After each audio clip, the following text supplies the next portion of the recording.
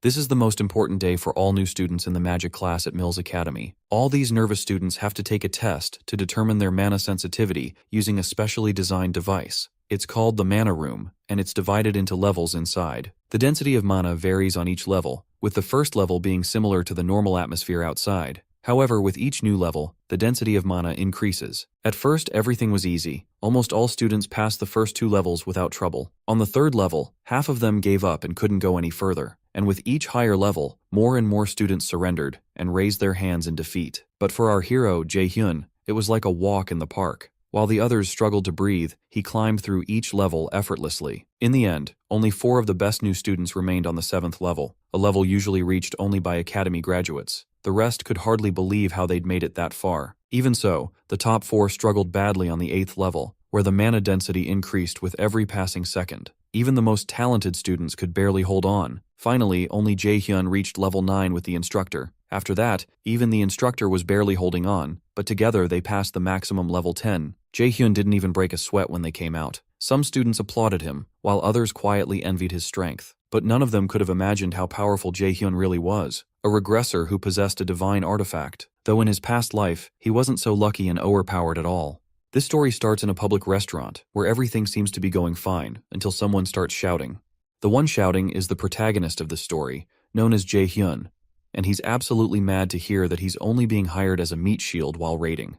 The guy in glasses immediately tells Jae-hyun to simmer down, because our hero was the one who wanted to make some quick cash with a job, and this is the only one currently available. Well, as much as our hero Jae-hyun might drag his feet, it seems he doesn't have much choice in the matter. Jae-hyun then reveals to us that the guy with glasses is Young Wooman, working at the raider agency. He hooks up people like Jae-hyun with jobs who aren't officially part of any guild. When Jung Wooman finally got in touch, our hero thought he'd scored a sweet gig. Turns out he's just getting a role of cannon fodder, standing frontline in a dungeon full of undead. It's like being told you're disposable shield of meat, ready to be ditched if things get hairy. Jae-hyun sighs and wonders why this is the only job available for him, especially when people lower ranked than him are landing high-paying jobs. Jung Wooman then reminds him about his martial arts class, which, despite being top-notch class, rarely gets job offers. Jae-hyun then gets even more annoyed, questioning if he's being underestimated just because he's a martial arts raider. The guy with glasses reluctantly agrees, explaining that in reality, magic users dominate the job market and snatch up all the requests. The truth is, martial arts raiders tend to take longer to finish jobs and get injured more often. That's something employers definitely take into account, and that's the harsh reality here. You see, unlike mages who stand at the back while hunting monsters, martial arts raiders are on the front lines and naturally prone to more injuries, and that is precisely why, in a fights, mages definitely have the advantage. The boy further reveals that about 10 years ago, martial arts raiders were in high demand. However, that's no longer the case, and he regrets not becoming a mage back then when he had the chance. It all started 11 years ago when our hero was in his 3rd year of high school. He aced the Awakened Aptitude evaluation and was chosen to attend one of the prestigious Mila's academies, specialized in nurturing raiders. At that time, his aptitude result for a mage was an impressive 97%, nearly a perfect score. Even the top students of the time only managed around 92%, like Lady Sioina. His results back then were unbelievable. On the flip side, his aptitude for a martial class was just 34%, and despite that, he made a dumb move and chose to become a martial raider. He didn't choose the martial class for any noble reason, he just didn't want to become a mage. Back then, mages had a bad rep because they were seen as mere buffers, unable to handle even low-ranking monsters without martial arts raiders backing them up. But times have flipped since then. Martial arts raiders are on the decline, while mages are now highly sought after. If our hero had gone for mage class 11 years ago, his life would probably be a lot better now. Even if he decides to switch classes now, raiders hit a growth plateau at age 20, so there's no room for improvement. I guess there's no point in dwelling on regrets since nothing can change now. Young Wooman then reminds our hero that opportunities like this are hard to come by nowadays, and he shouldn't be choosy. He further reveals that he was going to offer this job to someone else, but chose our hero instead, because he thought of him.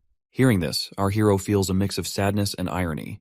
His talent was one that was envied by all those who wanted to become mages at one point in time, but now his dumb choices has reduced him to just an insignificant D-rank martial arts raider. With no other options left, he decides to accept the job. His friend perks up happily upon hearing this, assuring our hero that he's making the right call. As our hero is about to leave, the manager informs him that he'll see Jae-hyun at 8 a.m. the next day at an address already sent to his phone. Curious, Jaehyun asks why the manager will be there, assuming he'd be busy with agency work. Young-wooman casually reassures him not to worry and mentions he has some business there as well, so they'll meet regardless. The next day arrives, and everyone gathers outside one of the dungeon gates. There stands our hero alone. Jaehyun checks the time and starts feeling jittery because Young-wooman still hasn't shown up, despite saying he would be there. He lets out a sigh, thinking maybe Young-wooman should be handling more capable raiders, considering he himself is just a D-rank martial arts guy and Young-wooman's an A-rank mage. Jaehyun wonders why Young-wooman bothers hanging around at a raider agency when he could join any guild he pleases with his skills. If Jaehyun were in his shoes, he'd have found a better place somewhere by now. Suddenly, a thought pops into his head where someone calls him a useless bastard. It seems to be a part of Jaehyun himself, though we don't know much about that yet. Lost in his thoughts, Jaehyun hears someone calling out to him. It's Myungho, clad head to toe in armor, a friend of our hero. As they chat and joke around, Myungho seems pretty proud of being a martial raider. He thinks the younger generation doesn't appreciate how cool martial arts raiders are, compared to mages who he calls useless hobos standing at the back throwing fireballs. But Jaehyun doesn't see it that way at all. He feels being a martial raider is far from cool. In fact, they can barely afford food these days. Myungho encourages them both to do their best regardless of their position. He suggests they grab a drink after the raid, and Jaehyun agrees, but he quickly adds that he's broke and can't foot the bill. Myungho shoots back that it's not his turn to pay since he covered the last round. Jaehyun feels a bit awkward and embarrassed hearing this, but seeing Jaehyun's helpless look, Myungho decides to cut him some slack and agrees to pick up the tab once more. Jaehyun chuckles and apologizes for always letting his friend pick up the tab. Deep down though, he can't help but think Myungho is a bit too easy to sucker into paying again. Suddenly, someone abruptly arrives and instructs everyone to gather at the dungeon entrance as they'll be entering in 30 minutes from now. For some reason, everyone seems really worried and anxious upon hearing this, including our hero. It might be because they don't appreciate this new guy barking orders. In any case, the armored guy decides to head back to his party to prepare, while Jaehyun remains standing there, repeatedly checking his phone. While waiting for the raid to start, we learn that when raiders enter a dungeon, they need to be mindful of two things. The first is when they unexpectedly find treasure tucked away inside. Once they're pumped about the loot, their greed can mess with their heads. They stop thinking rationally, and that's when the dungeon decides to test them. Surviving that stroke of misfortune is rare. Usually it's a total disaster. As for the second thing, we'll have to wait to find out because the armored guy butts in again. He tells Jaehyun to quit staring at his phone. It's time to roll into the dungeon. Then he cracks a joke about our hero, stating that he is probably ogling his girlfriend's pic before getting inside the dungeon. Jaehyun waves off the comment, saying it's no big deal, but truth be told, he's actually peeking at a pic of his mom, not some girlfriend. After a quick word to his mom, he heads inside the dungeon. Once inside the dungeon, the mages hang back with their wands while the martial raiders walk up in the front line. Mindless ghouls immediately appear with their grotesque faces, and an arrogant wizard starts yelling orders at the martial raiders, demanding they form up even if it means risking their lives. This is exactly why our hero despises this job. He hates being bossed around by these jerks about what he should do, but he's got no choice but to follow orders. The mages begin chanting, conjuring their elemental powers, and start throwing sizzling fireballs straight at the zombies, turning the creatures into crispy critters. Jaehyun checks out the wizards and wonders if they're actually with the Meteor Guild, because that guild was just a rookie not long ago, but it appears that is not the case right now. Despite the tension, he figures today isn't his day to kick the bucket thanks to their power boost.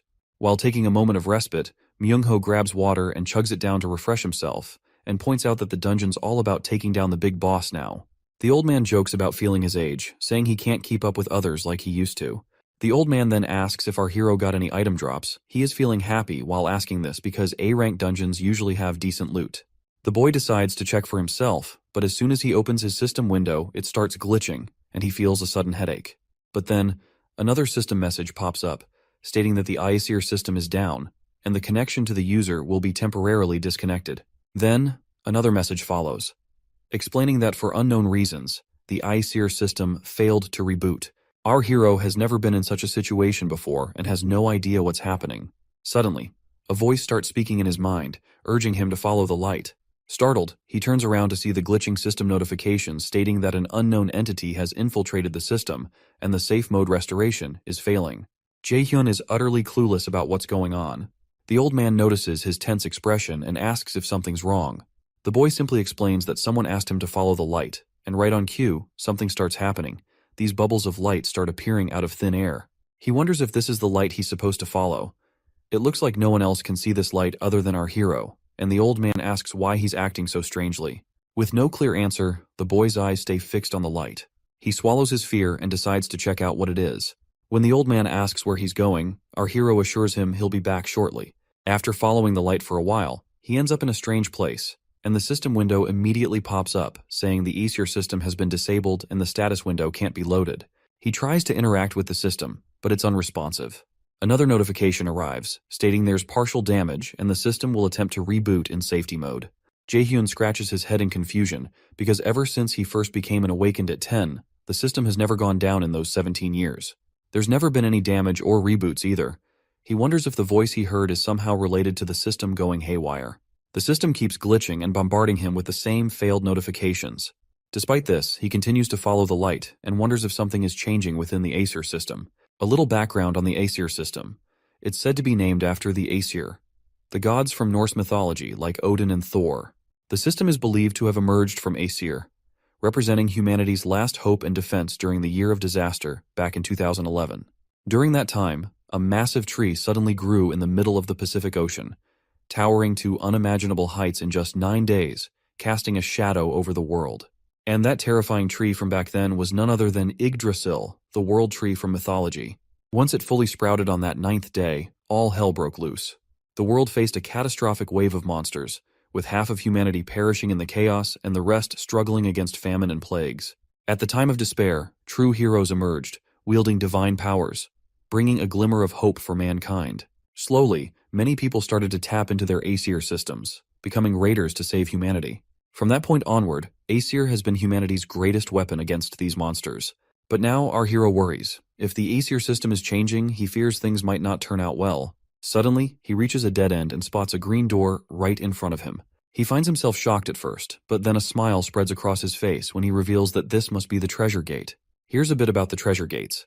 These are secret rooms hidden within dungeons with a very low chance of appearing, even in high-level dungeons. They typically contain special items and rare materials that can fetch millions of won, which is a local currency in this world. Jaehyun's mind races with excitement as he realizes that finding an A rank or higher equipment could instantly change his dull life. He silently prays to the gods for a stroke of luck. As he steps inside, the entire place feels surreal, almost like he's stumbled into some heavenly registration office. Before him, on a pedestal, shines a brilliantly bright item. Jaehyun had heard rumors about such places in dungeons, but he never expected to stumble upon one himself. Nevertheless, he's thrilled to see the item and eagerly reaches out to pick it up. As soon as his fingers touch it, a barrage of notifications surrounds him. The first notification confirms that he successfully restored the damaged system feature. The second announces the discovery of a new piece of equipment, and the third offers to view the item details. Grinning from ear to ear, Jaehyun can't help but feel his prayer might have been answered. As he holds the item in his hands, the system panel reveals this time to be Odin's lost eye, a mythical ranked artifact. This eye belonged to Odin, the strongest god of the Aesir, sacrificed for wisdom at Mimir's well. Once equipped, our hero can learn rune writing and even reverse magic to dismantle or destroy it. It's the only mythical ranked item in existence, and once it's his forever. The eye shines so brightly that Jaehyun can't even look directly at it. Glancing at the system panel, he reads about its active skill, which is known as absolute calculation, an X-ranked skill that analyzes and destroys the structure of magic. This absolute calculation skill consumes mana depending on the rank of the magic destroyed. With complete mastery of rune magic, he can use magic at full power without casting spells. Another benefit is the ability to copy opponents' skills using a blank card. This eye is clearly a powerhouse with a range of incredible abilities that could transform Jaehyun's abilities as a raider. However, Jaehyun decides to sell the item because it could fetch him hundreds of millions of won as soon as it hits the market. He's relieved that he won't have to work hard or become anyone's meat shield anymore. But he considers trying it on since he's never used a mystical item before. But the system immediately warns him that once equipped, he can never part with it. The item will be stuck forever with him. He knows he can't use it effectively even if he equips it for himself, because he's already past the prime age of 20 for this kind of gear, so he decides against wearing it. After this fortunate encounter, he decides to head back to the party. Shortly after, we see the old man reassures the guild members that his friend will return, and right on cue, Jaehyun arrives. The boy immediately apologizes to the party leader for being late and promises it won't happen again. Once they're ready to proceed, the old man gives Jaehyun a gentle pat on the chest, telling him to perk up. But Jaehyun assures him, saying, "I'm already good to go," and cheerfully mentions that he'll be treating them to drinks tonight. This surprises the old man, who is left scratching his head, completely unsure of what happened to Jae-hyun all of a sudden. Meanwhile, Jae-hyun is relieved that they don't suspect him for anything. You see, inside the dungeon, where no laws apply, mentioning he found an item could be a death sentence, and even his own friends will not hesitate to snatch the item. So he's doing his best to avoid any unwanted attention. Suddenly, the ceiling starts to crack. Before the party leader can give any orders, it collapses with a crash. Jae-hyun instinctively jumps in the opposite direction but ends up crashing to the ground, possibly scratching his butt in the process. The purple mist immediately engulfs the area, and the party members start coughing violently, blood leaking from their mouths. Jae-hyun reacts immediately, covering his mouth and deciding to flee before he inhales any of the poisonous fog. He calls out to his friend, urging them to get out because the fog is deadly. As he begins to move, a shocking sight freezes Jae-hyun in place. His friend is suddenly pierced by a sword wielded by someone unseen. In his dying moments, the friend tells Jae-hyun to run. The horrifying scene petrifies our hero briefly, but he snaps out of it and dashes away as fast as possible. While running, he replays the explosion and the sudden appearance of the gas in his mind. It becomes clear to him that this was an elaborate murder attempt. Once he has escaped the danger, he takes a breather while his face is sweating, and he has no fucking clue why this murder attempt is being happened. Suddenly, our hero notices someone behind him. As the figure comes into view, a fiery arrow shoots forward, not targeting Jae-hyun, but crashing into the area in front of him, causing a massive explosion. The guy in the hoodie looks familiar, and Jae-hyun immediately recognizes him as Jung Woo-min. As Jung gathers energy at the tip of his finger, he reminds Jae-hyun that he had promised to meet him today, and here he is. Jae-hyun immediately asks if this was all he was doing, if he was the one who released the poison fog and attacked the Meteor Guild. Jung smirks in response and shamelessly admits he was behind it all. The boy finds himself shocked, but he quickly calms himself down, trying to understand the situation before acting on impulses. So, he asks Jung Woo-min why he did it, to which Jung just shrugs and says his clients told him to do so. Then Jung Woo-min spills that a lot of folks have it out for the Meteor Guild because they've always been high and mighty, looking down on everyone else. Jae-hyun clenches his teeth as he reveals to us about the dungeon assassination contracts. In these kinds of hit jobs, killers exploit the dungeon's close quarters to murder their targets. Apparently, the Meteor Guild's been mixed up in these shady deals as well, which is why they ended up dead. Jae-hyun feels the sting of his injury from the grazed shoulder by the arrow. He's not sure he can go toe-to-toe with Jung Woo-min because he is an A-rank magician who's in the top 2% of geniuses in the whole country. On the other hand, our hero is just a mid to low-rank player. Even though he knows he's not their main target, Jae-hyun's worried they might try to take him out to tie up loose ends. Of course, like any righteous protagonist, Jae-hyun feels the urge to avenge his comrades, especially Myung-ho. But right now, he's not about to make any reckless moves. He assures Jung Woo-min that he won't spill a word about what happened to the Meteor Guild. Instead of listening, the guy in glasses launches another volley of fire chains. Jae-hyun immediately takes sidesteps to dodge the attack, but his face still gets grazed by the fiery blast. He's certain that even a split-second delay would have meant his end. The crazed magician continues hurling fiery chains aimed directly at Jae-hyun, who keeps running relentlessly, desperate to escape. He's baffled by why he's being targeted, considering he's just a lowly D-rank player. With each passing moment, his face bruises from the onslaught, while the relentless attacker shows no sign of stopping. Suddenly, that voice inside Jae-hyun's head berates him once again, calling him a useless fool and questioning why he even exists. It seems like this man who always appears in his head to insult him is definitely his father. And after seeing his father in his head, something clicks in Jae-hyun's mind, and he boldly asks if his father is behind this assassination attempt. The man with glasses pauses upon hearing Jae-hyun's question, but soon bursts into faint chuckles that escalate into maniacal laughter. He confirms Jae-hyun's suspicion. Jae-hyun is struck silent by this confirmation, his mind flashing with images of his mother. He recalls the heart-wrenching day when he cried bitterly over his mother's lifeless body. He confronts Jung Woo-min, asking if his father ordered the assassination of his mother 5 years ago during winter.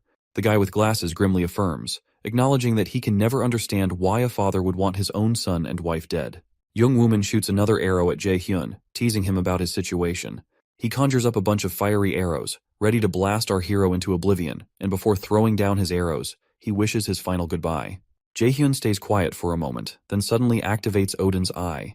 Jung's confident smile takes no time and turns into pure shock as he watches Jae-hyun developing magical powers inside him. The magical powers just keep growing stronger without any sign of stopping, leaving the fool with glasses even more terrified. Realizing the seriousness of the situation, Jung decides it's time to take Jae-hyun down. He throws a fiery arrow at Jae-hyun, expecting him to flinch or run, but Jae-hyun stands his ground. As the fire arrow gets dangerously close, it simply disintegrates into nothingness, leaving Jung Woo-min's jaw practically hitting the floor. It looks like the eye has finally been activated, confirmed by the system itself. A sassy smirk spreads across Jaehyun's face after feeling that surge of power inside his body. The system window pops up once again, mentioning the availability of a blank card. Meanwhile, Young is losing his composure, baffled at how his magic was nullified so easily. My guy wastes no time and uses the blank card to copy Young Wooman's skill, known as Blitz Chain, and makes it abundantly clear that he is going to inflict a painful death over this bastard. In the next moment, he conjures up fiery arrows, while Jung Wooman struggles to comprehend how his skill, which took him years to master, is being used by this lowly D-ranked raider. Even though he's visibly shaking in his boots, Jung Wooman warns Jaehyun that taking him out won't be a walk in the park. The boy unleashes a barrage of fiery arrows, confidently telling Jung Wooman they'll settle things soon. In retaliation, Glasses Guy fires off his own arrow barrage. Their powers clash, but it looks like Jaehyun might be gaining the upper hand. Jaehyun keeps up the relentless assault, driving the cocky guy to flee in the opposite direction to save his own skin. Jung Wooman tries to strike back with a massive blitz chain attack, but Jaehyun swiftly activates his absolute calculation ability, disintegrating the incoming attack while sending his own arrow straight at his opponent. Desperate, Jung Wooman throws up a barrier to shield himself, but Jaehyun isn't done yet. He uses his absolute calculation once more, nullifying the shield and leaving Jung Wooman defenseless. The arrow strikes him directly, unable to dodge in time. As the dust settles, Jaehyun walks up to the fallen Jung Wooman, who's begging for mercy like a dramatic soap opera scene. Tears are streaming down his face, but Jaehyun ain't going to cut any slack. He just lets loose with a fiery arrow that finishes off the cocky guy in one good blow. After the intense battle, Jaehyun is totally wiped out. He flops down on the ground, thinking about how he finally snagged a mythic item, only to end up facing death in such a crappy way. Death was always this scary thing he dealt with as a raider, but now that he's staring it in the face, it's a whole different feeling. He starts feeling that coldness creeping in. Then out of the blue, a system window pops up, talking about a new download. It offers him a way out. If he activates the system, then he can jump back to some past time. Knowing he's about to kick the bucket anyway, Jaehyun just says, "Yeah, sure, let's do this."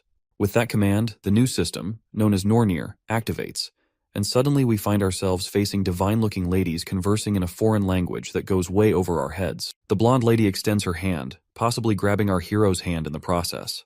Just as this happens, the friendly blue system windows turn deadly red, and a notification pops up stating that our hero has become a major enemy of the High Aesir. He's also gained 2 passive skills, with half of the Aesir's gods now keeping an eye on him at all times.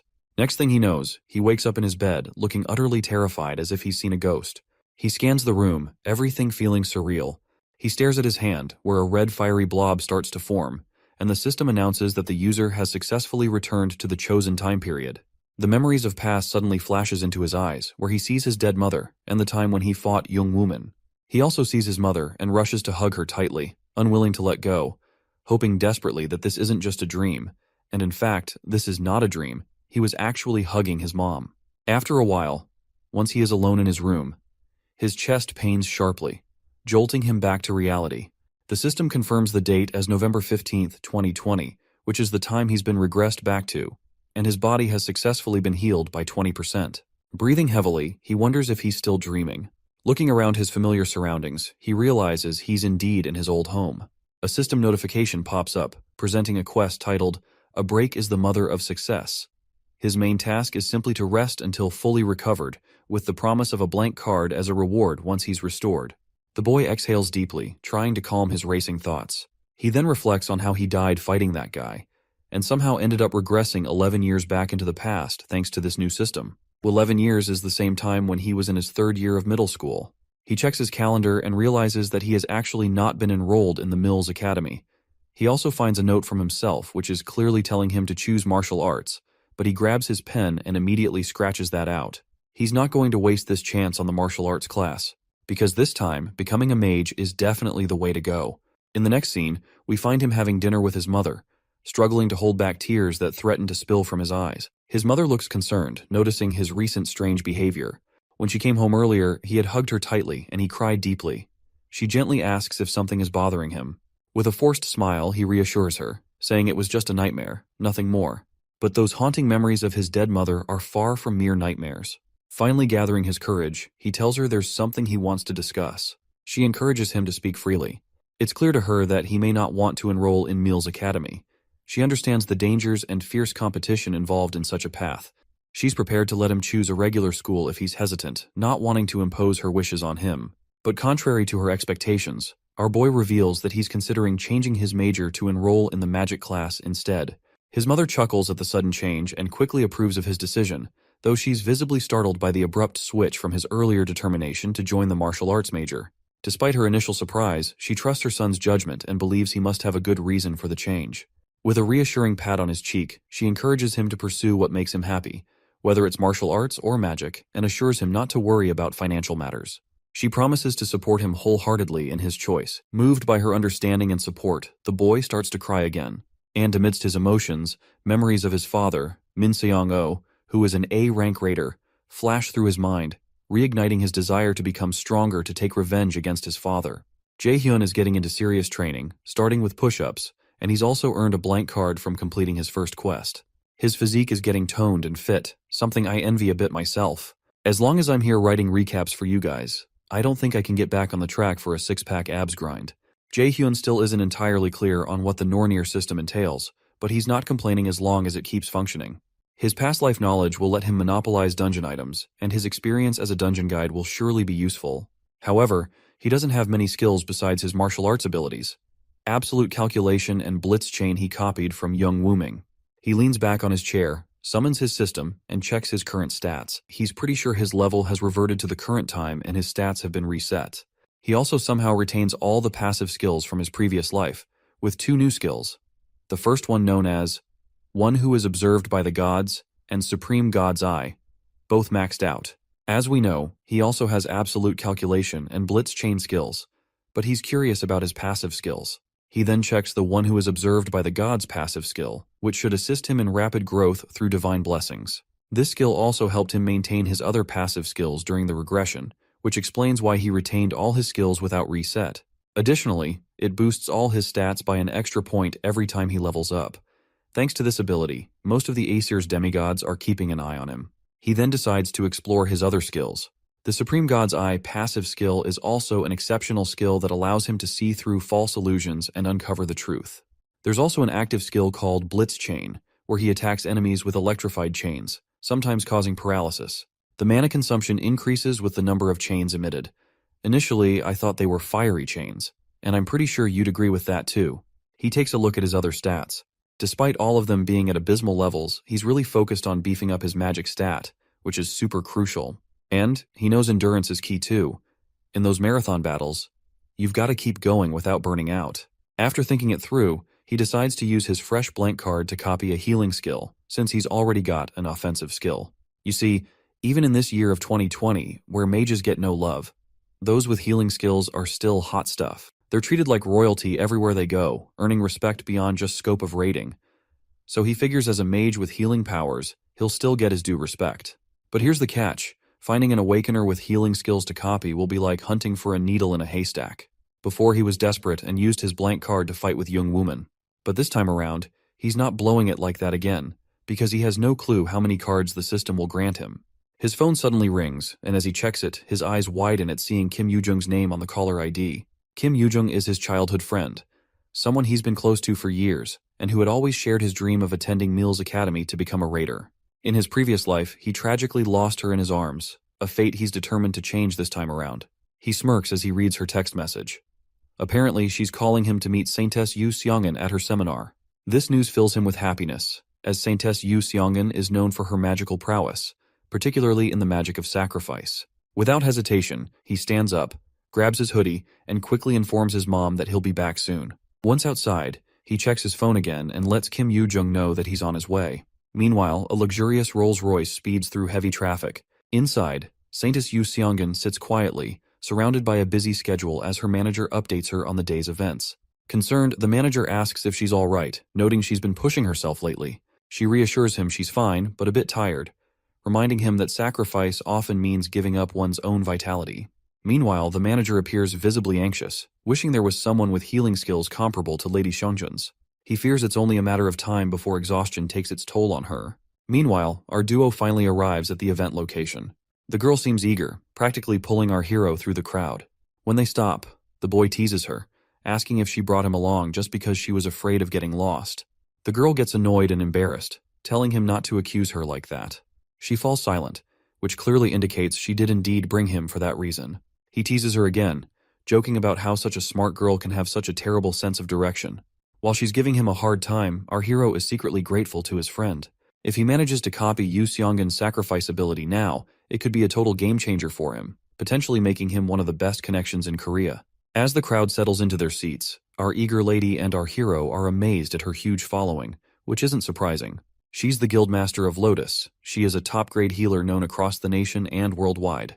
In this era, raiders aren't yet used as meat shields, but she still always puts others' safety first. Finally, she steps onto the stage and the crowd goes wild. Our hero waits eagerly for the perfect moment to copy her abilities. While he waits, he lets slip that in just 2 months, the Saintess is going to get seriously sick during a dungeon raid in Itaewon. And it's all thanks to her own healing magic. Sacrifice. He figures he's the only one who could heal her if he could copy her abilities. Meanwhile, Kim Yoo-jung's getting all hyped up, which Jaehyun finds kinda annoying. On stage, the Saintess starts her spiel about how the world's in a mess because of Yggdrasil's tree and monsters munching on people's lives. Despite all that, she throws in some hope and tells everyone to remember the awakened who can help to save humanity, and urges one of them to become a raider as well. As her speech concludes, the fans are ecstatic, and Jaehyun acknowledges her words too, stating that since it's no easy task fighting monsters on the front lines, everyone feels reluctant to become a raider. He's a living example of this for us, because he also wanted to sell Odin's Eye to avoid raiding for cash. As they moved forward, she couldn't stop talking about the Saintess, while our hero kept teasing her, which really got on her nerves. He then mentions that he has already called her mom earlier to pick her up due to her poor sense of direction. She suggests he just catch a ride with her mom, but he brushes it off, saying he has other things to handle. Before leaving, he casually mentions changing his career path to focus completely on magic and hints he'll need her to teach him later. With that, he takes off without explaining why he changed his career plans, leaving her feeling disappointed and alone. The boy starts looking around and finally spots the lady's car. A smile spreads across his face as he heads towards the car, but the manager notices him approaching and tells him they're not accepting any fan visits right now. But the boy boldly states he's here to meet director Yu Seongun. The manager sighs, clearly annoyed by another raider fanatic to deal with. With an irritated expression, the man cockily tells the boy to walk off and reminds him to respect her privacy, mentioning even the director would be bothered by his presence. The boy insists he's not here for a fan meet and greet. To convince the director, he reveals that he knows Lady Seongun is suffering from an untreatable disease and boldly claims he's the only one who can cure her. Naturally, the director is shocked to hear this and gets absolutely furious, grabbing our hero by the collar and demanding to know where he heard such a thing. But the boy calmly reminds him not to cause a scene and gestures towards the bystanders. At that moment, the lady herself rolls down her window and directly addresses our hero, asking if he can stand by his words. He confidently says yes, assuring her he can indeed cure her disease. Although she is hesitant to let our hero get close, the lady decides to give him a chance, knowing if he's lying, he'll be exposed soon enough. His unwavering confidence, however, makes him appear even more suspicious to her. She instructs her manager to make time for the boy and arrange a quieter place where they can discuss this privately. Once they settle somewhere quieter, the lady gets straight to the point and asks how he knows about her disease. The boy apologizes but bluntly states he can't reveal that much to her, making it clear that if he has to disclose that, he won't treat her diseases. The lady chuckles at his boldness and moves on to her next question, asking how he plans to treat her. Jaehyun is honest and tells her he intends to copy her sacrifice skill. Naturally, the lady is shocked to hear this, and the manager grows impatient, yelling at our hero, questioning if he understands the meaning of a skill being unique, and demands to know how he even intends to copy something which truly belongs only to the lady. Before we proceed, here's something about unique skills. They're essentially S-rank skills, the highest level, obtainable only through blood inheritance or individual skill manifestation. Unlike other skills learned through calculative formulas, unique skills have impenetrable formulas, making them impossible to copy. This monopoly keeps them exclusive to individuals or families. The boy calms everyone down, emphasizing that if he didn't know all this, he wouldn't have come here in the first place. The lady immediately tells her angry manager to calm down, assuring him they won't take long to hear him out. She asks if he can actually pull off what he claims, to which the boy confidently agrees. We also learn that due to the penalty of her unique skill, sacrifice, she needs a higher or equal-ranked skill to heal herself. Ironically, she can't use her own skill on herself, because her sacrifice skill requires a sacrifice to the gods, preventing her from healing her own body. Finally, the lady gives him the green light to proceed. As she glows with her magic, Jaehyun feels ecstatic and immediately copies her ability. The system window pops up, asking if he wants to register the new skill, Sacrifice, into the blank card. Confidently, the boy says yes. Once he finishes copying, he activates his sacrifice skill, demonstrating its power by summoning it into the palm of his hand, leaving both of them shocked at the sight. Our hero decides to proceed with negotiations before healing her. But first, let's check the stats of this skill. The first benefit is that it creates a wave of healing to heal multiple allies and removes debuffs. Secondly, when used on undead monsters, it transforms into the attack skill called Judgment of Light. Lastly, since the skill was copied using a blank card, there are no inherited penalties whatsoever. So then, the lady asks what he would want from her guild. While she outwardly states this, but inwardly she feels confident that dealing with this middle schooler will be a breeze, especially since she's the representative of the Lotus Guild. The boy gets straight to the point, asking her to sponsor him. The lady chuckles, asking if he wants her sponsorship just to help him grow as a raider. Without hesitation, he confirms this, explaining that it's his big dream and that he needs the resources, connections, and support that come with sponsorship to become stronger. Impressed by his determination and skills, the lady readily agrees to sponsor him, but she places a condition. As soon as our hero hears this, he's quite amazed to see that, even though she's not in a strong position to negotiate, she remains bold in her stance. The lady reveals that her disease is a personal problem and has nothing to do with the Lotus Guild. What our hero wants is not entirely in her hands. He's asking for the support of the entire guild, which doesn't have any reason to favor him. Our hero tells her to lay out her conditions. If they make sense to him, he'll decide whether or not to shake hands with her. His mind races with all kinds of possibilities she might be plotting, but she surprises him by simply asking if he can join the Lotus Guild. The boy immediately asks if she's serious about recruiting him. The lady then lists several reasons for recruiting him. Firstly, he uncovered the classified information about the representative of the Lotus Guild's disease, which only a few knew about, showcasing exceptional information-gathering abilities. Secondly, he flawlessly copied her sacrifice skill, something she's never seen before, and she's curious to see if there's anyone else like him in the world who can do the same. The boy feels awkward hearing this, knowing he can't tell her he only knew about her disease because he regressed in time, and he can only copy skills thanks to his cheat system. The lady then leans in uncomfortably close to him and states the third reason for recruiting him into the guild, which is that despite being a middle schooler, our boy didn't even flinch when facing off against the representative of the Lotus Guild, and she likes his guts he just showcased. In his past, the Lotus Guild collapsed soon after her death.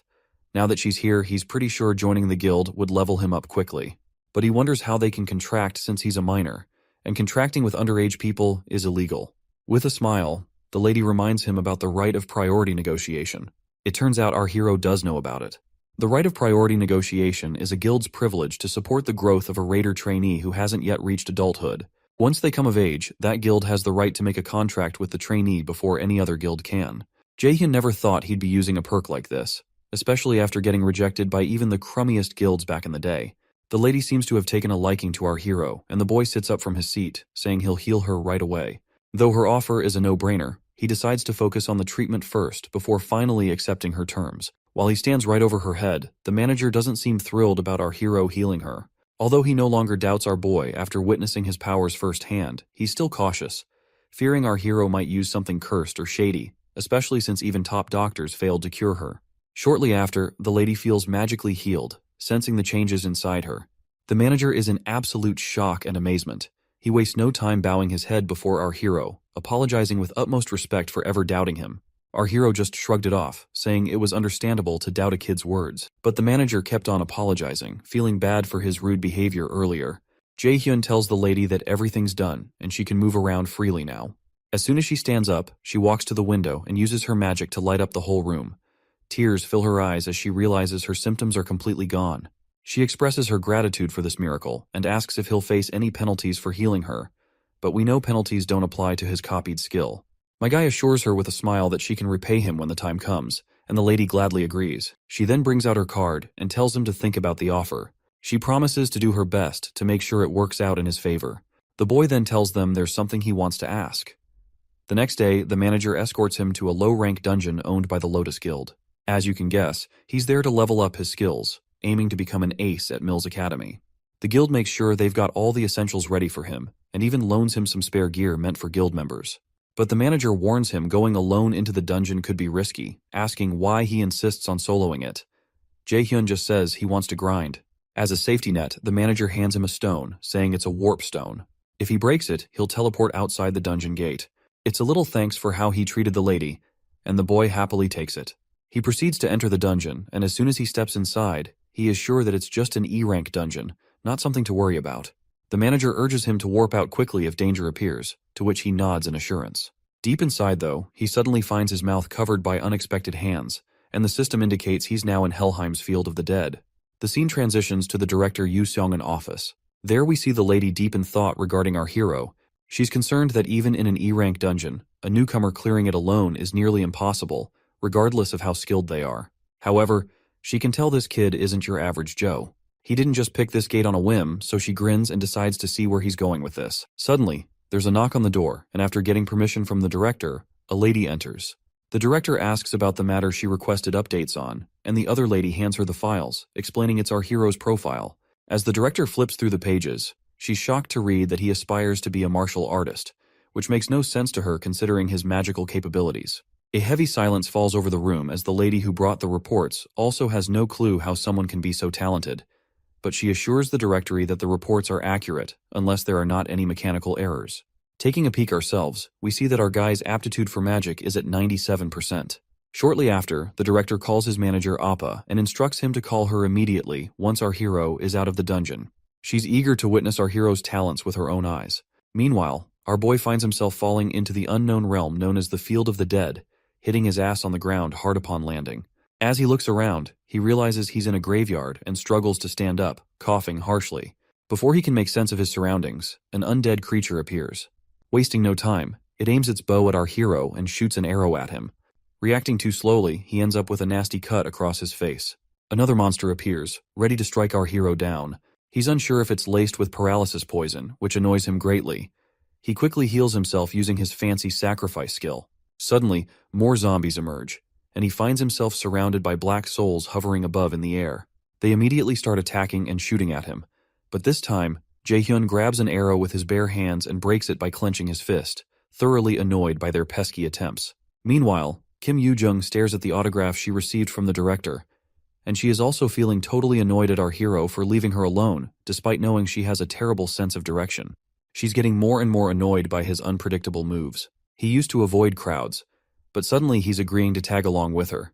He never used to ditch her like this before, always making sure she wasn't left hanging, but this time, he left her high and dry down there alone. And now he's switching to magic class, even though he's always dreamed of martial arts. She just can't wrap her head around his sudden change because she knows he's usually thoughtful and careful, not someone who acts without a good reason. Suddenly, she starts texting him again, giving him a piece of her mind about leaving her alone that day. Meanwhile, back in the dungeon, Jae-hyun's face pales as he freaks out at the sight of ghosts right in front of him. To make matters worse, they're far more organized than your typical monster horde. He decides to rely on an item, a staff forged by a blacksmith from the Lotus Guild. Before we delve deeper, we learn that this dungeon, Helheimr, is the realm of the dead overseen by Loki's daughter, Hel. It's one of the 9 worlds in Norse mythology, created after the 7 realms excluding Midgard and Asgard.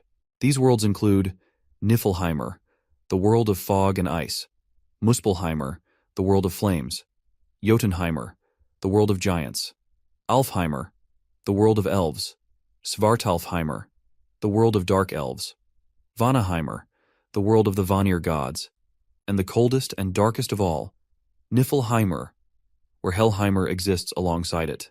This place is a total nightmare for newbies, but our hero's pumped to test his skills. He decides to whip out Goddess Nora's sacrifice skill. When he uses it on dead monsters, bam! It transforms into this epic area of effect attack called Judgment of Light. The monster jumps him right away, but our hero's quick to smack it down with his wand, sending the monster flung backward. He gears up with Blitzfire and blasts the monster to smithereens, bagging 70 XP for knocking out the Death Wraith. He keeps up the momentum, chaining his blitz moves to rock the stage with his skills. Every monster he takes down brings a bigger grin to his face as the XP rolls in. Next up, he leaps at another undead who is using arrows and smacks it hard on the noggin. Boom! His wand cracks in half, but he still manages to take down the monster. His face goes pale seeing his wand broken, realizing he wasn't exactly fighting like a mage after all, and his foolishness has caused him to lose a weapon. So, he gets serious and activates his sacrifice skill. The holy judgment of light comes crashing down on the monsters, burning them to a crisp. Once those undead are turned into ashes, he racks up some valuable experience points along the way, and decides to take a breather in the settling haze. He heals himself to restore his powers, and he is relieved to have made it out alive. He's learned a valuable lesson. not to overestimate his skills. Even though divine judgment saved him this time, he might not be so lucky next time. In any case, he decides to leave the place, but he soon realizes he has no clue how to get outside. He sighs and decides to use the warp stone, but before he can, a terrifying aura of mana creeps over him from behind. When he looks back, there's nothing there. Suddenly, he senses something approaching, and in the next moment, he feels himself getting choked. He raises his busted wand and jabs it into his own thigh. Not quite sure why he's hurting himself, but he is making damn sure not to let out a single scream to draw any unwanted company. Little does he know, there's this hideous monstrosity lurking right behind him.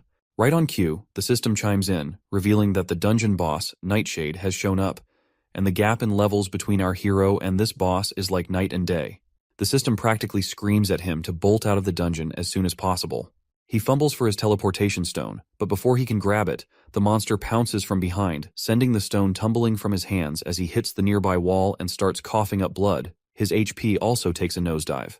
The system immediately tells him to use a healing item immediately, but looks like he does not have any time for that because the monster is already standing before him and immediately launches another attack. Just as he braces for the worst, the monster in front of him freezes solid, leaving him staring in disbelief, wondering what the heck just happened. That's when a woman's voice, echoes through the cavern. The woman appears divine, almost like a goddess. She commands the monster not to harm him, revealing that she herself brought him here as an important guest.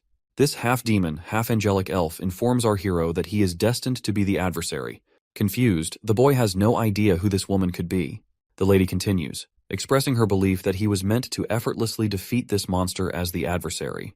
However, it seems she was mistaken, seeing him as just an average kid with moderate mana and abilities. She questions why Loki chose someone like him to be the adversary against the mighty Aesir gods. The boy struggles to remain conscious, his life slipping away from the loss of blood. He knows he can't afford to die here, not when he's been given a second chance to make things right. Seeing the determination in our hero's eyes, the lady acknowledges his resolve but states that he's still too weak to fulfill his role as the chosen adversary. She begins to choke him, warning that his end is near. If he doesn't grow stronger quickly, she threatens to end his life with her own hands. Recognizing his importance to them, she decides to grant him another chance. She urges him to become much stronger than he is now, to defeat the Nightshade monster easily. If he succeeds, she promises him a reward, but emphasizes that he must act quickly. And then, a system pops up with the first main quest, Hell's Trials. His main goal in this mission is to take down Nightshade within 2 months, and it looks like this mysterious lady is none other than Goddess Hel herself, Loki's daughter. If he nails this mission, then the Goddess Hel will personally give him her gift, but failure means death as the penalty. As those creepy hands start dragging him into the darkness, he loses sight of everything. And as the scene shifts, we see this blonde goddess we saw during his time regression, and she still appears to be saying something to our hero in this foreign language. Suddenly, he awakens in the real world. As he stands up, he realizes that his injuries have been healed completely. Checking his window stats, he sees the same quest still hovering before him, which confirms that everything he felt back then was real, and the lady he encountered was indeed Hel, the goddess who rules over Helheimer, one of the 9 worlds of mythology. He's still clueless about this whole adversary thing, and he's heard something familiar already right after getting this new Nornir system. With a pile of unanswered questions looming over him, like why he regressed and what the heck this adversary stuff is, he knows one thing for sure: he's gotta level up fast. If what that goddess said holds water, the moment he stops getting stronger, he will be killed by that goddess. But hey, he chuckles to himself, at least he's got some daring tasks ahead. Still, he's got a long road ahead. He doesn't know how to fight as a mage, and he also lacks any basic spells to handle small fry. Pulling out his phone, he sees a call from the director summoning him. He tells her he'll swing by tomorrow and is ready to make the contract. The next day rolls around, and our hero steps into the Lotus Flower Guild. The manager leads him inside, and as they walk, he understands why they are giving him so much special treatment, because his mage aptitude is at 97% after all. Arriving at their destination, our hero brightens at the sight of the lady director, exuding confidence with her long hair and a presence that catches his eye. They exchange greetings warmly. She dives into the perks the guild is offering with the contract, and our hero enthusiastically confirms they're impressive. I mean, who wouldn't be thrilled? Alongside a stipend for living expenses, the guild provides him with an endless supply of B-rank items at no cost if they break. On top of that, he'll earn a substantial profit based on his contributions in the raids. These terms are usually reserved for top-notch A-grade raiders. Before signing the contract, he reveals a condition. The lady director warmly encourages him to speak his mind. He explains that it's only been a month since he transitioned from martial arts to magecraft, making him inexperienced in magic. Therefore, he requests to be personally trained by the director herself. The manager marvels at our hero's audacity to directly confront the prestigious director without hesitation. Meanwhile, the boy asks if she agrees to his condition before signing the priority negotiation contract with the Lotus Guild. She chuckles at his interesting request and agrees to his terms. He thanks her, and she teasingly reminds him she's already got her eye on his potential and can't wait to see it in action. She presses him to display his talent first, if he's comfortable enough. Of course, our hero had already anticipated this. After all, it's the main reason the Lotus Guild is interested in him. He immediately asks what he should do to demonstrate his power. The lady simply clicks her fingers, and blue energy begins to manifest behind her, forming a mana cube, and she tells him to endure it. The boy is absolutely baffled by the sight of the mana cube. The lady quickly reminds him that a talented individual should be able to manage at least this much if he's going to sign the priority negotiation contract with her Lotus Guild. You see, a mana cube is a test that B rank and above mages use to gauge their mana sensitivity. But there's no way someone like our hero wouldn't be overwhelmed by it, as only 7% of awakened mages can endure it. The boy asks the lady if she's trying to scare him off. She reassures him that even if he fails, it won't affect their priority negotiation and they'll still form the contract. With no way out, our hero bites the bullet and steps forward. The director nods to her manager to prepare, who expresses concern about her decision since even current mage raiders struggle with the cube. The lady reaffirms that our hero isn't your average guy, so it's worth a shot. Reluctantly, the director nods and activates the cube. Once the mana cube is activated, the boy hesitates before the overwhelming energy. The lady behind him encourages him to step in, and finally, he gathers the courage to enter. As soon as he's inside the mana cube, the manager remains visibly anxious, seeing him as just a young kid. The lady reassures her that he can handle it, confidently expressing trust in her intuition that he won't fail. Inside, our hero feels like he's drifting in a vast ocean made of mana. Surprisingly, he can breathe normally, alleviating his earlier concerns about getting sick from prolonged exposure to thick mana, which could even lead to death during the test. He searches for a way out, recalling that the only escape from the mana cube is finding the singular door connected to the outer world among countless whirlpools. He gathers his resolve, searching for a way out within the mana cube. Suddenly he senses something unusual, an unassuming crystal tucked away, pulsating with immense magical power, as if containing the entire essence of the great ocean of mana. Meanwhile, the manager remains anxious while the lady continues to chuckle. Anxiously, the manager asks how long it typically takes. The lady mentions the fastest exit from the cube is 40 minutes, a record high. Upon hearing this, the manager bluntly states it'll either end in our hero's death or he'll set a new world record. The lady agrees, albeit confidently expecting the latter outcome. Their eyes widen as they witness the crystal starting to fracture. Shocked, the manager grabs his phone and realizes only 10 minutes have passed since our hero entered. While the spectators anticipate what's happening inside, our hero senses the immense power of the crystal and grins, thinking that breaking it might just be his ticket out. With determination, he swims towards the stone, clenches it tightly in his fist, and shatters it into pieces in a swift motion. As cracks begin to spread around him, a system notification reveals that he has acquired a passive skill called Crystal of Mana Operation. Suddenly, the mana cube collapses, leaving both spectators in a mix of terror and awe. This kind of test typically takes an hour for an S-rank player, but our guy smashed through it in just 26 minutes, shattering the record held by the European Union's Camilla, a genius mage noted in the World Guinness at 36 minutes. The manager immediately walks forward, shaking our hero's hand enthusiastically and showering him with praise. The lady also joins in, but her curiosity is piqued about how he managed to shatter the cube so quickly. The boy explains that he found a crystal inside the cube and broke it. The lady is shocked to hear this because a mana cube crystal contains all the magic power within the cube, and it's incredibly rare for anyone, especially a regular awakened person, to find or break it. The fact that our hero not only found it, but shattered it, suggests that his mana capacity exceeds that of the entire cube. She bursts into a moment of happiness and immediately vows to help him become the greatest mage in the world. The scene transitions back to Lady Kim Yoo-jung, who is visibly upset that Jae-hyun is still late. Our hero's mother stands beside Kim Yoo-jung, confirming that he's indeed late and not answering calls either. Suddenly, a familiar flashy Rolls-Royce grabs both ladies' attention. They're stunned to see our hero stepping out of such an expensive car, completely blowing them away. How could he afford something like that? Jae-hyun immediately notices the ladies and waves happily. While his mother is anxious, concerned if her son is involved in something shady, Lady Kim is livid to see him lounging around. Once they're settled in the room, the girl jumps straight to demanding answers, asking why he switched to magic class. Our hero casually explains that martial arts just wasn't cutting it for him anymore, and he already filled out all the paperwork for the magic track. She keeps pushing for more details about his decision, but he flips the script and asks why she's dropped by. He then asks if her parents are off at work, to which she nods, explaining that's why she's crashing for the night with our hero's mom's blessing. We then learn that her folks work in a monster processing plant, shipping creatures abroad, which keeps them moving. And whenever she's left alone, she tends to hang out with him, since our hero's mother is a good friend of her parents. Moving forward, the boy asks her to teach him the theories of magic now that he's in the magic class. The girl demands to know what she'll get in return. Reluctantly, the boy asks what she wants. The girl admits she doesn't have anything specific in mind at the moment. After thinking for a bit, she decides that he must grant her one wish. The boy agrees but adds a condition. Her wish must be made within a year, or it expires. The girl agrees, somewhat annoyed, while the boy privately bets that she'll likely forget about it within a year. Teasingly, the boy asks what kind of wish she might have in mind, but the girl, now visibly annoyed, tells him to shut his yapping. The lady gets so mad that while she was holding to that pillow, I thought that she is squeezing her boobs hard. Did you get the same kind of illusion, or it is just me? Let me know in the comments. As they continue their banter, their mother calls them to dinner, but they ignore her, caught up in their playful pillow fight. Observing their chemistry, it wouldn't surprise me if the girl jokingly tells him to marry her as her wish. Meanwhile, in the forest, violent ravens float above in the air, and a man clad in black easily dispatches the monsters with his sword. Finally, we meet our hero's father, Min Seong-oh, who receives praise from the armored man for effortlessly clearing the dungeon. The man invites Min Seong-oh to join their guild, but our hero's father declines, preferring to stay solo.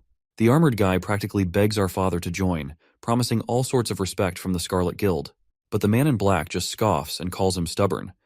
Then, out of nowhere, the father starts summoning these weird chain things, and he also yaps about humans being greedy like he's giving a lecture. He vanishes into thin air, leaving the armored guy scratching his head. After this spooky encounter with this killer dad, who, let's face it, looks younger than our hero himself, we're back to the director, who's giving a lecture to Jae-hyun for his first magic class. The lady decides to dive right into sparring and challenges him to take a swing at her. The boy hesitates but realizes he has no choice. He lets out a sigh and carefully takes his stance, ensuring there are no openings. Drawing on his martial arts knowledge, he throws a punch aimed at her, expecting a reaction. The lady stands there grinning, and the impact of his blow creates such a massive disturbance that everything gets obscured in a cloud of dust. As the dust settles, our hero sees his punch effortlessly caught by the lady, who handles it like it's nothing, leaving him utterly terrified. She grins confidently, and the boy quickly retreats to a safer distance. Seems he underestimated her just because she's a healer. He's now certain she's got the power of an S-rank raider. After that punch, she breaks down his moves, noting the martial artist's habits in his stance and attack. She points out that mages typically don't charge in like that to attack. The director then asks him if he knows the difference between martial arts and magic. The boy says martial arts is all about up-close fighting with swords and stuff, while magic is more about blasting from a distance. She nods and adds that magic classes are about weakening enemies from afar, while martial arts finish them off face-to-face. Then she tells him to get ready because she's going to attack him to show him what mage combat is really like. She assures him she can heal him if things get messy. He's a bit nervous but ready. The lady gathers energy at her fingertip and shoots out this intense laser beam of energy. The boy quickly rolls to safety as the lady tells him it's his turn to attack. He activates his blitz chain power and unleashes lightning arrows straight at her. There's a huge explosion when the chains hit their mark, but the lady stands there without a scratch. She's surprised he has an A-rank skill but reminds him it's only good if he hits the target. Then, she counters with her own arrow aimed right at his face. He freaks out and ends up taking the arrow straight. Even though he's battered head to toe, he stays standing, impressing the lady with his resilience.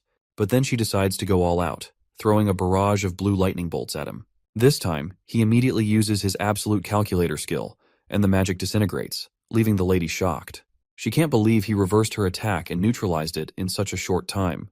The lady is once again amazed and asks him if there are any more surprises he's hiding. Our hero just tells her to find out for herself, and with that challenge, the ground right in front of her starts crackling with intense energy. She takes a direct hit, but manages to deflect it with her hand, though her hand trembles from the impact. She's absolutely baffled at how he managed to cast this attack so fast. Meanwhile, he sends a barrage of arrows her way, but she quickly throws up a shield to protect herself. She's curious why he's casting magic without chanting, as casting for a mage typically requires a deliberate process. Experienced mages can reduce the chant for lower-powered spells, but each of his attacks is just as potent, making her doubt he's casting without uttering a single word. On the flip side, our hero's almost wiped out and can't muster enough mana to keep attacking, so he just blurts out that she's a monster for being so resilient. The lady strolls up to him with this smirk, saying he's an interesting kid with loads of potential.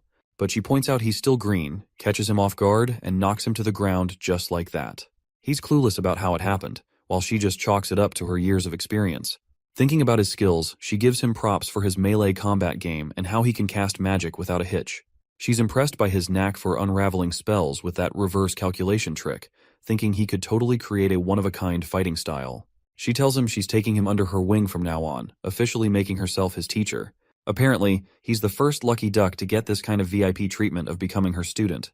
The next scene shows our hero sitting melancholically, lost in thought. His friend snaps him out of his daydreaming with a disdainful aura, and he clicks his tongue, telling her he's listening. It seems she's been munching on ice cream ever since she arrived, which our hero bought for her as a tuition fee. He asks if she's not full yet, to which she replies she could eat it all day, urging him to focus on his studies. As she continues teaching him about magic, the system window reveals that his knowledge of magic has increased, and his efficiency in using magic has risen by 5%. The boy is tired of these persistent notifications. Every time he learns something new, they start to annoy him. The system feels like it's pushing him to grow constantly. It seems even Lady Kim finds it pretty strange how quickly he's picking things up. He's learned more in 2 days than most people would in 2 months. But the boy downplays it, saying there's nothing surprising since she herself can memorize forms just by looking at them. This annoying girl gets even more irritated and demands our hero to call her teacher. Her annoyance seems to stem from the fact that he's learning everything so fast, despite her being in the magic field much longer than him. She's worried he's going to surpass her sooner than later at this rate. The boy sighs and reluctantly calls her teacher, reminding her that he surely has natural talent in the field of magic, so of course he is learning faster. But let's face it, he's putting in every effort to learn magic as quickly as possible because he doesn't want to get screwed over by Goddess Hell. The lady then reminds him that when he said he was going into martial arts, she was really surprised. And she now starts yelling at him for his decision he made back then, asking why he thought of abandoning the magic field even though it was suited for him. While Yoo-jung and Jae-hyun are having their study session, Jae-hyun sees the vision of a man's face that is linked to the events that happened in his past life. Yoo-jung pulls him out of his daydreaming by asking him if he's training for the practical exam in his own time, and he affirms that a different teacher is helping him train his practical. He wonders what the vision he just saw was and is uncertain if it was just his imagination. However, he also recalls that Hell gave him 2 months to defeat the Nightshade, so he pushes the thoughts out of his mind because it's not the time to get distracted. Our boy considers other beneficial things, like his hopes that the pill he's working on becomes a big help to raiders across the world and can help him overcome this wall in his abilities. Meanwhile, in the Lotus Guild Training Center, Park Sung-jae, the manager, supervises some of the raiders who are training and corrects some of the mistakes they're making. When he spots the guild master, Seongan, he makes a comment to her about how the trainees aren't bad for newbies and how the average rank has almost gone up from last year. But he's surprised to notice she wasn't listening. When she realizes he was talking to her, Seongan apologizes, and the manager teases her by saying she's thinking about Jae-hyun, and she affirms his suspicions. Suddenly, the manager mentions that he recalls that several other raiders have tried to learn the thing that she wants to teach Jae-hyun and have all failed.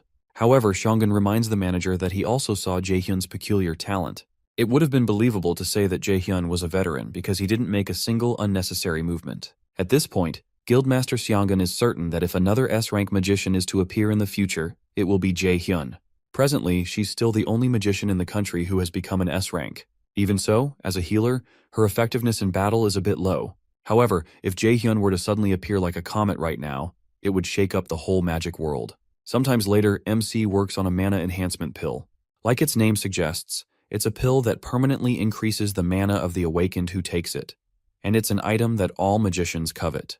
While he's working, the mixture fails for the umpteenth time, and our boy throws away the spoon in anger. At this point, he's already used up 3 sets of the ingredients, and it seems like he'll blow up all his money if this continues. In the present of November 2020, no one knows how to make the mana enhancement pill just yet, because the pill won't be invented for another 5 years. Before returning to the past, the pill's recipe was shared by a world-class alchemist. As he published the recipe, the alchemist expressed how he hopes that the pill will be of great help to numerous raiders around the world.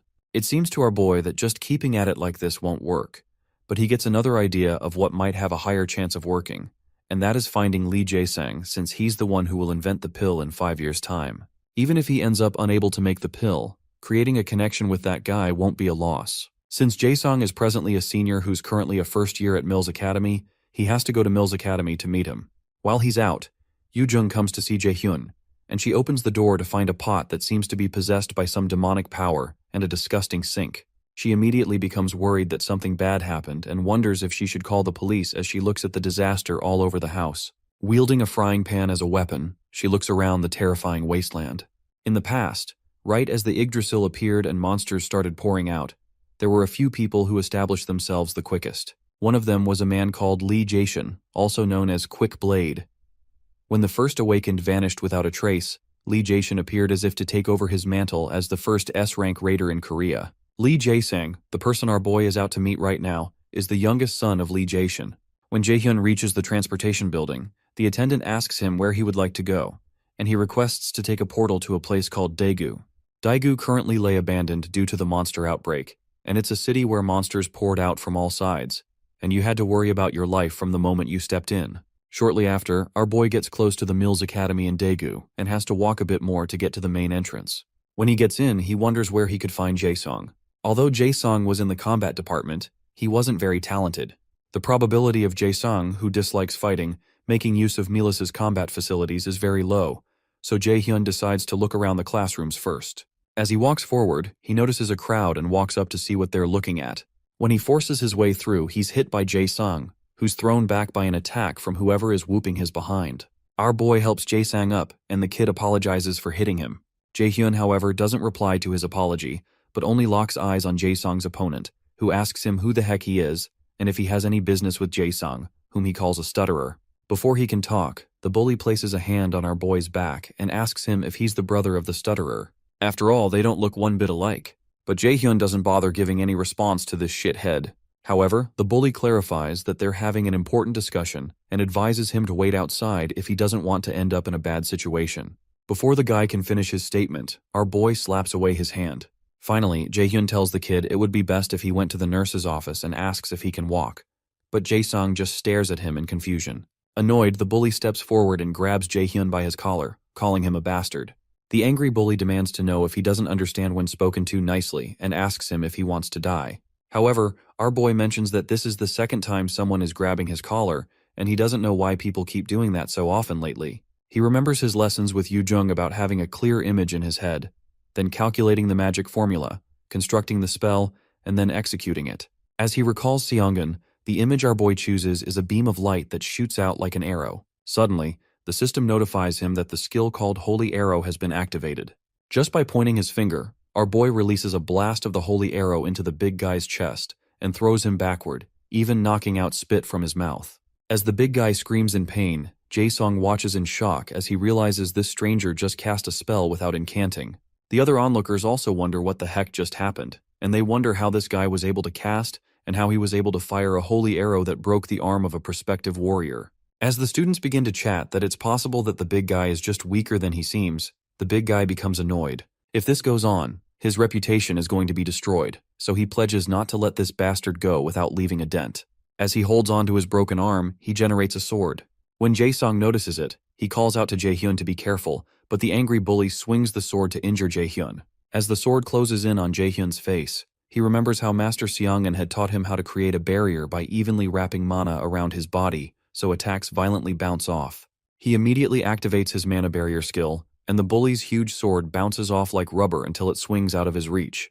A look of terror crosses the big guy's face, but he's unable to react quickly enough because our boy soon grabs his face and asks him if he's done with his tricks. As the bully attempts to call him a crazy bastard, Jae-hyun doesn't let the words fully come out of his mouth before he blasts a holy arrow into his face, violently knocking him backward and breaking his nose. A huge thud occurs as the bully crashes into the ground, and Jae-sang watches in awe as he wonders who this stranger is. When Jae-hyun eventually locks gazes with him, the kid shrieks in fear, but Jae-hyun only walks past him towards the unconscious bully, who's still enveloped in smoke. Jae-hyun crouches near him, and he's surprised by how good he got the guy. Soon after, our boy brings out a potion. He regrets having to use the potion he bought for this, but it can't be helped, so he pours it on the injured bully. Immediately, the bully's face completely heals up, and our boy is impressed by its effectiveness. Once that's done, he turns to Jae-sang, who's still pretty shaken up, and proposes that they get going to the nurse's office. As they head to the nurse's office, Jae-hyun stops when they reach somewhere where no one can hear them talk. Confused, Jae-sung stares at him, and he suspects that Jae-hyun came looking for him because he knows who he is. Eventually, he musters up the courage to ask Jae-hyun if his father sent him by any chance. Intrigued, Jae-hyun replies that his father didn't and asks how he would know who his father is, but it's clear that Jae-sung isn't buying it. Eventually, Jae-sung asks him why he came looking for him, so our boy informs him that he has a favor to ask. When Jae-hyun mentions that he would like him to make a certain pill, Jae-sung becomes shocked and states that he doesn't know how to make things like that. Confused, Jae-hyun tells him he's good at alchemy, and when he brings out the potion he used on the bully, he asks Jae-sung if he wasn't the one who sold the potion on the black market. Shocked, the kid wonders how on earth he found out, because there's no way he could have found his information from the black market. Jae-hyun knows what's on his mind, and truthfully, he's not wrong because the black market is a transaction system that completely hides the user's identity. The sale of items, product price, recipient, and everything else happens through the Ether system, so it can only be secure. Fortunately, the black market works normally with the Nornir system that Jae-hyun possesses, which made him able to buy this potion and made things much easier. Once more, Jae-hyun asks Jae-sung if he made the potion, and Jae-sung utterly denies it. But our boy immediately tells him he's not very good at lying. Eventually, Jae-hyun tells him he completely understands why he would like to hide it, but he explains that he doesn't have much time. Jae-sung recalls how he had listed the potions on the black market and wonders if it was a mistake to register his potions on the black market. He hadn't thought that things would become like this because he had only done this to try to earn some money. He knows that he's going to die if his father finds out, so to stop that, he bows to Jae-hyun and pleads that he keep it a secret from other people. Eventually, Jae-hyun explains that he didn't tell him this to blackmail him, but he only needs an excellent alchemist that can help him make the elixir that he wants. After Jae-sung thinks about it for a while, he asks Jae-hyun who on earth he is, so our boy explains that he's a prospective student of Mila's academy and calls him senior. Eventually they both sit, and Jae-sung, who's still tense, requests that he tell him about the pill he wants to make. Our boy informs him that he wants to make a mana enhancement pill, a pill that permanently increases a raider's mana. Shocked, Jae-sung gets up and asks him if permanently increasing someone's mana is even possible. Jae-hyun tells him it is. Immediately the kid's engines begin running, and he wonders what kind of ingredients would be needed to create such an effect. As he begins to think of the things that could be needed for the mana pill, Jae-hyun is surprised to notice that the kid's aura has changed, and he's stopped stuttering.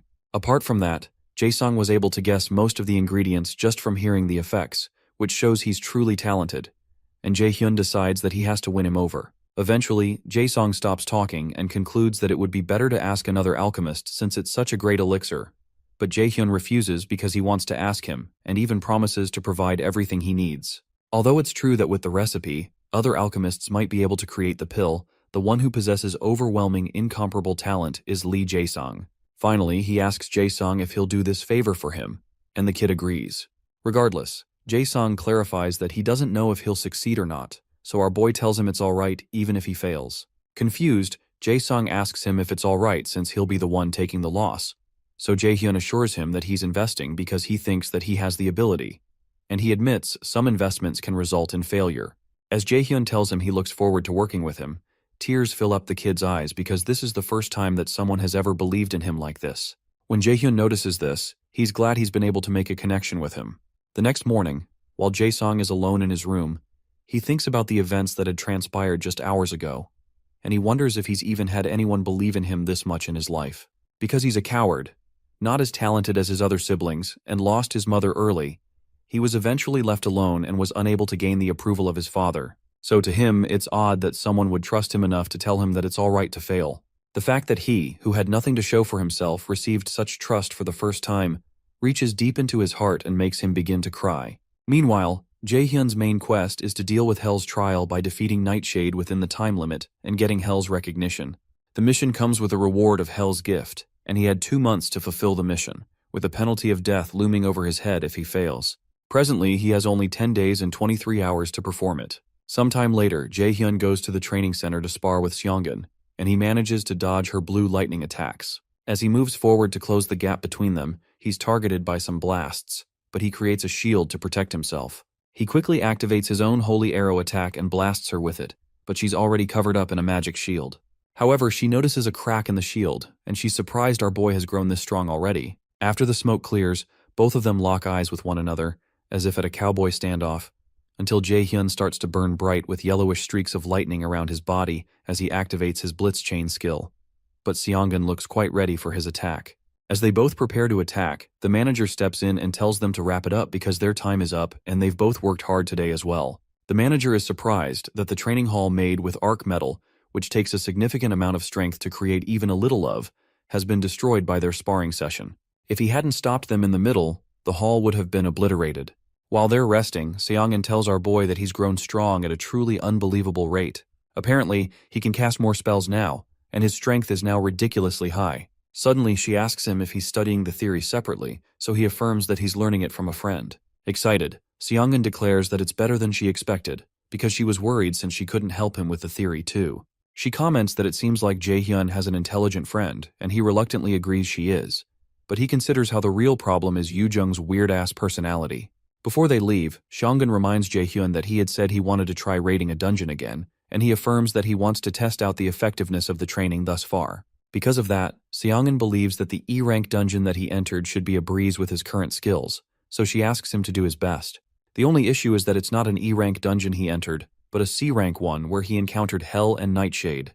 He wonders if he can defeat a C-rank boss monster alone, but he decides not to worry too much about it since he's prepared well enough and he can only focus on the battle. Sometime later, Jae-hyun goes to see Jae-sang, who meets him with the pill he's worked hard to create. Soon after, Jae-hyun ingests the mana enhancement pill, and his magic stat increases by 15, and the unbelievable effects shock him. Alchemy is fundamentally a profound and difficult science.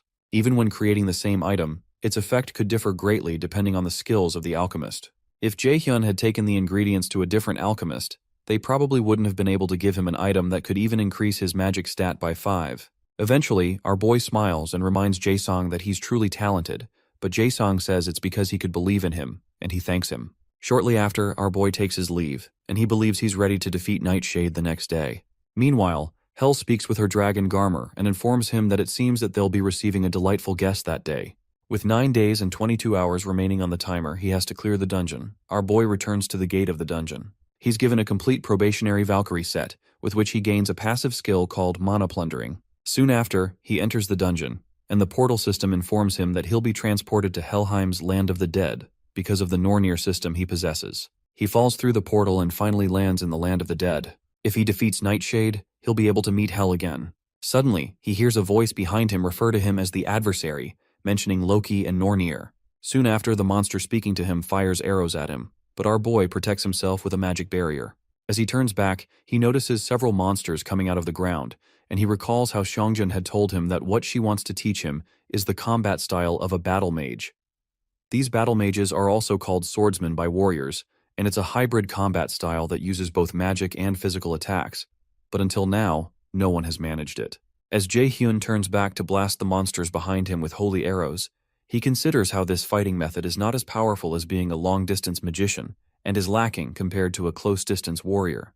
As he pummels one monster into the ground, he realizes the fighting style is in an awkward position because it specializes in neither, but Seongjun seems to believe that it's going to be a different story for him. He soon begins to destroy the monsters. Meanwhile, while manager Sungjae is guarding the entrance of the dungeon, he senses that someone else is there, and he recalls that he didn't get a report that someone else would be coming here. He immediately wields his sword as a red car rushes towards him. When the driver parks, a woman who recognizes him as senior mentions that it was rather hard to find him. When Sungjae realizes it's an old acquaintance named Yeonju, he stows away his sword, and he asks her what she's doing here, and about her guild. She explains that she's on the job right now too, and that she figured she'd see him again while taking care of some work for the guild, but she had checked at the Yeonhwa guild and couldn't find him. However, manager Sungjae wonders what nonsense she's spouting, especially since Yeonju hasn't contacted him even once since they graduated from college. Eventually, he replies that it's nice to see her after so long, but he considers that she isn't someone who would come to a remote place like this just to see him. As she steps forward, Yeonju asks her senior if he's managing this dungeon, but he informs her that it isn't something an outsider should concern themselves with. Regardless, she keeps speaking and mentions that managing dungeons is usually not a part of his responsibilities, and asks if he got demoted. When he doesn't answer, she mentions that she was curious to know if the rumor that Guildmaster Seongjun is sick is true. Manager Sungjae's face becomes grim, and he informs her that it's obviously just a rumor. When he asks her where she heard something like that, she comments that there are plenty of listening ears, and that their curator guild has a lot of them. Intrigued, Manager Sungjae wonders if she's saying that they have spies in their guild, so he thanks her for letting him know and informs her he'll deal with that. When he grows impatient, he asks her if that's all because he probably has to head back and start the cleanup now, so she also asks him if he knows a kid named Min Jae-hyun. The question alarms Manager Sungjae, and Yeonju mentions that this kid has been visiting Yeonhwa Guild and meeting Guildmaster Yu Songun quite often, so she wants to ask if he knows the reason for it. Confused, Manager Sungjae informs her that he doesn't think that is something an outsider should care about either. Eventually, Yeonju sighs and walks away. As she leaves, she informs him that she didn't expect him to tell her anything because she knows how inflexible he is. But the reason she came all this way is because she should at least pretend to do something deserving of her salary at the guild. Eventually, she gets into her car and drives off. Meanwhile, in the dungeon, our boy piles up a lot of monster corpses and sits on them. Soon after, the dungeon boss, Nightshade, appears, and our boy tells the monster that it's been a while. Nightshade's body burns in an eerie bright red, and the monster soon lunges forward, causing our boy to jump into the air as he aims his holy arrows at the monster. While midair, he fires the arrows down into the monster's eyes and mouth, destabilizing it for a while before he lands back on the ground. The monster doesn't seem to be injured and removes its hand from its face, unveiling its bright red, eerie eyes. It releases several blasts of energy towards our boy, who spots them and quickly calculates the place to step to avoid the incoming attack. He successfully dodges the attack, and when he gets right in front of the monster, it releases another onslaught of destructive energy, which our boy still dog does. Shortly after, our boy asks it if it's now flustered because things aren't going its way. Jae-hyun activates his lightning chain, and he directs the chains at Nightshade, who manages to knock away the anchor of the chains. However, our boy redirects the chain's anchor and wraps the monster's midsection with the chain. Due to the monster's violent reaction, our boy decides that this attack is still not enough to subdue it, so he rains down several holy arrows and goes right for its eyes. The resulting attack is quite painful and causes blood to ooze out of the monster's face. Regardless, Nightshade refuses to go down easy and continues to thrash around until it breaks itself free of the lightning chains. Soon after, the system warns Jae-hyun that the boss monster has entered a berserk state, and its strength has increased by 1.5 times, and so has its dexterity. This isn't good news to Jae-hyun, and as if that's not enough, he's told that something called the stigma of death has been placed on him, and he will receive the penalty of sudden death if the stigma is not removed within 10 minutes. The condition for removal is defeating Nightshade, and our boy wonders what this sudden death penalty is since he's never heard of it before. Oddly, the system also informs him that his absolute calculation skill, also known as universal derivation, has been activated. Still confused, Jae-hyun suspects that Hell has something to do with this, so he calls out to her and asks how she can just interfere like this. Instead of an answer, the system displays the 10-minute countdown, and he's already down by 30 seconds. With the stigma still on him, our boy runs towards the berserk monster, but he's shocked when Nightshade begins to run away from him. Jae-hyun quickly fires a holy arrow blast at the monster's face and creates a hole in it before it can get too far away. The timer continues to count down to 8 minutes and 32 seconds, and a smile develops on Nightshade's face. It seems to know that it will win as long as it prolongs the fight, so Jae-hyun decides to use a wide area skill that it can't dodge. As he's about to activate the attack, Nightshade captivates him with its gaze, and it breaks our boy's concentration and casting. The system informs him that he has failed to resist and has temporarily acquired a fear debuff that weakens his abilities. While he's still shocked at what's going on, Nightshade strikes him. After he's struck, the system displays that the fear debuff has disappeared, but Jae-hyun is coughing out blood at this point. However, he manages to find his footing and isn't knocked off his feet by the attack. At this point, the time remaining until the penalty is 7 minutes and 11 seconds. Jae-hyun expects the monsters to use the same attack on him, and when it doesn't, he wonders if it's unable to use such spells that limit his movements continuously. Jae-hyun isn't certain, and he's worried that the monster might interfere again if it sees him trying to cast Light's Judgment, which will cause him to use up his mana and end up incapacitated. He has to think of another way, and he recalls that the monster got hit in the eye a while ago, and its line of sight is probably narrower than before. He decides to activate his Wind Boost skill to first get rid of the rest of the monster's sight. After using a blast of wind to block the monster's sight, the smoke soon clears, and our boy is seen wielding a light-type magic in his hand, just like he had planned. He teases the monster for thinking he would have run blindly towards it and calls it gullible as he activates his Flash Bomb skill. The Flash Bomb is soon triggered, releasing an explosion of bright light that covers the entire field, and releases several lightning chains towards Nightshade. Amidst the explosion, our boy is relieved that he finally got the freaking bastard. As the monster is burned up by the explosion, it screeches in pain. Out of nowhere, our boy notices some of the undead monsters he faced earlier behind him. He activates his sacrifice skill, and the system declares that sacrifice has changed into an attack skill, allowing him to use his light's judgment skill. With only 3 minutes and 46 seconds on the timer, our boy begins to rain blasts of light from the sky onto the field. In the frenzy, the timer goes down to a few seconds until only just 10 seconds are left. As we count down to 6 seconds, our boy fixes his gaze on Nightshade's crumbling body, and he pats himself on the back for having done it. As the timer reaches 3 seconds, the system declares that he's defeated the dungeon boss and has obtained the title of one who has overcome the first trial. Meanwhile, Hel, who had been watching the whole thing, exclaims that it seems there was a reason behind Jaehyun being chosen. She stretches forth her hand and asks the boy to come to her temple. After defeating the dungeon boss, the stigma of death disappears, and our boy receives some experience points, a crafting item called Nightshade's Core, as well as an equipment item called Shadow Armor. He's also told that he's gained 3 levels and has obtained the title of the one who has overcome the first trial. After checking his qualifications, the system informs him that Hel is calling on him to come to her temple. Moments later, he's transported in front of a huge entrance that leads into Hel's temple. At the entrance, he sees a huge monster burst out of the darkness towards him. Our boy leaps backward due to fear, but Hel calls out to the monster, named Garmer, and asks it to show their guest in. Jaehyun follows Garmer into the temple, and he calls out to Hel. Hel tells him that she didn't expect him to have succeeded, and she congratulates him for overcoming the trial she gave him, referring to him as the child born with the fate of the adversary. Confused, our boy asks the reason she gave him the Nornir system and made him go through a trial like this.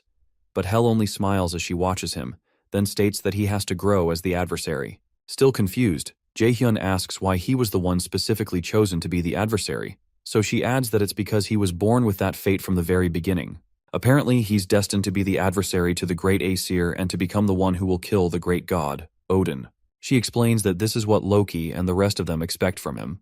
When Jaehyun says he doesn't understand, Hel informs him there's no need to understand, because they had no hope of it happening in the first place. When Jaehyun becomes angered by her pointless answers, she places a finger on his lips and states that he must feel wronged because he probably cannot comprehend why he would have to be controlled by the gods. As she moves closer to him, as if to enclose her lips upon his, she reminds him that this does not only concern the gods who are against the Aesir. While speaking, she pushes him into a portal behind him and informs him that the world is heading to its end, and Odin wishes to have everything under his control. To stop this, the strength of the prophesied adversary is needed. As our boy falls through the portal, he protests that she shouldn't let him go because he still has more questions to ask. But Hel only tells him to grow strong because she looks forward to the day they meet again. After Jaehyun is transported away, Hel turns to someone who is standing nearby and asks how long he plans to continue watching, since she doesn't remember inviting him there. Shortly after, Jaehyun falls to the ground in the real world, and he's annoyed that he was unable to get any real answers. As he sulks, the system informs him that he has received Hel's gift, which is a passive skill called Hel's Blessing that makes all abnormal inflictions on him invalidated. Meanwhile, the old man who was spying on Hel asks her to forgive his discourtesy because he just couldn't resist when he heard that Hel was meeting with the boy. He asks Hel how she feels after meeting the boy in person, and she replies that she doesn't know because it's too early to decide, especially since the adversary has only taken his first step forward. She admits that the growth of the adversary was to a greater extent than she expected, and he won despite the stigma she gave him and stood before her in the end, which is a fortunate miscalculation on her end. The old man is relieved that the boy is doing a good job. Eventually, Hel asks him what he wants because she knows he has more to say to her, referring to him as Mimir, a figure in Norse mythology. Mimir, however, claims he doesn't know what she means, and the goddess accuses him of trying to feign ignorance till the end.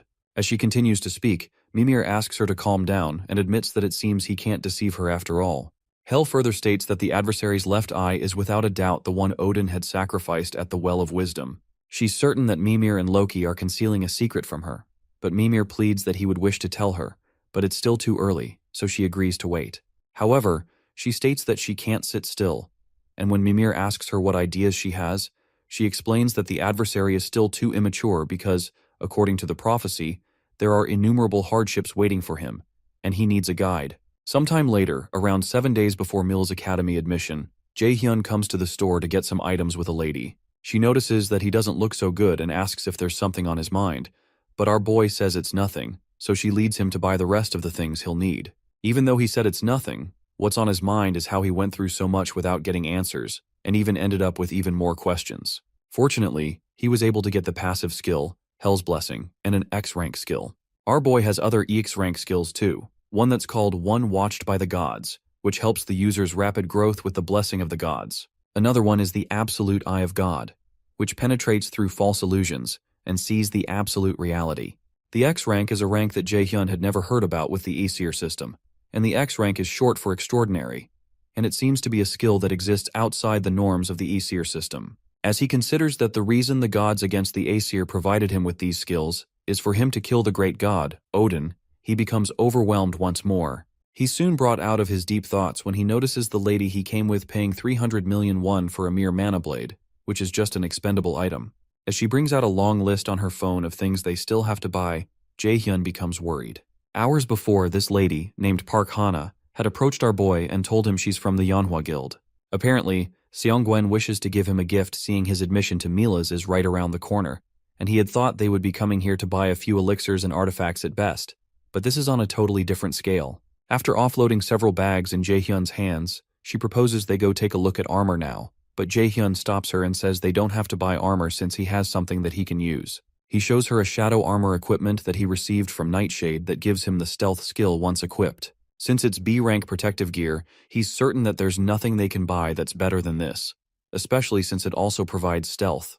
When Hana notices his armor has stealth skills, she asks him if he also needs an artifact that grants the stealth skill, since that's an item all raiders would desire, even though it would be difficult to obtain in a place like this. But Jae-hyun says he doesn't. He adds that it would be difficult to get one unless he's lucky to find one in a dungeon, especially since there aren't that many people who learn stealth. Hana agrees because the only raider who possesses the skill in the country is her brother. She walks away right after saying that, and Jae-hyun asks her what she means, so she informs him that manager Park Sung-jae is her brother. That information shocks Jae-hyun, and as she walks away, he can't believe it because Hana and Sung-jae act nothing alike. Out of nowhere, his eyes begin to shine bright, and the Nornir system informs him that an unknown entity is resonating with him. He begins to feel queasy, and he suddenly sees a light trail that he had seen from the treasure gate. When he dashes back to follow the light, Hana calls out to him, but he tells her he's only going away for a moment. While he's following the light, his Absolute Eye of God skill is activated and pierces through the false illusion and shows the truth. The system informs him that the Absolute Eye of God's first low-rank skill has been opened, and he's obtained the skill called Detection. Detection is also an extraordinary rank skill that allows him to check unappraised items as well as invalidate an opponent's stealth or phantom skills. While he watches in surprise, the Nornir system activates the Detection skill. In another place, a close combat match occurs and is soon concluded after a guy named An Hoyeon beats his opponent. Some men in the audience talk about how phenomenal Hoyeon is, but clarify that the difference in his talent and that of his opponent is too obvious, which is the reason why they say he's a future S-rank raider. When Hoyeon leaves the fighting ground, his father commends him for having done a good job. However, his father warns him not to get excited because this was an obvious win. With no excitement in his eyes, Hoyeon states that he knows, so his father proposes he goes to prepare for the next planned activity and asks him to go take a shower. While he's in the shower, Hoyeon thinks about how he despises this tiresome life where his own opinion and desires don't matter. The raider that he wanted to become was nothing like this, and he wonders when it turned out this way. In the store, the Nornir system presents our boy with an equipment item called Mistletoe, with a growth type rating, which is a mistletoe branch that ended the life of Odin's son, Baldur. It grows alongside its user and contains an immeasurable amount of magic, and it allows the user to acquire the passive skill called Mana Perception once equipped. The Mana Perception skill is rated A, and it raises the user's ability to detect mana to the highest possible extent. Jae-hyun is excited, but he wonders if this is one of the Nornir system's tricks, and as he keeps following the light, he walks past Hoyeon. While Hoyeon stands by, his father picks several pieces of equipment for him. When Hoyeon asks if they need to buy this much, his father insists that they will all be of use to him since he's someone who will become an S-rank raider, and he doesn't need to be too stingy about such things. Hoyeon further protests that spending this much will affect his mom's hospital fee for this month, but his father silences him. His dad insists that it is for him to worry about, and his job is to just focus on training, so Hoyeon agrees with his dad as usual. While his dad continues buying, the boy wonders what the heck he's doing there. While he follows his dad through the store, several people who recognize him wonder what a combat genius like him is doing in this store. Meanwhile, Hoyeon pays them no attention as some of them try to take pictures of him, and he wonders if this is truly the raider life he envisioned. He wonders what the difference is between this and being a monkey stuck in a zoo. When he was young and first awakened his abilities, his mother smiled softly at him and patted him on the head. He dreamt of becoming a raider in that dark and poverty-stricken house because he was like a ray of light that could change everything. However, that light didn't last long in front of his father's wish to make use of it. Right now, as if he were a robot, he's merely a tool that continuously does as his father says. He wonders if he can last for 3 years at Mills Academy when he's this pathetic. While they're walking around, a message comes through the speakers to inform all visitors that a dungeon break has occurred in the vicinity of the department store, and monsters have appeared. They're told the raiders sent by the agency are on their way, and they're asked to calmly follow the employees. By the way, dungeon breaks occur when a dungeon isn't cleared within the time limit, causing monsters to overflow from it. Some of the employees signal to the people to follow them and try to calm them down. As Hoyeon's father goes towards the evacuation, he asks Hoyeon why he's just standing behind and not following. His father reminds him that he's a genius with the potential for complete control over Korea in the future. If he gets hurt in a place like this, it will only become a disadvantage during the Mills enrollment event. He warns Hoyeon that he won't gain anything from getting involved, but Hoyeon still doesn't move an inch. The boy agrees with his father that the raiders from the agency should be able to quickly take care of the monsters, but while they're on their way, he wonders what will happen to all the civilians who don't have the strength to protect themselves. This is his chance, and he dashes in the opposite direction as his father orders him to come back. To Hoyeon, this is his chance to prove that he can succeed as a raider. He tells himself that he has to make sure to know if his current self is anything like what he longed to show his mother when he was younger. While running, he has to pause when he runs into a group of gruesome-looking goblins who look both confused and excited to see him. For a moment, he just stands, and sweat starts to trickle down his face, and his body doesn't move at all like he had envisioned. The only movement from him is the tremor in his pupils, and as the monsters rush towards him, he realizes he can't move a single finger or take a single step. He tries to force his body to move, and as one goblin gets close enough to slice him with its sword, he wonders why he isn't moving when he had known this would be dangerous, and had dreamt of becoming a raider for so long. These are low-level monsters, and he wonders why he is scared of them. But before the monster can reach him, Jae-hyun stomps it into the ground. Hoyeon watches in surprise, and he trips on his backside while this strange new person asks him if he's on Hoyeon. A while ago, our boy had bought an item in the store with 50,000 won from his own money when Hana called out to him in a panic. She asks him what is wrong and why he suddenly rushed over to the unappraised items corner, but she only sees a piece of rock in his hand that he had purchased. Jae-hyun wonders if what he bought only looks like a piece of rock to other people, but he doesn't explain it to her, and he says it's nothing. While he's talking, the announcement comes through the speakers about the dungeon break that occurred in the vicinity of the department store. Before Hana can respond, our boy runs off again and breaks through the department store window to jump outside. Leaping downwards, he sees the group of goblins right under him. When he lands on the ground, he rains down several holy arrows on the monsters, taking down several of them instantly. As the others watch him in confusion, Jae-hyun realizes there are more of them than he thought. It might be difficult to take care of them without any casualties, but he tears through their little goblin flesh with his lightning chain, and more onslaughts of holy arrows. As he jumps across the city, he finds Hoyeon ambushed by several goblins, and he leaps on the stupid goblin that's about to clap the boy.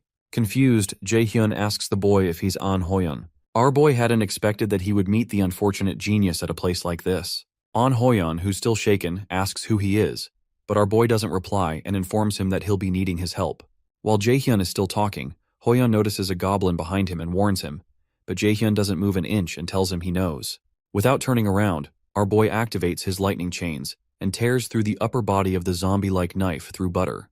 Hoyeon's eyes widen, but Jae-hyun tries to explain to him that they can't let the monsters reach the residential area. When our boy asks him if he's just going to keep sitting on the floor, he quickly gets up to get a weapon. It's strange, but the moment Hoyeon heard those words, the fear that was suffocating him disappeared. This is who a raider is, and what he has to do right now is save people. They walk a bit further and run into another group of goblins. Jae-hyun asks Hoyeon if he knows how to use a skill called taunt, a skill that provokes enemies in the surrounding area, so he asks the boy to keep the monster's attention on him and to provoke as many as possible. Jae-hyun asks him if he can do that, and Hoyeon nods in approval. As he summons his sword, Hoyeon realizes he can't hesitate any longer and has to do whatever he can. He activates his active skill, known as Taunting Roar, and sticks his sword in the ground, releasing a huge amount of energy that causes all the monsters in a 50-meter radius to watch him. The Taunting Roar skill draws the attention of all the goblins, and Jae-hyun realizes that Taunting Roar is a skill higher level than Taunt, and he's surprised that this boy can use it continuously. Jae-hyun recalls his past life and that before he regressed, Hoyeon only became a B-rank raider. There's no mention of whether it's because of the weak mentality he showed a while ago or some other reason. Contrary to his present fame, Hoyeon had a quick downfall, and that's why he was called the unfortunate genius. However, Jaehyun believes that a weak temperament can be fixed. As Jaehyun activates his lightning chain, he's certain that Hoyeon is a valuable card that he can make good use of. During the fight, he proposes to Hoyeon that they end this in a jiffy, and the boy excitedly agrees. As Jaehyun's chains tear through goblin flesh, Hoyeon slices them up. Soon after, the ground is littered with goblin corpses, and when one of the raiders arrives, he wonders what on earth happened here.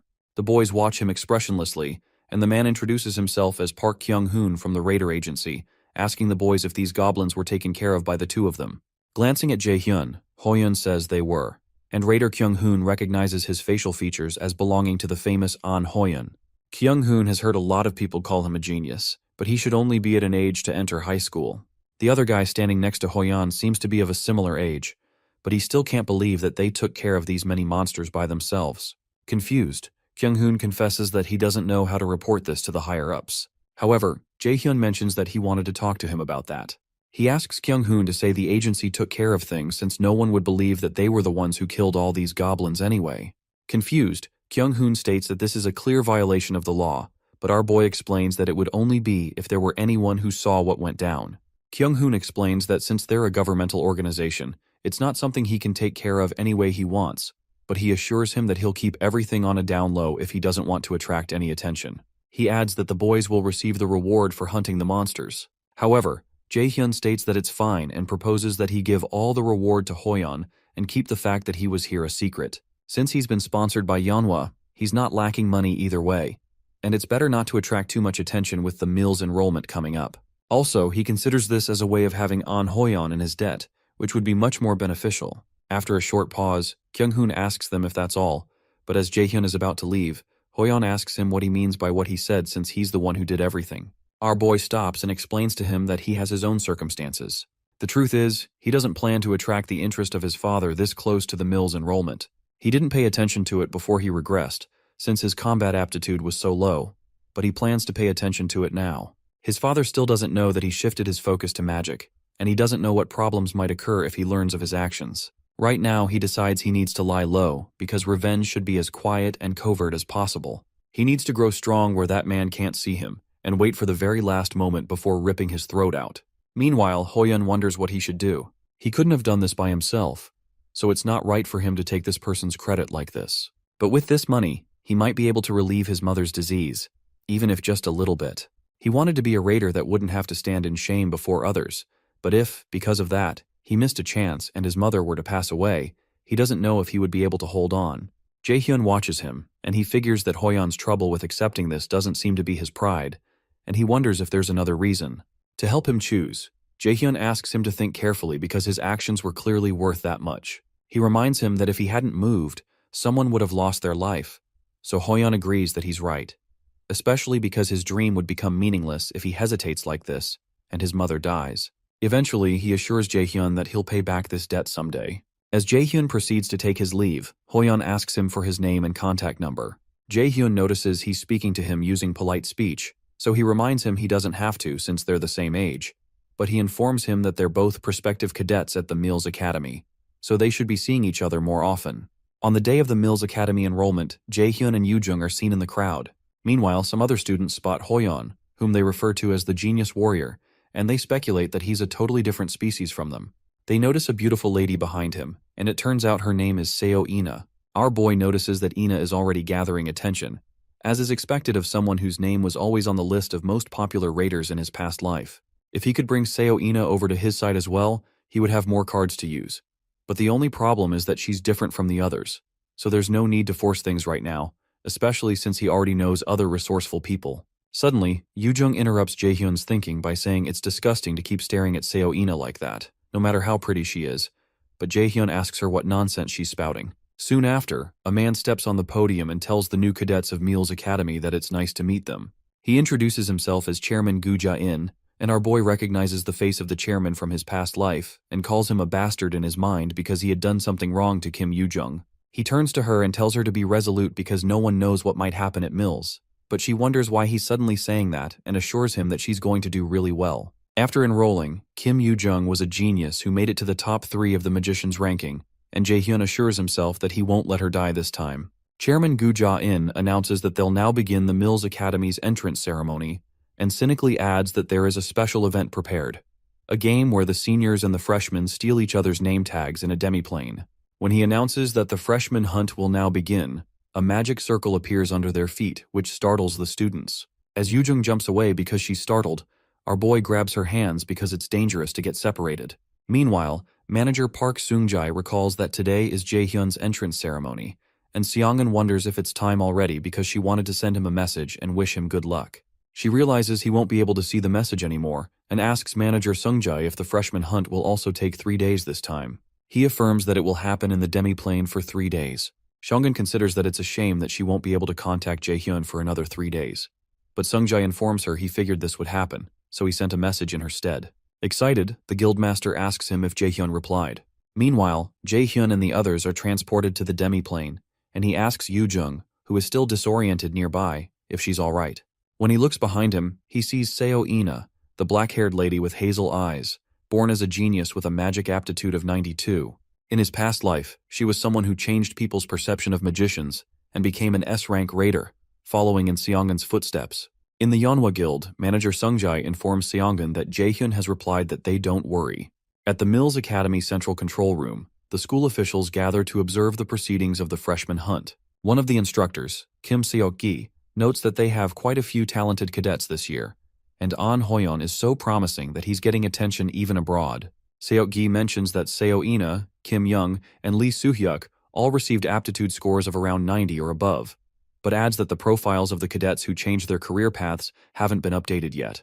However, the chairman tells Seok-gi not to bother because there's no point in hearing about those who changed their paths at this point since their institution isn't so easygoing, and such whimsical people can't last long here. The cadets who enroll in Mills Academy are quite talented on average, but even among them, there are those who are obviously a cut above the rest. The chairman believes the average talents just become a stepping stone for the geniuses in the end, and they don't need to give an opportunity to such cadets. Sometimes, an awakened who meets an enemy they cannot defeat or comes to face death can gain another chance known as a reawakening. Chairman Jae-in believes he has to train one A-rank raider even if it costs him throwing away 100 C-rank raiders. Those who fail are simply those unable to prove themselves, and his role is to pick out the excellent gems to offer to someone behind the scenes, and he can't afford to delay things any longer. The freshman hunt takes place in a man-made demiplane created with magic. Within this space, it is possible to carry out things that would be impossible in reality, like controlling the flow of time or removing the restrictions of space. In this place, around 5% of cadets fail every year. This event is so difficult and lets them realize just how limited their abilities are. In the demiplane, Chairman Jae-in's face appears on a screen, and he proceeds to explain the rules of the freshman hunt. Within the demiplane, they can only use skills that are C rank or below, and every time they steal someone's name tag, they earn points. When a senior takes a freshman's name tag, they will receive 10,000 points. On the other hand, when a freshman takes a senior's name tag, they can get 100,000 points. Since these points can be used in all facilities within Mills, it's good to have more of them. Meanwhile, our boy realizes that he won't be able to use his A-rank skill, Lightning Chain, because they can only use C-rank skills, but the chairman didn't say anything about unique skills. After explaining the rules, the chairman explains that all skills used will be diminished to 1/10 of their usual power for everyone's safety, so they don't have to worry about getting hurt. While listening, Jae-hyun considers these rules as nonsense because not only does the chairman not say a thing about unique skills, but he doesn't mention any limits on stats. What the chairman wants is obviously to filter out the useless ones and pick out the talented. Our boy immediately turns to Yoo-jung and proposes they get going because they need to find a shelter since they have to stay here for 3 days. In this demiplane, there are several things that can be used for survival, such as traps that reduce people's powers, the healing pond, the nightmare forest, ecosystems for foraging, and shelters. If you wanted to survive for 3 days, finding a shelter is the most important out of all those. While they walk, Yoo-jung asks Jae-hyun if it wouldn't be safer to bring Seo-ina along since she's also a magic cadet, and it's better to have one more person with them. It disturbs Jae-hyun that Yoo-jung would say something rational at a time like this, because it really would be better for them to team up with Seo-ina. However, she isn't a variable that he can control. Although everything he knows about her is from the news, he recalls having heard something that occurred on an unfortunate day because Ina lost her senses in anger and jeopardized the lives of a great many. Jae-hyun informs Yoo-jung that it's not something they can easily decide on because there's no way to say for certain that Ina won't betray them. Moreover, he notes that the girl is wary of them and doesn't seem to trust them either. However, Yoojung mentions that from the way she sees it, Ina is just like Jaehyun was when they were younger. Before our boy can say anything, she walks up to Ina and asks her if she would like to come with them since they're both magicians too. Ina doesn't speak for a while, so Yoojung mentions that the event is unfair to freshmen like them, so it's easier for them to fight if there are more of them. Ina seems to reason with her, but she mentions that it seems like they'll have to leave the decision of moving together for later, and Yoojung soon realizes that they've been ambushed by a group of seniors who are excited to have already found freshmen. One of the seniors, Shin Jusheng, mentions that it seems like they'll have an easy time earning points this year, and the other senior, Kwon Soyul, wonders why there are 3 juniors when she had only detected 2. When she looks at Jaehyun, she's shocked because she can't feel anything from him. Meanwhile, Yoojung recognizes that the seniors are warriors, so she suggests to Jaehyun that they escape from there first, but our boy insists that they have to catch them now because if they don't, they won't be able to escape from them. From what Jaehyun remembers, Kwon Soyul has a particular ability that allows her to find any target she focuses on within 300 kilometers called Search. If they don't defeat them now, they might round up other seniors and attack them together. Jusheng tells Soyul that once they get a lot of points this time, he's going to eat a ton of good food. But Soyul warns him not to be careless because there's something strange about Jaehyun. However, Jusheng summons his sword and states that Jaehyun is just a freshman, and they have more experience since they've done this event several times. He tells Soyul to watch him take care of them all in an instant, so he dashes forward. Jaehyun doesn't move an inch, and when Jusheng swings his sword at him, he only bends backwards to dodge. The fact that our boy is able to dodge his attack surprises Jusheng, and Soyul calls Jusheng a fat bastard for not listening to her when she said something is off about the boy. Our boy realizes that it's been a while since someone swung a sword at him. Meanwhile, Jusheng tells himself that the boy was just lucky, since there's no way he wouldn't know the name of a freshman who's skilled enough to counter his attack. He reminds Jaehyun that he's just a magic freshman and goes in for another attack, but Jaehyun dodges it again. Annoyed, the senior continues to land several sword strikes, but none of them touch him. Eventually, Jusheng starts to sweat, and he wonders why he can't seem to land an attack on the boy. Suddenly, Jaehyun grabs the senior's sword mid-swing and commends his skills. As our boy inches closer to the sweating senior, he crushes his sword with his bare hands and asks him how on earth he was able to survive with such a physique all this time. Finally, Jaehyun crushes the sword in his hand, much to the surprise of Seo Ina. Our boy tells Jusheng that he'll let him go if he leaves his name tag behind right now and starts a 3-second countdown. Since his sword has been broken before his eyes, Yunsang begins to shiver. He can't believe that an ordinary magic freshman is able to overpower him with such an aura. When Junsang doesn't respond, Jaehyun tells him not to say he didn't give him a chance because he was the one who didn't take it. In one swift movement, Jaehyun lands a startling punch at Junsang's jaw and knocks him backward towards Soyul. Immediately, the system in the freshman hunt announces that Shin Junsang has been eliminated. In the academy control room, the instructors read on the screen that Min Jae-hyun has obtained 100,000 points. One of the instructors, named Jong Yesu, is shocked that it's not An Hoyun but an unknown person named Min Jae-hyun. She asks another instructor named Park Hajun if there's a problem somewhere, but Hajun, who is equally surprised, explains that there's nothing wrong with the results.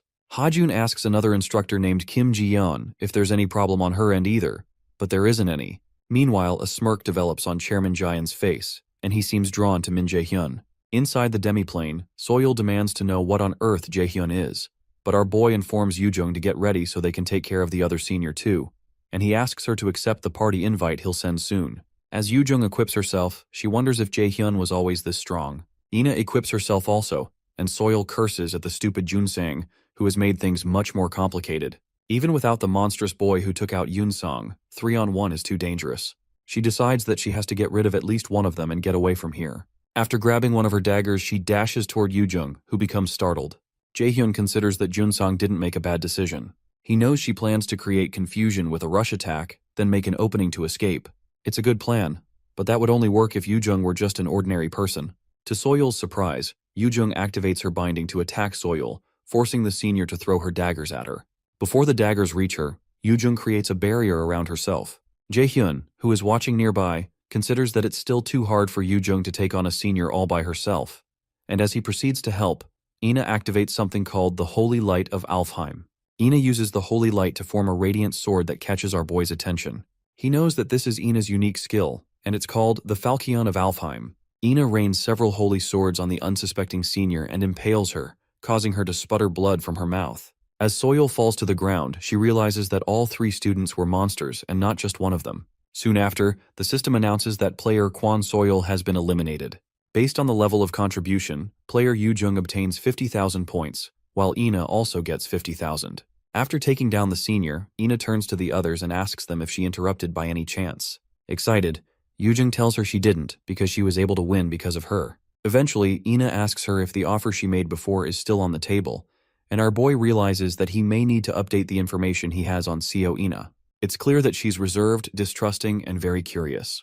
Soon after, the system informs the three of them that they've formed a party and placed Jae-hyun as the leader of the party. Sometime later, close to a shelter at the Nightmare Forest, some footprints are evident, and some students figure out that people have passed that way before, and it seems like they entered a shelter. The seniors are looking for the freshmen who were able to eliminate Kwon So-yul and Shin Jun-sung, so they decide to stop searching and just keep an eye around this area. The freshman hunt game lasts for 3 days, and they believe those brats can't stay holed up in the shelter for all 3 days.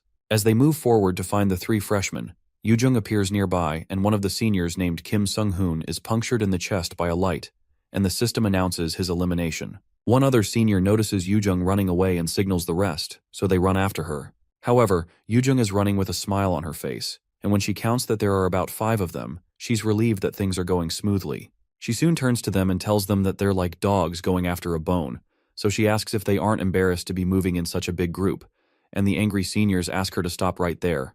However, Yu Jung keeps running away as she considers their simple-mindedness. Just a while ago, Jae-hyun had told them that although shelters may be a safe place, they can't stay there the whole time because they need to find food and they need to obtain points. The girls are surprised, but our boy plainly tells them that they need to hunt some seniors. In the present, Yu Jung keeps running until she finds some mushrooms, which are, in fact, a Class 1 organism that can reduce one's abilities. She's glad that she's found it and has succeeded in luring over the seniors as planned, but she becomes worried that her endurance is slowly reaching its limits. Using the wind boost skill, she blasts herself far away from them and leaves things in Jae-hyun's hands. When the seniors enter the area, they're informed that they've entered the paralyzing spore mushroom habitat. A while back, Jae-hyun had visited Jae-sang to find a way to deal with the paralyzing spore mushroom during the freshman hunt, and Jae-sang informed him that ash tree sap would probably be the best way since it's common in the Nightmare Forest, but it's only useful as a cure and can't prevent the effect. If you're already under the effects of the paralyzing spore mushroom, then it would be of good use. In the present, the seniors stop when they realize where they are. As they watch Yu Jung run away, the system informs them that they have entered the paralyzing spore mushroom habitat. One of them signals to their leader Ji-hyuk that this is pretty dangerous, so he suggests that they retreat, but Ji-hyuk angrily sets his sights on Yu Jung, who is still running away. He asks the others if they're really saying they should give up when they've gotten this far, but the others consider that everything will be ruined if they make a mistake now, so they suggest they stop chasing. However, Ji-hyuk insists that Kim Sung-hoon was taken out by that freshman brat, referring to Yu Jung, so they shouldn't be saying such bullcrap right now. The cautious one among them reminds Ji-hyuk again that it doesn't matter if their opponent is a freshman because it would be of no use if they also end up paralyzed. Because the paralyzing spore mushroom can affect beings within an approximately 50-meter radius, Ji-hyuk assures the others that the brat will be paralyzed too. He orders one of them, named Park Sung-hyuk, to stay here and steer clear of the debuff area to watch out for them, while the rest of them follow him to get the girl. He believes that all of their petty tricks will be useless, even though he knows that they're probably using one of their members as bait, trying to lure them into a trap so they can attack them. He believes that they're looking down on him too much. He can't believe that mere freshmen would dare to try to trick him. After running ahead for a while, they catch up to brat Yu Jung, and Ji-hyuk tells her that a shitty brat like her really made them work for it. He asks her where she's going to run, but instead of cowering in fear, she welcomes them and informs them they're all done for. Yu Jung asks which of them cursed at her and asks the person to raise his hand. And as the men dash towards her with their weapons, Ji-hyuk is amused that she's acting arrogant to the end. When the men almost reach her, she smiles and touches one of the mushrooms with her weapon, causing it to burst. The system notifies them that a paralyzing spore mushroom has burst, and all organisms within a 50-meter radius have been paralyzed for 2 hours. In a flashback, Yu Jung protests to Jae-hyun that he had said they were going to look for something important, but there's nothing where they're looking but trees. He asks her to wait a while because they're in the right place while he drains some ash tree sap. Yi-jun points out that they must have noticed that this event is more advantageous to warriors, and Ina agrees that being able to use C-rank skills and below is a big restriction to magicians who rely heavily on skills. For warriors, who have great physiques already, the restriction in the demiplane is useless. Yu Jung laments that it's still alright for Ina, who has a unique skill, but all her own useful attack skills are sealed. and the best she can do is buff spells and basic skills. When she asks what she should do, Jaehyun explains that they need to make a plan by using those basic skills as efficiently as possible, so he asks her if she knows how to use the skill called Change. Yoojung proudly tells him she can and reminds him that she was the one who taught him magic theory. Ina mentions that Change is a spell that swaps one's location with that of a designated party member, so she asks him what plan he's going to make with it. When he's done retrieving the ash tree sap, he tells the ladies that they can do something pretty fun with Change using the sap. In the present, Jaehyun tells Ina they need to get ready, and she agrees. On the field where Yoojung is, Jihyuk calls Yoojung a crazy B-word because she really burst one of the spores, but Yoojung activates her Change skill and passes the baton to someone else. As she disappears, she informs them that it's no longer her turn anymore, and Jaehyun appears where she disappeared and pushes his leg into Jihyuk's face, stating that it's his turn now. Our boy breaks the senior's nose and kicks him to the ground, then later lands on the ground. Jihyuk lands on the ground still paralyzed and begins to curse. Still paralyzed, he angrily asks Jaehyun if he thinks that everything will go according to plan, and he calls him an idiot for entering the paralyzing spore mushroom's habitat. He informs Jaehyun that he figured he would do something like this, so he left one of his companions waiting outside, and he promises him that they're done for once the spores dissipate. Before he can finish his statement, Jaehyun informs him that the guy he left behind won't be coming. Confused, Jihyuk says he's saying bull, but a scream soon erupts from the spot they left Sunghyuk in, and the system announces to them that player Park Sunghyuk has been eliminated. Sunghyuk lays on the ground with Ina's holy sword driven through his body, and the system awards 100,000 points to Jaehyun, Yoojung, and Ina. Jihyuk lays on the ground confused, and Jaehyun reminds him that he told him that his friend won't be coming. Extremely angry, Jihyuk blurts out that they're still in the same situation for the next 2 hours, and he'll personally take care of him once he's paralyzed.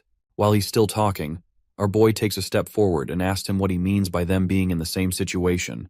That sight shocks the heck out of Sihyuk, and he wonders how this boy is moving right now. He protests that this is impossible, and Jaehyun agrees with him that it is. However, Jaehyun asks him to take it up with the gods. The truth is, our boy is unaffected by the paralysis debuff because Hell's Blessing completely negates any abnormal inflictions on him. Now sweat begins to drip from Sihyuk's face, and he warns Jaehyun to stay away from him. But the others soon watch the horrific scene of their teammate being murdered. The system soon announces that player Oh Jin-hyuk has been eliminated, and players Jaehyun, Yoojung, and Ina have obtained 100,000 points. When that's taken care of, our boy smiles at the 3 people left, and as they plead that he stop, he takes out all 3 of them, and the team obtains 100,000 points 3 times again. Instructor Yisu can't believe her eyes, and the freshman ranking soon updates with Min Jae-hyun at the top, Kim Yoo-jung and Seo Ina at second, An Ho-yeon on second, 2 people named Lee Soo-hyuk and Cha Yu-won on 5th, and someone named Jang Ho-san on 7th. Meanwhile, Yoo-jung drinks the ash tree sap and almost vomits, but when Ina comes to check on her, she admits that she's feeling better now. As they both head out, Ina comments that Jaehyun seems to know a lot about magic, and he's never read that one could use the change skill like this in the books. However, Yoo-jung informs her that it hasn't even been 3 months since Jaehyun became a magician, and that's why she's the one who taught him theory. Surprised, Ina asks her if she means that Jaehyun was actually planning to be a warrior, and Yoo-jung affirms that and tells her that Jaehyun was pretty devoted to combat just a few months ago. The only thing that intrigues Yoo-jung is that Jaehyun knew about the tree sap, and she wonders where he learned something like that and how he will get rid of his own paralysis. Soon after, they run into him, and our boy asks them how the paralysis is because it seems neither of them has had any trouble. Yoo-jung cheerfully states that it's expected, even though she only just ran like hell and cast 1 spell. She turns to Ina and asks if she's also fine, and Ina replies that she's fine too. Eventually, Yoo-jung tells Jaehyun that his plan this time wasn't too bad. She adds that he usually looks stupid, but he looks a bit different today. Suddenly, Jaehyun grabs her cheeks and asks her who she's calling stupid, and asks if she has the right to be saying something like that. Ina simply watches them messing around, and she wonders why Yoo-jung called Jaehyun stupid, and notices she thinks he looks pretty handsome. While they're both still messing around, Ina is caught off guard by her thinking and realizes this isn't the time to be thinking about something like that. And as a tear rolls down her cheek, she recalls that she has to be careful. Later, they return to their shelter, and Jaehyun proceeds to make some sort of concoction. Ina approaches him and asks what he's making, so he tells her it's an HP recovery potion. He says he learned to make it from an older brother of his just in case he needs it, and he recalls Jae-song crying over him murdering his poor ingredients when it took him over 100 tries to do it. Yoo-jung asks Jaehyun how he can know someone that can teach him such things when he doesn't even have friends, and he taunts her by asking if she has many friends aside from him. The comment stings, and Yoo-jung laments that that was a bit unfair. Suddenly, Ina tells Jae-hyun that he's really amazing, and it's like he's not someone their age. She says he's so skilled that it's like he's lived a decade more. Confused, Jae-hyun doesn't say anything, and he wonders how she got such great intuition since she was able to get the timing right. Eventually, Yoo-jung butts in and says it's time to stop chatting because they need to eat if they plan to get anything done tomorrow. She tells our boy to wait and see because she'll go and make something, but he tells her not to bother since they can eat some of the fruits they foraged. Annoyed, Yoo-jung asks why he said that and asks if he doesn't trust her. So our boy asks her to tell him the color of the cookie she made during home economics in middle school if she wants him to trust her. After thinking for a while, Yoo-jung recalls that they seem to be purple, so Ina asks her if she put in some blueberry jam.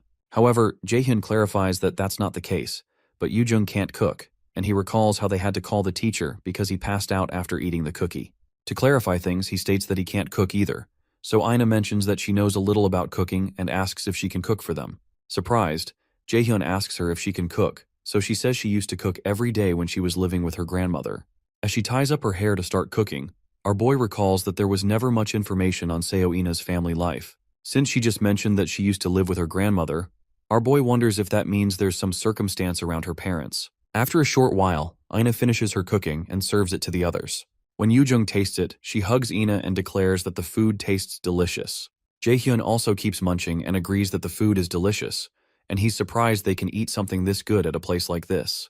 The compliments from them warm Ina's heart, and a smile forms on her face because it's been a while since she felt like this. Meanwhile, in the Mills Academy control room, Instructor Seok-gi mentions that the much-anticipated cadet, An Hoyeon, is in 4th place. It's more surprising that the 1st and 2nd places are magicians, which is truly incredible, and Instructor Yisu still wonders if there's a possibility that it's a system error, because there seems to be no other way to explain this. Chairman Ja-in, on the other hand, seems to be beaming with excitement. Until now, such scores were only shown by warriors, and he can't seem to wrap his head around this new situation. A party with only 3 magicians is leading the event by taking out a group of seniors from the get-go. Excited, the chairman asks Instructor Kim Ji-yeon to rewind the paralyzing spore part, and he watches Jae-hyun kick into Si-hyuk's face when he appears. He's enthralled by the fact that the boy could have such judgment in a situation like that. In addition, he has the ability to overwhelm warriors. Just calling him a magician or even a freshman is truly unbelievable. Suddenly, Instructor Hajun calls out to the chairman and explains that he's brought the profile of Jae-hyun that he requested, but he's not sure if it's the correct file. Confused, the chairman asks him what he means by that, and when Hajun begins to stutter, the chairman tells him to calm down and speak. Eventually, the instructor shows the profile that displays that our boy's aptitude score is 97%, and he's a warrior class. The information shocks the chairman, but his shock soon turns into a maniacal grin, and he finally says that this is very good. He states that he wants to personally see how talented this Jae-hyun is, and Instructor Seok-gi asks him if he's saying that he wants to interfere personally. The chairman zooms in on Hoyeon and proposes that they make an interesting scenario, so Instructor Seok-gi mentions that he'll prepare everything. Inside the demiplane, Jae-hyun's group keeps taking out other people and keeps earning points. At one point, Yoo-jung is surprised that they've earned up to 1,100,000 points, and Jae-hyun replies that this is good because it's certain that they're in 1st place. However, Yoo-jung asks him if they really have to leave their shelter, so Jae-hyun replies that it can't be helped because the seniors are too afraid to come there anymore. Ina agrees with Jae-hyun that they need to move if they want to gain more points. Eventually, Yoo-jung agrees with both of them and asks what the record for the highest points obtained in a freshman hunt is. Ina informs her that it's 1,140,000 points. As they keep going, our boy senses something, so he signals the ladies to get ready because someone's coming. While they're standing, someone blasts past them, and Jae-hyun notices that this power seems to be way more than the level they're restricted to. The system announces that the connection to the demiplane is unstable and that the restriction on the player is broken. Jae-hyun tells the new fellow that he didn't think they'd meet again like this, and it turns out the fellow who has been loosed from his restriction is Hoyeon. When he asks Hoyeon what he's doing, he doesn't reply and keeps looking at the ground, so Jae-hyun wonders if he's unable to hear his voice. Ina warns Jae-hyun to be careful because she doesn't think this guy's in his right mind, and it's like he's being controlled by something. So, our boy suddenly recalls that this is the chairman's handiwork. Before he regressed, something similar happened back then at the Mills Festival. That day, which was supposed to leave the young cadets with happy memories, instead left horrible red stains that couldn't be forgotten. The cause of the event was Gu Jian's unique skill called indoctrination. After all his evil actions became known, just before he was arrested, Jae-in created a horrible event to turn the world's attention away from himself so he could hide. On that tragic day, numerous cadets lost their lives, and Gu Ja-in escaped. For Jaehyun, it was also the day that Kim Yoo-jung lost her life. In the present, Hoyeon activates his sword, and Jaehyun realizes that he needs to get Hoyeon to return to his senses first. Suddenly, a screen appears from the Nornir system, and a sub-quest to save the cadet under mind control is given. His job is to break the spell off the cadet under the mind control spell and save him. The difficulty is C-ranked, and the reward is 1 blank card, with a 2-hour time limit given for this quest. Jaehyun is surprised by the sub-quest but is more surprised by the mention of a blank card as a reward. The thought of getting a blank card that he can use to copy another person's abilities excites him, and Yoo-jung tells him she'll help him. But he tells her he's fine and asks the ladies to leave quickly. He asks them to get as far away as they can and see if they can get some points while they're at it. Yoo-jung stands there confused, and she reminds him that his opponent is the famous genius warrior, so he can't defeat him all by himself. But our boy only smiles at her and asks her if she thinks he can't. For a while, Ina hesitates, but she finally agrees to leave, and Yoo-jung is shocked by the fact that she's agreeing with Jaehyun. Frustrated, Yoo-jung decides to play along and suggests they go gain points like he said, but she asks him not to get hurt before she leaves. She rushes into the woods and drags Ina, who is still looking at Jaehyun, and she asks him to beat Hoyeon up or steal his name tag and then come find them. After the ladies leave, our boy mutters to himself that it won't take too long. A few hours ago, after Hoyeon just took out one of the seniors, he wonders if his last kill made a total of 600,000 points. He's glad that he managed to survive for 2 days and knows he just has to hold on for 1 more day. Since he's in 4th place, he wonders how 1st place is still out of his reach even after he had worked pretty hard, and realizes this is what is expected of Mills Academy.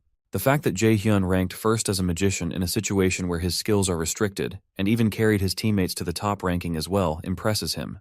However, he decides that he can't lose either, and he still has to work hard because there's still time.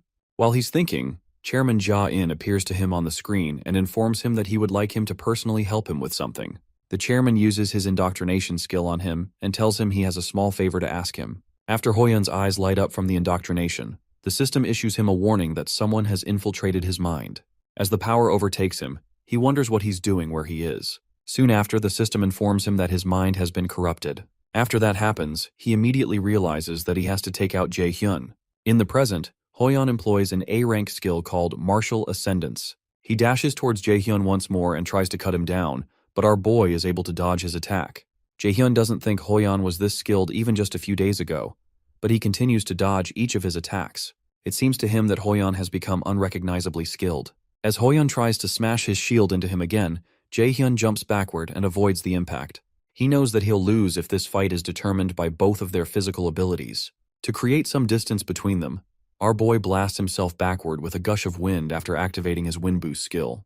The impact of the wind is so strong that Hoyeon blocks his face with the shield, but this gives Jaehyun enough time to circle to his back before he brings down the shield. Our boy tries to use some lightning magic on him, but before he can hit him, Hoyeon turns back and moves backward in one swift movement. This reaction surprises Jaehyun because Hoyeon was able to move his body first, even before his eyes could track his opponent's movements. Jaehyun realizes that his opponent has an innate battle sense, and this isn't as easy as he thought it would be. Breaking indoctrination would be easy with his absolute calculation skill, but the problem is that Jae-in is watching them. Even if he can't see the chairman, he reasons that he's probably got an evil grin on while watching what he does against the talented warrior An Hoyeon. This time, Jaehyun smiles, and he considers that it would be such a waste to end things carelessly. He decides to give them a show if they want to watch, but promises to make the show an expensive one. When Jaehyun begins his display, Instructor Yisu wonders if she's seeing things correctly.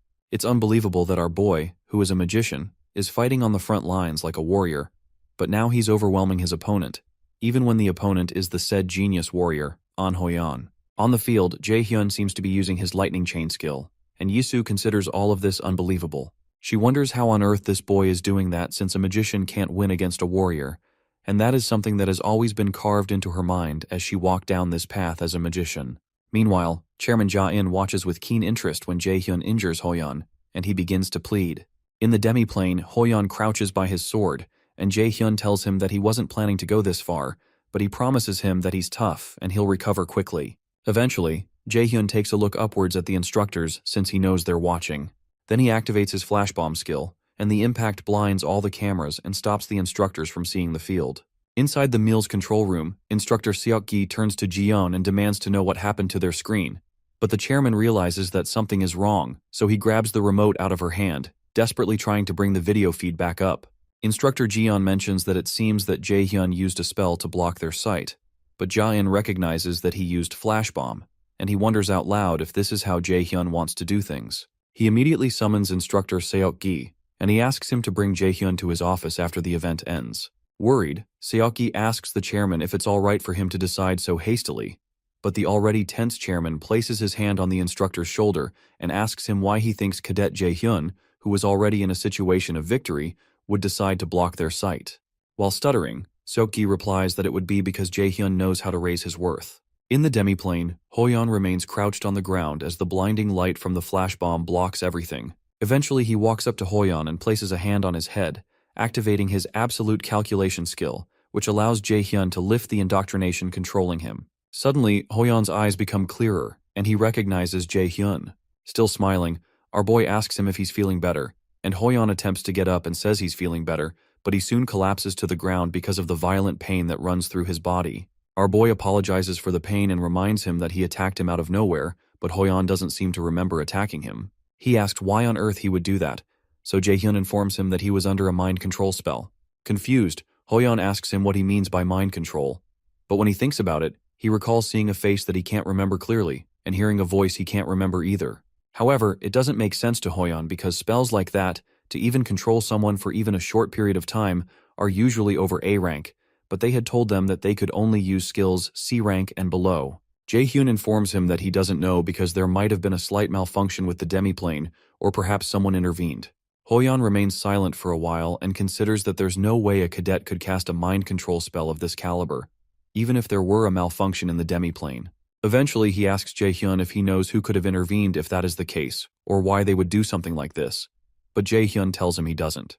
However, he adds that if whoever did this could do something like this, they're probably someone most wouldn't dare go against.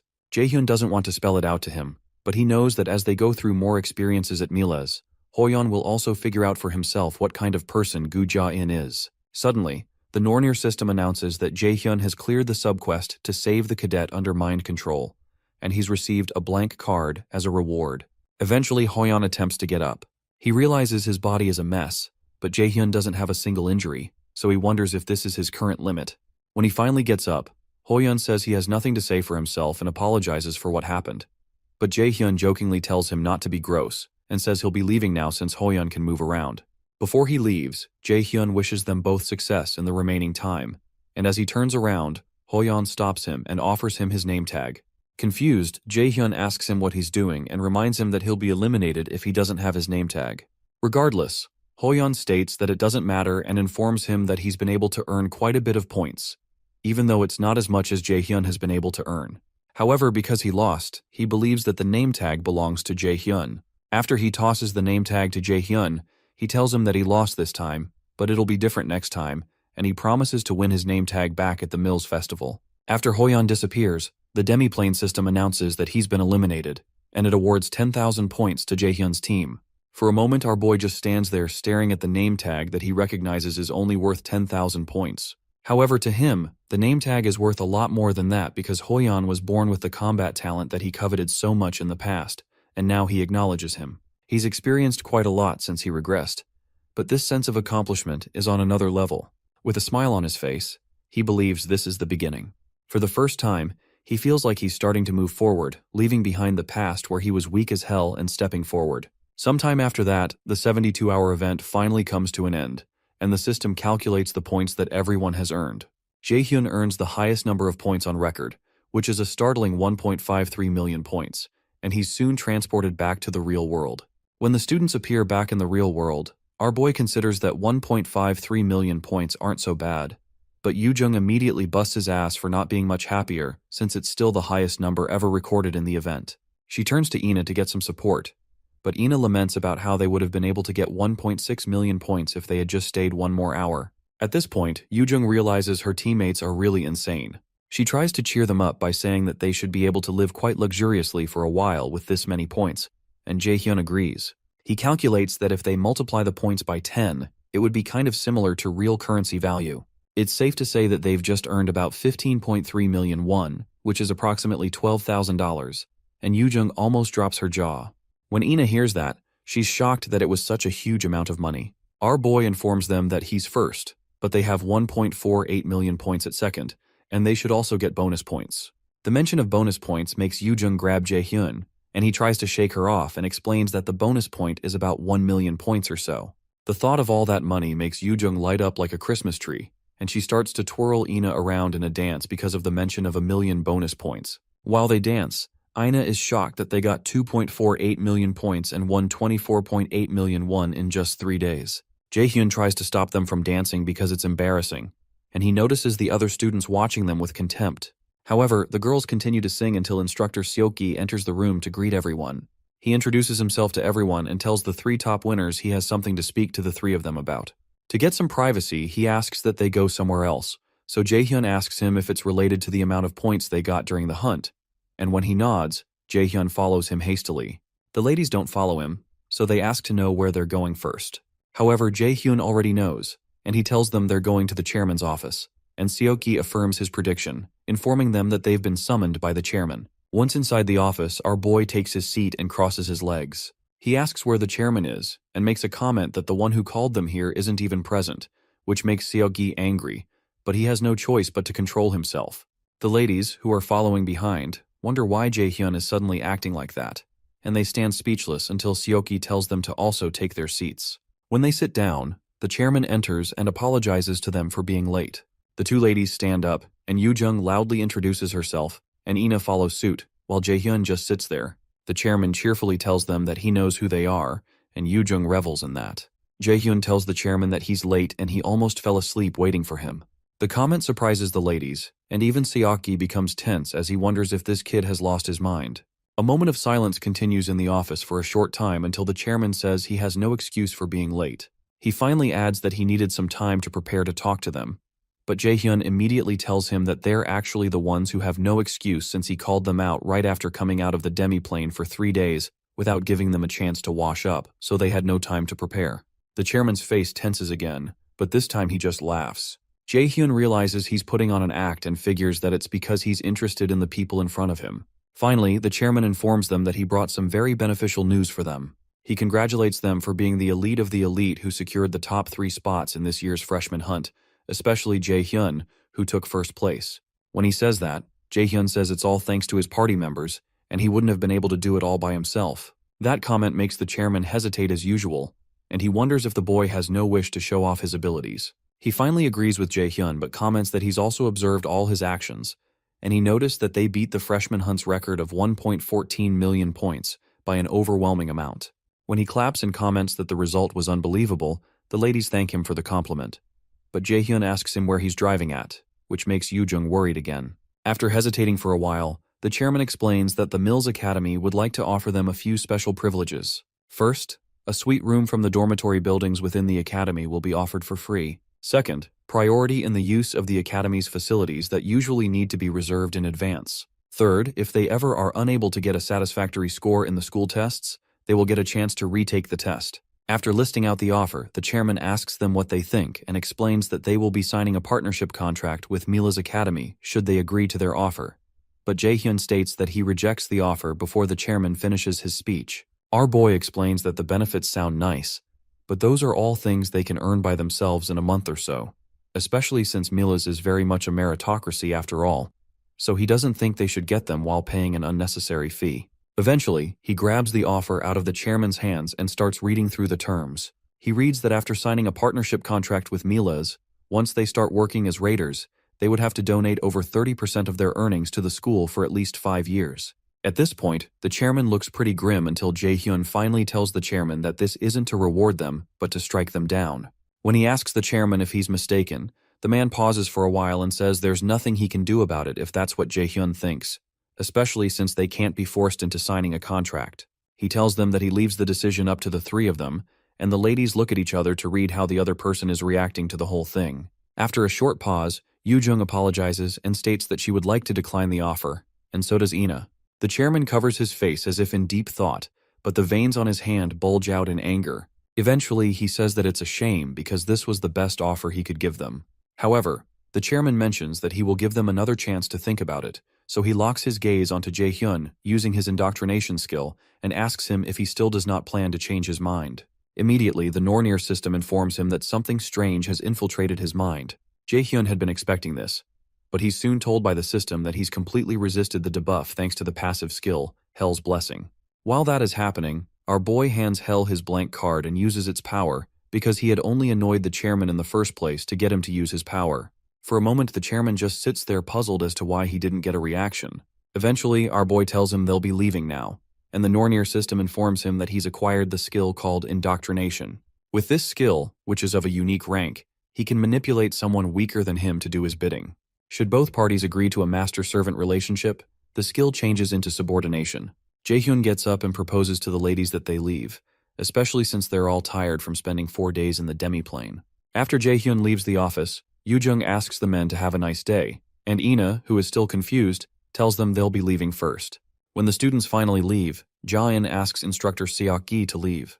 When he's alone, he wonders how a mere freshman can resist his unique skill, and he finds this really interesting. Outside, Jae-hyun asks the ladies if they're really fine with refusing Ja-in's offer. Yoo-jung confesses that she was a bit tempted at first, but she later decided Jae-hyun was right with whatever he said, because it was obvious that Ja-in was going to sweet-talk them into agreeing and take advantage of them since they're so young. Ina agrees that she didn't also like the contract, and she thinks rejecting it was the best choice. Apart from that, she feels that it's better to earn things with their own hands than to start off with privileges.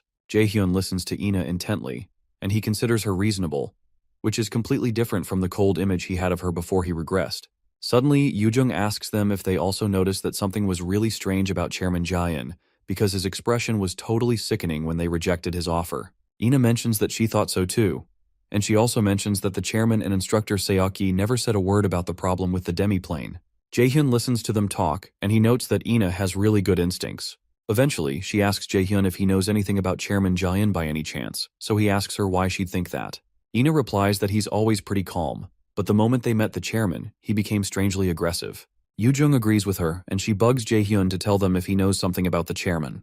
To answer their questions, he tells them that he's also not certain, so it's hard to tell them anything. But he informs them not to trust anyone in the academy, whether it's the chairman or the instructors. Suddenly, Ina walks up to him and asks if they can't trust him too. And while Jae-hyun pauses, Yoo-jung steps behind Ina with an eerie look in her eyes and tells her not to trust Jae-hyun either. She points out Jae-hyun's fierce look and narrates how he once left her stranded in the middle of the streets instead of taking her home, and Jae-hyun asks her why she's suddenly bringing up something that happened a long time ago. Annoyed, Yoo-jung grabs his hair and calls him a jerk, reminding him of how hard a time she had back when it happened. Eventually, our boy manages to get Yoo-jung off him, and he suggests they go into rest since the sun has set. When it's time for them to separate, Ina doesn't look like she wants to leave, so she asks them if they'll be parting ways here. For a moment, an awkward silence occurs, and Yoo-jung just looks at the two of them. Suddenly, she hugs them both and asks why it feels like a teen romance over here, so she asks them to make room for her too. Jae-hyun, however, drags her away and points her to the girls' dormitory, then asks her to go get some rest. She eventually agrees to go rest, and Ina follows behind, but she reminds Jae-hyun to rest well before she leaves. Our boy soon heads to the boys' dormitory. When he gets to the door, he realizes it's been a while since he's been here. He recalls the musty smell of mold from the corners, the floor that a lack of funds left unmaintained, creaking with every step, and eventually goes to his bed. To him, those who remained in this dormitory after a few years are those without talent, so he hopes to find a new place as soon as class is over the next day, because experiencing hell once was plenty enough. The next day, Jae-hyun goes for a run and eventually stops after he feels he's done enough for a warm-up. He turns around towards the dormitory so he can start getting ready for his first class. Shortly after, all the freshmen that are magician cadets gather in a room, and their assigned instructor for the basic mana acclamation, Kim Ji-yeon, comes to introduce herself. While she talks, Jae-hyun frowns because this instructor isn't someone he's familiar with. Even considering the fact he was a warrior in the past, he doesn't have many memories of his instructor. She could be one of the instructors who quit soon, even though becoming an instructor at Mills wasn't easy. The instructors who still remained at Mills were those like Kim Seok-gi that were greedy for the crumbs Jae-in was willing to throw them. Ji-yeon mentions that she's sure that most of them found it strange that their first class was not in a classroom, but a large facility like this instead. As some doors open behind her, she explains that the reason is to test their mana sensitivity. The students are shocked by the sight of the doors that seem to be exposing a mana cube, and they hope they're not saying they have to go in there. While they lament that this is too difficult for a first class, Jaehyun considers that this mana cube feels similar to the mana cube he saw before, but it has way less mana. Instructor Jihyun explains to them that what they're looking at right now is called a mana room. It was built based on a mana cube that can normally be found at guilds. For cadets like them, she explains that it is close to impossible to break out of a mana cube, and that is why they prepared this. The odd thing is that our boy had broken out of a mana cube at his guild. The mana room is divided into many subrooms. The first room's mana is similar to the amount in the atmosphere, but the mana becomes thicker as you go further in. On average, a first-year Mills Academy cadet can usually reach level 3. A graduating cadet can reach their limit at around level 7. In this class, they will find out what level their mana sensitivity is at. Jihyun asks the cadets to form a line and follow behind her. She informs them that they can raise their hand if they have trouble during the test, so they can follow the assistant instructors out of the room. Soon after, she enters one of the mana rooms, and the cadets follow her in. After everyone enters, Instructor Jihyun notes that none of the cadets seem to be having trouble at level 1. She decides that they move to level 2, and when they enter, some of the cadets begin to pant, and the instructors have to help them out. After they leave, Jihyun asks the rest that are still standing to follow her to level 3, and when they enter, almost half of the class raises their hands, but Jaehyun, Yoojung, and Ina do not seem to be affected at this point. Instructor Jihyun asks that the rest follow her to the 4th level, and many more people raise their hands. When those uncomfortable leave, she proposes they move to level 5, and then many more people ask to be excused at that point. At level 6, several other people are taken out due to exhaustion. Yoojung asks Jaehyun if he feels like it's starting to get hard to breathe, but he says he doesn't think so. Meanwhile, Ina watches Jaehyun and notices that he seems like he's still doing fine, so she decides to try harder. Jiyeon looks around, and she notices there are only 4 cadets remaining. Jaehyun, Yoojung, Ina, and one other guy named Lee Soo-hyuk. They are all cadets that scored high during the freshman hunt. Chairman Ja-in had told her to keep a close eye on Jaehyun and report back to him, but she doesn't plan to simply follow such orders. She soon tells the cadets they'll be moving on to level 7, and the other students wonder who the heck those guys are that are moving on to the next level, especially since the instructor had said only graduates reach level 7. When they enter the 7th level, Instructor Jiyeon proposes that they move on to the 8th level and asks any of the cadets if they're having trouble, and no one speaks, even though Yoojung seems to be struggling at this point. The other students are in awe as they watch them move to the 8th level, and when they get there, the cadets feel a sharp spike, except for Jaehyun, of course. Starting from level 8, the mana level fluctuates at every moment like it does within a dungeon. Jiyeon knows that geniuses should have trouble starting at this point, and true to her expectations, Soo-hyuk and Yoojung raise their hands to leave the mana room. Meanwhile, Ina begins to sweat, but when neither she nor Jaehyun raise their hands, Instructor Jiyeon has no choice but to move to level 9. When they enter level 9, Ina almost vomits and begins to stagger, which startles Jaehyun. When Jiyeon turns around, she's unable to help because she recalled that the chairman had told her that she should never offer any cadet help before they ask, no matter what kind of situation they face. He had said that danger is no different from a new opportunity to a cadet, and if that opportunity is taken before their eyes, that would be heartbreaking. Jaehyun asks Ina if she's alright, and she tells him she is while trembling. At this point, she can't clearly see Jaehyun's face, and she really doesn't want to lose. Everyone Ina knew had always told her that only the strong can survive, and she won't be able to do anything but bow down before a warrior, even if she has some talent with magic. She's been told that the weak have no future, and she really desires to be acknowledged at this point, but she finds herself collapsing as Jaehyun tries to hold her up, and she tells him she's lost again. As the assistants take her out, Jaehyun wonders what she meant by losing. When they enter level 10, Instructor Jiyeon asks Jaehyun if he's alright, and she knows even she will begin to have some trouble from here on. Eventually, our boy turns to her with a smile on his face, and he states that he's also having some trouble and would like to go out now. When she hears that, Jiyeon asks him to come out with her. As she heads out, she wonders what he means by having trouble since she can't see a single sign of that. When they finally get out, Jiyeon asks the other cadets to clap for Jaehyun because he succeeded in reaching level 10, which means he's on a par with a raider, that is, a B rank or higher. As she tells everyone else to work hard and try to catch up with him, Soo-hyuk glances at Jaehyun with a frown, and Ina doesn't look so happy with herself. Shortly after, our boy asks Ina if she's alright. She tells him she is and apologizes for making them worry, so Jaehyun tells her it's good since nothing serious happened to her. Yoojung asks Jaehyun if he's also alright since he looked pretty unaffected a while ago, and he tells her he is. Then he asks her to take the towel from around her neck because she looks like a construction site worker. The statement riles Yoo-jung up as expected, and she regrets having been worried about him. While she's ranting, Jae-hyun asks her if she's also not in any pain, and she says that the doctors also said she's fine, and she gloats about how fit she is. For a moment, Jae-hyun watches Ina. He had thought she was just a bit competitive, but something seems to be different.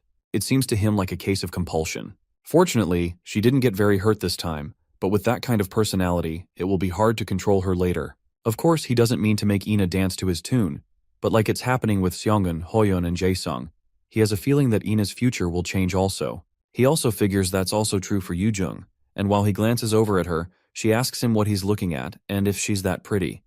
But Jae-hyun asks her if she's sure there's nothing wrong with her, because she could only be saying such nonsense if she's hurt somewhere. As Ina tries to subdue Yoo-jung from taking revenge, our boy thinks about how he doesn't know what kind of effect his actions will have in the future.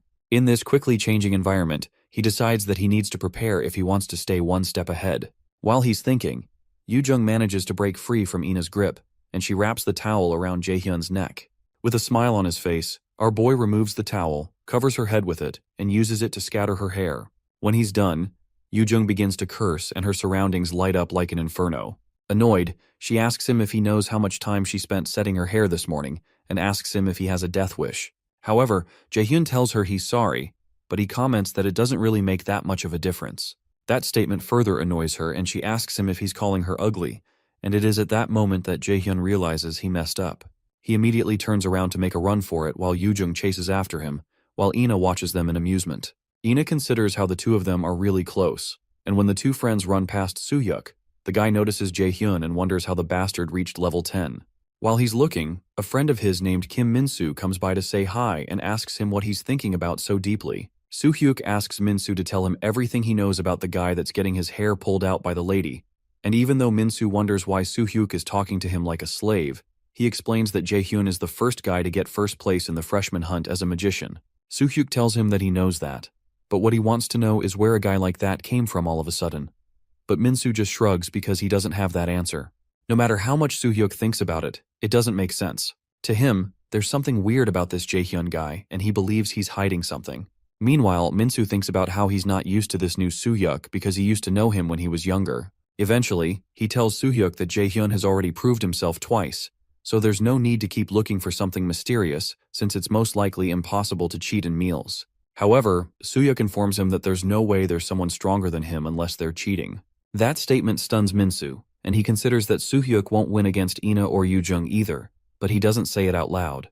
Eventually, he advises Soo-hyuk that they don't need to become unreasonable, because he won't win against Jae-hyun even if he dies and gets resurrected, but the guy doesn't listen to him. Sometime later, Jae-hyun has a video call with his delightful teacher, Seongun, and he asks her if she called him because she wanted to hear about what happened at the freshman hunt. Seongun agrees that she did, because it's more interesting to hear it from him directly. Excited, he informs her that he got first place, and that makes Seongun proud. She notices that his apartment seems to be too good for a freshman to have, and suspects that he got a lot of points. Finally, she congratulates him for taking the best first step in Mills Academy, known for being hard to survive. She tells him she's proud of him, and our boy mentions that he's relieved because he was worried that she would scold him if he got second place. That makes her giggle, and she asks him if there were any cadets who caught his eye during the freshman hunt. Surprised, Jae-hyun asks her if she's going to scout them or something, so she tells him that they're considering it and they're planning to reward him for the information he shares. Jae-hyun explains that telling her isn't hard, but to think he'll get a reward for something like this, he asks her if she's not being too generous, but she insists that she's doing this because she knows he won't cooperate if she offered 10 times the amount in the future. Eventually, he mentions Ina, Yoo-jung, and Hoyeon, saying those three are the ones that can be recruited by Yeonhwa. When he hesitates to mention someone else's name, Seongun asks him to speak, so he adds that he knows someone who isn't a freshman, but would be good to recruit from the upperclassmen. Seongun promises to give him a big welcome. After they end the call, the guildmaster thinks of Lee Jae-sang, whom Jae-hyun had mentioned, and she recognizes him as the youngest son of the S-rank raider, Lee Jae-sin. During the call, she had mentioned to Jae-hyun that Jae-sang is not as talented as his other siblings, and she knows that Yeonhwa might have some problems with Lee Jae-sin's Zephyr Guild by taking Jae-sang in. With such a risk, Seongun asks Jae-hyun if he still thinks they should recruit the boy, and he says he does because Jae-sang will become the world's best alchemist in the near future. After they end the call, manager Sung-jae informs her that Guildmaster Ms. Baek Ji-hyun has arrived. Seongun asks him to escort her in, so Ms. Ji-hyun steps in with Yeonju behind her. When they step in, Seonggun comments that they arrived exactly on time, so Jihyun responds that time is also a very valuable property to a merchant. Ms. Jihyun stretches her hand to Guildmaster Seonggun and states that it's been a while, but Seonggun politely tells her that she doesn't think they're close enough to greet each other so familiarly and asks her to take a seat. When Jihyun has her seat, Seonggun, still smiling, asks her what the master of the Curator Guild wants with her. Jihyun is amused by Seonggun's straight-to-the-point nature and comments that becoming close will really be difficult, but she admits that she also likes it. Eventually, Jihyun mentions that there seems to be someone Yeonhwa has been raising quite well, so she asks how much she can purchase Jaehyun for. Seonggun tells her that it's unfortunate that Yeonhwa Guild doesn't think of its members as commodities that can be bought, so she suggests that Jihyun look somewhere else. However, Jihyun asks her if the child would agree with that, so Seonggun tells her there are some things that can't be bought with money, but remarks that she most likely wouldn't know. Eventually, Jihyun replies that she didn't think Seonggun would take her offer anyway, and it doesn't matter because she only came as an act of courtesy. Amused, Seonggun informs her that her thoughtfulness is quite unpleasant, but Jihyun thinks that's a shame and decides to leave since it's getting late, and Seonggun doesn't seem to want to talk to her either. As she gets up to take her leave, Seonggun retorts that she's glad that she noticed that she doesn't want to talk to her, and Jihyun jokingly responds that a sharp eye is also a merchant's virtue. The next day, after an endurance test at the Mills Academy, the cadets wait for the system to analyze the results of the endurance test. An Hoyeon ends up first with 101 points, while Jaehyun comes in second with 99 points. The result makes our boy hiss, but he had expected that he won't be able to compare to a combat genius like Hoyeon. However, he doesn't consider second place a bad result.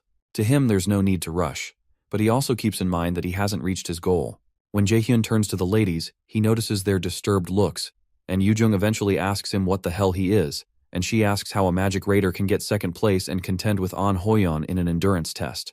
When she demands to know how that's even possible, our boy informs her that it's not strange since he started out as a warrior, but that explanation still doesn't satisfy Yoojung. When she tries to protest again, Jaehyun tells her there's no need to focus on only magic so much, and she needs to also focus on her health. That remark makes Yoojung grim again, and she threatens to one day show him he's not as important as he thinks he is, but Ina soon holds her back so she doesn't start another fight. Meanwhile, Instructor Seokgi watches them nearby and he realizes that Jaehyun is a dangerous guy, just like the chairman said. The boy's muscular endurance is not something a magician should possess, and that makes Seokgi wonder what on earth he is up to. Soon after, the students hear the bell that signals that their next class is about to start, so Seokgi tells the students that their second endurance test is called the AR evasion test. Jaehyun recalls this test from the time before he regressed, and he knows it was the test that examined numerous cadets on their talent and made them hit their limit. Seokgi explains that they'll be gathered in a room with top-tier cutting-edge facilities called the AR test room. The AR combat measurement system in front of them will help test each cadet's ability through virtual battles with opponents created within augmented reality. Jaehyun listens intently, and he realizes that Seokgi is not planning to do this the easy way. Normally, what they would do is eliminate the monsters materialized by drones while analyzing their pattern of attack, but they will only focus on assessing their evasion abilities this time because it's an endurance test. However, if they defeat monsters, they will receive higher scores. Seokgi hands the cadets some objects that look like earphones, and when Yoojung asks, Jaehyun explains to her that they're receivers that can analyze and record the combat simulation. After noting Jaehyun's correctness, Seokgi adds that this receiver is used to implement augmented reality. It stimulates the brain and using the projector, creates the realistic illusion of an actual monster. Through drone cameras, 3D images are augmented into the surroundings, making it seem like there are real monsters present. The use of such devices is for safety and to avoid the possibility of getting hurt. What Seokgi doesn't tell them is that the receiver stimulates the brain such that they can still feel about a fifth of the opponent's attack damage. The aim is not to shock the cadets but to create a certain level of caution to increase their possibility of survival in dungeons. Seokgi explains that the AR system has a total of 100 levels, but they will be evaluated only up to level 10. The test will be done in teams of 4, and they will now be grouped and called in order for the test. Before the test begins, the teams are formed, and Team 3 contains 2 warriors and 2 magicians, including Jaehyun and Soohyuk. Jaehyun considers that it's pretty balanced. While he's thinking, Soohyuk calls out to him and asks him if he's Min Jaehyun. Our boy replies that he is, so Soohyuk tells him that he heard that he got first place in the freshman hunt, but there's something he can't just understand. He wonders how a magician can get first place and reveals he believes there's a special reason for that, so he asks Jaehyun to teach it to him. After pausing for a while, Jaehyun asks him if he's considered the possibility that there's no such thing, so Soo-hyuk informs him that he'll have to expose it in that case, even if he has to use force. Excited, Jae-hyun smirks and asks him why he didn't just say that his goal from the start was that he wanted to fight with him. Soo-hyuk, who is also smiling, informs him that it's nice to see that they understand each other. The two other ladies on the team become worried, and one of them wonders why they're acting like that since they're on the same team. The shorter lady wonders if they'll be alright, so she tries to separate them. But instructor Seok-gi soon calls their team onto the field. When they step into the field, the system begins a 5-second countdown and informs them they'll be facing a skeleton warrior. The skeleton warrior soon manifests, and Soo-hyuk decides he needs to step back first to create some distance. Before he can move, Jae-hyun dashes forward at breakneck speed, much to the shock of the others on the team, and the ladies try to warn him that it's dangerous. Surprised, Soo-hyuk asks what the hell he's doing and wonders what Jae-hyun thinks a magician can do at the front line. While Jae-hyun makes his way to the front, he wonders why there are still such taunts aimed at him, but he decides that it'll be best to show a bit of his ability here. After creating some mana in his hands, our boy smashes the skeleton's head with just one strike, and the others watch him in utmost surprise. Even Seok-gi is stunned, and everyone else in the crowd watches in amazement. Soon after, a few more skeleton warriors appear, but Jae-hyun proceeds to feed his knee to another skeleton warrior standing nearby. When he lands on the ground, he initiates an active skill of his called Mana Weapon. Mana Weapon is a special skill that an ordinary magician can't make use of because it's a skill that allows a magician to physically inflict damage. It's useless to magicians since they don't fight close combat. But our boy is a different breed. Soo-hyuk watches in confusion, and he tags Jae-hyun as a psycho. The other ladies still can't believe their eyes, and the system announces that they've completely cleared level 1 of the AR evasion test, and additional points have been awarded, with Jae-hyun getting 100% of the contribution. Level 2 of the test begins, and they're faced with a monster called a Draugr. The sight of the monster intrigues Jae-hyun, and he informs the monster that it's been a while since they met. After a series of fighting and broken grounds, the system announces that they've completely cleared level 10 of the AR evasion test. While the system congratulates them for breaking the record for the shortest time to complete the test, Soo-hyuk considers this completely unbelievable. Meanwhile, Jae-hyun considers that his performance is not too bad, and that his body has been feeling lighter ever since he started using the combat technique that Ms. Seongun taught him. Suddenly, Soo-hyuk approaches him and asks him what kind of dirty trick he just used, but Jae-hyun explains that there's nothing more to what he just saw.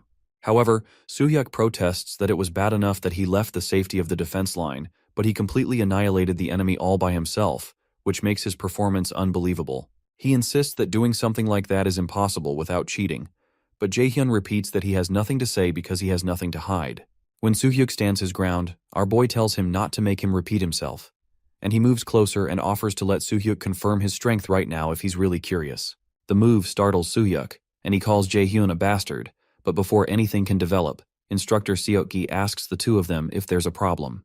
The instructor's interference stops the building tension, and Soo-hyuk wishes there weren't any instructors here. Our boy eventually turns to walk away, and Soo-hyuk tells him not to think he's won, so our boy tells him he doesn't think he lost either.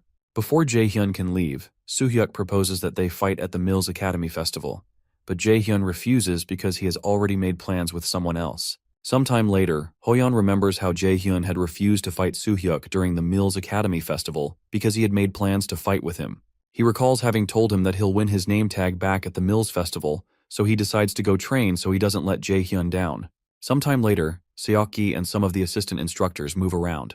One of the assistant instructors asks the other if he's seen the results of the endurance test this year, and the other guy says he personally monitored it and that the cadets this year are pretty good. When they start to talk about a magic cadet named Jae-hyun breaking the record, which shouldn't be possible, Seok-gi considers that the boy is not merely talented because those practiced movements he showed while fighting at the front line when he's a mere magician are unique. When they enter the chairman's office, Jae-in commends them for their good work, and he proposes that they talk about the results of this year's endurance test. Seok-gi explains that there were a total of 3 cadets who got full points, and those cadets are An Hoyeon, Cha Yu-won, and Min Jae-hyun. Even among those 3, Jae-hyun's scores were exceptional. The chairman thanks instructor Seok-gi for the information and commends him for working hard. On his screen, Chairman Jae-in goes over footage of Jae-hyun, and a grin develops on his face. He tells Seok-gi that he hopes he'll continue to keep him informed on Jae-hyun's actions and grades, and to tell him immediately if he starts acting strange, to which Seok-gi agrees. The chairman tells them all to keep up the good work, and he asks that they inform the instructors to prepare for the next event. Sometime later, Jae-hyun returns to the AR evasion test and completes level 27 of the test. The 27th level seems to be his limit, and this is a difficulty level that a 6-member party of C-rank raiders would normally clear with effort, so it means he's equal to that much of a force. It turns out that the next event for the freshman is the dungeon practicum, and Jaehyun decides to start preparing. He remembers the dungeon practicum incident, which was one of the most disgraceful and tragic incidents at Mills Academy, where numerous cadets lost their lives. He and his teammates were mixed up in that incident, and in the end, he was the only one who survived on his team. Even as he had to listen to people tell him that he should have been the one to die, he couldn't bring himself to leave Mills Academy because he didn't want to disappoint the people who believed in him. Shortly after, our boy goes to the store to make a purchase. When he's done, he wonders if he'll be able to live differently in this life. He was unable to protect anyone, led a pathetic life in his past life, and was as expendable as a single-use item. However, he doesn't plan to live the same life all over again. Living a life of regret once was enough. One day before the dungeon practicum begins, the students go to class as usual and soon finish their activities for the day.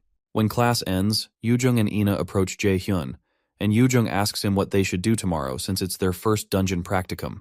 Ina admits that she couldn't sleep well last night, so Jaehyun informs them that everyone feels the same when they enter a dungeon for the first time. His comment surprises Yoojung, and she playfully asks if this is not his first time, and if he had gone into a dungeon for a walk or something. He retorts that he doesn't know about dungeons, but he's met monsters a few times, and there's one in front of him right now. That causes Yoojung to lose it one more time, and she starts to curse and pound her fists on him. Ina watches them nearby, and their goofiness makes her smile. Eventually, Jaehyun offers the girls something if they're so worried, and Yoojung asks what it is. Our boy tells them that he bought the potion along with his own, and he tells them to use it when they need it. Eventually, Yoojung agrees to forgive him this time because of his good gesture, and Ina promises to make good use of it. Our boy considers that he survived the dungeon practicum the last time due to luck, but he'll ensure that he does it this time with skill. On the day of the dungeon practicum, Jaehyun spends some time warming up in the early hours of the morning. Warming up is important before going into a dungeon, no matter how great a magician's mana capacity is. If they suddenly overuse high-level spells, they will experience mana rebound. If mana rebounds when casting a spell, it could injure the user's body. A magician who uses high-level spells a great deal is prone to mana rebound, and Jaehyun recognizes that Lightning Chain and Sacrifice are high-level skills. Apart from that, he's not sure how dangerous things will get during the dungeon practicum today, and he doesn't know if he'll die or if his teammates will. On top of that, if he keeps his mana pooled up in his lower abdomen like he has just done, he can use it to strengthen his spell or body quickly when he needs to. He suddenly recalls the time before he regressed, when the system had told him that time would be regressed to the period the user most desires. While he's deep in thought, the Nornir system activates a main quest. Apparently, he has succeeded in returning to the time he longed for. From now on, he has to go through several junctions that left him with regrets and decide whether to make the same choices or change them. The decision he takes may kill or save others, and whatever he decides to do is in his hands. The difficulty of the mission is unknown, and the rewards are unknown too, but they seem to depend on whether he takes route A or B. The worst part is that he has just 12 minutes to decide, and the penalty for failure is equally unknown. Jaehyun guesses that something came up again, and the Nornir system is obviously trying to help him grow stronger since the gods need him for their plans. However, he doesn't understand what they mean by him choosing his route, and he wonders what on earth they're planning. Shortly after, the freshmen gather at the Mills Academy underground mock dungeon. Instructor Yijeon comes to attend to them and informs them that they'll be grouped into teams of 4 via lots and will have to act together. When the students begin to murmur, Jaehyun guesses that the others think it's not fair. Real monsters will appear in this dungeon, and if you're lucky, you can clear the dungeon easily, but if you're unlucky, you'd be part of a low-ranking cadet team struggling to raid the dungeon. When the murmuring continues, Yijeon silences them and explains that their scores in the dungeon practicum will be part of their official tests. Apparently, only low-level monsters that they can defeat will appear in the dungeon practicum, and Yijeon tells them all to try their best. While she's speaking, Jaehyun reasons that this is Chairman Jia-in's trap. Like the instructor said, most of the monsters that appear here are low-level, but if things go like they did before he regressed, boss-level monsters will be mixed in. He recalls the D-rank boss monster, Kobold Lord, and even though it isn't a difficult opponent for him, he doesn't plan to follow along with Jia-in's plans, except that the small gap Jia-in will leave open in this dungeon practicum might actually give him the opportunity to end him. Shortly after, Yijeon declares that the cadets should come forward and pick a lot, one at a time. After picking, Jaehyun and Ina end up together, and our boy tells Ina he's glad he knows someone on the team, to which she also reciprocates. He's glad there's someone on his team he can talk to comfortably, especially someone who is skilled. While he considers coming up with a strategy, he's shocked by the sight of his two other teammates. The lady introduces herself as Warrior Kim Jina, and the guy introduces himself as Warrior Park Sungwoo. Sungwoo cheerfully asks if they're also on Team 3, but Jaehyun recalls how these two people were his teammates in his past life, and they ended up getting killed by the boss monster after they asked him to run away while they took care of things. Suddenly, our boy understands what the Nornir system means by him choosing his route, and he can see the choices in front of him. When the new two warriors step forward, our boy realizes this is what the Nornir system wanted from the start. So he shakes them and introduces himself as Jaehyun, and introduces Ina also because she's clearly shy. It amuses Sungwoo that Ina is shy, but he's certain that they'll all get along as they spend time with one another. And Gina agrees that they'll all get along well. Our boy realizes that these two warriors are the same as they were in his past life, and he's happy with how cheerful they are with Ina. Once they've gotten introductions out of the way, Jaehyun proposes they make plans first. The other two agree, and one of them suggests making Jaehyun the team leader. With the quest the Nornir system showed to him still in his mind, our boy sits down to explain the plans to them. He reminds them not to get weak no matter what pops up in the dungeon, because if the warriors in the vanguard start to falter in particular, the whole party will end up annihilated. The warriors are intrigued by Jaehyun's tactical intelligence, and Sungwoo says this is expected of the person that got first place in the freshman hunt. Sungwoo realizes the details of the strategy are no joke and says he's memorized all 6 parts of it, and Ina says she has too. Soon after, Instructor Jeon steps forward to inform the cadets that their planning period is over. From now on, they will officially begin the dungeon practicum, and she asks the team leaders to come forward. Jaehyun steps forward, and when he looks to his side, he notices Hoyeon coming forward as the team leader of Team 4, which Yoojung is part of. He's glad that Hoyeon is the team leader because that means Yoojung won't get hurt.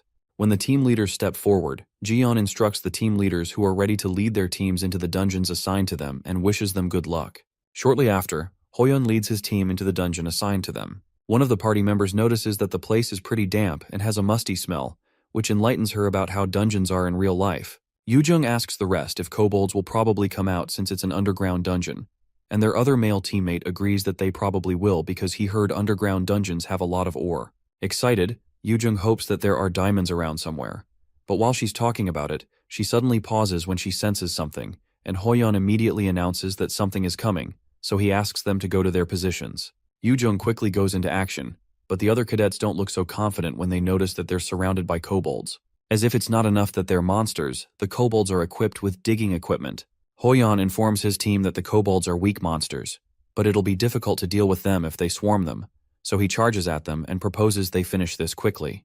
Yoojung uses an explosion from her holy force and activates her flash bomb skill, causing a release of a huge explosion that blinds the monsters, giving Hoyeon the chance to cut them down. While the other two teammates fight with the monsters, Yoojung activates a move called the Wind of Helheim and activates a skill called Air Blast. She releases several blasts of air towards the chest of the kobolds and knocks them to the ground. After they take down the monster, Hoyeon asks if everyone is fine, and the ladies reply that they are. When they turn to the other male, Seho, they notice he seems to be choking, so they rush to help him, and Yoojung wonders what's wrong because she's never heard of kobolds using poison. When Yoojung looks up, she realizes that the boy isn't choking because of poison, but because of an overwhelming wave of mana hitting him. In front of them is a huge kobold boss, and the students freeze. Shocked, Hoyeon asks why there's a kobold lord here. Meanwhile, in the dungeon assigned to Team 3, Gina confesses to Jaehyun that she knew he was strong, but he's really amazing. She asks him how many monsters he's dealt with so far in their walk through the dungeon, but Jaehyun insists it's nothing because things just happened. However, Gina insists that it's nothing because they will be able to clear the dungeon without anyone getting hurt if things continue like this. When Jaehyun looks to his side, he notices that Ina is distracted, so he grabs her hand and asks her if other people still make her uneasy. She admits that they do, so Jaehyun realizes she's really shy. But then, there were rumors that no one had seen Ina speak more than 3 words at a time. While moving forward, the team runs into a room filled with ores. Our boy realizes that this is different from what he remembers, and this clearly must be Jaehyun's doing. It occurs to Jaehyun that his existence has caused Ja-in to change his plans from what he did in the past. Suddenly, Jaehyun senses a monster coming, and he supposes it's the Kobold Lord, so he informs his teammates to use their plan C by defending first, and then counterattacking. When Jaehyun tells them to be careful because this monster is different from what they've encountered before, Sungwoo becomes worried that a stronger monster is coming, especially because they had been told that only weak monsters appeared here. Suddenly something breaks in through a nearby wall, and the cadets are shocked to see a Kobold Lord. They wonder what a boss monster is doing here, And as Ina is about to run backward, she recalls what Jaehyun said about the whole party being annihilated if any of the warriors in the vanguard start to falter. She quickly activates the magic armor around the warriors, and Sungwoo struggles to focus because of the sheer size of the monsters. Eventually, Jaehyun activates his taunt skill, and when the Kobold Lord attacks Sungwoo's shield, Sungwoo calls out to Jaehyun. Our boy rushes towards them and creates a mana attack in his hands, and he blasts the Kobold Lord. Ina is shocked by the amount of power that Jaehyun's attack packed, and she hopes that such a great attack would deal a great deal of damage. But the monster easily gets up as if nothing happened. The sight makes Jaehyun laugh, and as he witnesses the destroyed parts of the monster repairing itself, our boy confesses that he didn't expect anomalies. As its body heals, the Kobold Lord smiles at them, and Jaehyun starts to wonder if a Kobold Lord with regenerative abilities isn't too much to handle. Suddenly, the Norner system identifies the existence behind the Kobold Lord as something called Odin's Raven, so it gives him a special quest called the Raven Hunter. The special quest requires him to kill all of Odin's ravens that are weighing down on him and the gods against the Aesir. There are 5 objectives, and the mission is an S-rank difficulty with a reward of a blank card and class increase, with a penalty of death. Meanwhile, outside the dungeons, Instructor Jiyeon goes through footage of Jaehyun's previous fights, and she wonders how the boy can give such a performance as a magician. She's an A-rank magician herself, but such battle skills that Jaehyun shows are unthinkable to her. She considers that the chances of Jaehyun's Team 3 taking first place in this dungeon's practicum are high, and when one of the doors opens, she's surprised to see Cadet Seho being helped up by Hoyeon, while Yoojung tells her that there's a big problem. Still shocked, Jiyeon asks her what happened, and they inform her that a Kobold Lord appeared in the dungeon. She's surprised that they could run into a Kobold Lord because there's no way it could have gotten in, and Jiyeon begins to wonder what on earth is going on inside the dungeons. Meanwhile, the assistant instructors come to help Seho, who has a mild case of mana addiction, and they ask him to take deep breaths. Soon after, Yoojung asks Instructor Jiyeon if Team 3 has not come out yet, and she's told they have not. Hoyeon doesn't believe it because he's sure that Jaehyun and Ina are too skilled to be unable to escape the Kobold Lord easily.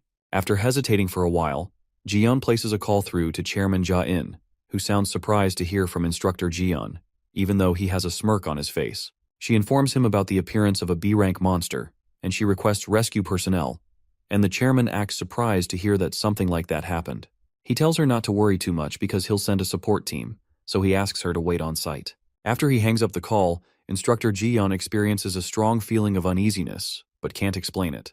Meanwhile, inside the dungeon, Ina, Gina, and Sungwoo grow tired. The system informs Jaehyun that the existence behind the Kobold Lord is Odin's Raven, with 2 ravens named Hugin, which translates as thought, and Munin, which translates as memory. Odin gathered all kinds of knowledge from across the realms and used it to rule over Asgard. Eventually, Jaehyun calls the Kobold Lord a follower of Odin, showing the ravens that he recognizes their presence. Apparently, the mana he feels is close to B rank, and it's a regenerative Kobold Lord. Even though our boy has grown strong, this is a difficult opponent for him, and he wonders whether he should run. To him, running would be the smartest choice. That's what he always did before he regressed, hiding behind his selfish reason of self-preservation. But his life was a continuous string of regrets. He considers this a second chance, and he doesn't care if this is someone's test for him because he's going to protect them this time. Immediately, Jaehyun tells them all to run straight out of the dungeon while he distracts the monster. Sungwoo asks him what he's talking about and asks how he will deal with the monsters, but before the words can come out of his mouth, he's ambushed by 2 kobolds from behind. Fortunately for him, Jaehyun quickly blasts them away with some holy arrows, so he asks Jungwoo to shut up and get out of there. As the Kobold Lord swings his huge weapon again to smash Jaehyun into the ground, our boy tries to explain to the others that he can't fight and protect them at the same time. As the monster is about to pound our boy into the ground, Ina calls out his name in fear, but as he turns around to face the monsters, a shield appears between him and the monster to weather the impact of the strike. Surprised, Jaehyun looks to his side and realizes that Ina activated the shield. She informs him that she can help, and our boy knows from the look in her eyes that he can't convince her out of this. He wonders if this is another change he has created in the future. Then he asks Ina to stay with him while the others go back to the entrance of the dungeon and tell Instructor Jiyeon about the situation. When Sungwoo tries to protest, Jaehyun begs him to leave, so Gina agrees and promises to tell the instructor as soon as they can. As the 2 of them head out, Jaehyun and Ina are left alone to face the monsters. Jaehyun tells Ina he'll cover her from the back, so she summons her radiant holy sword and sends the sword through the flesh of the smaller group of kobolds. Jaehyun takes that as his cue, and he rushes forward to meet with the Kobold Lord that's coming for him. When he gets closer, Jaehyun notices that the Kobold Lord's body is melting, and our boy decides to stop in his tracks. He recalls that there's a limit to the amount of mana a body can contain, and there's something controlling the monster from the shadows, and the thing is pouring in way more mana than it can handle. That thing must be Odin's raven, and he decides to expose the ravens. Our boy equips his Mistletoe weapon. Due to having Mistletoe equipped, his field of vision expands, and the active skill called mana perception becomes equipped. Because of this, he can more clearly recognize the movement of energy from all beings that use mana. Using his mana perception skill, our boy sees the trail of mana leading away from the huge monster to a claw underneath. Jaehyun is glad that he's found it, and as the monster comes in again to strike him, Jaehyun activates his lightning chains and assures it that he's going to make sure it's dead. Meanwhile, in the gathering of the Aesir gods, one of Odin's ravens goes to Asgard to see Odin. Hugin informs the god that, through the ravens, he has found the whereabouts of Mistletoe, which had disappeared from the god's storehouse. Frigg, Odin's wife, asks Hugin where the Mistletoe is, so he informs her that it's in Midgard, referring to Earth, and it seems to be in the possession of the prophesied adversary. That disturbs her, and she calls Mimir an old fool, but Thor, who is sitting nearby, assures her that they're watching closely, especially since they signed a treaty with the anti-Aesir forces. Freya, who is also sitting nearby, accuses Thor of being complacent and reminds him how they lost Balder in the last war, and how the thing that killed him was the mistletoe branch, Mistletoe. After considering it for a while, Odin tells Hugin to find out whether the prophesied adversary has been in contact with the forces against the Aesir, so he returns to Earth to do that. Meanwhile, in the chairman's office, Ja-in keeps massaging the odd ring that he was massaging when Ji-yeon called him. Soon, Seaki steps in, and the chairman asks him how things are going. The instructor replies that no one seems to have noticed anything yet, and that pleases Ja-in. He chuckles again, and he's glad that he borrowed strength ahead of time. The chairman is certain that Jaehyun will fall into his hands no matter how arrogant he acts. Ja-in tells him that all of this is for Odin and the Aesir. In the dungeon, our boy targets the monster's chest with his lightning chains. However, the monster grabs the chains, which do not seem to deal any damage to it, and swings its weapon to take Jaehyun's head clean off. Our boy quickly leans backwards and jumps out of the way to avoid getting decapitated. With Aina by his side, he asks her if she can cover for him because he needs to be clear of the monster's attacks. So she tells him she'll try, but she doesn't look so good. Jaehyun realizes that Ina is probably already aware that she can experience mana rebound. Even if he ends up defeating the Kobold Lord, the chances of Ina dying are high, but he wonders why she still plans to help him regardless. In this second chance at life, Jaehyun had resolved not to trust anyone. After all, this world was completely unfair and cruel to the weak, but he seems to be having a change of mind. He turns back to his opponent and decides to end this. He only has one chance, and he sends a barrage of lightning chains at the monster once more, while Ina provides some support by creating a mana shield around Jaehyun. Our boy dashes towards the monster, and Ina, who's feeling more uncomfortable, bites her lower lip as her hands begin to shake. The riled-up monster targets Jaehyun, who is running towards it. Jaehyun recalls that his friend from his past life once told him that there's nothing more miserable than dying because you couldn't trust your companions. So, as Jaehyun leaps towards the monster, he signals to Ina to act, and he promises himself to confirm what his friend said from here on out. Jaehyun jumps on one of the chains and uses it to travel forward, and Ina is shocked that he's able to use that as a movement skill. She wonders how skilled he is with mana control for this to be possible. Meanwhile, the monster waits patiently as Jaehyun dashes towards him on his chain. But instead of colliding into the monster, our boy jumps right above it. In a split second, the monster twists its hand and tries to smash Jaehyun out of the air without turning back because it would take much longer to turn back. But it's clearly doing this under the control of the Raven. Ina becomes worried that Jaehyun would be knocked out of the air, but our boy evades the attack and smiles. Using his mana perception, he traces the mana threads to the spot where Odin's Raven is staying and bears down on the spot with all of the might of his sword. The strike is so strong that it breaks his sword, but it still works because the Kobold Lord reacts by letting out a shout. Suddenly, the system announces that the mana thread connecting the Kobold Lord and Odin's Raven has been broken. When Jaehyun lands on the ground, the Kobold Lord crashes behind him, and our boy walks forward to see the face of the being behind all this trouble. When he steps forward, Jaehyun finds Hugin crumbled after being hit by his strike. He asks the Raven what the hell Odin's goal is and steps on its head when it doesn't respond. Eventually, Jaehyun notices a necklace with an insignia of 3 triangles, similar to the shape on Chairman Ja-in's ring. He steps on the Raven again and asks it what the connection is between Gu Ja-in and Odin, but the monster doesn't respond. Eventually, Jaehyun realizes that the Raven doesn't have a will of its own, and it's meaningless to keep it any longer. He finally raises his leg, allowing the bird to fly back to Asgard to report to its master. Suddenly, Ina bursts into the area looking for Jae-hyun, but Jae-hyun warns her that it's not over yet because she needs to be careful about mana rebound. Before the words come out of his mouth, she suddenly freezes, and the Nornir system informs Jae-hyun that corrupted mana has accumulated in his body. Jae-hyun grabs his chest due to pain, and Ina does the same, but the Nornir system soon purges Jae-hyun's mana due to the purity of his mana. Soon after, he finally stabilizes, and the system notifies him that his mana capacity has permanently increased by 5%. Jae-hyun is glad it worked, and he's told that he has succeeded in hunting the first of his prey from the special quest called Raven Hunter.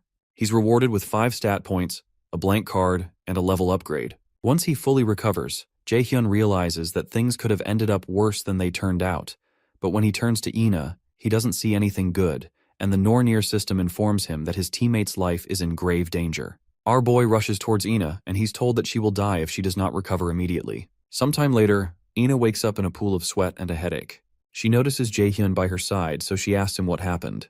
He seems to have been asleep, but he wakes up when he hears her calling his name. He's surprised she's awake and asks her how she feels, and when she checks her status, she's shocked to realize her health and mana have fully recovered. She's confused about what had happened, because she remembers that she experienced mana rebound. Eventually, she tells Jae-hyun that she's fine and asks him how he's doing. He responds that he's fine and mentions that he fell asleep. When she looks to her side, she realizes the Lord Kobold is dead, so she asks Jae-hyun why he didn't leave. He tells her that he was waiting for her to wake up because he has something to tell her. She wonders what it is, so she asks him, and after pausing for a while, Jae-hyun tells her that they have to get their stories straight. Ina suddenly blushes, because the Korean phrase for getting our stories straight is directly translatable as, I want to touch my lips to yours. Outside the dungeon, Yoo-jung demands from Sungwoo and Gina why only 2 of them made it out, and instructor Ji-yeon tries to hold her back from doing anything stupid. She tells Yoo-jung she understands that she's worried about her friends. Meanwhile, Hoyeon wonders what he's supposed to do to help Jae-hyun and Ina come back. Suddenly the dungeon door opens, and while Yoo-jung is still raising dust, Jae-hyun and Ina step out of the door, causing everyone to freeze. Jae-hyun asks them if they're fighting because of the 2 of them, and even instructor Ji-yeon freezes in shock because the inspection team had told her that the 2 cadets would definitely be dead. The monster inside was at least a B-rank boss. Suddenly, tears flow down Yoo-jung's eyes, and she runs towards the 2 of them with her arms open wide. She cries while embracing them, and explains that the instructor and the inspection people all said that they'd be dead. She tells him she's so glad that they're alive, and it causes Ina to smile. But Jae-hyun tells her he gets it, and asks her if she can let go of them now. Even Sungwoo and Gina are teary-eyed, and when Jae-hyun notices this, he thanks both of them for trusting them. Jae-hyun tells everyone that their 2 teammates left because he asked them to go get the instructor for help, and they don't deserve to be insulted or blamed. However, Yoo-jung, who is still angry, asks them how they can just leave behind their teammates like that, so Jae-hyun tells her he would have done the same, so there's no need for her to be like that. He reminds her that not everyone is as brave as her, and he asks her not to get mad for him either. The statement stings Yoo-jung, so she lets go of his arm and clings to Ina, stating that she was mad for Ina's sake and not for him. In a flashback to the time before they stepped out of the dungeon, Ina had asked Jae-hyun if he was the one who healed her body, but he tells her he knows she's confused, but it's hard to tell her everything. He explains that he doesn't want people to know about this ability, so she asks him why he's hiding it. Eventually, our boy asks her if she's not curious as to why a kobold lord appeared here and endangered the students. He tells her it's because of Chairman Gu Ja-in, who's a piece of shit who thinks of students as tools. Jae-hyun tells her that Ja-in is very different from the side of himself he shows to the public and the media, and he thinks it's fine for useless students to die. Ina realizes that's why Jae-hyun is against the chairman and why he's hiding his ability, and he confirms it. After pausing for a while, she reminds him of some things he said to her the day they went to the office. Apparently, he had told them not to trust anyone, whether it's the chairman or an instructor, so she asks him how much he knows about Jae-in. She points out that he knew from the beginning that Jae-in is a bad person, and he acted as if he already knew what was going to happen, so she asks him how he knows those things. When he doesn't speak for a while, Ina pleads with him to answer her, and Jae-hyun still remains speechless because he didn't expect her to react like this. He knows her life may be at risk if she gets more involved, so he considers using his indoctrination skill on her, but he changes his mind because she has a high magical aptitude value. Since her mentality is strong, it might not work, and that's not a good solution in the first place and a terrible way to make allies. Eventually, he apologizes but tells her he can't tell her more than what he already has, so she asks him why he can't. Jae-hyun finally explains that it'll be too dangerous for her too if he tells her any more than this, and he asks her to let it go for now. In the present, instructor Ji-yeon bows her head and apologizes to Jae-hyun for not being able to rescue them from the dungeon, and she tells him she's glad he's okay. However, he tells her it's fine, especially because she didn't put them into the dungeon knowing what was going to happen. When Jae-hyun turns back to go rest, Ina runs after him and asks again if he really can't tell her the things he knows, especially because no one knows if something like this will happen again. But he apologizes that he can't tell her and expresses his hope that she'll keep the promise she made. After Jae-hyun leaves, the Nornir system informs him that he's cleared the main quest, which is the first turning point, and the rewards depend on the route taken. He's told that he took Route B, which is different from the choice he made in the past. Because of that, he's given something called Idun's Golden Apple. Sometime later, Chairman Jae-in says that he has disappointed him. Seok-ji apologizes to the chairman, but the chairman insists that he will tolerate it once, but expresses that he hates having a useless subordinate. With an eerie look on his face, Ja-in turns to the instructor and asks him if he understands what he means. While trembling, Seok-ji promises not to disappoint him again, and Ja-in tells him he better not. The chairman tells Seok-gi to make sure to tame Jae-hyun in the next event before his patience runs out. The next morning, our boy has a quick shower, and when he sees his clothes, he recalls how Ina experienced mana rebound. Before his regression, Kim Yoo-jung died, and An Hoyeon didn't reach even half of his potential, so he believes he must intervene for the sake of the future.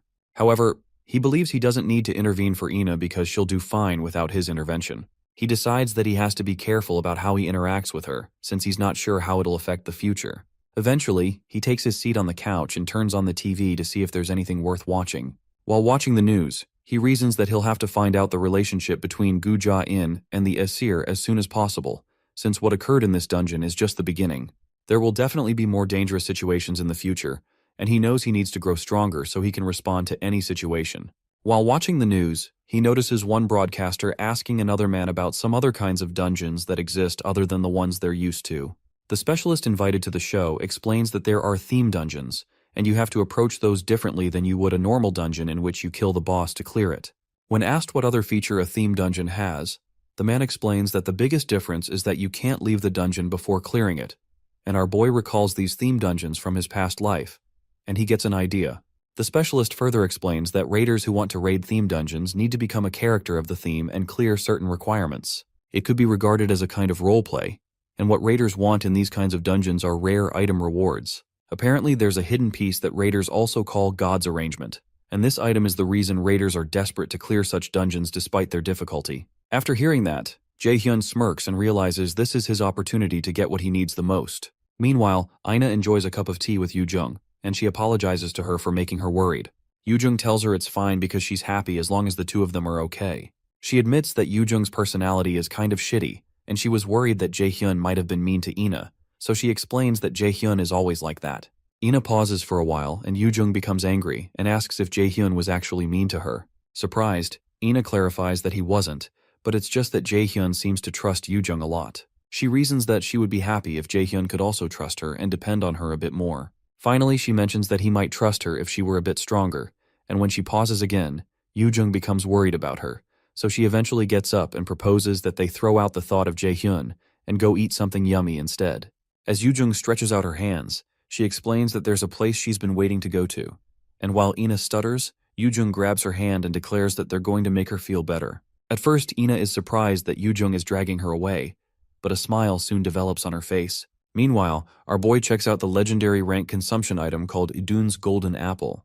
It's an apple grown and picked by Idun, who is in charge of the Aesir god's eternal youth and immortality. Consumption slows down aging immediately by 50% and increases natural healing ability by 50%.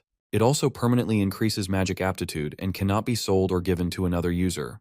Jae-hyun realizes that such features like anti-aging and better natural healing are super rare, and it must cost at least $1 million. However, the issue is that he can't give this one out too. He decides to focus on calculating all the loot he can get, and he recalls that an A-rank theme dungeon will open soon in a theme park in Seoul. It's where he can obtain the shoes that increase speed called Thialfi's Thundersteps that Thor's servant Thialfi used to wear. The shoes greatly increase one's dexterity stat, so a lot of martial arts raiders really wanted them. Eventually, Jae-hyun takes a bite of the apple with much anticipation and everywhere lights up, but he eventually realizes the apple tastes like every other apple, Soon after, the Nornir system informs him that Idun's golden apple is starting to take effect, and his stamina stat has permanently increased by 20. His mana stat has increased by 20, with his aging rate and natural healing ability increasing by 50% each. Apart from all that, his magic aptitude will be greatly increased permanently. Jaehyun is glad that the apple's effects aren't average, and his movements start to feel lighter. He picks up his phone and soon places a call to someone. Shortly after, our boy heads to the theme park in Seoul, and he finds out that the place looks a bit cheap after seeing it after regressing. When he steps towards the counter, the attendant asks him what kind of ticket he would like. But Jaehyun drops a Lotus Guild card and introduces himself as a raider from the Lotus Guild. He informs the woman that a theme dungeon will open up in the park in a short while. Meanwhile, Instructor Jian comes to Jaehyun's hostel to see him, and she's told that he's not around. The attendant informs her that Jaehyun had said he had something to do today and asks if something is wrong, so Jiyeon clarifies that there isn't a problem. Jiyeon wonders how Jaehyun is already able to recover from such an incident, especially being a newly enrolled student. He's not only skilled but also very fast at recovering from trauma, so Jiyeon realizes he has real guts. Before she leaves, she asks the attendant to tell Jaehyun to come see her when he returns. Jiyeon steps out of the hostel and plugs in a communication device to secretly speak with a team manager named Song Jiseok Sun by Nim. Jiseok soon answers and asks her how her investigation went, so she informs him that she found out that Jaehyun was behind it. Jiseok asks her if Seok-gi was in charge of the dungeon trial and guesses he must be in a difficult position right now. He asks her to keep an eye on both of them and call him if she notices anything. Jiyeon receives the orders and also informs him that she thinks student Min Jae-hyun, whom she talked to him about, knows something about what is going on. At the park officials announce to their guests that they need to leave.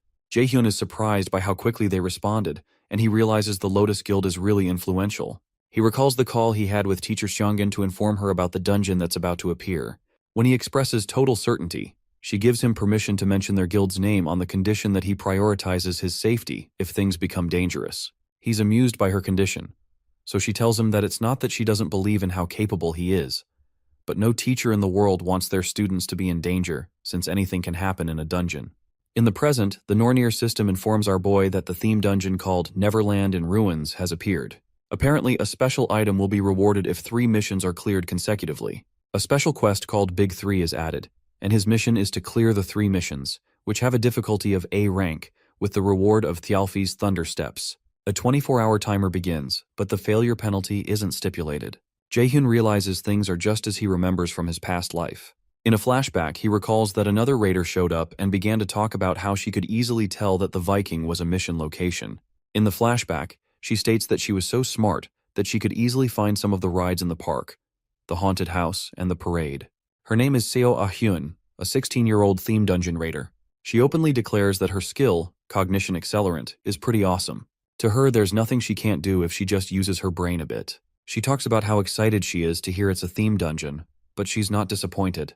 Jaehyun recognizes her as a self-proclaimed genius with an IQ of 150. She was all excited about her own power and bragged about it, but ended up being killed by those who were envious. Thanks to that, Thialfi's Thunder Steps went to some other random person. This time, Jaehyun figures it's going to be better for him to take the Thunder Steps this time. Soon after, the Nornir system asks him if he would like to start the Viking mission, the first mission out of the Big 3, and he agrees. He's soon transported to the Viking dungeon, and the system tells him the ending of this story is being changed. Jaehyun is transported away, and not long after, Seo Ah-hyun appears close to the place he disappeared. Shortly after, our boy is completely synchronized with the character of the dungeon, and he's told that he's playing Thialfi, a warrior who survived the invasion of the Vikings. The first mission of the Big 3, called Thialfi's Grudge, is soon added. In the theme quest, Thialfi's Grudge, the god of thunder, Thor, envied Thialfi's quick feet, and kidnapped Thialfi's younger sister, Roskva, as a hostage in order to force Thialfi to work for him. Our boy is to become Thialfi and save his younger sister Roskva to resolve the grudge. The difficulty of the mission is a B rank, and the reward is an active skill called Commander's Shout. The failure conditions of the mission are Roskva's death and Thialfi's death, but the failure penalty for him is death. Thialfi, servant of the god of thunder, Thor, and fastest in the 9 realms. He was originally a human, but he began to despise the Aesir because he lost his family to the Vikings who worshipped the Aesir. Jaehyun is surprised to learn that Thialfi hates the Aesir because this isn't the original story according to what is popularly known. And Jaehyun wonders if this is another conflict between the Aesir and the Nornir. Suddenly, Jaehyun hears someone call out to him using Thialfi's name, and the person asks him to wake up. When he gets up, he feels a sharp pain in his head but doesn't know where he is. When he looks around, he realizes he's in a ship he stole in order to find Roskva. And when he looks to his front, he recognizes the person who woke him up as Frederick, the person who came up with the plan to steal this ship. Frederick asks him if he's okay, and as he's about to reply, the ship collides with another ship, causing the entire ship to wobble. Before they know what's going on, a group of pirates enters their ship, and it looks like they're in trouble. Jae-hyun doesn't know what's happening, but it's clear he's going to have to postpone finding Roskva for a bit. Jae-hyun immediately tells Frederick he'll leave this to him, and he jumps into the next ship, even while Frederick tries to stop him. When our boy jumps and lands on the other ship, the men are startled, but one of them starts to make fun of him for jumping into the enemy's territory when he should be hiding. They begin to call him names and threaten to kill him immediately, but our boy doesn't say anything. When he notices a girl tied to the middle of the ship, he recognizes that it's Seo, the same girl who had boasted about her abilities, so he wonders what she's doing here. Immediately, the Nornir system informs him that the lady tied up is Thialfi's younger sister, Roskva. Seo Ah-hyun prides herself as the owner of a genius brain and also a great raider-to-be. She considers herself an amazing person, but somehow she found herself locked up in this dungeon. Just 3 minutes before the emergency announcement at the park, she had told her friends she wanted to go to the bathroom. Now that she's stuck, she calculates that there's a 0.6% chance of a dungeon appearing where she is, and a 0.0003% chance that she'll get locked up in a theme dungeon. After lamenting about her luck, she decides not to think about it but to think about a way out of here. After tearing up because she doesn't want to die here, she hopes a raid team might have already arrived. As she hopes to run into one of them, she spots Jae-hyun standing in the middle of the park, so she tails him. She wonders who he is because he doesn't seem like a part of a raid team, so she decides to follow him. In the present, Jae-hyun wonders why he ended up meeting her again of all the people he could meet, especially after they even made an announcement for everyone to escape. While he's lamenting, the pirates prepare to poke him full of arrows, but our boy creates a mana shield to protect himself from the onslaught of arrows. While they fire, he wonders why he's always surrounded by abnormal people. He soon creates a punch packed with mana and knocks them all down with one strike. Eventually, our boy decides to be optimistic. Even though Seo is a bit of a bitch, he knows she'll be helpful for the raid. A new and bigger opponent appears and tries to slash Jae-hyun with his sword, but our boy slides out of the way to avoid his attack. Since he can't send Seo out, he decides that it'd be better for him to use her. After evading the first attack, he lands a punch on the big guy's face and sends him rolling backward. He'll have to first take care of this situation and then figure out what to do with Seo after.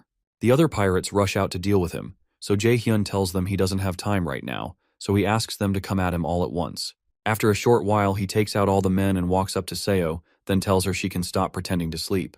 Jae-hyun asks her if she's supposed to be Roskva, but she only hisses and admits that she's been found out. With a smirk on her face, she asks him if he's supposed to be Thialfi. Jae-hyun affirms that he is, and he crouches down to speak with her. But he suddenly cracks the structure she's tied to with a punch, causing her to tremble. With a crazy look in his eyes, Jae-hyun tells her he can tell what she's thinking about right now, so he advises her not to try any of her funny ideas. It's clear the threat worked because Seo nods eagerly and hiccups. Soon after, the system informs Jae-hyun that he's cleared the first mission of the Big Three, and he's being sent to the field. He and Seo soon appear in the park again, and they sit across from each other at a table. In Seo's eyes, Jae-hyun is a magic class raider that moves like a martial arts raider. She guesses he's roughly the same age as her and has a shit personality. As she wonders who this strange person is, Jae-hyun finally breaks the silence and asks what kind of skill she has. Seo stutters and eventually reveals that her skill allows her to be better at swordsmanship. She believes that Lai should trick Jae-hyun since there aren't many middle schoolers who have skills. Since he has a shitty personality, she plans to use him to her advantage. But while she's thinking, Jae-hyun tells her that's not all there is to her skill. When he tells her he hates liars, she insists that she's not lying and she has a D-rank skill called Beginner Swordsmanship Revision. After a short pause, Jae-hyun informs her that her skill is called Cognition Accelerant, and he explains that it makes it feel like time's slowed down and quickens the user's thoughts. It's usually used in leadership positions, but it's effective for analyzing and figuring out the opponent's mind. When he asks her if he's wrong, she's utterly perplexed and asks him how he was able to figure out her skill. Immediately, Jae-hyun gets up and tells her he can't take her around with him because she still seems to be planning to lie and use him. He tells her he's not that stupid and turns around. But she pleads with him to wait and apologizes with tears streaming down her eyes. She begs him not to leave her alone there because she'll absolutely die if he leaves her behind. Jae-hyun asks her how he can trust her, and she offers to figure it out. When he hears that, our boy smiles and proposes she write a contract in that case. She's initially confused, but she soon understands what he's saying when they draft up a contract. The first term of the contract is that she can't act in any way that will harm Jae-hyun. The second is that she must obey all of his orders. The third is that Jae-hyun will guarantee her safety until clearing the Neverland theme dungeon. And the fourth is that she will never talk about this contract. She grabs her hair in frustration as she reads the contract. This contract is enforceable using Jae-hyun's subordination skill that comes with his indoctrination skill. He can hold supremacy through a contract, and he knows this is the best way to use her since she's a real pain in the ass. Eventually, she agrees to sign it, and a binding chain appears around her neck and arm after she does. The system declares that Seo has been subordinated, and the subordination will not be broken even after clearing the question, as it is a subordination through contract. Jae-hyun tries to cheer her up by saying it's a pretty good condition since it's not like he has control over her mind, but she retorts that there's no way it'd feel pleasant to have someone else in her mind. When she says that, he tells her she can break the contract since he never forced her into this, and he can just leave her here. But before he can finish his statement, she assures him she'll do her best. Meanwhile, in Hell's temple, someone tells Hell that he noticed the little adversary seems to be working hard, especially since the glares of the Aesir gods have gotten rather sharp. He shares that the Aesir gods will definitely be upset if he leaves now, so he asks Hell to be his eyes because he'll need to stall for time until the adversary is ready. At the park, Seo follows Jae-hyun around, and she soon asks him where they're going now. He informs her that they're going to one of the rides called the Haunted House first, and she shrieks because she's afraid of rides. So Jae-hyun asks her if she's scared. However, she asks him if he really thinks she'd be scared of that and asks what kind of middle schooler is afraid of something like that. Jae-hyun responds that someone like her could be, but when she insists that she's not afraid, he agrees with her. When they get closer, our boy tells her to prepare to go in, but she pleads that she needs time to do some deep breathing. The system declares that they're starting the second mission in the haunted house, and they're soon transported there. They're to escape without breaking the 3 rules, and some of their skills will be locked. Jae-hyun asks Seo what her role is in the dungeon, and it seems to her she's a cameraman because of the camera given to her. So she asks him what his own role is. Our boy explains that he's some horror streamer, and it's been a while since they've had a guest. Suddenly, a huge man appears by their side and greets them.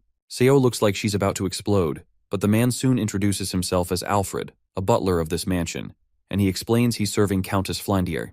The butler explains that the Count instructed him to come greet them, and the Nornir system informs Jae-hyun that he's received the second mission. In the second mission, called the Flandier mission, they've been invited by Countess Flandier, the owner of the Flandier mansion, but this place is creepy and holds a terrible secret.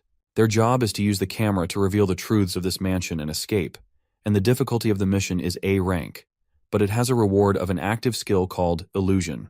The mission will be a failure if they're unable to escape within the time limit and reveal the mansion's truths, and the penalty is death. Alfred soon invites them in because the Countess had emphasized to him that he must treat them to the best of his ability. Our boy looks slightly tense, but Seo is dripping with sweat.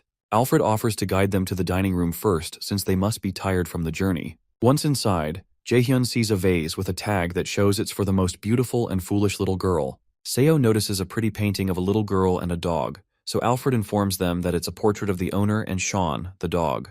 Our boy figures the girl must have been 12 or 13, so he mentions that the Countess must really treasure her childhood, seeing that she put up a portrait like this. Alfred agrees that the Countess values her childhood because she has very dreamlike happy memories, but he says this with such a ghastly expression that it makes MC uncomfortable and Seo teary.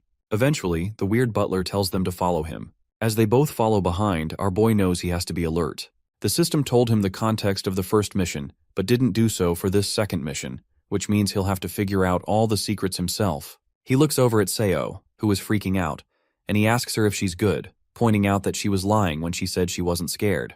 However, Seo interjects that she's only jittery because she's not gotten used to the place yet. Soon after, Alfred tells them they've gotten to the dining table, where he shows them the feast that Countess Flandier has prepared for them. Still with that creepy look in his eyes, he tells them to dig in and slowly disappears behind the door as if waiting for them to eat poison off the plates.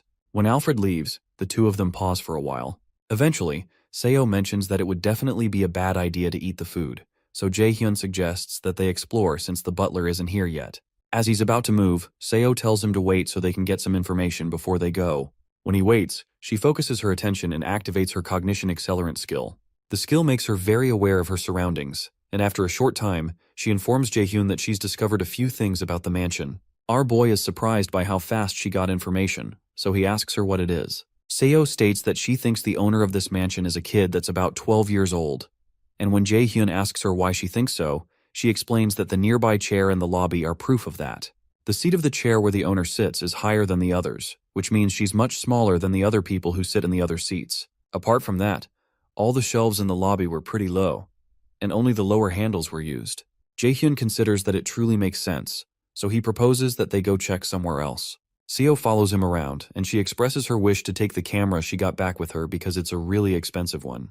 When Jae-hyun suddenly stops, Seo walks up to him and asks what's wrong, but he tensely tells her that this is not the time for jokes because they're locked in here. Outside the theme dungeon appearance, raiders and news reporters arrive 2 hours after the appearance, and a particular reporter mentions that an employee of the park had revealed that there is a raider from the Lotus Guild inside and a middle school student, Seo Ah-hyun. She also expresses their concern to find out whether the two kids will be able to make it out okay.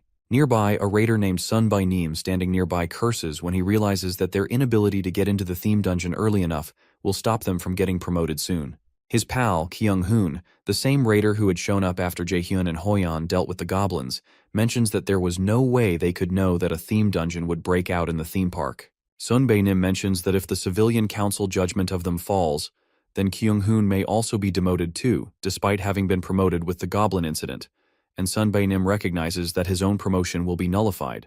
Kyung-hoon thanks him for the positive words, and Sun-by-Neem reiterates that they're going to be blamed for all this. He asks Kyung-hoon to check who the two people who are in the dungeon are, and Kyung-hoon is surprised to find out that it's Jae-hyun. He recalls that he heard that the boy enrolled in Mills Academy, and he wonders if Lotus already scouted him. When Sun-by-Neem notices his expression, he becomes worried and asks him if there are 2 people instead of 3. But Kyung-hoon assures him that he believes that this theme dungeon is going to be cleared. Inside the haunted house, Seo is petrified when she learns that they're locked in. She starts to tremble and asks Jae-hyun what will happen if they're trapped in here and never make it out. But he asks her to calm down because this is a dungeon, and there must be a way out. She has no choice but to agree with him due to her desperation, so she decides to look around a bit more for an escape. When he's alone, our boy considers that the owner of this mansion doesn't seem to like them. Secondly, there's no way he can't open such a flimsy door with the high stats he has right now. More so, Seo has escaped this place before on her own before his regression, so it's assumable that the required stamina stat for successfully raiding this dungeon is low. It seems to him that there must be another variable involved, and while he's thinking, Seo tells him to come look at something. He asks her what's wrong, so she explains that something is wrong with the camera. He thinks she must be dramatic, but when he steps closer, he finds a corpse of the Alfred who had guided them here on the table they're supposed to eat at. And he realizes the Alfred who guided them here was a fake. Immediately, the system notifies them that they've reached 70% of Alfred's secret, the first mystery of the mansion. When he realizes that the camera is showing them things they can't see, they realize this camera is a key to solving the mystery. Our boy realizes that if they assume that the Alfred they met is fake, then this screen is either showing them the present or the past. Since this is a dungeon where they have to solve the mystery of the mansion, they wouldn't show them the future, so Seo concludes that it must be the past. She believes the camera is showing them the mansion's secret through the past. If that's the case, she realizes all this food definitely isn't made for eating. Jae-hyun realizes that it was weird that he kept sensing a bit of mana, which means all of this is an illusion. Illusion is a type of magic that occasionally appears in dungeon traps, so our boy places a finger on the table and activates his absolute calculation skill. For some reason, the system tells him that there was a failure with activating the absolute calculation skill because the skill is not allowed here. When he realizes that won't work, he turns to Seo and asks her what she's looking for under the table. She mentions that she feels like some device for opening a door might be there, because the only thing in the entire room that's different on the camera is Alfred being on top of the table in place of the food. She believes the key to escaping must be here, so it gives Jae-hyun an idea to solve the mystery. Our boy immediately turns on his mana detection skill, and when he focuses on the table, he notices a beam of mana emanating from one of the plates filled with pudding. It confirms his suspicions, since locking magic is fundamentally tied to other objects or calculations. So, in order to destroy the magic, you need to destroy either the object or erase the calculation. He informs Seo that the key must be inside that pudding, but for some reason Seo is scared of going close to it because of the gory picture of the real Alfred's dead body. When Jae-hyun taunts her by asking if she's scared, she screams at him that she's not and proceeds to stick her hand into the pudding to find the key. After searching for a while, she finds a key, and the system informs them that they have succeeded in undoing the second secret of the mansion, the seal of magic illusion, so they'll receive extra rewards once the dungeon is cleared. Meanwhile, the fake Alfred watches the two guests from a pearl in another room and becomes worried that the guests did not like the meal. He states that they can't be lacking on how they treat their guests, and he promises that he, butler Alfred, will never disappoint the Countess. Eventually, he walks out to go do something about it while laughing like a maniac. Inside the hall, Jaehyun and Seo make their way to a well-lit room. However, when Seo looks through the camera, she sees a lot of gloom, blood, and children's toys. They soon find a door through the camera, which Jaehyun figures is the guest bedroom. When Jaehyun proposes that they go in to see if there's anything strange, Seo jerks backwards because of the blood in the room, but Jaehyun reminds her that they have to find a way to get out of there or stay in the mansion forever. Eventually, she agrees that she doesn't want to stay in the mansion forever, so our boy tells her to shut her mouth and look around and call him if she sees anything. After stepping in, Jaehyun decides to look around for clues. Not long after, he looks backwards and sees a girl in shiny white clothes and bloodstains on her body.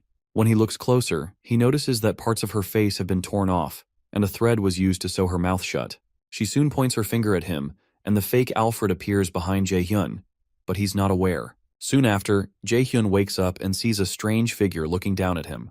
He gasps but soon realizes it's Seo. She asks him if he's okay, but he asks her to stop yelling because his head hurts. He had seen this coming, so he doesn't know how they managed to subdue him, and he wonders if this is how this dungeon is supposed to progress. Seo informs him that she tried to figure out what situation they're in using cognition accelerant. Taking into consideration all the moss and the moisture, she supposes that they're in an underground jail and there are traces of torture throughout the entire place. After a while, Jaehyun goes to the iron gates, and he mentions that there must be a key somewhere too. He decides to use his active skill called silence to prevent anyone from hearing them, and he punches the gate with a mana punch. Much to Seo's shock, the gate shatters like it's made of cardboard and even cracks the wall they were put into. When Seo exclaims, Jaehyun tells her to be as quiet as she can be because it'll be bad if Alfred or whoever he is finds them. She taunts him by saying he destroyed the wall quietly, but he tells her to shut up and thinks of ways to get out of there. While he's talking, they hear a dog bark, and Jaehyun is shocked to see a small puppy leap into his arms. He wonders what the hell a puppy is doing here and notices a key in its mouth. Frantic, Seo tells him to put the puppy down right now, but Jaehyun asks why since it's just a normal puppy in both appearance and mana, and he guesses that it may have been trapped here too since it has a key in its mouth. Seo protests that there's no way the dungeon would give them the key so easily, and this puppy could be a trap, but the puppy begins to growl at her. The growling puppy makes her stop talking, and the system notifies our boy that they've received a new quest called Flandier's Diary. The Flandier's Diary quest requires them to go to Countess Flandier's room on the 4th floor of the mansion and read her diary. The difficulty of the mission is B rank, and the reward is the undoing of the theme dungeon's skill locks. The fail condition is if they die before the time runs out, or if they fail to accomplish it before the 2-hour time limit. Jaehyun reasons that removing the lock on their skills is a good reward, and he figures that Flandier's room must have a connection to the secrets of this mansion. They all sneak around until they make it to the 3rd floor. Jaehyun eventually stops and admits he doesn't know where they have to go, and the dog jumps down from his hands. Seo also laments because they don't have their camera anymore, but she stops talking when she notices that Jaehyun has frozen on the spot. She calls out to him to ask what's wrong because he's making her anxious, but when he doesn't answer, she turns back and sees the little bloody girl dressed in white clothes that Jaehyun had seen before. With a closer look, her eyes seem to have been gouged out and her lips sewn together. Jaehyun tries to talk to the girl, but Seo grabs his shirt and proposes they leave because they don't have time to talk to a ghost. However, Jaehyun brushes her hand away and asks the ghost girl why she's still here, and he asks if she has regrets related to this mansion. The girl shakes her head, so he asks her if she's here to help them, and she nods affirmatively. Eventually, our boy asks her where on the 4th floor Flandier's room is, so she points in the direction behind them. Jaehyun thanks her and promises to help her move on to the afterlife if he gets the chance, so he asks her to wait, as they all turn around, and the dog soon returns. Jaehyun signals to Seo that it's time to go, but she looks slightly worried about the whole thing. Meanwhile, in the theme park, Sunbae Neem sits with manager Sungjae, and he asks to confirm if he had said that the Lotus Guild will take responsibility for everything related to this theme dungeon. Sungjae affirms that this is true and says he can point the knives of the National Raider Association and the civilians toward the Lotus Guild, but in return, Guildmaster Yu Seongan has requested that they don't release any information about Min Jae-hyun.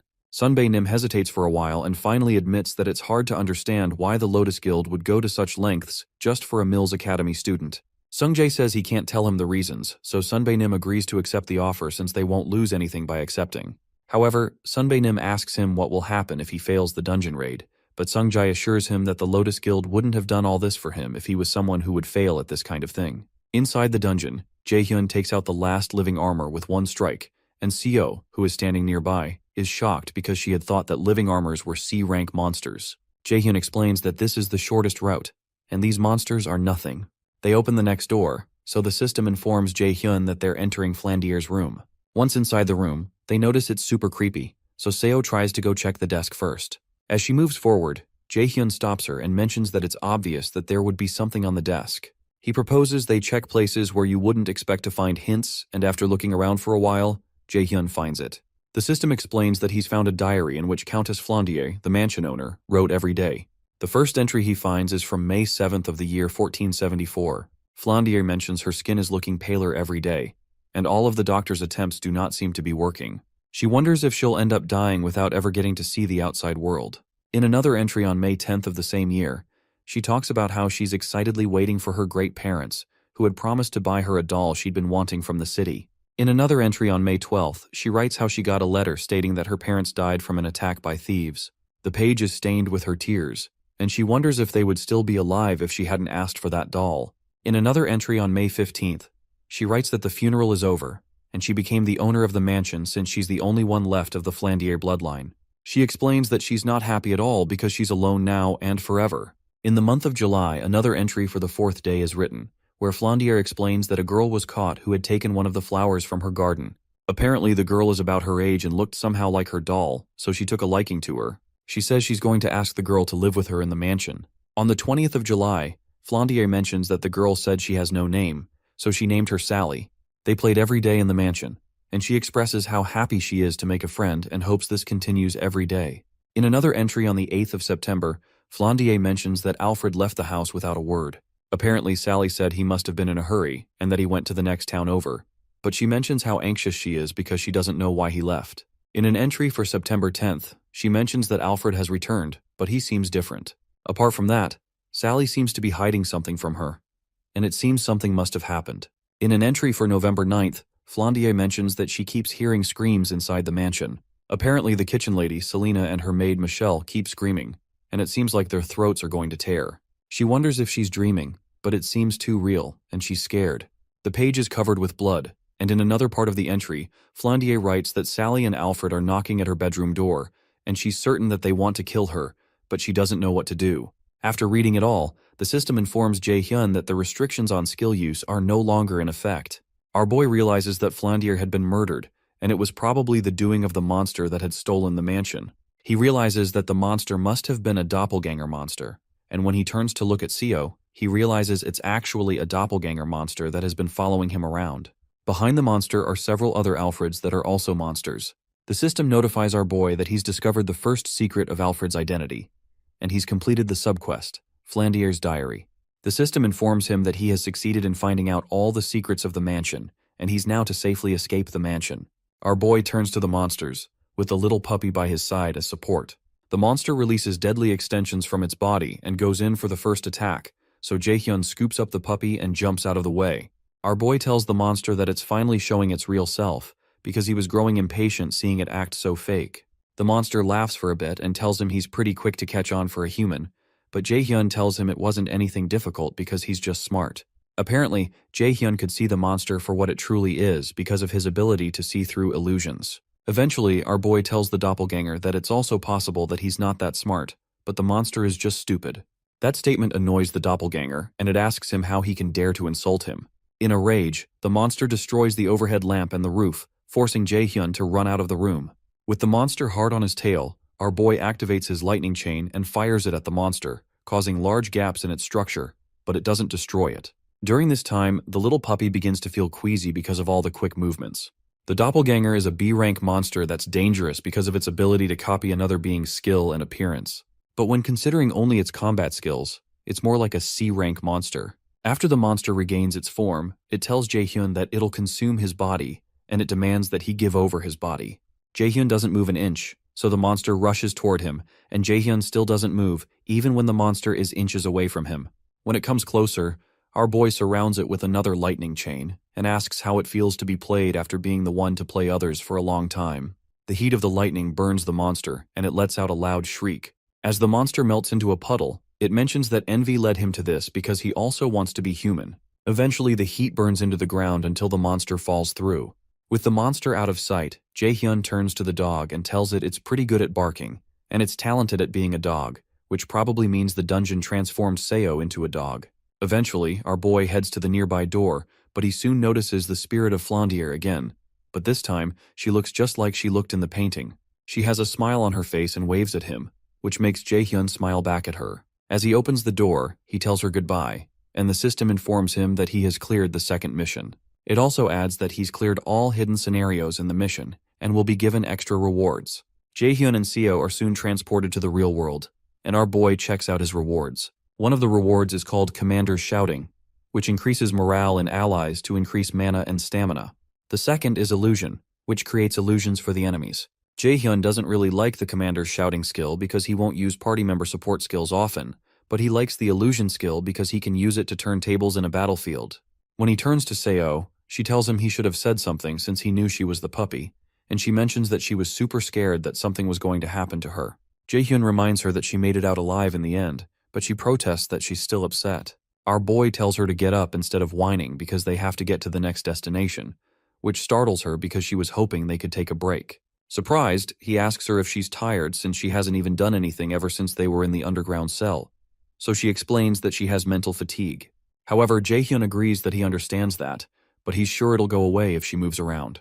Using the subordination skill, he tells her to walk, and her legs suddenly start moving on their own. As she begins to walk to the next mission, she screams aloud in frustration and tells Jae-hyun that she will never forgive him. After walking for a while, Seo ends up short of breath, and she asks Jae-hyun if this place is a parade. Our boy takes a potion and confirms that it is, but he also warns that they need to keep an eye out because they don't know what's coming. Suddenly, a voice comes out through the speakers and welcomes everyone to Neverland.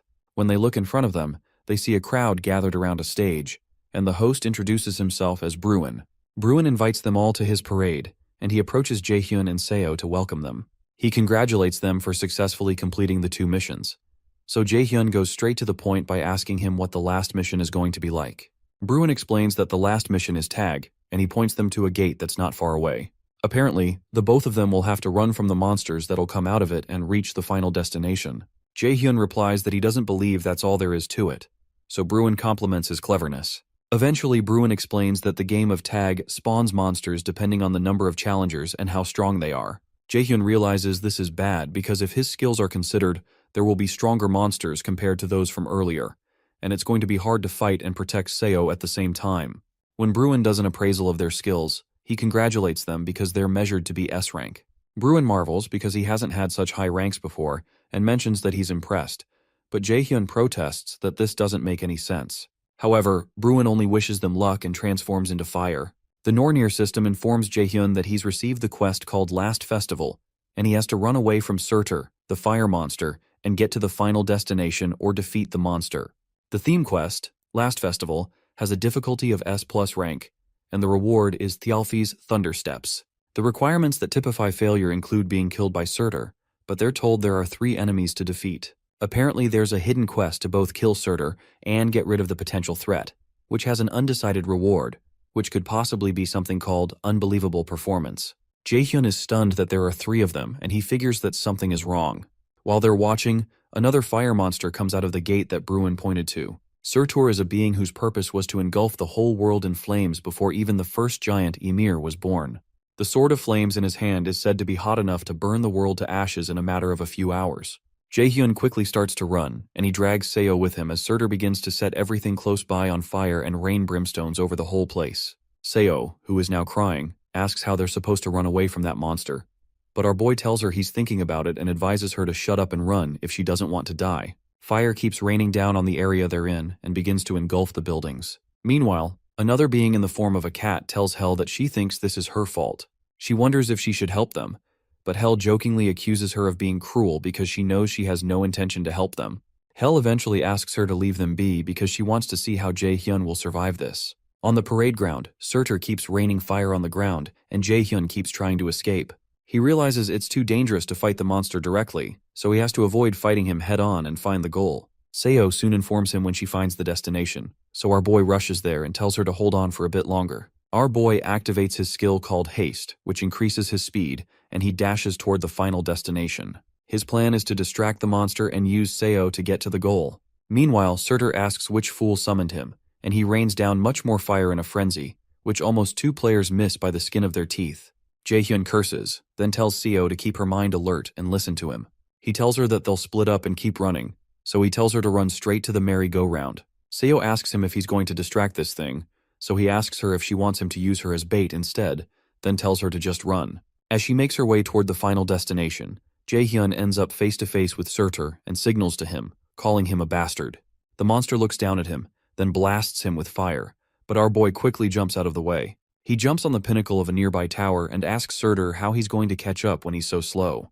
The monster begins to release fire from his mouth due to rage, so he smashes the building Jaehyun is standing on with one strike, but Jaehyun jumps out of the way again.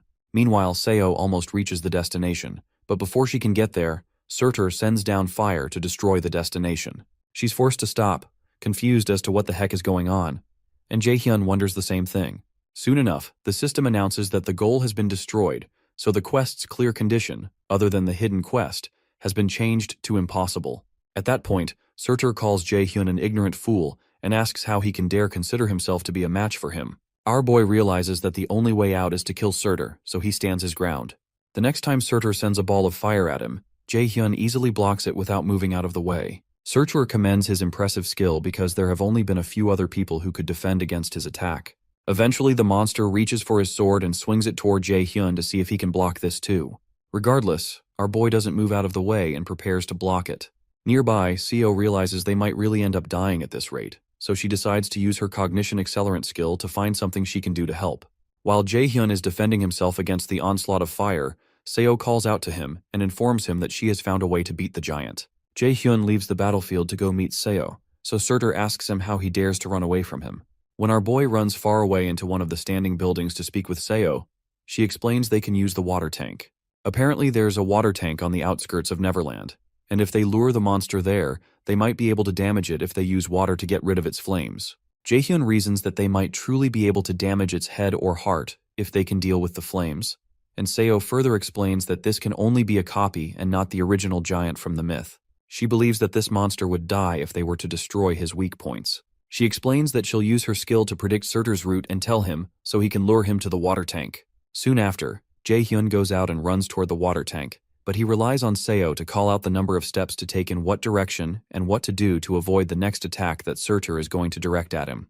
At one point, our boy stops, so Surtur calls him a weak human and asks him if he's given up on running. Jaehyun turns back at him and tells him he's not running. Our boy mentions that he heard that Surtur is nothing compared to the Aesir gods, and he's just working as a gate guard right now, so he's not in the position to call him weak. That statement stings Surtur, and when he only exclaims, Jaehyun asks him if he's also scared of him, who is a human too. Surtur, now blazing through his eyes, calls our boy a bastard, and when Surtur strikes him with fire, a surge of water bursts out toward him. It turns out that Jaehyun had activated his illusion skill, so Surtur didn't know he was standing right in front of the water tank and not Jaehyun. The water is so great that it covers up the monster and temporarily puts out the fire around his body. Without hesitation, our boy leaps into the air with his mana-packed sword and strikes it into the monster's heart, pushing him to the ground. With his back on the ground, Surtur accuses him of using a dirty trick, but Jaehyun says it doesn't matter since he won. The giant warns him not to be arrogant because he only fought him with a copy of himself, and dealing with the original form won't be this easy. Shortly after, Surtur dematerializes, so the system informs Jaehyun that he has cleared the last mission of the Big Three, and he has cleared the hidden route and will get extra rewards called Unbelievable Performance, as well as an item called Surtur's Undying Flames. Seo, who is standing nearby, is glad that it's all really over. The cat that was watching them realizes that Jaehyun didn't need help after all. He finds him interesting and admires his willingness to get stronger, but Hel mentions that Jaehyun is nothing more than just a vessel. The cat doesn't believe what Hel said because she's the one who's always curious about how Jaehyun is doing, and he also believes that it's too early to let the Aesir know about the boy, but they need to focus on helping him become stronger so he can get strong enough to kill Odin, the leader of the Aesir. Meanwhile, our boy is given the S-ranked Thialfi's Thunder Steps, who stepped up to the position of a god of light as a human. The equipment will reinforce strength and dexterity and grant a skill called the Step of Light, which is also S-ranked. Jaehyun is shocked by how amazing the equipment is, but he soon notices an odd expression on Seo, so he wonders if she's trying to pull something on him. He uses his subordination skill on her to force her to show that she got an item called Roskva's Seal that increases one's strength and gives one a skill called Courage, which resists the state of fear and increases dexterity. While Seo laments about how annoying he is for using the subordination skill on her again, Jaehyun considers how he doesn't have any interest in any of her rewards, but he's more interested in her cognition accelerant skill. He decides to hold off on duplicating it since he can summon her any time. Shortly after, Bruin shows up to congratulate them, but as they are about to leave, he calls Jaehyun the great adversary, just like Hell and the other gods call him. That surprises Jaehyun, but when he turns back to ask him why he called him that, Bruin disappears. Meanwhile, everyone waits eagerly for those who entered the dungeon until the shield around it breaks. When the two survivors come out, people begin to rejoice, but Sunbainim forces his way through because they need to discuss some things with the survivor. However, he gets to the front to discover that Jaehyun has disappeared, much to everyone's surprise. Seo is left on the stage like a deer in headlights, and everyone turns their attention to her. When Kyung-hoon shows up, he suggests that Jaehyun may have hidden himself if he's an assassin class, but Sunbainim protests that Agent Kim Ji-yeon had told him that Jaehyun is a magic class, and particularly a battle mage. Meanwhile, Shungun is impressed when she learns that Jaehyun vanished after accomplishing such a feat. Sometime later, our boy is glad to see there are no articles about his feat online, and he figures the Lotus Guild must have done something to cover things up. The way he was able to escape the people on the scene was by using Thialfi's Thunder Steps, which made him ridiculously faster. Another thing he got from the mission is Surtur's Undying Flames, which is single-use and can imbue a flame attribute to a weapon. However, Jaehyun considers how this incident with Surtur makes him realize that he's still weak. He doesn't want to have to use dirty tricks to win against his opponents, or win without having someone by his side. He wants to be someone others fear to approach, and he wants to leave behind his weak past so he can protect his friends and family, so he plans to become stronger. Meanwhile, Chairman Ja-in commits to a mission of reporting everything about Jaehyun to instructor Jong Yi-soo, and she assures him she won't disappoint him. When she leaves, Ja-in thinks about how excited he is about the next event, where he plans to get rid of all the dirty things in his way. On the ground, he litters pictures of several students whose faces he has crossed with an X. The next morning, Jaehyun tells the ladies why he was unavailable the previous day. Yoo-jung had assumed he was ignoring her calls and messages on purpose, but our boy clarifies that's not the case. Ina, on the other hand, asks him if he's hurt anywhere, and he tells her he's not. Yoo-jung thinks he has bad luck getting into such troubles, and she wonders if God hates him. Suddenly, Soo-hyuk walks up to them and mentions that he saw our boy's annoying face here. He tells Jaehyun he can't play any stupid tricks on him this time, but when Yoo-jung asks our boy if he knows who the strange new kid is, Jaehyun tells her he doesn't know him. Annoyed, Soo-hyuk screams at them that he's Lee Soo-hyuk, but instructor Yi-soo tells him to keep his voice down, so he has no choice but to back off. When Yi-soo steps on the podium, she introduces herself to the cadets and informs them she'll be teaching them the first part of understanding magic calculations. She asks them to do their best because she plans to teach them well, but Jaehyun notices that she's quite young for an instructor. When Yi-soo asks them how much they know about magic, Soo-hyuk explains that magic uses necessary calculations to use mana to manifest something supernatural. The teacher agrees, and Soo-hyuk smirks at Jaehyun to gloat over the fact that he answered the question. Eventually, Yi-soo hands out books containing basic magic calculation formulas for D-rank magic and the foundations of magic applications of higher levels, which is their focus this semester. After she hands some of the students some books, they lament that the books are all blank, but Jaehyun knows differently. When Yi-soo calls him to ask if he can tell her what's written in the book, he tells her that it's written in rune, and it annoys Soo-hyuk that he was able to answer the question. It also unsettles Yi-soo that Jaehyun was able to answer because the book is a magic text that can only be read by solving the calculations. Normally, it takes new students a week to be able to see the text in it, but he solved it by looking at it once. She realizes he's more talented than the chairman described, so she further probes him by asking if he knows the meaning of the rune on the book's cover. Meanwhile, Jaehyun doesn't know why he can read the book easily, and he doesn't know if it's the Nornir system playing a trick on him, or if it's the fate of the Aesir, but he tells her that the writing on the cover says, Odin's life and the basics of rune. In her apartment, Seo laments because Jaehyun, whom she refers to as a bastard, made her walk so much that her legs are now hurting. She also hates the fact that she had to answer the journalist's questions about the interior of the theme dungeon and explain what happened on her own. Before he left, our boy had made her unable to reveal anything about his skill using his subordination skill. Even recalling the experience makes Seo burn with rage, and she wonders when he's going to undo this subordination. Eventually, she recalls she can go find him, and it gives her an evil idea. Sometime later, our boy reads the book instructor Yi-soo gave him, and he finds it more interesting than he expected.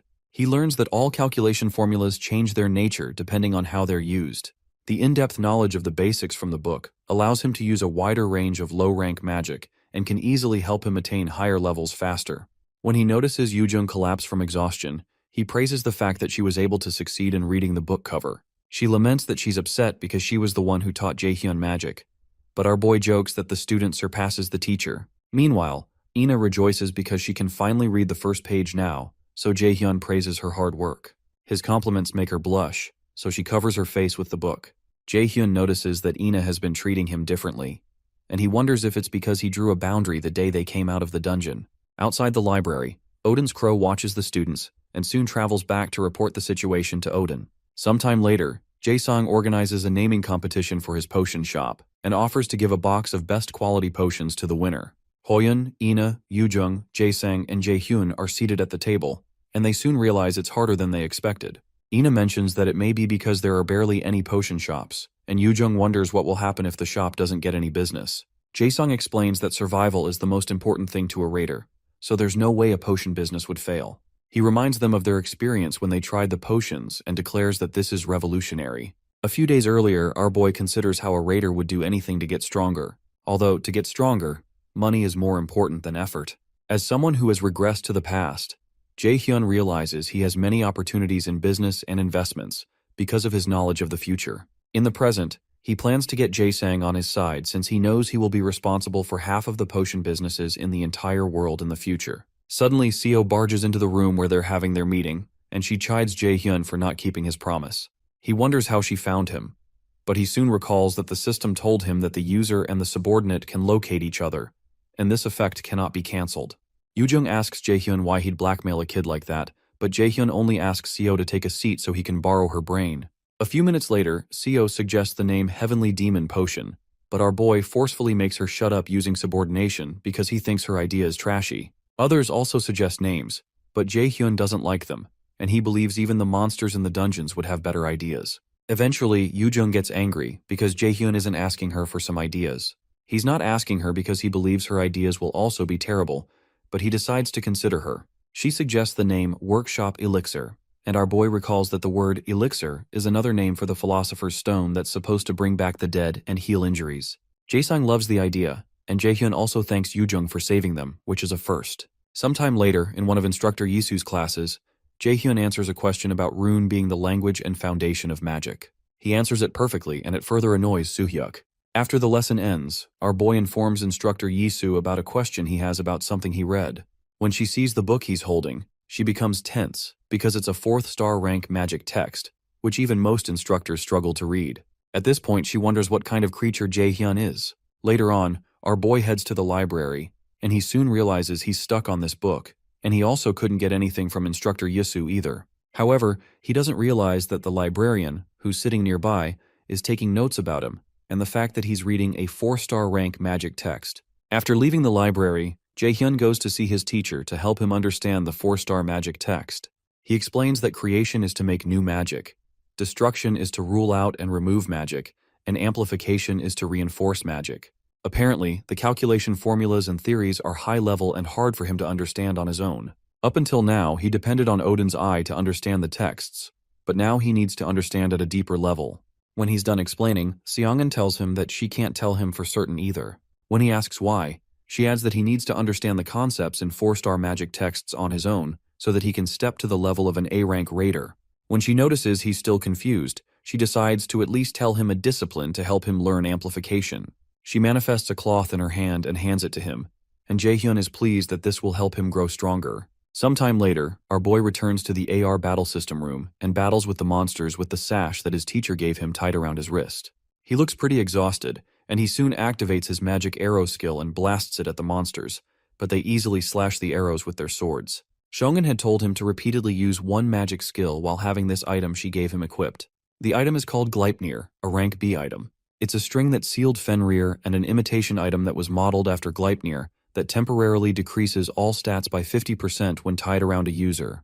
His teacher told him to focus on just one skill and analyze that magic skill's formulas again and again. When Jaehyun asks her what this has to do with learning amplification, she tells him that's up to him to find out. In the present time, Jaehyun notices his entire body feels heavy and slow because of his decreased stats, and it's worse than he imagined. Some days later, Yoojung notices the dark circles around our boy's eyes, and she asks him if he's okay. When he tells her he thinks he's fine, she informs him that she can detect him from 100 meters away because of the smell from his pain relief patch, and informs him that he's been living in the AR test room for a week now. Ina looks worried about Jae-hyun, and Yoo-jung adds that it's not good for him to overwork himself. He thanks Yoo-jung for her care, but reminds them that there's a quiz in 2 days, and he heard they're not done decoding the book and may have to take extra classes if they fail the quiz. Upon hearing that, the girls rush off to study. Eventually, our boy returns to the AR battle system room for another session, and he perfectly clears test level 41. The Nornir system informs him that his understanding of the formula has greatly increased, and his magic arrow's efficiency has increased greatly, causing the magic arrow skill to increase to level 2. Because of this, Jae-hyun understands that amplification in the 4-star magic text means to level up a skill by increasing one's proficiency with that skill and understanding the magic's formula. Jae-hyun realizes he's around the highest level of a B-rank raider, or the beginner level of an A-rank raider, just like Seongun had said. He remembers that they had initially approached each other to use each other, but now it really feels like a student-teacher relationship. Meanwhile, instructor Seok-gi goes to see the chairman. The chairman doesn't look very excited to see him, and Seok-gi realizes that he has to recover his reputation, which has hit rock bottom because of the mock dungeon incident. He informs the chairman that the guild experience event preparations are complete, and the chairman asks him if there are no faults with the thing. When Seok-gi confirms there are no issues, the chairman smirks in his evil manner, and it's clear that he has some terrible plans. Outside, Jae-hyun moves into the woods, and he asks a mysterious person if they're going to come here or if he needs to come to them. Soon after, a bright light appears, and a strange figure that looks like one of Odin's crows jumps down toward our boy, but he moves out of the way. When the being is close enough, our boy lands a kick that sends it rolling into a nearby tree. Jae-hyun tells the being that it must have missed the news that its colleague went through hell the last time he tried to kill him. Suddenly, our boy notices some other creatures trying to ambush him from above, and it's clear that Chairman Jae-in is on the move for these creatures to have the boldness to come at him inside the academy grounds. Jae-hyun surrounds himself with magic arrows and tells them that they messed with the wrong person, then fires them at the bird-like creatures, knocking them backward. However, he soon sees something that makes him cringe. One of those beings turns out to be his father, Min Seong-oh, who tells him it's been a long time since they've seen each other. Jae-hyun burns with deep rage and fires several lightning chains at his father, who dodges his attack easily. After evading his attacks, his father places his hand on his sword and sends a sword slash toward him. Jae-hyun gets cut on his side because he can't escape the slash quickly enough, especially because he didn't even see his father draw his sword at all. The slash Song-oh sent created such a deep gash in the ground that it would have cut Jae-hyun in half if he didn't move out of the way. After a moment of silence, Seong-oh tells our boy he was looking forward to seeing him after such a long time, but his personality seems to have gotten much more aggressive. However, Jae-hyun tells him to stop calling him son, because he never thought of him as his father. Surprised, Seong-oh mentions that our boy must be in his rebellious phase, but Jae-hyun tells him to cut the bullshit and state why he's here. For a moment, Seong-oh looks at Jae-hyun and recognizes that he possesses the power of the prophecy, but he believes there must be a limit to how strong he can become. Eventually, he asks Jae-hyun if the resistance against the Aesir got in touch with him, and when Jae-hyun looks shocked, Seong-oh gets his answer. He sends sword slashes to cut down Jae-hyun, but our boy manages to create a barrier to protect himself. Regardless, the strength of the slashes breaks the barrier and burns up some of his clothing, so Jae-hyun wonders if this is really the power of an A-rank raider. His father tells him he's gotten stronger, but Jae-hyun still can't wrap his head around how he knows about the Aesir, and he wonders what he's been hiding. Eventually, he asks Seong-oh if he intends to kill him, and he tells him he doesn't plan to. However, Seong-oh considers that the great adversary's growth is unbelievably fast, and at this rate, he will become a great obstacle not far in the future, to his plans and to the Aesir. He decides to use divine power to stunt the great adversary's growth, so he tells Jae-hyun he'll take his limbs. Seong-oh amplifies the power of his slash and directs a huge strike toward him.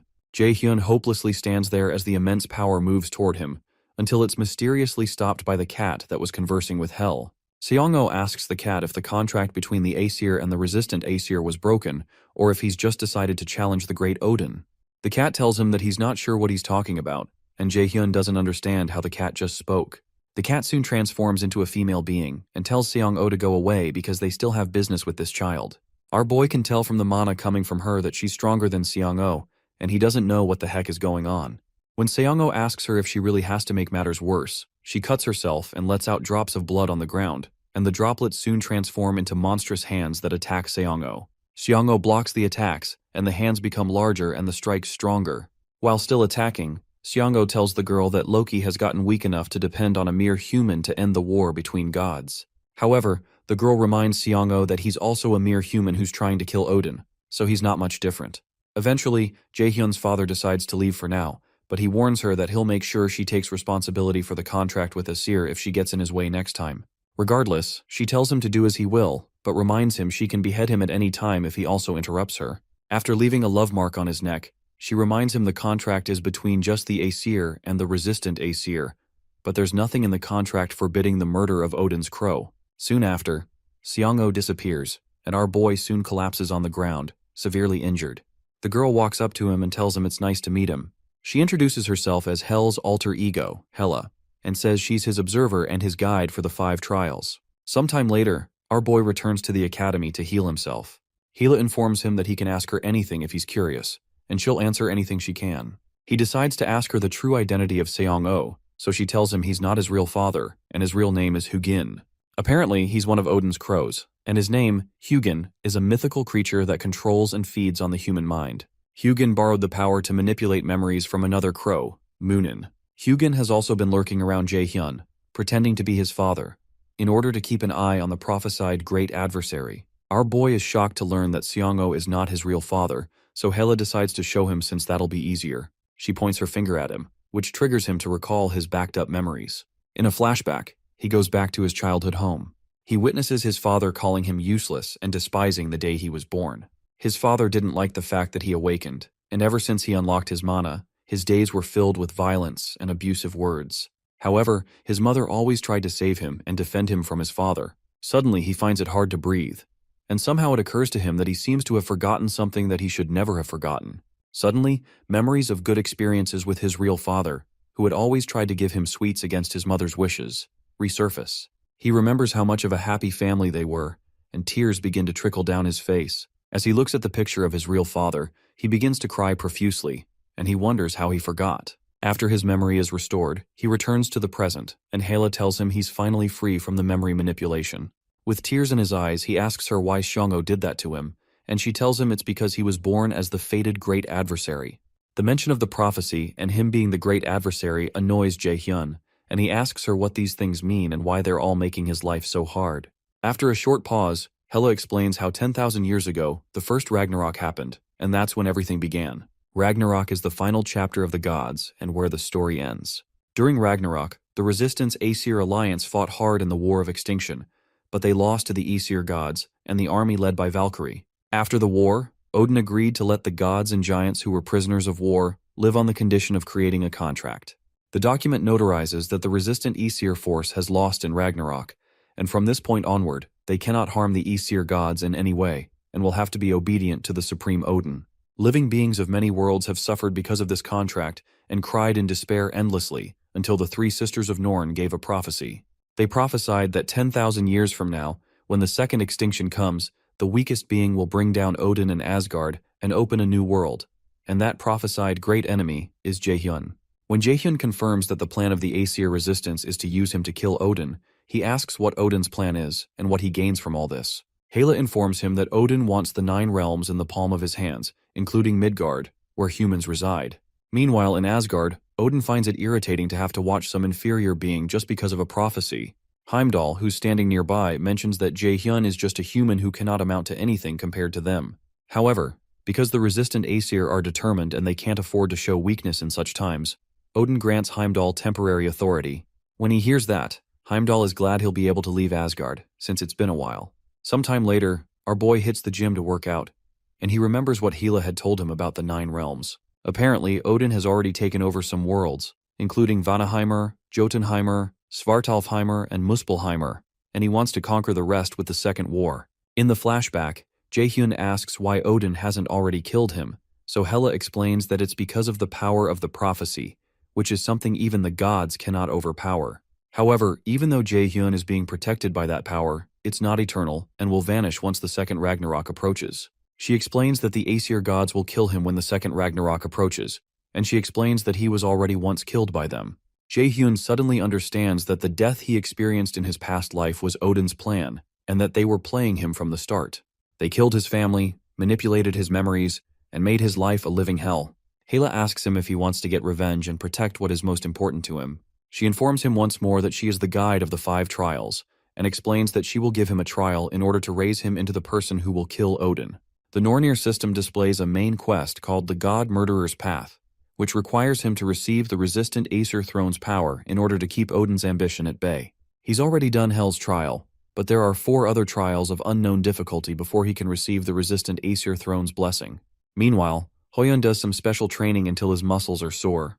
Thanks to the special training, he succeeded in obtaining an S-rank skill, but it's still hard on his body. He remembers that Jaehyun is already at a much higher level than him, and he's far from being strong enough to beat him at the Mills Festival. Regardless, he decides to train further, but he soon hears an announcement summoning him to the chairman's office. In his office, Jaehyun speaks with a certain congressman about getting rid of all the lower-ranking students so they can focus their support on the high-ranking students. Jae-in proposes the man take care of the rest of what they need once they get rid of the students, but the man protests that he can't because things got too out of control at the mock exams, and the Raider Management Headquarters is going to be on the move soon. Jae-in feels the congressman isn't speaking at his level, and he considers whether he should get rid of him too. He soon informs the man that he's completed the preparation and that they're going to artificially open a gate at the guild experience they're holding in a few days. That gets the congressman interested, so he offers to send over the supporting funds from the nation to Mills, as they said last time. Shortly after, Hoyon, who still has the terrible experience he had in the demiplane in mind, is worried about why the chairman is summoning him. He supposes that the chairman was the one who invaded his mind at the demiplane, and was the one who caused the incident at the mock dungeon. As he knocks on the chairman's door, he decides not to act rashly because he can't handle this alone. Later on, while in class, our boy flashes back to his conversation with Hala. In the flashback, she informs him that Odin probably already knows that he has made contact with the resistant Aesir force, which means that Ragnarok can happen earlier than planned. Instructor Yisu soon ends her class and asks them to wake those sleeping, including Ina, because she has a message. She explains that the guild experience will be happening in 3 days and that the event will be a good opportunity for them to see how raider guilds work and hunt monsters. She adds that there is a guild that was specially prepared by Chairman Jae-in for them. Jaehyun hates the idea of going to the guild Jae-in provided and recalls that he went to a new E-rank guild and just sat on a moldy couch for a bit before leaving in his past life. But he can go anywhere now because of his accomplishments. He plans to go to the Neptune Guild because it's the #1 ranked guild in Korea before his regression. However, Instructor Yisu reads out a guild priority list, which offers a student they covet to experience their guild in exchange for a special point. Yisu announces that Jaehyun, Ina, Yoo-jung, and 3 others were chosen by the Lotus Guild, and Lee Soo-hyuk was chosen by the Neptune Guild. Yoo-jung is ecstatic about the Lotus Guild, and our boy realizes this is why his teacher asked for the names of the skilled students. Yoo-jung begins to weep because she'll get to meet Guildmaster Yoo Seong-in and almost chokes Ina with a hug. But she has to stop when the 3 of them receive an emergency message from Hoyon to show up at Jae-sang's workshop. When the cadets gather at Jae-sang's workshop, Hoyon tells them about Chairman Jae-in's plan to kill off the lower-ranking students during the guild experience to make students reawaken. Jae-sang laments that the chairman's corruption is brought up every year, but now it's gotten worse as he plays with people's lives. Our boy realizes the guild experience event is much more dangerous than he anticipated. Hoyon declares that they're the only ones who know about this, and the only ones who will be able to prevent it. Jaehyun, on the other hand, believes they might just end up getting killed if they act rashly, even though it's noble to want to help the others. After silence lingers around the table, Yoo-jung asks them why they're hesitating at all when the lives of students are on the line, and Jae-song agrees with her. So does Ina. It actually makes Jaehyun happy that they're all in support, and he believes their love for fighting and protecting others is what makes them raiders. Suddenly, the system adds another main quest called the Second Turning Point, where he has to prevent Jae-in's greedy plan and save the students with an A+ rank difficulty. The mission has a reward of a blank card and a sealed magic text, and the Nornir system informs him that the resistant Aesir are watching to see what decision he makes. Eventually, Jaehyun suggests to the others that they make a plan to mess up Chairman Jae-in for good. Sometime later, Instructor Yisu is surprised when Jaehyun tells her he's already mastered a 4-star magic text, and she doesn't believe it's possible. She suddenly becomes afraid when she realizes this student is dangerous and something is off about him. She knows the chairman plans to use him as a chess piece, but she doesn't believe that Jaehyun can be manipulated. Suddenly, our boy tells her that she looks pretty upset after passing a lot of knowledge to him as his teacher, so he asks if she's planning to snitch all of this to that bastard Jae-in again. When she demands to know how he knows about that, he uses his brainwashing skill on her and tells her he has a favor to ask. The brainwashing is effective, and our boy confirms that he's much stronger than her now, as he suspected. His plan to win this battle is to take control from the inside, so he asks Yisu to tell him about the kind of dirty things Ja-in is planning for the Guild Experience event.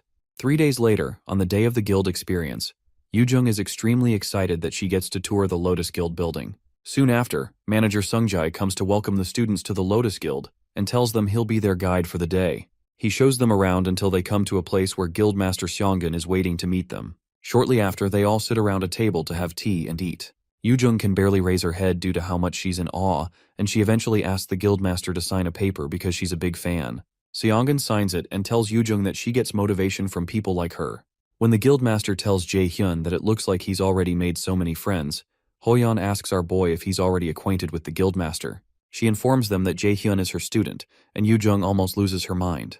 The Guildmaster explains that she was able to hear a lot about them from Jae-hyun, and she called them here because of him. She explains that Lotus and a few other guilds already know about Jae-hyun's corruption, but they haven't been able to do anything about it because of the absolute power he holds. Most of Jae-hyun's skills are kept secret, and Seongun confesses that she doesn't know most of them.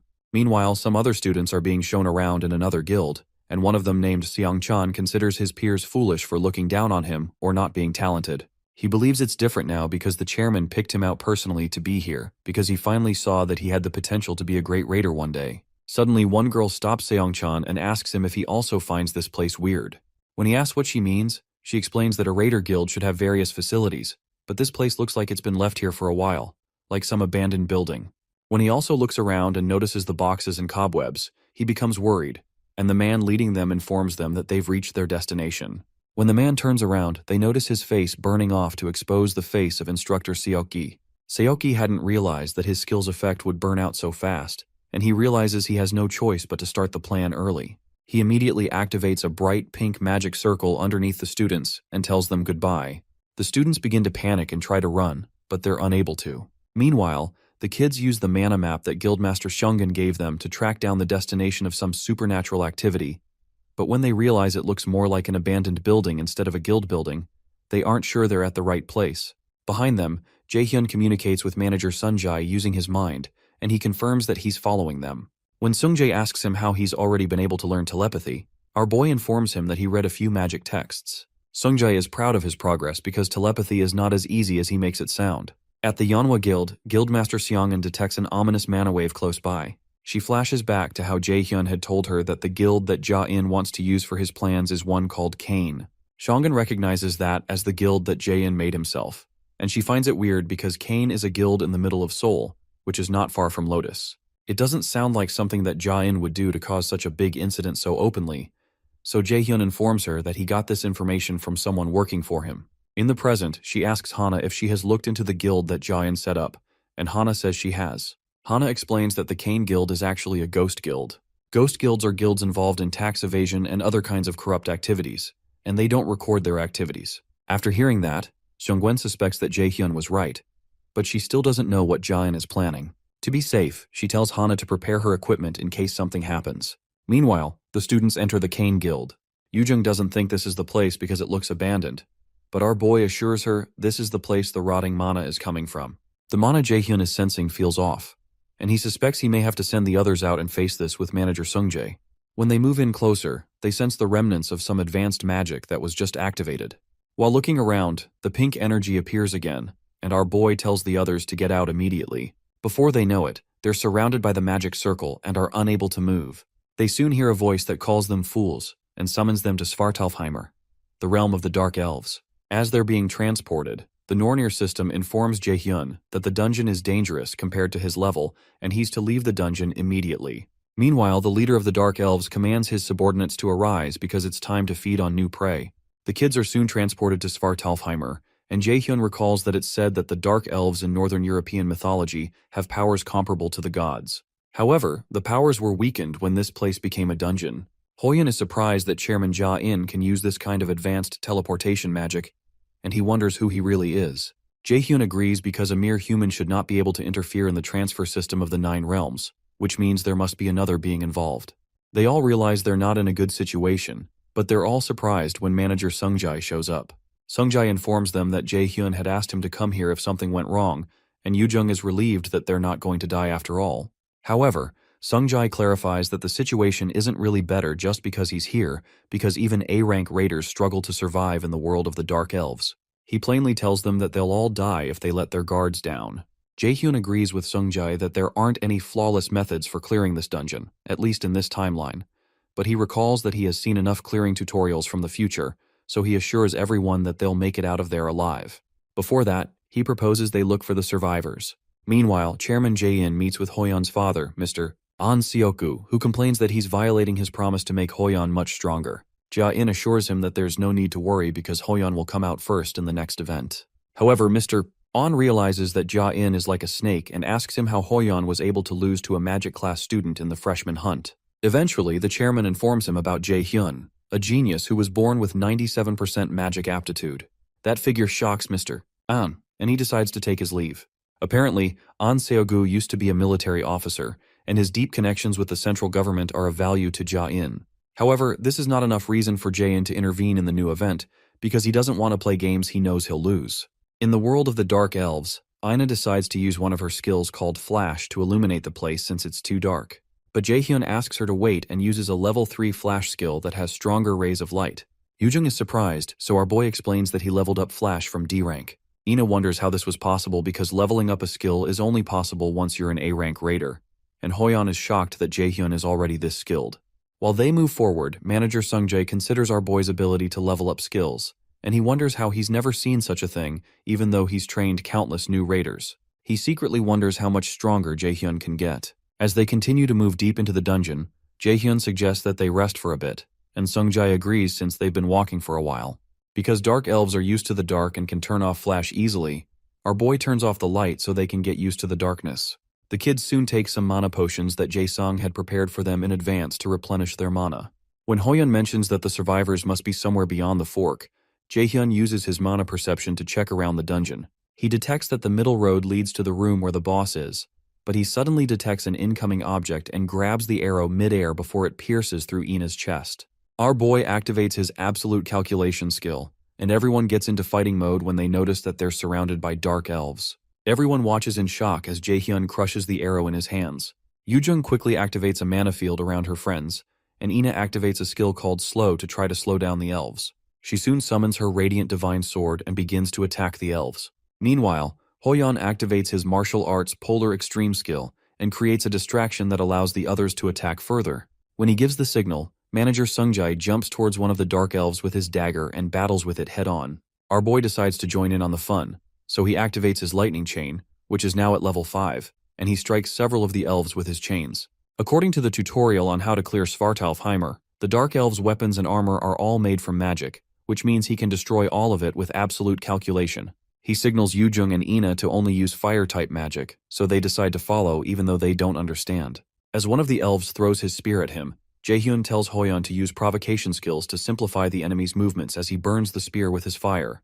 Hoyeon soon uses his provoke skills to draw the monster's attention to himself, and Jaehyun asks Sungjae to kill the dark elves whose movements have been dulled. Sungjae follows through, but he wonders if Jaehyun knows something about the dark elves. Using his level 5 stealth skill to completely erase his presence, Sungjae tears up dark elf flesh. Meanwhile, our boy uses his fire strike skill and lands a strike that destroys one of the dark elves. Yujung also activates her Flame of Eternity to create a fireball that covers a large part of the area and forces the elves to move. As the dark elves advance forward for an assault, Ina activates her fire arrow and takes them down. As one of the elves wonders how these humans know their weaknesses, Hoyeon's sword goes through his back and comes out of his chest. The elf is infuriated that a mere human dares to attack him, but while he turns back to face Hoyeon, Jaehyun's lightning chain comes to finish him off. Shortly after, the entire fight ends, and Jaehyun proposes they keep moving since they don't have much time. He informs them that he feels some of the survivors' mana, and he worries that they might die if they're late.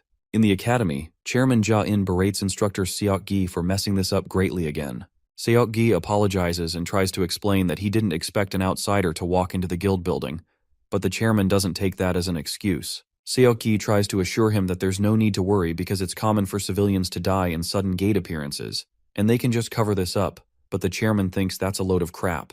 Seok-gi suddenly starts to bleed from his mouth, and the chairman tells him that the transfer spell does not work on civilians without mana, which would mean some rats who can use mana went in. Jae-in tells him to hope this goes smoothly because things won't go well for him if any of the students make it out alive. As the chairman exacts more pressure, Seokgi begins to bleed from his nose and eyes. Meanwhile, Guildmaster Shongun urgently leaves the guild and heads to the Cane Guild to investigate the ominous mana. She suspects the spell must at least be an S-rank spell, which means the kids and Sungjae are in danger. However, since her earring hasn't reacted yet, she can confirm that no one has died.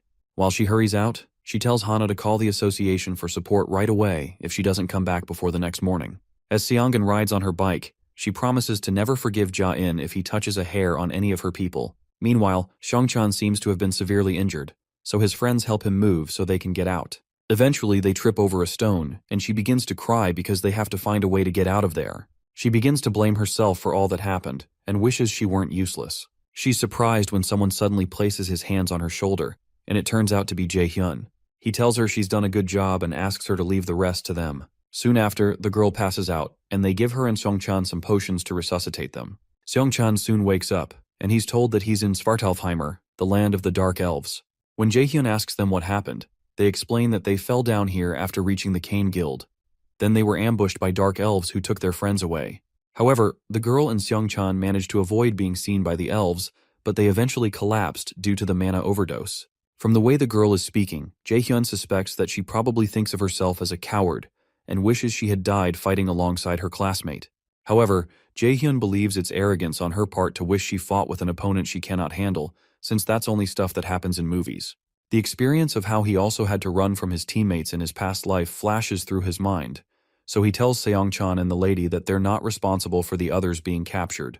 When Jae-hyun asks them to tell him where they were taken to, the girl explains that they were taken to the king controlling the Dark Elves. Jae-hyun also asks them who brought them here, so Seongchan informs him that it was instructor Seokgi. After a while, Jae-hyun asks the others to wait while he goes ahead, but Yoo-jung protests and asks him what he's going to do.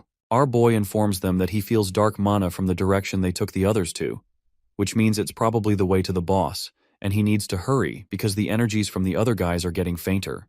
Yoo-jung protests that he's crazy and would get himself killed, and Ina agrees that they need to work together, but Hoyeon agrees with Jae-hyun for some reason. Our boy explains that they won't be able to fight against Dark Elves one-on-one and win, and they need to stay back to protect the injured.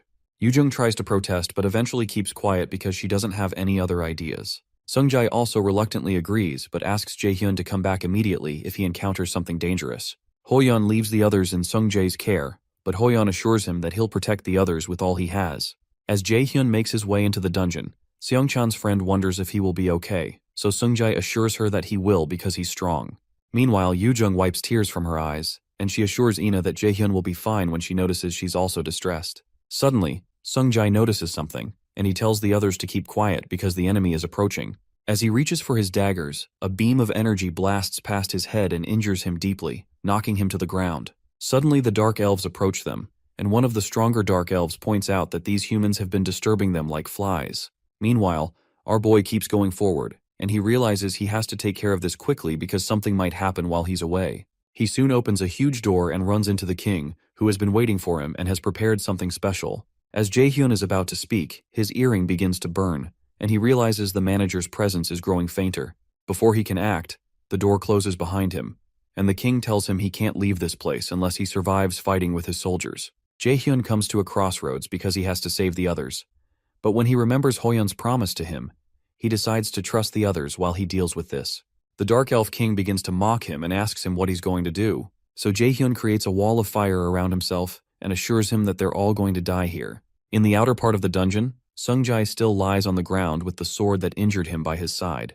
Hoyeon rushes to his side, and he realizes that the manager is in terrible condition and may have been poisoned, which means these beasts are aware of the weakness of an assassin-type raider. The leader among the elves summons his sword back to himself, and he decides to deal with the minions, as he puts it, since the most annoying one is out of the way.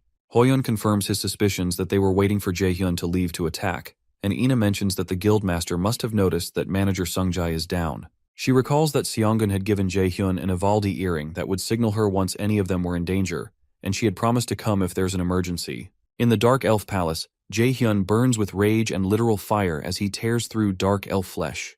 He covers himself with fire and approaches some of the elves, but he notices stains of blood on their mouths, so he tells them they're going to have to throw up what they just ate. Our boy recalls the look of determination on Hoyeon's face, which is the face of an insane person who's come to terms with his decisions. He's seen such a facial expression on his best friend from his past life, and on the friends that got killed in the mock dungeon, so he doesn't believe he should trust those eyes. Meanwhile, Yujung creates a mana field, and Ina summons several divine radiant swords to give the Dark Elves hell. The leader of the Dark Elf group tells them that it's pitiful to see them struggle in a pointless manner, so he assures them they'll all become a part of the king's feast, and sends off his soldiers to attack. Ina realizes the elf is fast, but Hoyon blocks the guy's attack using his shield. Hoyon activates his martial arts Polar Extreme skill and retaliates with a slash that forces him to retreat. The move makes the leader of the group admit the humans aren't too useless after all. Hoyon realizes that this group is stronger than the previous Dark Elves they came across, and when the leader approaches him, Hoyon asks him what he is. The leader of the group introduces himself as Kel, the captain of the Royal Guard, and one who is of royal blood. They're shocked to hear that he's a Royal Dark Elf, which means he must be stronger than A rank. Meanwhile, Hoyon recalls the first day he met Jae-hyun and how he stood in front of him to protect him, which made him remember all the good things he's forgotten about a raider. To him, Jae-hyun's boldness is the dream he wants to realize, and he decides he cannot die in a place like this, and that he needs to catch up to Jae-hyun no matter what. Hoyon suddenly throws away his shield, much to everyone's shock, and steps toward the monster. He believes this is what he should have done from the start, because a raider has more than one heart, so he reaches into his higher, middle, and lower chi centers to open them. Kel is shocked by the sudden outburst of mana coming from Hoyon, and even beholding it slightly injures him. The man covers Kel up, and he asks Hoyon how he's able to do such things. However, Hoyon doesn't answer him but activates his unity of body and sword skill, which causes him to start bleeding from the mouth. Ina pleads with him to stop, and the system declares that this skill's level is far too high for the user, and the flow of blood within the body has been reversed. He's warned to cancel the skill immediately, or die within 6 minutes and 36 seconds. So Kel takes advantage of the situation and orders his soldiers to capture Hoyon alive, even if they have to cut off his limbs. Regardless, Hoyon doesn't deactivate the skill and decides to face the soldiers. He had succeeded in obtaining an S-rank skill called Unity of Body and Sword from his training, but it's still too much for his body. It's a skill used by those who have reached the peak of swordsmanship, where the sword and the body become one. As the soldiers rush towards him, Hoyon deflects them easily and goes to face Kel. As both of them clash swords, Hoyon realizes he's not yet a match for Kel because he has only awakened this new realm of strength in an unstable manner. He realizes that all he can do is stall for time, so he continues fighting with Kel. While they're fighting, Kel tells him that his struggling is rather comical, and he points out that he notices what kind of state he's in. However, Hoyon refuses to back down because he has to keep his promise. He tells Kel he would never know why he's doing this and goes in for a frontal strike, but the Dark Elf jumps out of the way and attempts to attack him from the side. Kel is unable to land the strike because Hoyon's heightened senses allow him to pick up the counterattack quickly enough to jump out of the way. Kel calls him a little rat, but Hoyon leaps right back towards him and almost overpowers the Dark Elf. Suddenly, while they're fighting, Hoyon's body begins to break down, and the system tells him to undo the skill immediately because all muscular fibers are being disconnected and all blood paths are being twisted. While he's in pain, Kel comes in to finish him off, but Hoyon still manages to block his attack. He begins to cough and pant when his body can't take it anymore. Regardless, he continues with the skill and decides to put up one last fight. From where he is, he releases a huge mana blast that tears through the ground. The attack injures a Dark Elf, but Hoyon is disappointed when he realizes it's another elf that Kel had used to shield himself. The elf calls out to his captain as he dies in his arms, but Kel tells him not to worry because he was useful. As Hoyon collapses and profusely coughs out blood, he mutters to Kel that he's a coward. The words barely come out of his mouth before Kel rushes towards him and drives his sword through him. Meanwhile, tears flow from Yujung's eyes as she watches the horror and calls out to Hoyon. Inside the palace, Jae-hyun kicks Dark Elf behinds using chains of fire. He's still unable to set the captured students free, and when he recalls that he had asked Hoyon to give him just 10 minutes to kill the king and save the others, he becomes worried. Just then, one of the Dark Elves comes at him with a spear to kill him, but our boy waits for him to get close and covers his face with fire. Meanwhile, the Dark Elf King laughs as he watches the entire thing. He calls Jae-hyun a fool and asks him if he thinks he can win against the number of soldiers going against him. Jae-hyun asks him why he can't, and the king tells him he's very arrogant despite being a useless human.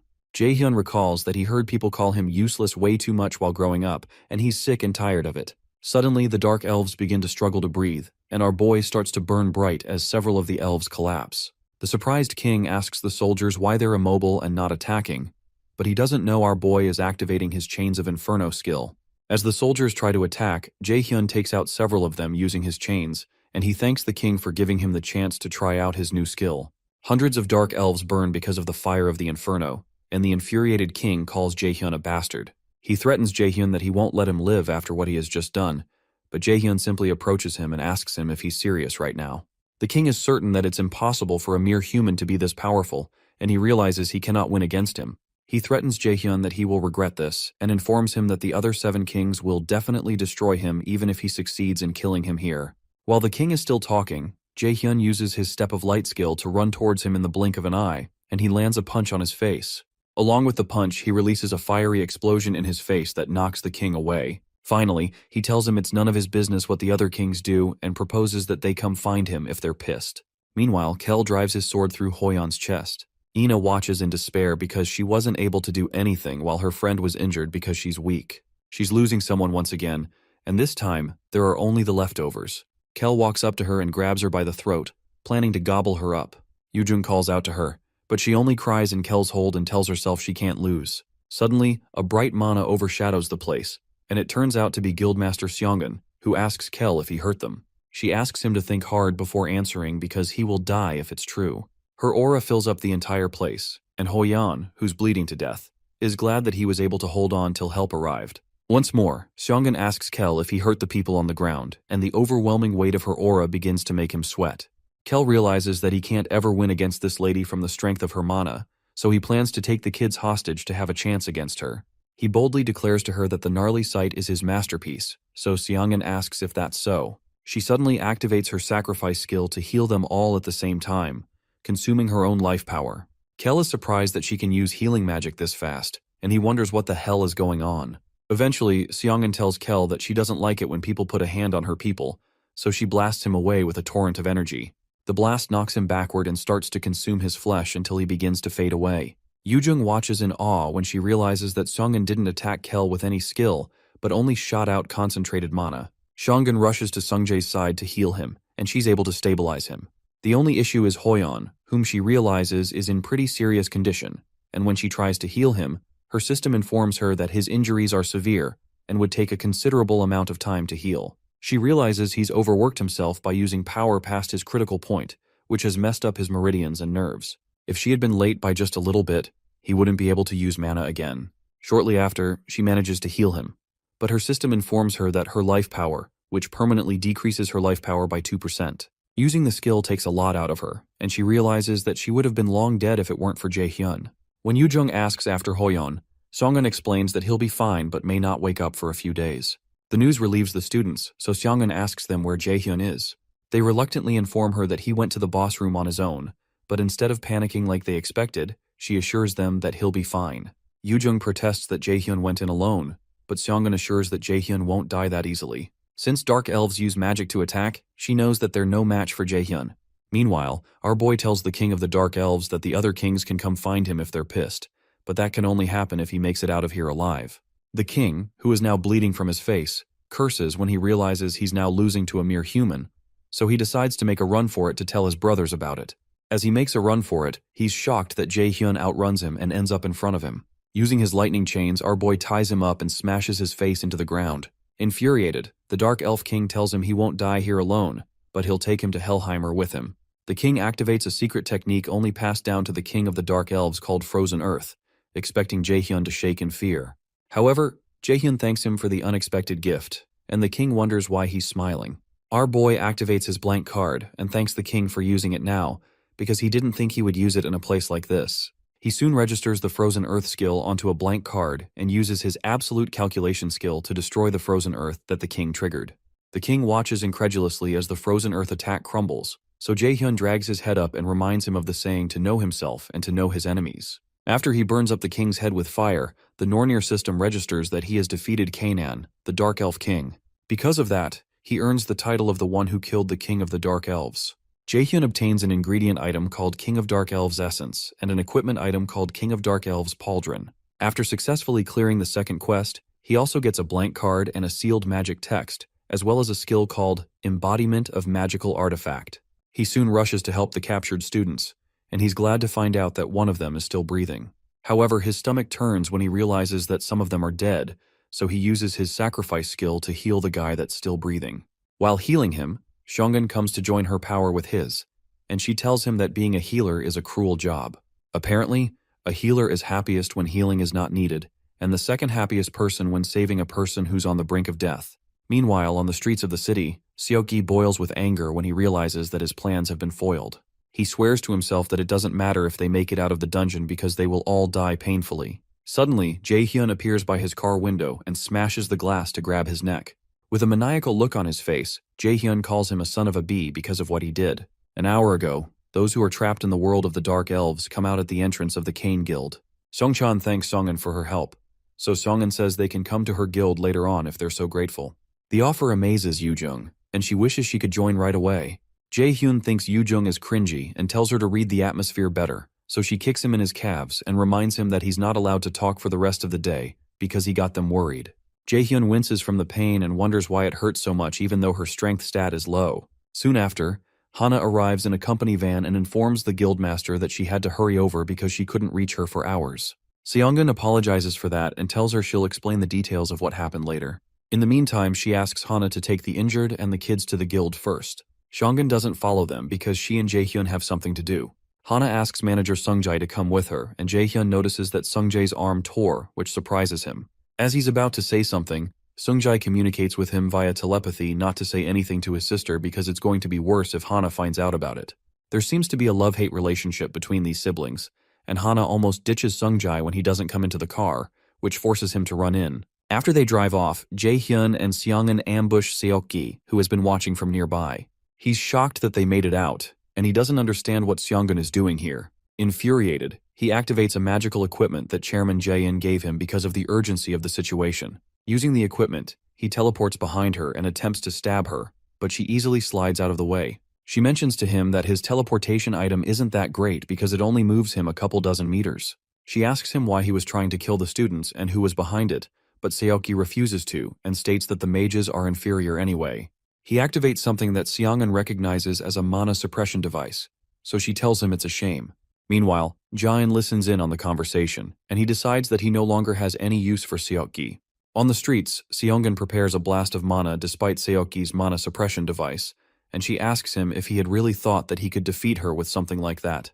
Jae-hyun realizes that he couldn't detect the magic seal in the Kane Guild beforehand, because Seokgi had also used a mana suppression device there. Seongun tells the instructor that she doesn't care if he doesn't tell her who's behind this because she already knows it's Jae-in. She also adds that the mana suppression device is easy to destroy if she pours in enough mana to overwhelm it, and she assures him he's going to die here. Suddenly, she changes the atmosphere and summons streaks of lightning above him that soon course through his body. Jae-hyun recognizes the magic spell she used as Lightning Call, an A-rank skill whose force depends largely on the user's power, and he realizes the level at which she's using it is in a different dimension. Sometime later, Ina returns to her lodge, and she recalls how Jae-hyun had protected her by catching the spear that was supposed to kill her. She realizes he was able to inversely calculate the spell in a short period of time, which means she's still got a long way to go, but she makes sure to find time to thank him later. Meanwhile, reporters storm the Mills Academy to hear what they have to say about this matter, and they desire to have a word with Chairman Jae-in.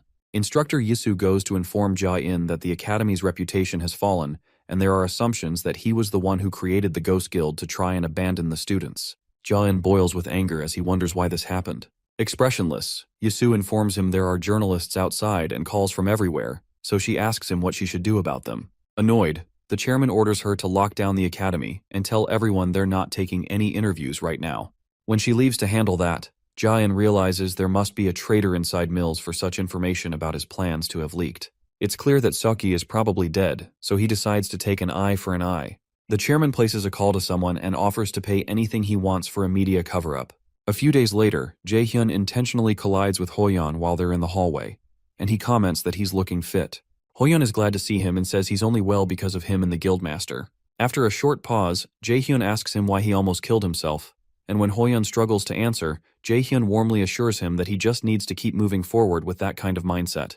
He encourages him to do as he pleases and think of the reasons later. However, before he leaves, our boy reminds him to look out for himself because the other guys worry about him. For some reason, the thought of doing what he wants to do energizes Hoyeon. Later that day, our boy checks out his stats and checks his A-rank title as the one who killed the king of the Dark Elves. The title increases his mana and his attack power when facing a dark-type monster and will trigger the anger of all dark elves and make the user a target when this title is equipped.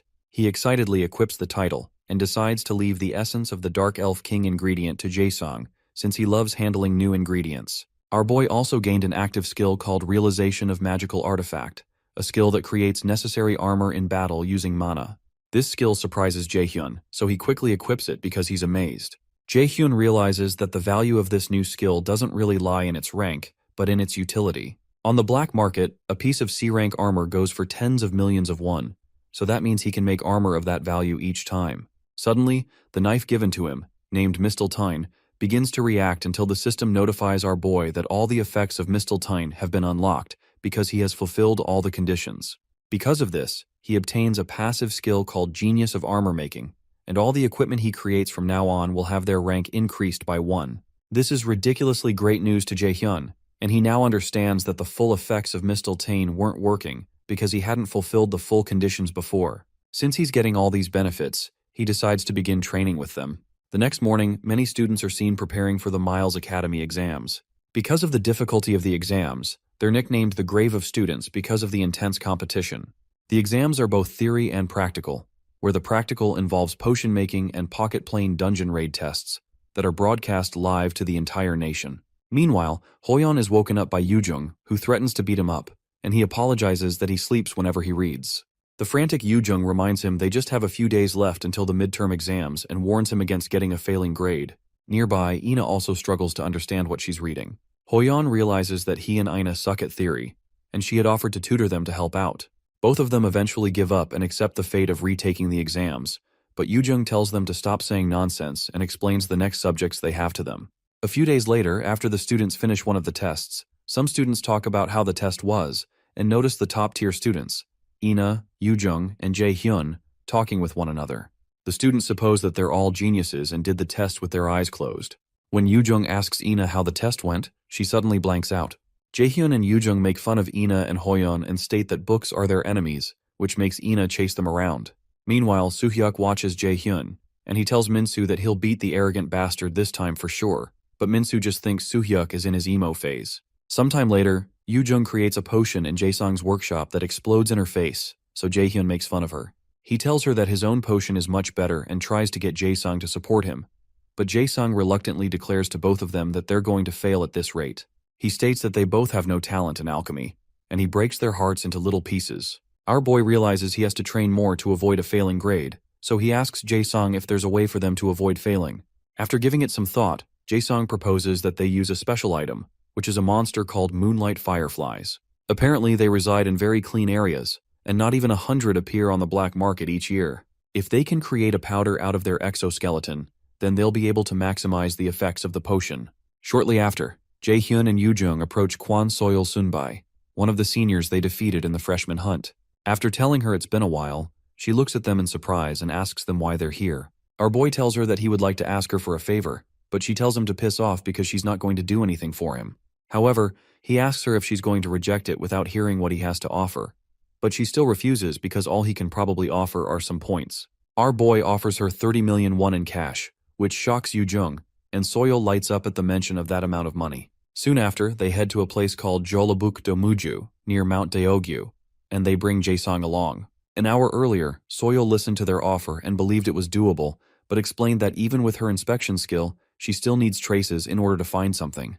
When she asks if they have a way, Jaehyun assures her he's going to bring along a very talented alchemist. She asks who, and Jaesung soon appears, but she doesn't rate Jaesung as a talented alchemist. Our boy asks her if she knows him, so she replies that they were in the same team on their first freshman hunt. Apparently, she didn't even know he was into alchemy, and had considered him a good-for-nothing that was forced into martial arts class, especially because he wasn't really of any help back then. While they're out in the woods, Soil tells Jaesung he's got a different vibe from back then, and now looks like he's having fun, which surprises him. Moonlight fireflies are nature's monsters that appear normal in the real world.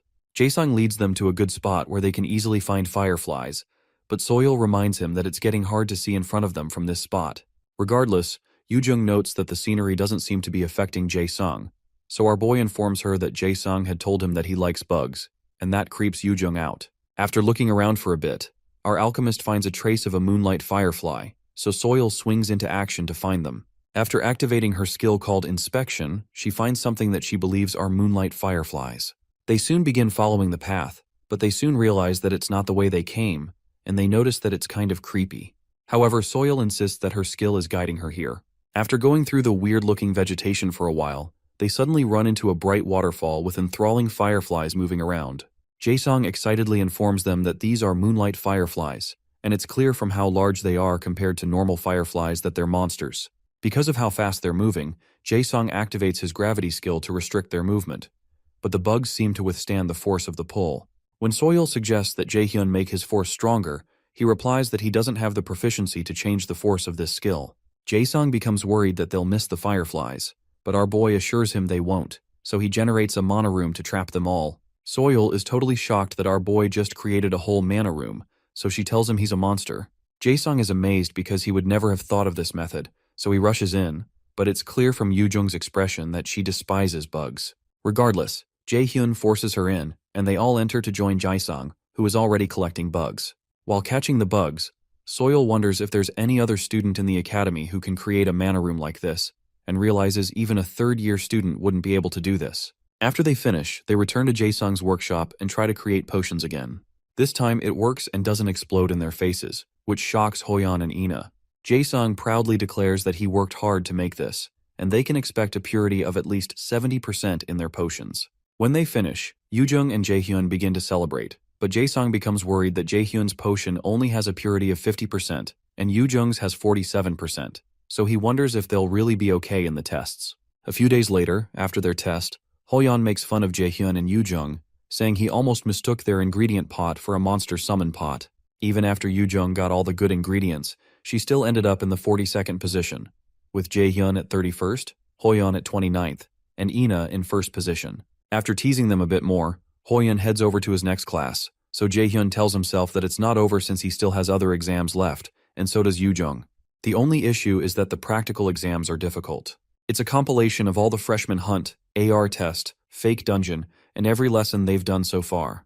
Apart from that, another factor that exponentially increases its difficulty is the way teams are made. On the day of the practicals, Yoo-jung laments because she got a cost of 14 and will have to plan well in order to get a good team. The cost is calculated among the students based on the grades they have at the moment. Students must make teams of 4 without surpassing a total team cost of 50. In this exam, Hoyeon has a cost of 17, Ina has a cost of 15, and Yoo-jung has a cost of 14. Jaehyun had a cost of 6 in his past life, and he remembers that he was excited because he got to enter a good team, but the results were the worst. He considers it a crappy way of choosing teams, as the higher ranks choose the lower ranks because they have higher costs and can easily accommodate those with lower costs. Suddenly, our boy is approached by one of the cadets whom he knows from his past life. This same guy had insulted him for being a lower rank, but in the present, he's asking if he's the genius student who got first in the student hunt and did great in the fake dungeon too. In the past, this guy made fun of him and told him to know his place during their exams. In the present, he cheerfully introduces himself as Chu Han-sung, but Jaehyun simply dismisses him. Regardless, Han-sung suggests that they team up because he has less cost compared to his skill, and he proposes to help Jaehyun with his cost of 20 that makes it hard for him to choose teammates. However, Jaehyun only considers this guy a garbage bastard who preys on the weak and sucks up to the strong. He tells Han-sung it's a shame that he doesn't want to team up with him and tells him to go look for someone else. Flustered, Han-sung tries to explain again that he has low cost with high skills, but our boy tells him it doesn't matter to him because he can clear the test on his own, and Han-sung is too weak anyway. Our boy goes to meet some of his friends, and he asks them if they've considered his idea, while Han-sung stares at him with utter contempt. Meanwhile, warriors Jina and Sungwoo tell Jaehyun that they're up for it. Han-sung recognizes Jina and Sungwoo as the ones who abandoned Jaehyun during the mock dungeon, and our boy tells them he's glad they agreed because he was worried they'd say no. Han-sung continues to burn with rage because Jaehyun picked those bastards and storms off, certain that Jaehyun will regret his decision. Sometime later, Jaehyun and his new teammates meet at a cafe. Suddenly, Jina asks Jaehyun if he's sure he really wants them since they weren't very helpful at the mock dungeon, and Sungwoo also reminds him that they were abandoned to die in the Kane incident because they were not skilled enough. Regardless, our boy assures them that he doesn't intend to lose. Jaehyun realizes that Jina and Sungwoo's costs are lower than what they are capable of because they ran away during the mock dungeon, and they're the ones with good costs and not Han-sung. Eventually, the two agree and ask who the last person will be. Our boy tells them the lady will be here soon, and shortly after, Yoojung steps in through the door. They recall how instructor Jiyeon had to hold back Yoojung from destroying them because they left Jaehyun in the dungeon. When she steps in, she directly asks Jaehyun why he called her to team up with these guys.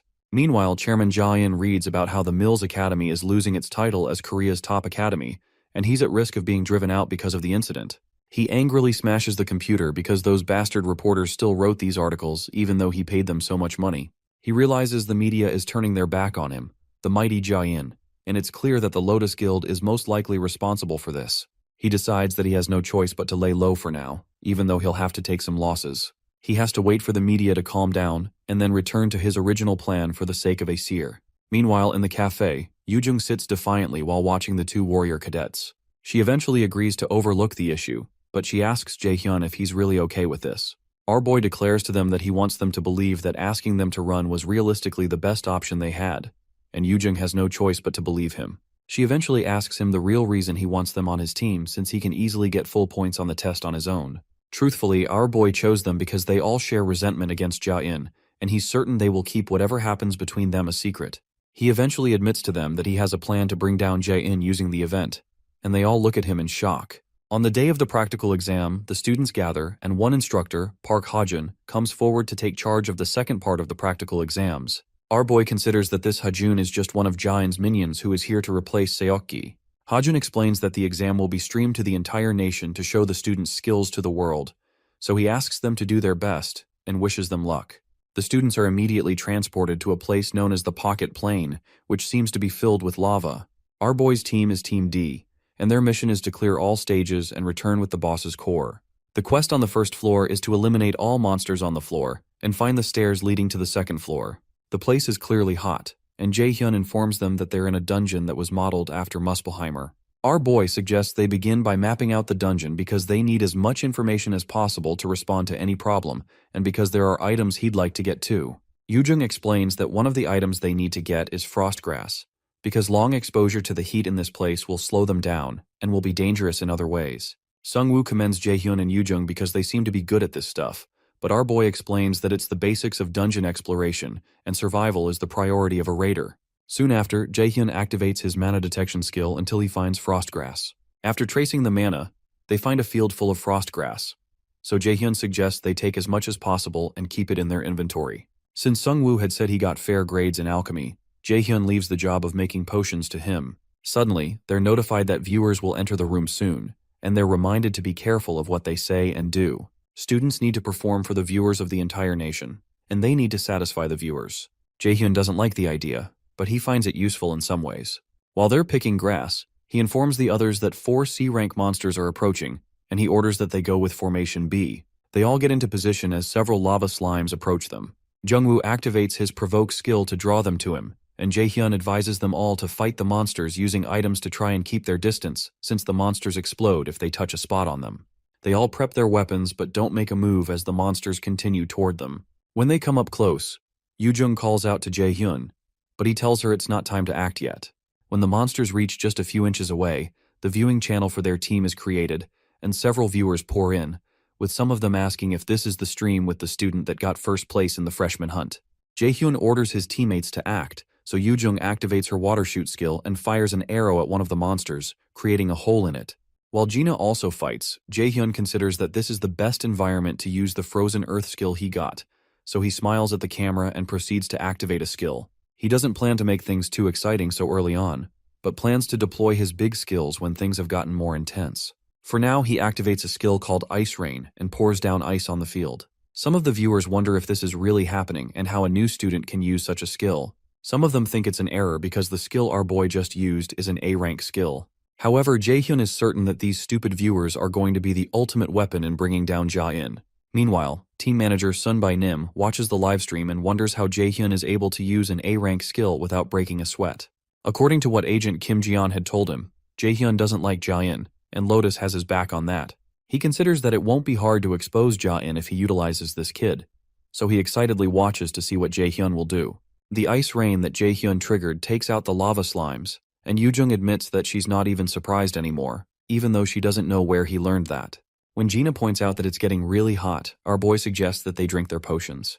They all begin to look for a place with less heat, so Sungwoo points to a spot that has less energy coming from it. Jaehyun agrees with him, so he decides to set up a shelter there. Meanwhile, Aina fires several holy arrows at some of the monsters, and Hoyeon, who is also nearby, tears up another one. After destroying them all, Aina mentions that this dungeon seems too easy, and Hoyeon agrees with her that they're weaker than he anticipated. Their other teammates just watch in confusion because they realize they could have failed with just one mistake, and they just fought lava slimes in close range without taking damage. On Jaehyun's side, he sets up a tent for his team to stay in while they wait for Sungwoo to make the potions that he says will take up to an hour to make. When Jaehyun teases Yoojung about making slight remarks to try to speed up Sungwoo, she protests that she didn't mean that, and they start fighting again. Gina laughs because of how close they are, but Yoojung claims they're not. Shortly after, Jaehyun talks with the guys about his secret plan. After explaining the plan, Yoojung steps out with Jaehyun to ask if it's really possible, and our boy assures her it is. He believes this is the best time to create some ruckus, so he releases some power to make the connection to the pocket plane unstable and cancel the limited voice transmission feature. The viewers wonder what Jaehyun is doing and why he's working alone with Yoojung. While they wonder if the others have failed, Jaehyun assures the viewers that his members are fine, which surprises them because they shouldn't be able to hear the students talk. Jaehyun had played with the formulas of the pocket plane a bit so he can speak, so he tells everyone it's nice to meet them and declares that he'll start the real stream now. Meanwhile, Jaehyun almost bursts due to anger while watching Jaehyun's display. Jaehyun can't believe this is happening, and he doesn't understand how Jaehyun was able to interfere with the formula of the pocket plane, which was created by dozens of mage raiders, himself, and many of the Academy's mage instructors. Instructor Ha-jun, who is standing nearby, suggests that they punish Jaehyun, but Ja-in clarifies that he wants to but cannot, because there are no rules for this kind of situation since it was never expected. However, there is the rule that an Academy student cannot disclose Mills' sensitive information to the public, and he can be expelled if he violates that. Suddenly, the chairman overhears Jaehyun talking about him on livestream. Jaehyun links the chairman to the guild experience incident and a lot of shady things, and he assures the viewers not to worry about him being expelled, which totally perplexes the chairman. Our boy tells the viewers that the chairman's favorite quote is that the strong survive and have power. After laughing maniacally about Jaehyun's rottenness, the chairman orders instructor Ha-jun to expel Jaehyun once the exams are over. He also asks him to get at least 2 experienced A ranks to get rid of Jaehyun once the media has calmed down a bit. When Jaehyun leaves, Ja-in promises himself to make Jaehyun pay. Our boy explains to the viewers that Chairman Ja-in won't be keeping his word if he expels him when he has such good grades. The viewers are excited by all he's saying, and several of them begin to figure out that there must be an actual problem in the school, especially with all the uninvestigated allegations that have been made against Ja-in. Earlier, in the shelter, Jaehyun informs the others that he's going to edit the formulas of the pocket plane so the viewers can hear them and bring them to their side. Yoojung wonders if this is okay because the chairman can do something, but our boy assures her that they have the viewers, and there's no rule stating that they're not allowed to interfere with the formulas of the pocket plane. In the present, Jaehyun tells the viewers that he's going to start the real dungeon raid stream, which they've specially prepared for the viewers to enjoy. The viewers are excited, but Yoojung feels vulnerable in front of the viewers because they soon begin to talk about her performance and strengths. Shortly after, Jaehyun takes Yoojung with him to a place that looks like a lava waterfall, and our boy tells the viewers that they're planning to find the hidden piece of the pocket plane here, which would be interesting to them. The viewers are ecstatic at the mention of a hidden piece, so Yoojung begins by activating her heist skill, while our boy activates his wind boost skill, as well as his gravity skill. Jaehyun plans to show the viewers how a regressor raids a dungeon. Meanwhile, in the Mills Academy, instructor Kim Ji-yeon informs manager Sun By-nim that she'll get him into contact with Jaehyun right after the exams. He asks her to get into contact with Jaehyun as soon as possible and bring him over to their side, and even offers to let Jaehyun have control over the conditions. Ji-yeon accepts the mission and thinks it'd be a big advantage in the long term if the Raider management can take Jaehyun, but the only problem is that Ja-in is also after him. In the pocket plane, our boy puts his hand around Yoojung and drags her towards the lava. She hesitates and asks him to wait, but he just continues to run towards the stream of lava while she screams. The viewers keep chatting with one another, and they don't yet understand why they're jumping towards the lava. However, Jaehyun lands on an invisible platform near the lava stream, and Yoojung is extremely relieved that there's a hidden foothold there just as Jaehyun had said. He tells her to hold on to him and cast the spell and ensure she doesn't make any mistakes in her time calculations. Jaehyun is in awe of the first person who actually found the hidden piece here in his past life, even though he knows Chairman Ja-in hid it here under the sponsorship of the nation and didn't intend for a student to take it. After following all the footholds, they finally land on a spot where they can stand, so Yoo-jung asks him if the shiny thing in front of them is the item he was talking about. They turn out to be some marbles, and Jae-hyun confirms her suspicions that these marbles will be the key point in clearing this dungeon. At this point, Chairman Ja-in begins to sweat profusely, and he can't figure out how Jae-hyun was able to find the hidden piece. Jae-hyun tells the viewers that he knew this item was here from mapping, but he didn't expect it to be so well hidden. He activates his ice rain skill and fires it at the sea of lava, separating him from the item to cause it to solidify. He and Yoo-jung make their way down towards the item, and Jae-hyun asks the viewers if they know what the item is. Most of them don't seem to know what it is, and when they demand that he tells them, he informs them that this is fire essence. Apparently, this item will be one of the most important items for clearing this dungeon, and the pocket plane system displays that this fire essence is a rank B item that exponentially increases flame resistance ability temporarily when consumed, but whose effect will not appear the second time. Normally, schools create an environment that is as close to a real dungeon as possible and motivate students using a reward that is hidden, but it's odd that this reward was hidden in a way that ordinary students could never obtain it. The viewers go crazy at the sight of the fire essence items because they're really expensive in equipment shops, and they figure that Mills Academy is investing more than 10 million per team for the midterms. After getting the first item, our boy proceeds to go for the next thing on their list. He wishes he could see the kind of face Chairman Ja-in is making right now, and he hopes to see how he will look when he shows him the rest of the gifts he has for him. When night comes, they return to the shelter, and Yoo-jung laments that the potion is too bitter. Our boy tells her he knows, but she'll need to eat it because it'll make it easier to clear the dungeon. Eventually, Yoo-jung works up the nerve to consume it and suddenly collapses. Confused, Jae-hyun asks Sungwoo if he poisoned her or something, but Sungwoo denies it. After that, Jae-hyun explains that they're almost done with stage 1, and they need to find a way down to the second floor. In the academy control room, Instructor Jiyeon comes to ask Instructor Ha-jun how the situation is looking. He jokingly reminds her that he's the one in charge, so he asks why she came here and if she doesn't believe he can take care of his duties. After a short pause, she tells him it's possible he can't, which makes him frown. With Seoki gone, the administrative authority of the second round of practicals was supposed to be Jiyeon's, but Ha-jun managed to worm his way through and took the authority from her. Eventually, Ha-jun sarcastically apologizes to her because he's getting ahead of her even though they were hired as co-workers, but Jiyeon tells him she doesn't care about that stuff. He tries to poke further and asks her what she means since it's normal for her to be envious of the position, but he doesn't get any response from her. That frustrates him, but Ha-jun reminds himself that he has the chairman's admiration now, and Jiyeon is no longer better than him even though she was 2 years ago. Soon after, Jiyeon tells Ha-jun that he better take a close look at the rope he's holding to make sure it's not thoroughly rotten, then she steps out. Ha-jun finds her words cringy, and he considers her arrogant. He knows she's referring to his affiliations with the chairman, and he's certain that the chairman will regain his reputation since the obstacles they have now are nothing. Meanwhile, in the dungeon, Team D enters the second floor. They're given a quest to hunt the elite monsters of the second floor and obtain the hidden treasure. Somewhere else, Heimdall massacres a few people and speaks with Hugin, who asks him if he's going to meet the great adversary. Heimdall tells him the great adversary is just a mere human, and he doesn't need much time to get rid of him. But after eliminating him, he's angry he will be stuck with Bifrost once again and act as a gatekeeper. He tells Hugin not to concern himself with his affairs since he's just a thing of evil. However, Hugin considers both gods and humans foolish, and he remembers Munin, the other of Odin's crows. While in deep thought, he tells Munin, who is not present, that nothing has changed or will change. On the second floor, Gina notes that this floor is even hotter than the first floor, and Yoo-jung notes that the quest here seems harder. Jae-hyun, on the other hand, knows where all the paths are, but something seems odd. An hour earlier, they had followed a small cave to reach the second floor, and Sungwoo wonders why there aren't any paths and why the way to the second floor was buried underground. Yoo-jung explains to him that finding the way to the next level in stage-type dungeons is usually difficult, which makes her wonder how Jae-hyun was able to find it so easily, and she begins to suspect that he's been here before. While she's thinking, she finds her bug that makes her scream so loud that it scares the users. After she ends up in Gina's arms, Jae-hyun captures the bug and informs the users that he's capturing it in case he needs it later. Before they move on, he tells his teammates there's something they have to prepare before they move on and offers them the fire essence to consume. They all seem so reluctant, so Jae-hyun jokingly tells them not to be so dramatic, especially while he's still being nice. With a horrific expression on his face, he orders them to eat it, and they have no choice but to do so. Apparently, there are 3 floors prepared, and the boss is on the last floor. On that floor, Jae-hyun intends to give Ja-in another problem to deal with too. Before they begin looking for the monster on the second floor, our boy tells the viewers he has an idea where some treasures might be, which makes them really excited.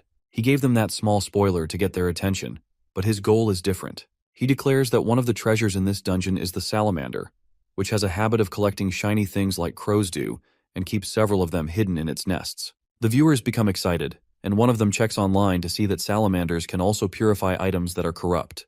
When they wonder how Jaehyun got to know that salamanders hide items in their nests, he explains that he studied it. The second hidden piece is something called Balmung's replica, a sword that appears in the Song of the Nibelungs from the 1200s in Germany. It is said to be a sword meant for killing dragons, and like Thalfi's Thundersteps, it's an item with overwhelming strength and destructive power. The original is said to have been possessed by a German raider named Balak. Suddenly, Gina asks him what a salamander's weakness is, so Yujung tells her it's its stomach since they have hard outer skins. Apparently, the most common way to kill them is to direct ice-type magic at their stomachs. They move deeper into the dungeon, and Sungwoo notices that this place is much hotter, and he'd be struggling if it weren't for the fire essence. Even though Jaehyun knows where everything is, he decides to pretend to do some work here so he doesn't raise unnecessary suspicions. He soon stops the team and mentions that he feels some mana around a place where several swords are placed. Yujung doesn't know if the swords are hidden pieces, especially since there are so many and they look like unregistered items, but Jaehyun knows the perfect place to hide a hidden piece is among these dozens of swords stuck in boulders. Although Jain messed with things so that students can't find it, Jaehyun doesn't have time for his tricks and activates his detection skill. After looking around for a bit, he eventually finds it and pulls it out of the boulder. Once he pulls it out, the Nornir system informs him that he's found the copy of the Tainted Balmung, a rank A item that is Dragonslayer Siegfried's beloved sword. It has a sealed effect that raises strength by 70 and agility by 30, and a passive S-rank skill called Dragonslayer, which heightens a user's physical abilities when fighting draconic species. However, the effects of the sword cannot be activated because it is tainted. Some of the viewers wonder how he knew that specific sword was the hidden piece, but some of them believe Jaehyun has his ways.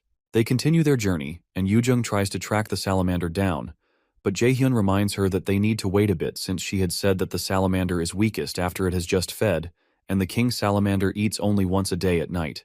Yujung asks him if it's a wise idea to stall for time, since salamanders are sensitive to smell, and they might get attacked first if they stay there. He proposes that they need to find a way to prevent that and brings out the bug from earlier, which causes Yujung to freak out again. When she tries to run away, he holds her down because she's the most important part of this plan. The bug is called the bomb centipede, and it expels a liquid when it feels threatened. The liquid is known for smelling so bad that it induces tears, and this stench is what Jaehyun plans to use in this hunt. Shortly after, the salamander shows up after detecting the stench. Yujung prepares for the salamander and reminds Jaehyun that he had promised her something for doing this. Because she was terrified, Jaehyun promised to give her a magic staff that teacher Seongun loved if she did this. Truthfully, he was just going to give her a random staff, and he's certain she'll kill him when she finds out. The viewers watch in exhilaration as they wonder if their plan is going to work. Jaehyun assures the viewers that Yujung specializes in wind magic, and Yujung creates a small wind to trap the scent of the bug to send to the salamander's nest. The viewers are impressed because this is only possible because she has impressive control over mana, and the humans start to feel bad for the salamander. Upon smelling the bug, tears start to roll down the salamander's eyes, so Jaehyun tells the others to remember the plan to wait and only move when he gives them the signal. He soon activates his level 2 ice spear and strikes the monster that's writhing in pain, knocking it to the ground. Jaehyun waits for the moment the monster breathes out fire, and when it does, he brings out the Balmung sword and throws it into the monster's mouth. Yujung calls Jaehyun a psycho, and the viewers wonder what on earth he's doing. Meanwhile, Jain almost drops his jaw when he sees what Jaehyun did, and he's certain there's no way a new student would know this since he left it out of the syllabus on purpose. On the second floor, the monster begins to vomit the sword, so Jaehyun signals the others to move, and the warriors immediately stand in front of him to block the sword with their shields. Jaehyun soon picks up the sword, which is now shining differently, and the viewers still go berserk due to confusion. To explain what has happened, our boy opens the equipment status, and it displays that the tainted Balmung sword has been purified. The viewers almost lose their minds because of the high stats of the sword. He explains to them that there's a power of purification in a salamander's core that can purify items. The viewers are surprised at Jaehyun's level of experience since he's a new student, and when he wields the sword, they wonder why a mage would be wielding a sword. They expect him to give the sword to the combat class warriors with him, but he doesn't. Sunbae Nim, who is also streaming anonymously, informs the others that Jaehyun is a battle mage. Jaehyun steps in front of the monsters and activates 2 skills named Agile Steps and Flexible Movements to help his movements, as well as his wind boost.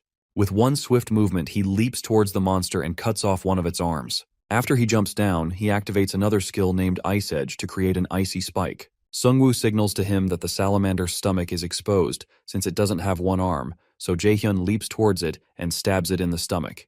The viewers are speechless for a while, and they can't fathom what they just saw. Meanwhile, Seo uploads something online, and she wonders why Jaehyun made her do something so annoying. She has just uploaded an article about Jaehyun's real identity, citing the achievements he had at the Neverland dungeon since Jaehyun had initially covered up his identity at the Neverland incident. This article is meant to go against those who are saying what Jaehyun is doing is computer-generated. Meanwhile, on the second floor, after taking out the salamander, Jaehyun tells the others he's found something called the Ring of Transcendence. The Ring of Transcendence is a B-rank equipment that momentarily amplifies mana to increase the force of magic and grants the active skill known as Overdrive. However, because of the lack of something called the Rock of Transcendence, the rank is lowered, and the state of Overdrive is unstable. Overdrive is a rank A skill that amplifies mana to increase the force of skills by 1.5 times for 5 minutes, but will leave the user unable to use mana for 5 minutes after activating the skill due to the lack of the Rock of Transcendence. Since there's only one ring, Jaehyun suggests they do rock, paper, scissors, but the others suggest he take it since he did most of the fighting, so Yoojung suggests he buys them food or something when they get out. Excited, Jaehyun keeps the reward, and they're transported to the next floor. Once they arrive there, they're told the protective barrier will disappear after a minute, and the boss fight will begin. They're protected by a magic barrier that doesn't break even though the boss monster pounds on it.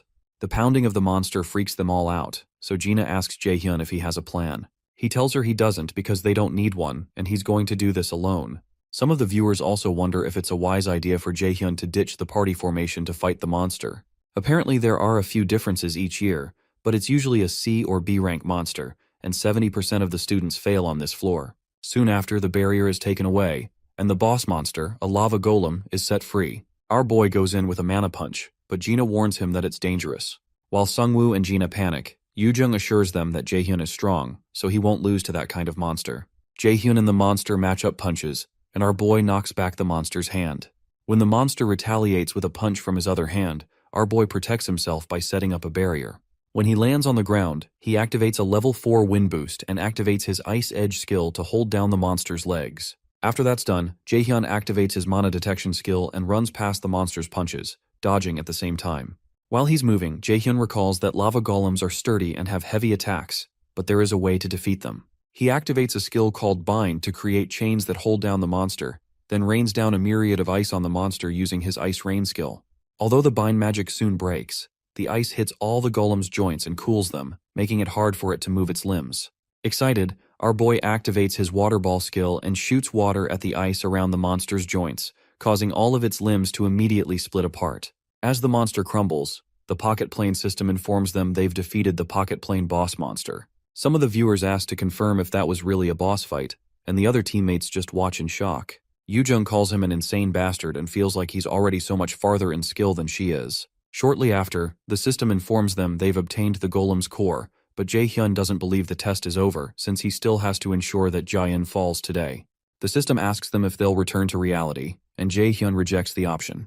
He tells the viewers that the boss fight was too short, and he has something to show them all, which is to fight the hidden boss. The viewers become curious about what's going to happen next, and Jaehyun leads the team to a place where he says he feels a strong mana presence. When he turns back, he realizes none of his teammates want to follow him in, so he assures them they won't die, no matter how much it hurts.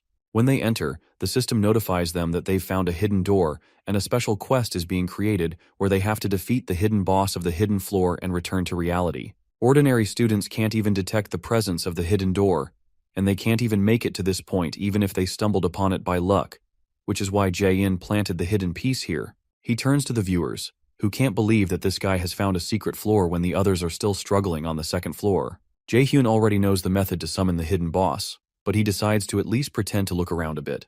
Suddenly, Yoojung points to an altar that looks familiar, and after a while, Yoojung realizes it's quite similar to the pattern on the golem's core. Our boy puts the golem core into the hole in the altar, which causes bright light to fill the entire place. Jaehyun asks them to get back, and the pocket plane's hidden boss, the Red Drake, begins to appear over the altar. Their mission is to all survive, defeat the enemy, and obtain the heart of the Drake to obtain special privileges as rewards. As the Red Drake forms, the viewers can't believe their eyes because even veterans struggle to handle a Drake. The viewers begin to react negatively because of how difficult the pocket plane was set up. which is the reaction Jae-hyun was hoping to get. However, his absolute calculation doesn't work on Drake's physical attacks, but he knows he can still take it on by himself. In the control room, Chairman Jae-in watches in total shock because his plans to ensure this year's midterms go by quietly so he can deflect the media's attention seem to have been destroyed. He realizes that Jae-hyun has interfered with the entire pocket plane this time, but Instructor Ha-jun protests that there's no way a student can do that. When Jae-in insists that it's Jae-hyun, Ha-jun tries to kick his behind so that he can get promoted in no time. Eventually, the chairman admits that he's glad that it's Jae-hyun that's behind this, because there won't be any problems if his goal is to get an item, as they can minimize the hate to the Mills Academy if he successfully clears the dungeon. Ja-in is concerned that Jae-hyun enraged the Drake, and he assumes it's because he doesn't know any better. He hopes that Jae-hyun kills the Red Drake, but when he turns to the screen, he soon finds out that Yoo-jung has been hurt and is bleeding from the mouth. The students begin to panic because the pocket plane's protective system is broken and they need to get out, which makes Jae-in panic. The viewers become worried because the students shouldn't be able to get hurt in the pocket plane, but it's suddenly happening. When the students' HP bars disappear because the pocket plane has become unstable, some of the viewers become worried that the students can actually die. This development further enrages the chairman, and he calls Jae-hyun a son of a B-word. Meanwhile, our boy wonders how the chairman must feel to be manipulated and have things fabricated just like he used to do. Some of the viewers begin to complain about how Ja-in is running the academy facilities, and they suspect that Ja-in is doing all of this on purpose to harm the students. They begin to protest about how many times these things have happened, and how their school keeps pushing kids to the brink of death. He was taken aback by how good her acting was, and when she suggests that she should have just gone into acting and that her looks are wasting away in this school, Jae-hyun pleads with her not to make him laugh since he has to keep up a sad expression. He eventually leaves her alone so he can go handle the Drake. As he faces the monster, he knows he can easily defeat it, but it wouldn't be fun. The monster attacks him with one of its claws, but he quickly jumps back to dodge it. He activates a skill called Mana Weapon and pulls out his purified Balmung sword. The viewers believe that Jae-hyun may be able to win with this sword, and they begin to root for him. Our boy activates the special skill of the Balmung replica called Dragon Slayer, which makes all attacks on draconic species 300% stronger. He sends a double sword slash towards the Red Drake, further enraging it so much that it slams its tail on the spot Sungwoo is standing. Sungwoo manages to block the attack, and our boy remembers there are two things to do. He recalls the day Hoyeon had seen in his books that a Drake's weakness is a mole on its heel, so our boy leaps behind the monster and deals his next attack on its heel. To finish the fight, he activates his skill called Overdrive, which makes all of his skills 1.5 times more powerful. Moments after, he activates his Frozen Earth skill and freezes the entire place, including the Red Drake. The viewers watch in shock and can't identify any A-rank skill that can do what he just did. As they start to speculate if Jae-hyun is S-rank, our boy cracks the Frozen Drake and defeats it. After defeating it, Jae-hyun leans over his sword and tries to conceal his grin as he hopes that Jae-in will like his gift. In the chairman's office, he begins to receive several calls from the members of the school board, blaming him for everything. Even though he tries to clarify that he didn't cause this, it dawns on him that no one is believing him, which has never happened to him before. He asks Instructor Ha-jun about the reporters and journalists, and Ha-jun informs him that he's contacted all the reporters they have connections with, but they rejected his offer because they can't trust Mila's anymore. When Ha-jun mentions that he thinks someone has done this on purpose, Ja-in angrily strikes him with a magic attack that launches him across the room. Ja-in is certain that there's no way Jae-hyun could have done this alone, and someone must be helping him. While he's thinking about who it might be, one of his workers bursts in to inform him that the Lotus Guild has sent an official document regarding the disciplinary actions to be taken on Mills Academy and the imprisonment of the chairman.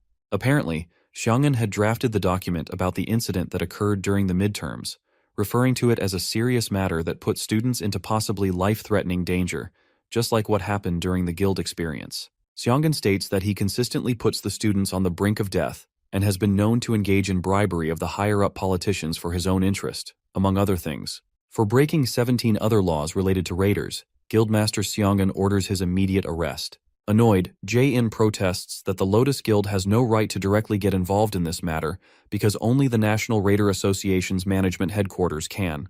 When he reads the document further, he learns that 4 main guilds, 29 other guilds, and the National Raider Association management agree with this. Jae-in reads the document speechlessly when several raiders break into his office to arrest him. Meanwhile, when the students leave the pocket plane, several reporters gather outside to interview Team D about the incident that occurred inside.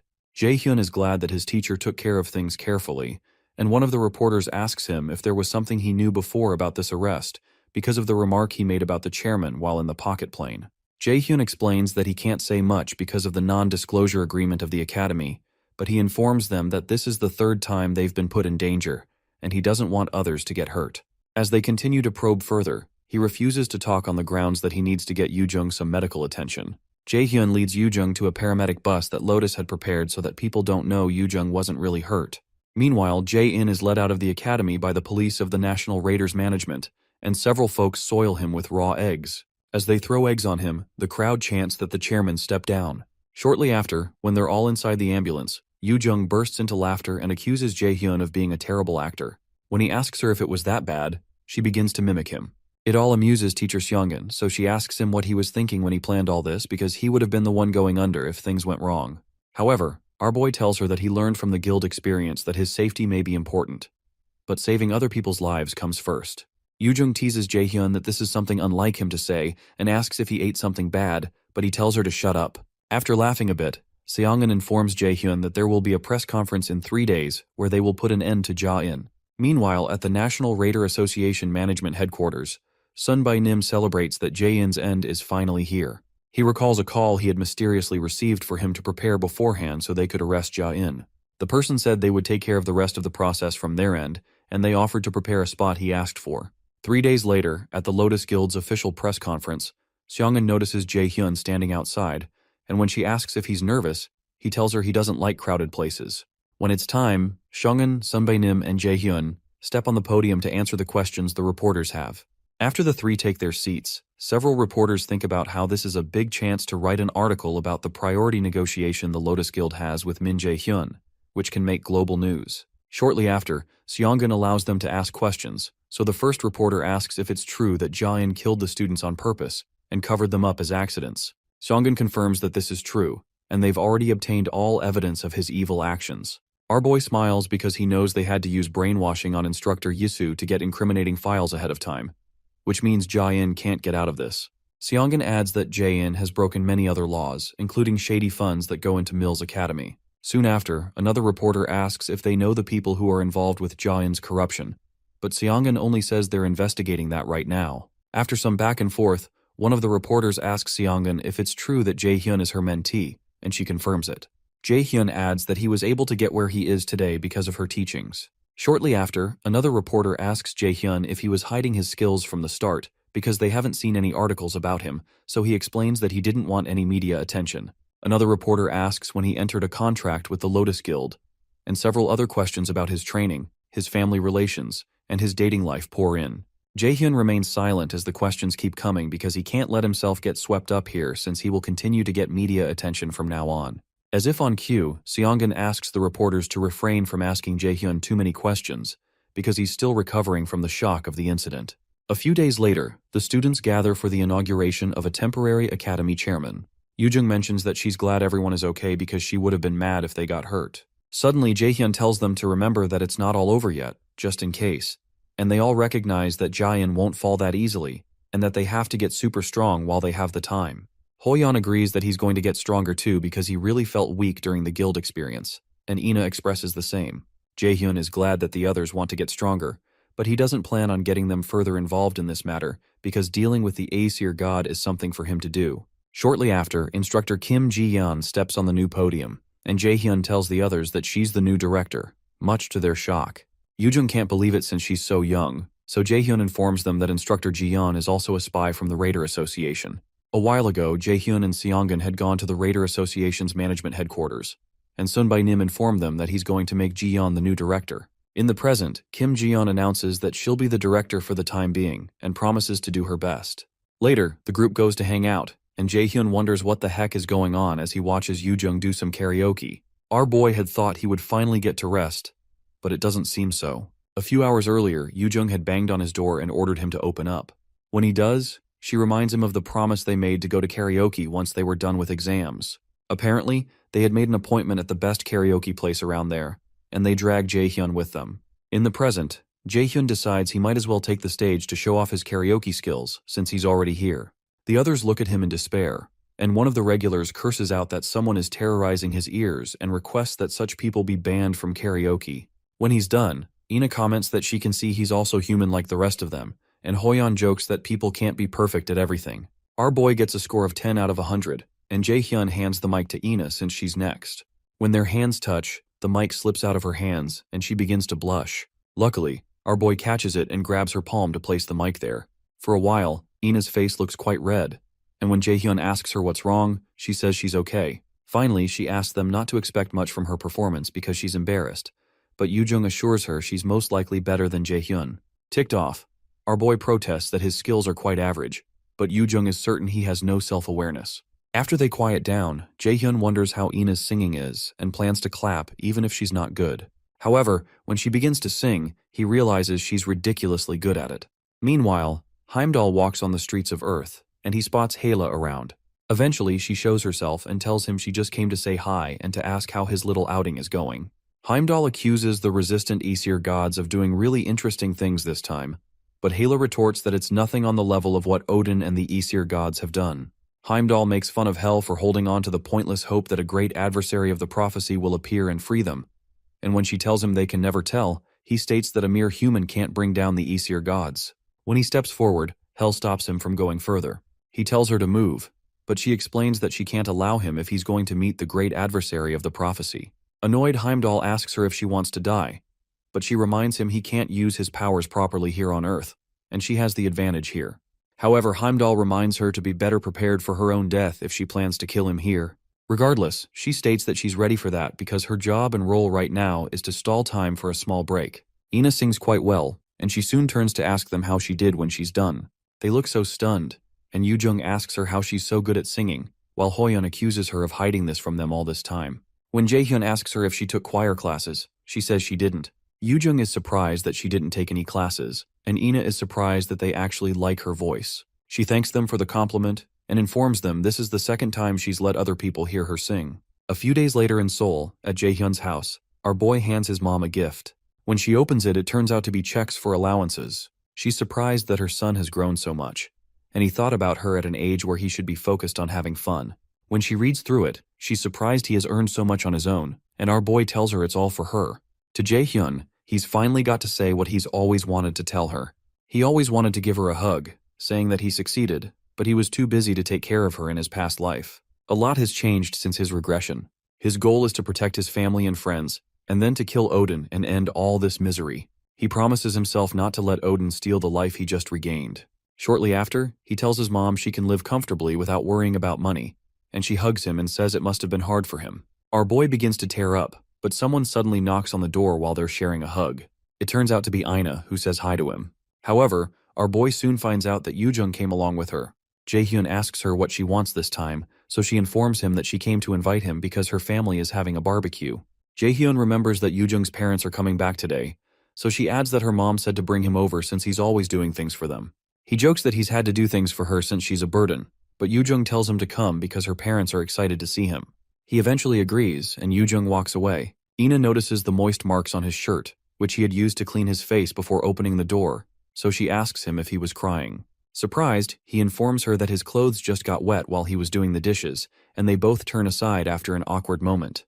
That evening, our boy heads to Yoojung's house, and he can tell her family is rich from the grandeur of the house. He runs into Ina and he asks why she's staying at Yoojung's house and if Yoojung also dragged her here. Surprised, Ina replies that she didn't have anywhere to go, so Jaehyun apologizes when he recalls that Ina doesn't have a family right now. Soon after, Yoojung shows up with her dad, Mr. Kim, right behind her.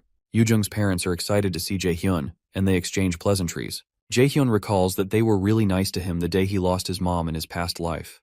Before he knows it, Mr. Kim locks his arm around his head and jokes that he's grown taller. Jaehyun wonders if violence runs in their family, and when Yoojung's dad lets him go, he asks him if Yoojung still bullies him since she used to beat him up, and he'd come crying when they were younger. Soon after, Yoojung shows up again and tells her dad to help her with the food and stop fooling around. He goes to help her and asks how she's going to get a boyfriend when she's like that. Before he leaves, he asks Jaehyun if he wants to volunteer to be Yoojung's boyfriend, and the ladies suddenly go mute. Jaehyun looks surprised, so Mr. Kim begins to list her good qualities. While he's talking, Yoojung loses her cool and pinches him, telling him to stop with the nonsense and go help with the chores.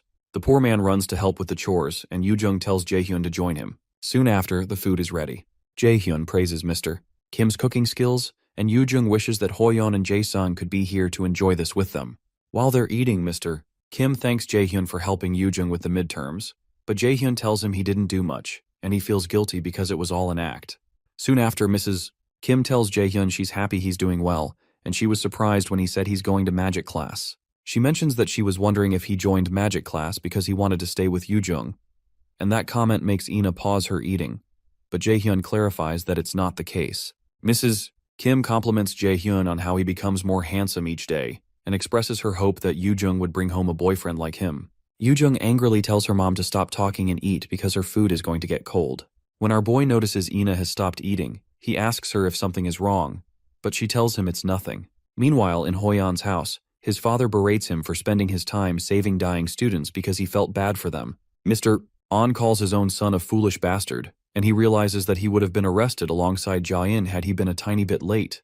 He calls Hoyeon a piece of shit son, and tells him to shut up as he tries to speak. He reminds him that he needs to become South Korea's best raider and get everyone under his feet. He tells him he has to bring down that Jaehyun no matter what, but Hoyeon tells him to stop. Hoyeon realizes that all his attempts to convince his father don't work because his father always tells him to step on others to climb the social ladder. He tells his father he doesn't want to live life the way he wants him to because this is his life after all. Annoyed, his father grabs his arm and asks if he knows what he's saying, but Hoyeon slaps his hand away. Our warrior turns around and leaves the house despite his father ordering him to come back. Hoyeon realizes he doesn't want to win against Jaehyun using dishonest means, and he plans to improve through fair methods. Meanwhile, Yoo-jung's parents go out on a late-night movie date, so Jaehyun commends the fact that her parents are still on good terms. Shortly after, our boy decides to go, and Yoo-jung asks him if he's leaving already. Our boy asks her what she means since it's almost midnight, but Yoo-jung insists that he hang out a bit more. After hesitating for a while, Yoo-jung states that her dad will be mad at him if he does so, and when she asks why, he says he doesn't think they'd be happy with him staying over so late when they're not home. Regardless, Yoo-jung states that they won't get mad if he doesn't do anything bad, and she makes Ina agree with her. Eventually, Jaehyun decides to stay back. Shortly after, Ina says she's been curious about something and asks them if they're both dating. They both furiously deny it, so Ina says she guessed so because they're really close, and their parents are close too. Yoo-jung clarifies that she and Jaehyun only like each other as friends, and Jaehyun leaves shortly after. While he's heading home, Hella approaches him and informs him that he has to go through his second trial as soon as possible. She explains that they cannot stall any longer because Odin has begun to act. Sometime later, Odin has a meeting with the Aesir gods and is annoyed to find out that there's still no news from Heimdall. Thor tells his father that he's overly concerned about the prophecy's adversary since he's just a human, and an insect can do nothing against a god. Frigg joins her voice to Thor's and tells Odin a human is not a threat to the king of the gods, and reminds him he worries too much. However, Odin informs her humans are creatures that can endlessly learn and grow. At the moment, they cannot kill the great enemy because the prophecy's power can protect him for 10 years. But Odin doesn't want to eliminate the possibility that the adversary will grow more powerful within that time period. Frigg believes that the power of the prophecy that is protecting the great adversary is quickly weakening, and they may not have to wait 10 years before they can kill him. Odin tells her that all their plans will have to be precise because fate has never prophesied their victory. Meanwhile, Jaehyun learns from Hela that the power protecting him from the Aesir is fading. He asks why, since he wasn't attacked by the Aesir until he turned 27 in his past life. So Hela explains that it's because too much of the prophecy's power was used to bring him back to his time period. Apparently, going against the flow of time is not allowed even for a god, and it's surprising that the prophecy's power even held out for this long. In fact, Hela believes that someone she doesn't know had paid dearly to make this possible. When Jaehyun gets home, he's shocked to learn that he's fighting against Heimdall, the white god who looks into the near future and wears a big horn. Since he's already on Earth, Jaehyun worries that they won't have time for this test, but Hela assures him that she's stalled for time. Meanwhile, Heimdall is tied down by Hela's power, and he wonders how Hela can dare to store him, the great Heimdall, in a place like this. While still bound, he screams to Hela not to think she can keep him in such a petty prison. Hela tells Jaehyun she had to use quite a bit of power, but it'll delay Heimdall for a while. When Jaehyun asks where the second trial is going to take place, as if on cue, the news comes up about the recurrent failure of the 11th Great Ruins raid. The news states that a guy named Balak from the European Association joined the raid, creating a lot of hope. But the first trial, called Proof of Qualification, could not be cleared again, and it seems they're not confident about their next attempt. Hela tells Jaehyun that the next trial is in Iceland, the mythology's center and where the giant of the Great Ruins secret is hidden. Apparently, The great ruins these guys are attempting were made for the great adversary to foster him into becoming someone who can defeat Odin again. When he asked her what she means by again, she also finds it strange that she used the word again. Apparently, he's the only one who can attempt the proof of qualification trial, which will open up the path to the great ruins. Meanwhile, Balak watches the news about how they were unable to clear the ruin, and he angrily smashes something as he wonders what sort of ruin this is that they can't get in. He calls out to a lady named Camilla and asks her if she's sure the mages are properly looking into this issue, and she reminds him that she's told him not to doubt others. She tells him to stop being in such a rush because she also wants to enter the only great ruin in the entire world. But Balak still wonders how they're supposed to get past the first trial, which keeps asking them to prove themselves if they want to enter. A few days later, our boy heads to the airport to go to Iceland, and he calls director Kim Ji-yeon to help him make up an excuse to his friends so they don't worry about him. He had to rush the preparation process by using mana stones to reinforce all his artifacts to enter their maximum and level up beyond level 30. As Jae-hyun gets into the plane, he knows the great ruins are protected by Balak, who doesn't want anyone else to invade it, and he'll have to fight the S-rank raider, who's carrying the real Dragon Slayer sword, Balmung. Meanwhile, Hela, who's traveling in Jae-hyun's coat as a cat, hopes to see whether Loki made the right choice by seeing how Jae-hyun handles this. The ruins are mysterious burial grounds that popped up all over the world suddenly. After being cleared by raiders, it was revealed that these locations were places where artifacts were hidden. It provided an opportunity to earn items of higher rank than those in normal dungeons, which made the competition intense. The government of each nation had to intervene. During the flight, Hela informs Jae-hyun that Mistletoe, the bracelet around his wrist, was an object they had hidden in the ruins, so it wasn't pure coincidence that he was the one who found it. Jae-hyun guesses she must be referring to the bubbles of light he saw back then that led him, and he recalls that the beginning of everything was that strange light too. Shortly after, Hela explains that the ruins were created by the giants. Apparently, 10,000 years ago, their guardian and Thor's rival, Hrungnir, created it for the great adversary of the prophecy, as well as the countless humans who would be fighting Odin's army. Jae-hyun realizes that it makes sense why the ruins have so many puzzles and riddles, because the giants are known as wise beings, who were said to be confident even in the face of the Aesir gods, even though they met a horrible end. Jae-hyun mentions that he has a pretty good item with him. Before he left, he got an A-rank reinforcement item named Shadow Mineral that reinforces his shadow equipment. The Shadow Mineral can be used to reinforce shadow armor that he got after defeating Nightshade. After using the Shadow Mineral, his shadow armor increases to rank A. His Mistletoe activates a passive skill called Genius of Armor Making, which further increases it to an S-rank armor called Armor of Abyss. The Armor of Abyss is said to have been made from the Abyss of Ginnungagap, with an active skill of level 3 Stealth and a passive skill called Shadow Synchronization. Shadow Synchronization is a rank A skill that synchronizes the user with the shadows to create an afterimage, has a 20% chance of deflecting enemy attacks, and has a single 100% chance of deflecting an attack, but doesn't work against light attribute attacks. A few hours later, they reach Iceland, and they lodge in a special hotel where only the awakened are allowed to stay, and one night costs 50,000 won. While going to his room, Jae-hyun walks past Balak, who is the head of the European Raider Association, and Camilla.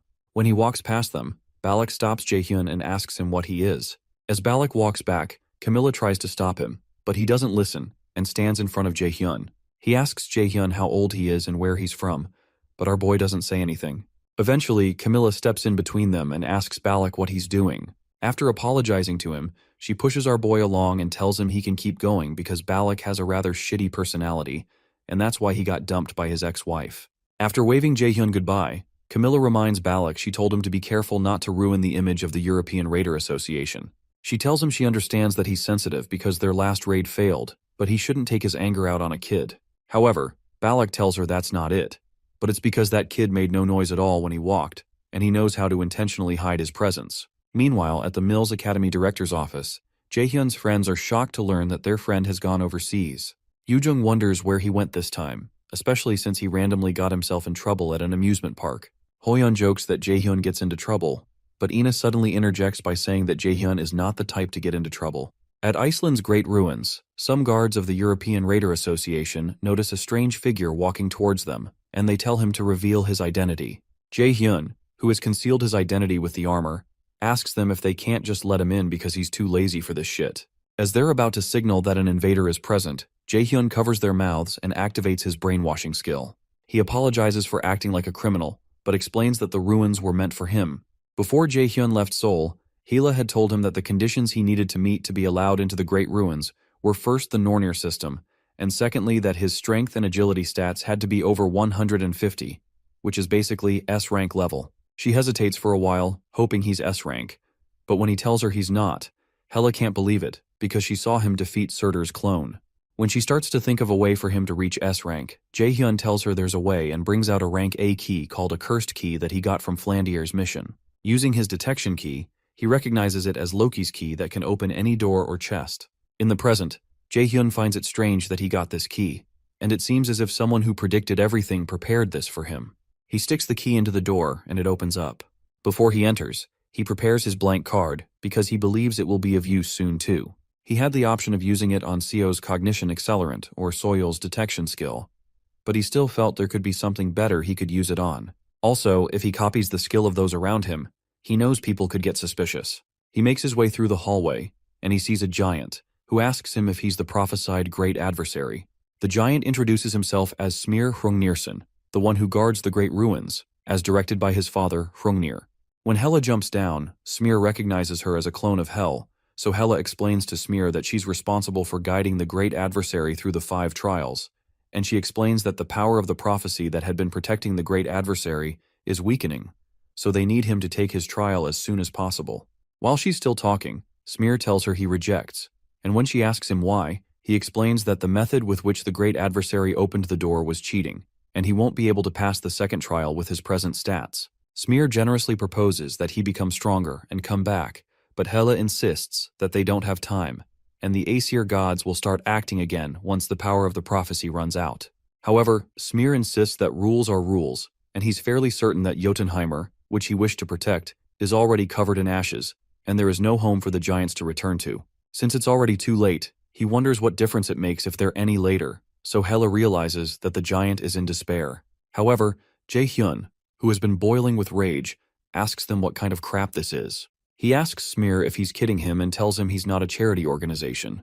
RMC explains that he's not something they can use when they need it and then discard, and the only reason he's letting them all control what he does right now is because he sees value in using them too. He activates his level 5 lightning chain skill and tells Smir that he'll need him to move out of the way. Meanwhile, outside the dungeon, the guards tell Balak that no one has managed to pass them. That doesn't make sense to Balak, who is certain that someone is in the dungeon because of the mysterious power he felt just now that happens when ruins are opened. Since the doors are open, he's certain he'll be allowed in too, but when he reaches the door, he's told that he's not qualified as usual. Shortly after, Camilla receives a call from Balak very late at night, and he informs her that an invader has entered the Great Ruin. Inside the dungeon, Hela asks Jaehyun what he's doing, and Smir, who is now enraged, calls him a fool and stands up to face him. Smir asks Jaehyun how he dares to defy him in that human body, and his roar releases a destructive amount of energy. Regardless, our boy asks him if he doesn't have any other lines, because he's heard that one so many times that he's sick of it. The reason our boy is doing this is that he'd have to retreat if he gives up on this trial and die while fighting Heimdall. It's either that or dying here, so it's the same thing. So as not to end up with regrets as he did before regressing, he plans to stand his ground. Shortly after, Smir tells the great adversary that his courtesy ends here and releases a huge arrow from the top that aims right at Jaehyun's head. Oddly, our boy doesn't move out of the way and uses his absolute calculation skill to destroy the arrow. Next up, he uses his wind boost to launch himself towards Smir. The giant realizes Jaehyun is coming straight for his heart, and he wonders if the great enemy is really planning to take him down and walk away. Smir wonders what's driving Jaehyun to do all this, and our boy senses the feeling of intense pressure similar to when he fought Hugin. He feels this when he's against an opponent that he can't presently win against, and he has no intention of caving this time. Shortly after, he activates his Frozen Earth skill and freezes the ground.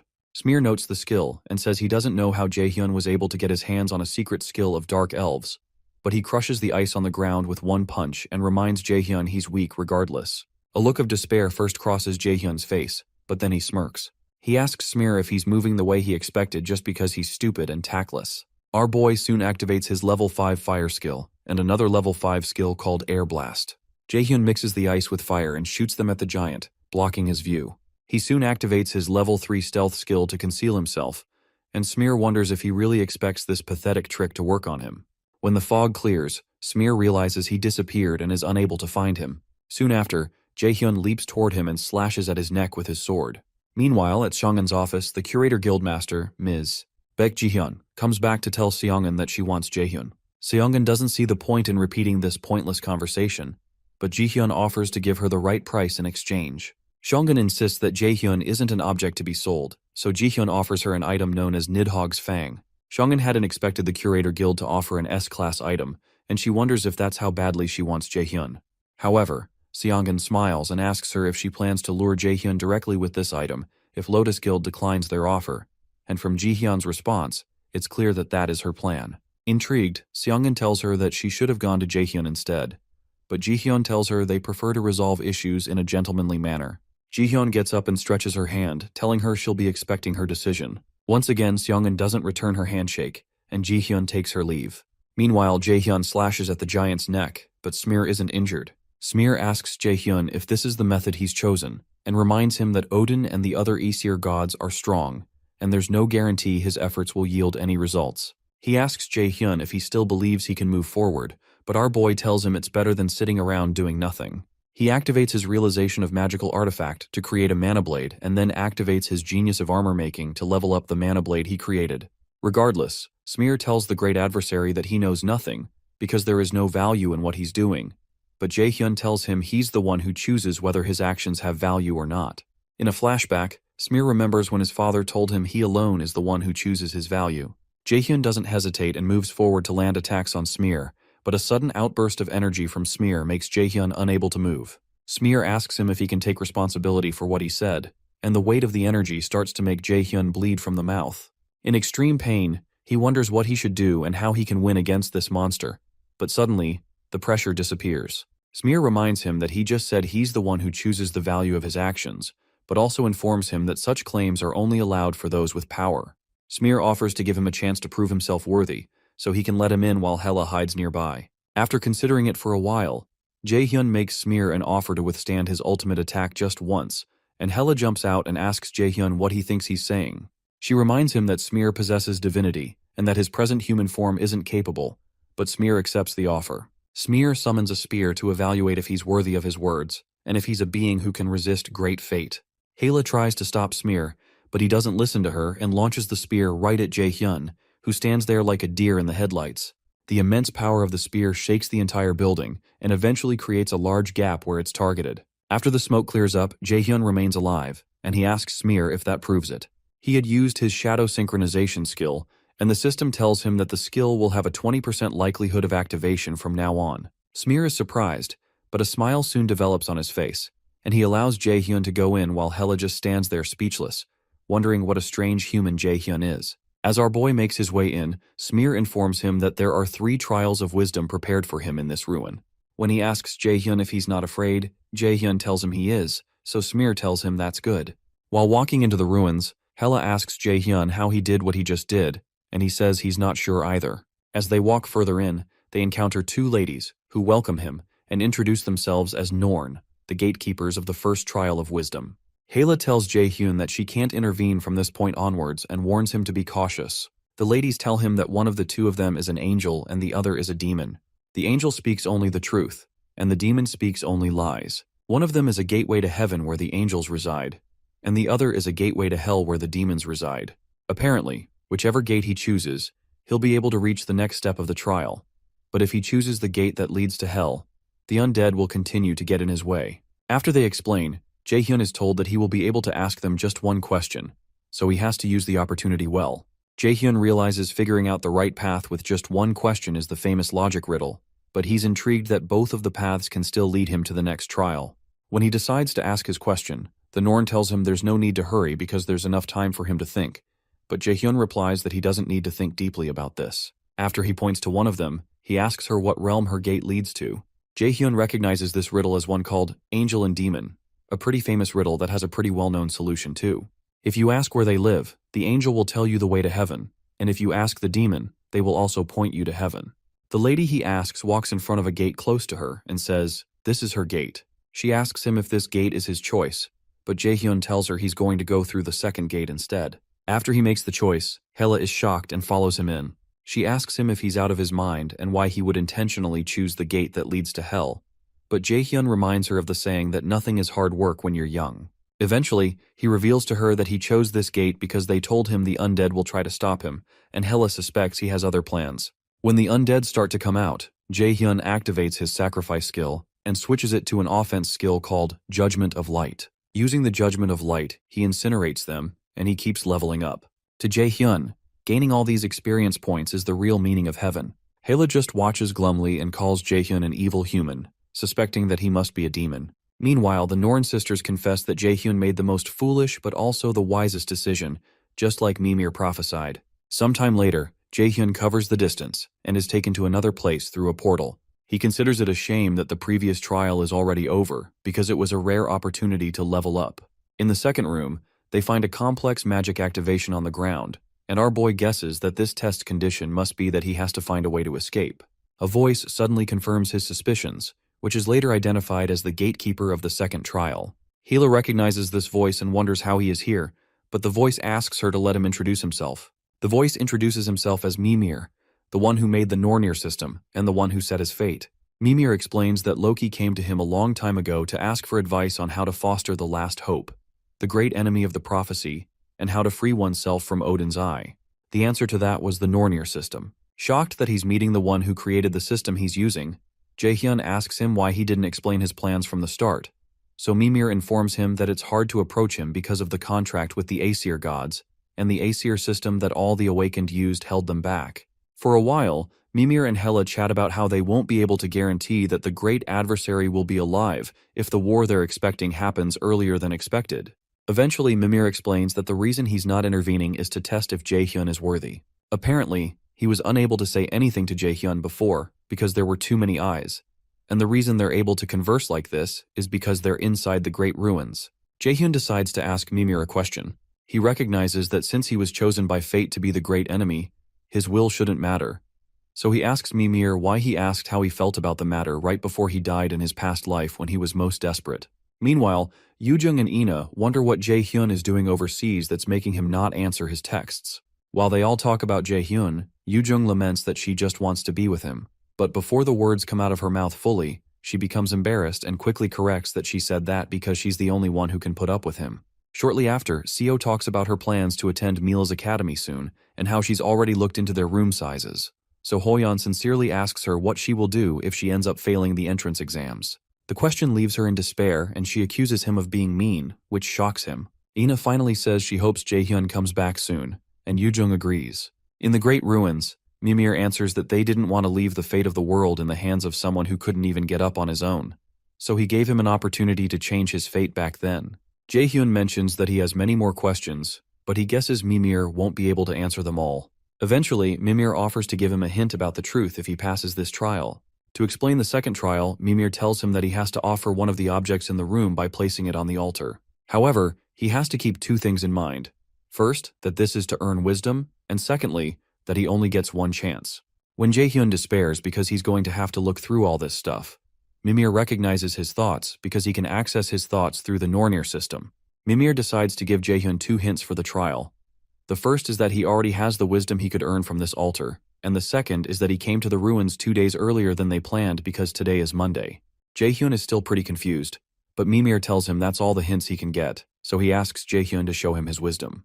Before Jae-hyun begins, Mimir adds one last condition to this trial, which is that Jae-hyun will die here if he fails to pass this trial. Annoyed, our boy thinks within himself that Mimir is a real son of a B-word because he knows he can hear his thoughts. The cursing makes Mimir laugh, and he tells him he has an hour to bring up an answer, and an hourglass is set up. Jae-hyun thinks about what Mimir said about him already possessing the wisdom, and how Mimir meant he was supposed to come here on Wednesday. None of that seems to relate to this trial, so he decides to calm down and think back to where it all began. Before he does anything, Jae-hyun decides to try out his mana detection to check out all the items, but he doesn't pick up anything special. He keeps thinking about the wisdom he already possesses, and Wednesday, as the time continues to count. Eventually, he decides there's only one possibility remaining for what Mimir expects from him. After he generates a spear, the Nornir system asks him what he will sacrifice to the altar, so he decides to sacrifice himself. The system reminds him he only gets one chance and asks if that's his choice, so he cheerfully says it is. Suddenly, the magic circle under his feet lights up, and Mimir tells him that he gave the correct response. Jae-hyun recognized that the wisdom he already possesses refers to the knowledge of runes that he earned after obtaining Odin's lost eye.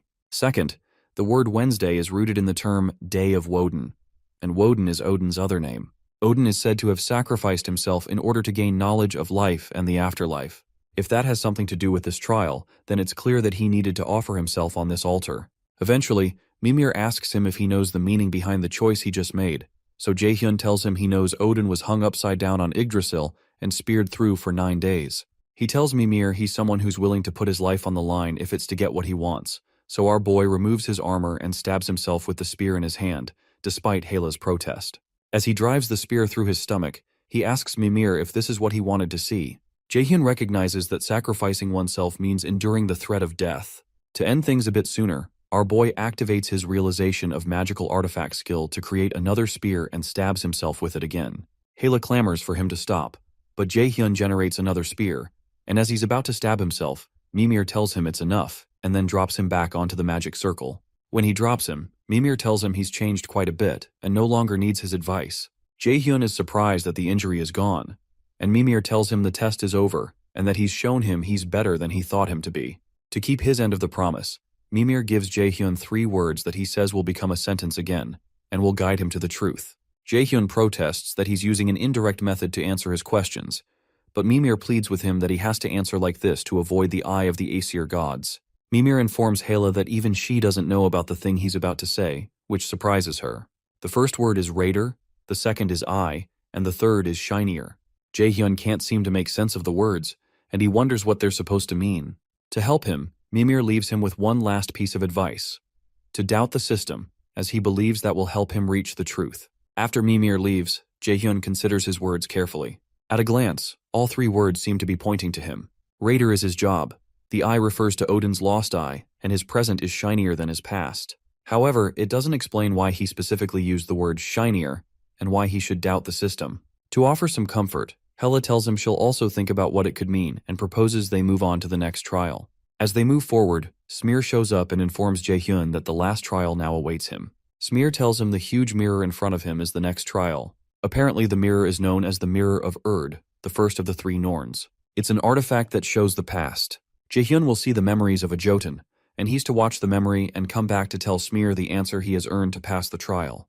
Jaehyun asks him if there's an answer he's looking for, but Smear tells him there isn't, and any response he has is not for him to judge. Once he's ready, Smear tells him to place his hand on the mirror, and Urd, the 3rd Norn sister, touches his hand from inside the mirror. She's glad he's finally here and tells him she's been waiting for him. She tells him she's Urd and intertwines her fingers with his.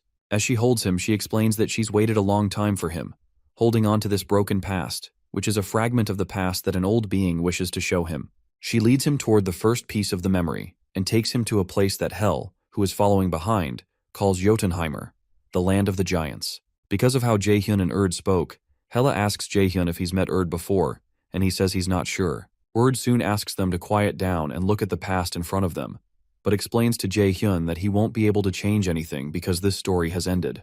It's merely an echo of the past that Hrungnir, the once great Jotun, relayed unto the great adversary. When Jaehyun turns back, he sees Hrungnir asking the once young Smear what he thinks a good lord should be like. Smear responds that a good lord needs to be strong in order to protect others, and Hrungnir agrees but explains that a good lord should know to share with others and take care of them, while also being able to acknowledge his own shortcomings.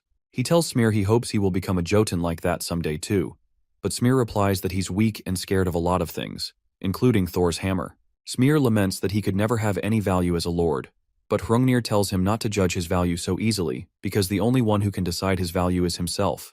When they hear that, Jaehyun and Hela realize that it's that statement that made Smear open up to him. Suddenly, a frantic giant enters the room to inform Hrungnir that Thor and the Valkyries have invaded the city. Hrungnir tells Smear not to worry, because he'll do all that he can to protect them. After that first vision, Urd explains that it was a dark past, but the misery of the giants did not end here. She decides to show him the second piece, and he's suddenly translated to a time when the city is burning. Everywhere he looks, corpses and blood fill his sight.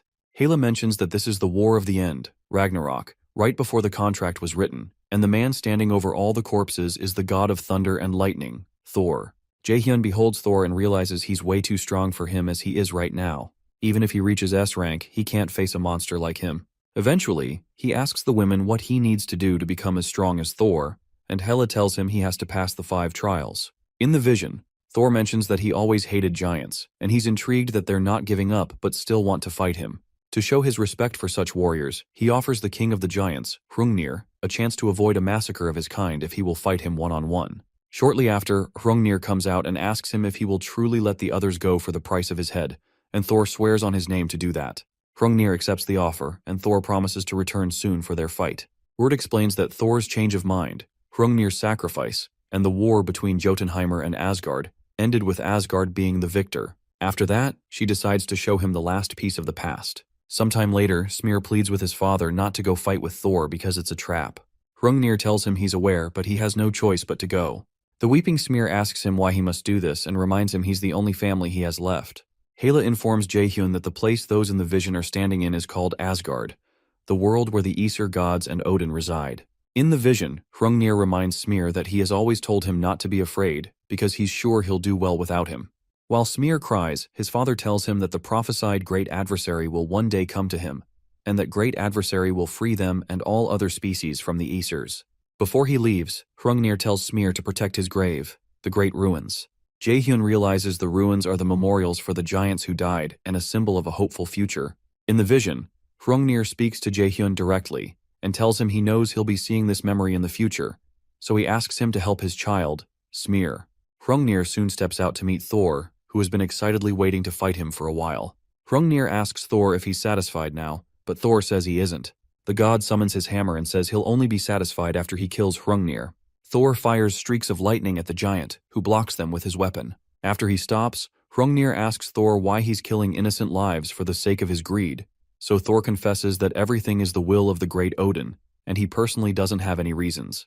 Apparently, Thor's only reason for doing this is to fight a strong opponent. Eventually, Thor asks Hrungnir why he agreed to this fight knowing he's going to die. After a short pause, Hrungnir tells him he has something to protect, and Thor jokingly wonders what he still has to protect when most of his kind has been reduced to ashes. However, Hrungnir assures him that they're still valuable because Asgard will fall someday. When Thor realizes that Hrungnir also believes the prophecy of the 3 Norn sisters, he calls it idle talk and proceeds to end Hrungnir's life. Before Hrungnir is taken out, he speaks directly to the great enemy again and tells him that the path he must take is chosen solely by him and him alone, and he tells him to have a firm will. Apart from that, he asks him to tell Smear that he's sorry. Thor soon throws his hammer at Hrungnir's weapon. The sheer force of the attack destroys the weapon and smashes Hrungnir's head. Jaehyun finds this ending really messed up, and he suddenly brings out his blank card to get back at Thor. Luckily for him, the Nornir system tells him he can use a blank card. Hrungnir is soon taken out, and Thor stands over his dead body. Suddenly he notices some runes shining out of the dead giant's weapon, which were the inscriptions Hrungnir was making on his weapon while he was speaking with Smear. Thor realizes that Hrungnir has used a petty trick on him, and a huge explosion soon occurs, and strings of light are tied around Thor to hold him down. Thor realizes Hrungnir set this counterattack to be triggered by his death, but Thor doesn't believe something so petty will kill him, so he releases a huge amount of energy to burn the binds away. Suddenly, the Nornir system informs Jaehyun that the rank of the skill he is copying is too high for his level and cannot be properly used until his level is higher. Thor soon successfully burns away all the binds holding him. However, he's suddenly targeted by a small force that remains from Hrungnir's magic that pierces his head.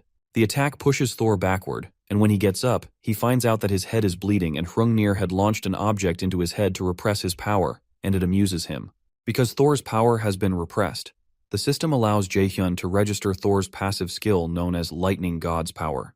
Hela asks how it's possible to use a blank card on someone inside a memory, and tells her it wouldn't be possible if this was just an illusion. However, it's not an illusion but a fragment of the past that's being passed down to the future generation, which means that Hrungnir's sacrifice wasn't meaningless after all. Jaehyun is able to register the Lightning God's Power, which is of legendary rank. He now possesses Thor's lightning, which greatly increases the efficiency and potency of all lightning-type skills. It increases lightning damage by 300% and lightning efficiency by 50%.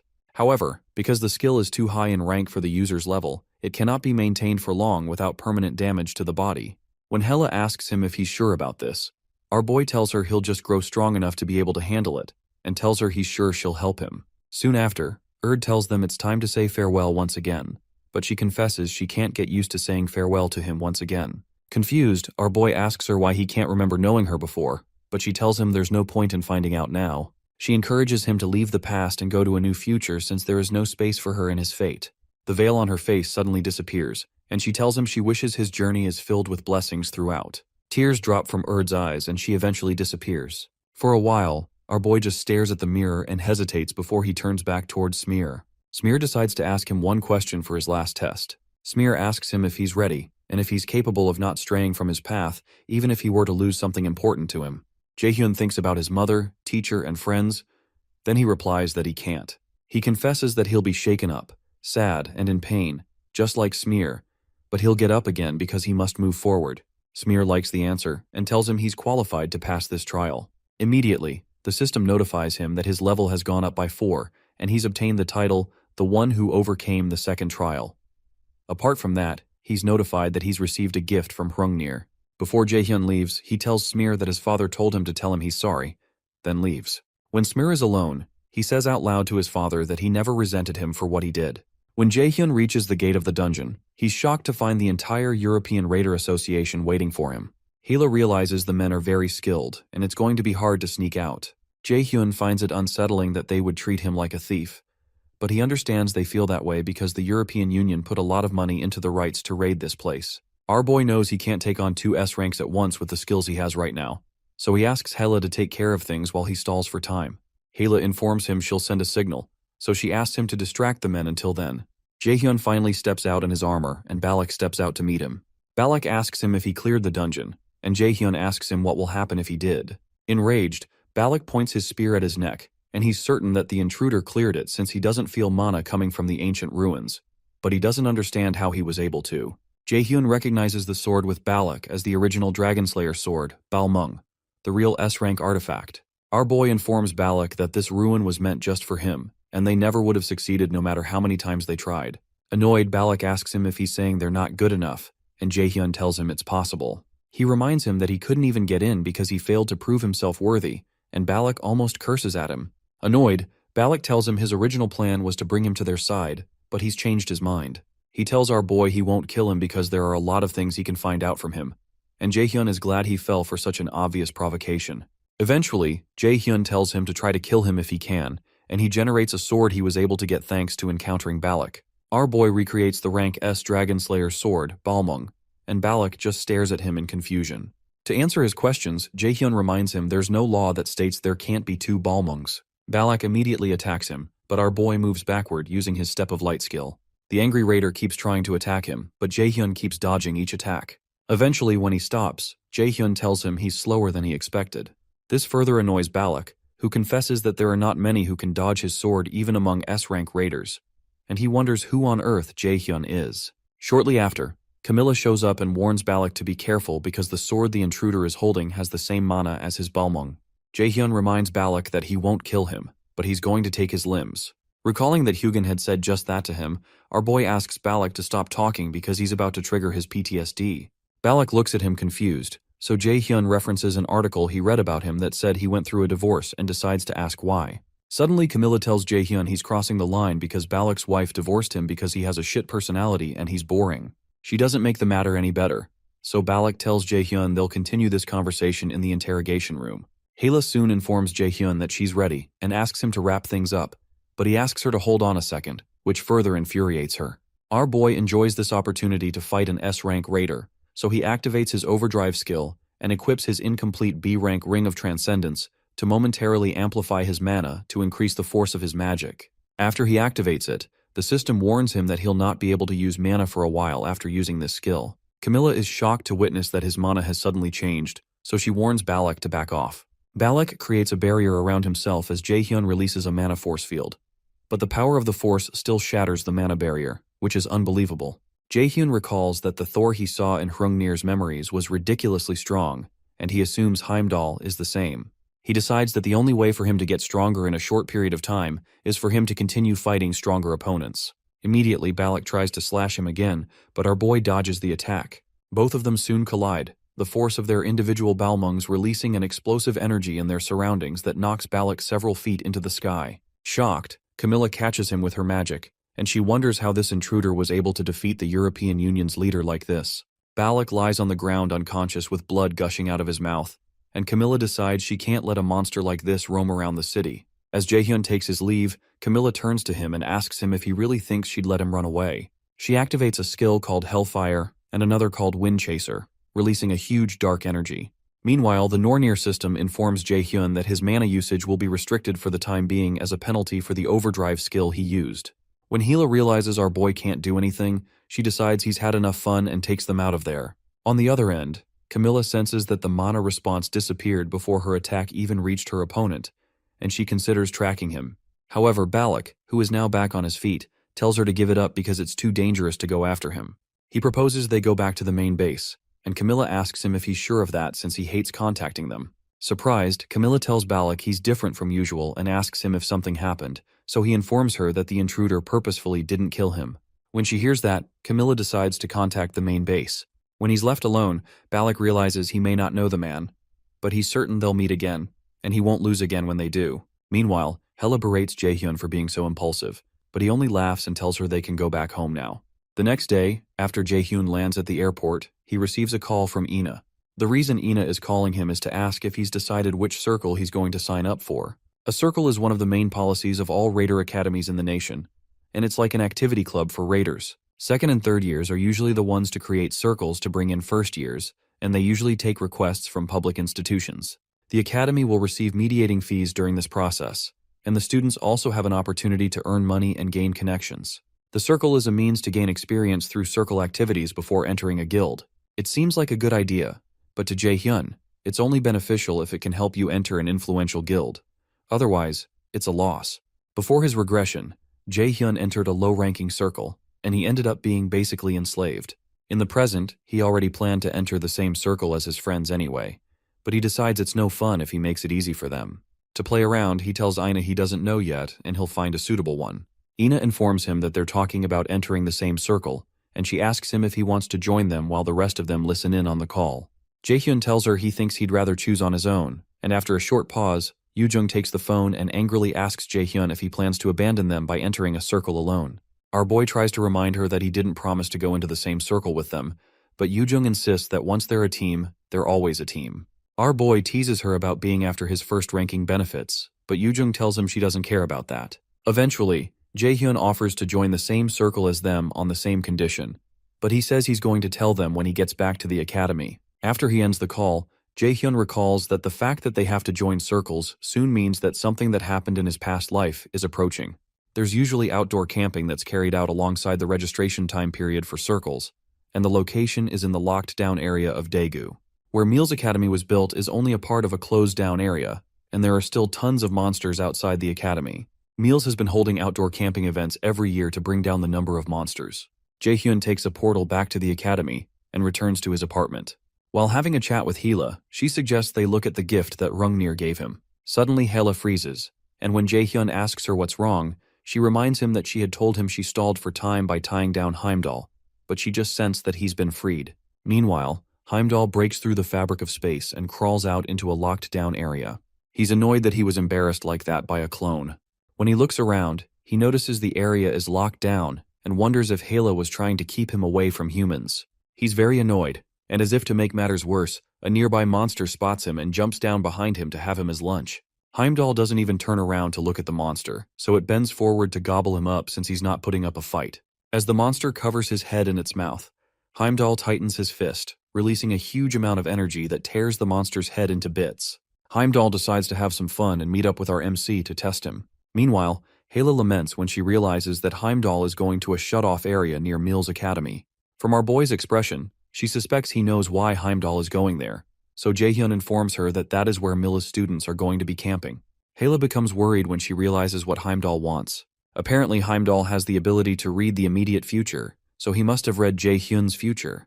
Our boy realizes that it seems his friends are going to get involved in this, and it makes him bothered even though he had been expecting it. He decides to prepare as much as he can to fight Heimdall head-on, so he decides to check Hrungnir's gift to see how much it can help. Jaehyun opens Hrungnir's gift, and he gets a consumable item called Giant's Blood. The item is a rank S+ item that contains both power and wisdom to increase his strength and wisdom stats. However, the item can only be used when he meets the minimum requirements of strength and wisdom, so Jaehyun suspects this is why there was a requirement of being S rank to enter the Great Ruins. He'd have to get a wisdom and strength rank above 150 to use this item, and that requires him to become S rank. Apart from that, Jaehyun receives a passive skill called Hrungnir's Rage, an extraordinary rank skill that allows all damages against Aesir gods and Valkyries to become double. Hela cheerfully asks him what he thinks about the skills and boasts that this is the reason she had said he needs to hurry with the second trial. Jaehyun is also pleased, and he pets her head because he's glad she hurried him up. However, Hela jumps out of his reach and asks him what he's doing. Eventually, she calms down and transforms back into her human form, then tells him she knows a way to help him. The next afternoon, Jaehyun is seen bleeding from his eyes and nose after trying to use Thor's lightning skill. He laments to Hela that this is not easy, so she tells him it's expected since the skill he obtained is a legendary rank skill, which cannot even be compared to S rank or extraordinary rank. She warns that he'll destroy his body just trying to use the skill if he doesn't manage to level up enough, and Jaehyun realizes he needs to learn to use the skill as soon as possible. Sometime later, while he's taking a stroll, he thinks about a way to level up. He remembers the special quest, Raven Hunter, that the system gave him a while back, which required him to get rid of all Odin's ravens. He's only taken out 1 out of 5, and he needs more for a blank card and a rank increase. This seems to be the only way for now, but it doesn't seem to be a good idea because time is running out. He also considers that he can take care of any permanent body damage incurred from using Thor's ability for too long using sacrifice, but that won't get to the root of the issue. Suddenly, a nearby car honks at Jaehyun, so he waits to see if it's friend or foe. It turns out to be Guildmaster Jihyun, who tells Jaehyun it's a coincidence to run into him in a place like this. Our boy recognizes her, so she asks him if Lotus is treating him well because she heard he signed a contract with them recently. Jaehyun immediately realizes why she's here to see him, and jokingly asks her if she's not too busy to be meeting him here coincidentally. Eventually, he asks her if she perhaps ran a background check on him or something, which surprises Jihyun. Because of how tense the situation is, Hela decides to excuse herself. Nearby, Sungjai hides his presence with his stealth skill. He soon places a call to Seongan to inform her that the Curator Guild has gotten into contact with Jaehyun. He also informs her that he thinks Jaehyun has found out he was following him around based on how he looks toward where he was standing. Shortly after, our boy meets with Jihyun privately to ask why she wanted to see him. She directly informs him that she wants to scout him, so he reminds her that she knows he's already in a guild. To make the offer interesting, she offers Nidhogg's Fang, and our boy's eyes widen. She seems to be casually offering to give him an S-rank item of astronomical value. Meanwhile, Hela goes to Hel's temple to ask Hel to lend her some of her power. Hel reminds Hela that she's just a fragment of herself, so her power would be unstable in her hands even if she were to give it to her. Hela agrees that she probably won't be able to use it properly or may die trying. Although she acknowledges that even if she survives receiving the power, she probably would die soon, Hela decides that she wants to do this because that's what she's for. As the guide of the 5th trial and the compass for the great enemy, she believes she solely exists for his sake and for prophecy. Hel protests that there should be another way to do this, but Hela confesses that she's actually curious to see the future that Jaehyun will write amidst all the struggles, even if she won't get to see that future. When Hel realizes she's made up her mind, she agrees to give her power but wishes for her to be happy regardless of the decision she makes. Meanwhile, Sungjai tells Seongan that he thinks Guildmaster Jihyun is going to try to convince Jaehyun herself. Although he believes that Jaehyun isn't one to be fooled by money, Seongan reminds him that Jihyun has something more valuable than money to offer. Seongan realizes that Jihyun judged Jaehyun's potential to be better than she herself had done. Surprised, Sungjai asks her if she's going to let Jaehyun be, so she replies that it's not in her hands because Jaehyun is well on his way to being the world's strongest raider. Regardless, she states that she has never and will never let someone take something she's interested in. In the Curator Guild meeting room, Jihyun asks Jaehyun what he thinks about her offer. Recognizing that he's only seated with her because he wants something, she asks Yeonju to bring Nidhogg's Fang to the table, and it catches our boy's attention. Nidhogg's Fang is a renowned blade that was ranked 2nd after the Balmung in Jaehyun's life, but Jaehyun playfully asks her why she's showing him this. Eventually, Jihyun proposes to Jaehyun that they become honest with each other. To fulfill her desires, Jaehyun's aura suddenly changes, and he asks her to say what she wants, which shocks Jihyun since he's just a student. She refuses to let herself show fear, and Jaehyun tells her he knows she's trying to conceal her fear. She's surprised, which makes him eventually smile as he acknowledges her offer to give him Nidhogg's Fang to join the Curator Guild. Jihyun reminds him no one else can offer him something this valuable, and our boy agrees because only a crazy guildmaster would invest so much into a 17-year-old. However, our boy points out that Curator doesn't hire battle-type raiders, so Jihyun confesses that she judged that it's time their guild changed, and he'll be their first battle-type raider. When Jaehyun probes further because he feels there's more to this story, Ji-hyun admits that stealing him from the Lotus Guild and gaining connections in the Raider Association are the real reasons she offered him Nidhogg's fang. Ji-hyun also adds that the contract allows him to take most of the profits, but while she's talking, Jae-hyun suggests she let him touch it just once since it's a weapon he might end up using. The truth, however, is that he's about to activate his realization of magical artifact to try to replicate the weapon. Since he's valuable enough to her, she lets him do that, and Jae-hyun holds the weapon in his hand. With a smile on his face, he returns the weapon and tells Ji-hyun that he doesn't think the weapon is really his style and thanks her for the offer. When he gets up to leave, Ji-hyun asks him if he doesn't like the weapon, but he tells her he's not saying that. It's just not his style. This time, Ji-hyun becomes angry and asks him who in the world cares about taste when it comes to an S-rank artifact. She reminds him this is a golden opportunity he's turning away, and that he can't buy this with all the money in the world. But Jae-hyun stops her by saying he doesn't have anything more to talk about. As he politely asks to excuse himself, Ji-hyun just stands there, totally stunned. When he eventually leaves, she collapses into the chair and realizes Jae-hyun is just like his master, Seongun. Anger wells up in her, and she promises to make them regret this. Shortly after, our boy returns home and activates his realization of magical artifact skill to obtain a copy of Nidhogg's fang, which he hadn't expected to get so early on. Nidhogg is the name of the great and dangerous poison dragon recorded in legends. The dragon inhabits a spring, Vergelmir, hidden deep inside Niflheimer. However, Jae-hyun remembers that he needs to be more calculating and careful now. He wonders how strong Heimdall is, and figures he may just be as strong as Thor. The thought of battling against the gods makes him think he's gone insane from the nonsensical situation he's in, but he's still curious to know how strong he is compared to them. He wonders if he'll be able to change the fate that Urge showed him through the mirror. Sometime later, in the Mills Academy main circle executive conference room, the top students at Mills Academy gather to have a discussion. A lady watches them from nearby and is surprised by the strength of their auras, which can almost be mistaken for those of veteran raiders. However, what surprises her is that all these circle leaders are here to recruit one person, Min Jae-hyun. One of the students, Jung Hyun, the leader of the school's #1 circle, Guardian, tells the rest of them that they're going to take Jae-hyun, so he tells the others to give it up. Another circle leader reminds Hyun it's their turn this time since the Guardian group took the best students last year too. She also reminds them that there's a rule that mages and martial art raiders stay out of each other's territories, which means they should be the ones to receive Jae-hyun. The girl watching the leaders excitedly takes pictures of them and recognizes the lady who just spoke as Han Ji-an, the leader of the circle called Seonggaeon, named after Yoo Seonggaeon, who inspired them to start their circle. Another guy in the room tells Ji-an to piss off with her crap, especially since the media has clarified that Jae-hyun is a battle mage, so it makes no sense for a circle of mages to recruit him. The lady from before continues excitedly taking her pictures and points out that the guy who just spoke is Gang Ju-hyub, the leader of the second-place circle called Garam.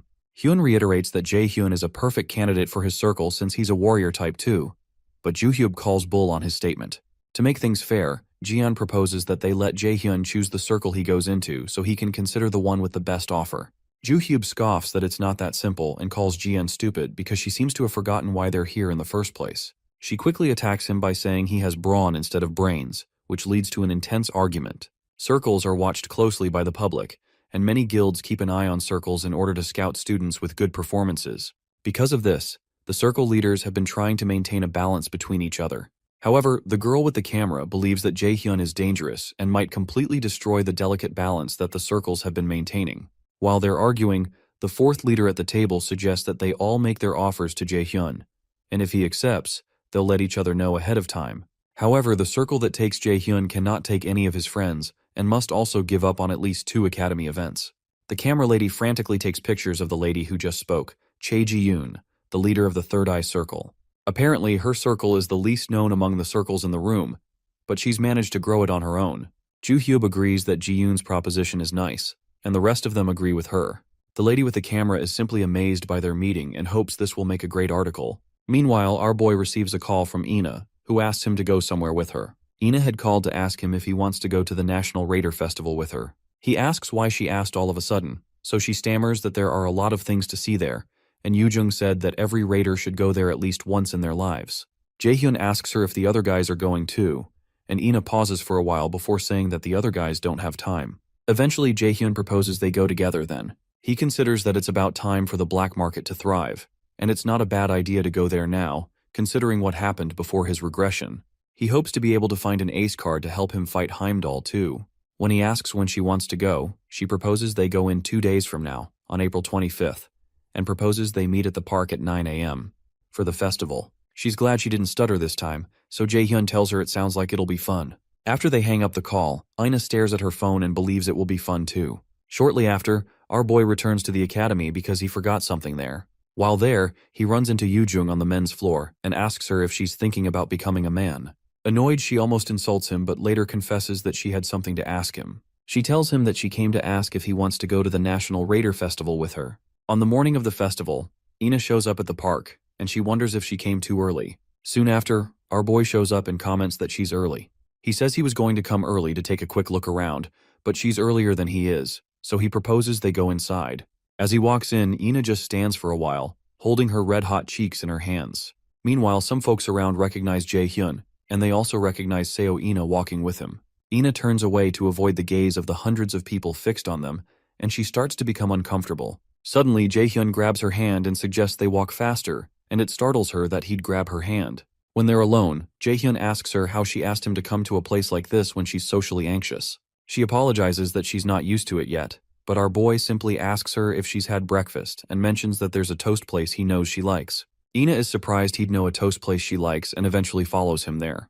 The night Yoo-jung came to the academy to ask him to go to the National Raider Festival with her, our boy immediately remembers how Yoo-jung had said the other guys don't have time. Yoo-jung teases him that he's going to be cooped up in his house the whole weekend anyway, but Jaehyun places a hand on her head and apologizes because he already has plans. He proposes they go next time, but Yoo-jung just remains silent for a while. While in the park, our boy and Ina look around, play some games, and enjoy some toast. A short while later, it begins to rain, so Jaehyun goes to get an umbrella.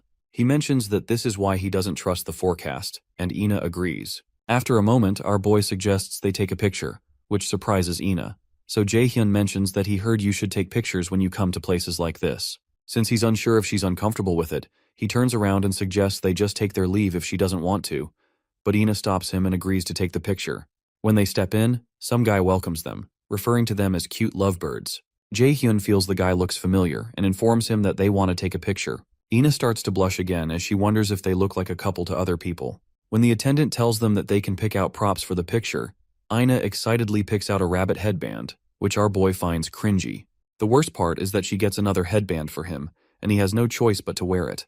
They're both clearly uncomfortable in the first picture, but eventually get more comfortable. When they step out, Jaehyun complains that one of the pictures is broken, and the attendant apologizes because the employee he assigned must have forgotten when he told him to fix the machine. The attendant tells them they don't have to pay for the broken picture and asks them to think of it as an empty slot for them to fill out their future together. And Ina starts to wonder if Jaehyun will be in her future. Our boy just stares at him in confusion, and in an odd tone, the man mentions that they can only ensure the future if they can protect the present. When they finally leave the shop, Jaehyun wonders what on earth that was, and he realizes the attendant was a bit concerning, but he didn't feel any mana from him. Ina watches him from behind and eventually stutters as she informs him that she lied to him. She explains that she didn't ask the other guys if they wanted to come with them, and says she was greedy because she wanted to spend time alone with him. Our boy just stands there speechless for a second, and he remembers his encounters with Hel, Nightshade, Hrungnir, Thor, Smear, and Erd. Eventually, he tells Ina he's glad she had a good time. She tries to say something but hesitates. When she works up the confidence, she informs him that she has something to tell him, but an explosion suddenly occurs nearby that startles them. Immediately, an announcement is made to all the visitors of the festival that there has been a dungeon break. Several raiders are dispatched to deal with the issue, and the visitors are asked to evacuate to a safe place as the fire covers the area. Shocked, our boy realizes that this level of mana isn't coming from a dungeon. More so, the mana smells like blood, and Jaehyun wonders why. One of the raiders tells the visitors they need to run away because it's dangerous, and he tries to guide them to a safe place to run to. Ina mentions to Jaehyun that they need to get out of here, but our boy tells her they aren't, then activates his mana detection. He tells her they'll likely die either way because of that bastard that appears to be directing the people to safety. The guy directing people suddenly laughs because Jaehyun caught on quicker than he expected. He asks Jaehyun if he's the great enemy, and Jaehyun immediately tells Ina to get out of here. Before she can respond, the guy speaking with Jaehyun appears in front of Ina and attempts to punch her at breakneck speed. Regardless, our boy covers the distance since he has super speed and grabs his hand. Jaehyun asks him what he is. The guy jokes that Jaehyun isn't so impressive even if he has the title of the great enemy of the Aesir, But our boy simply asks him once more and releases a burst of mana that forces the other guy to jump backward.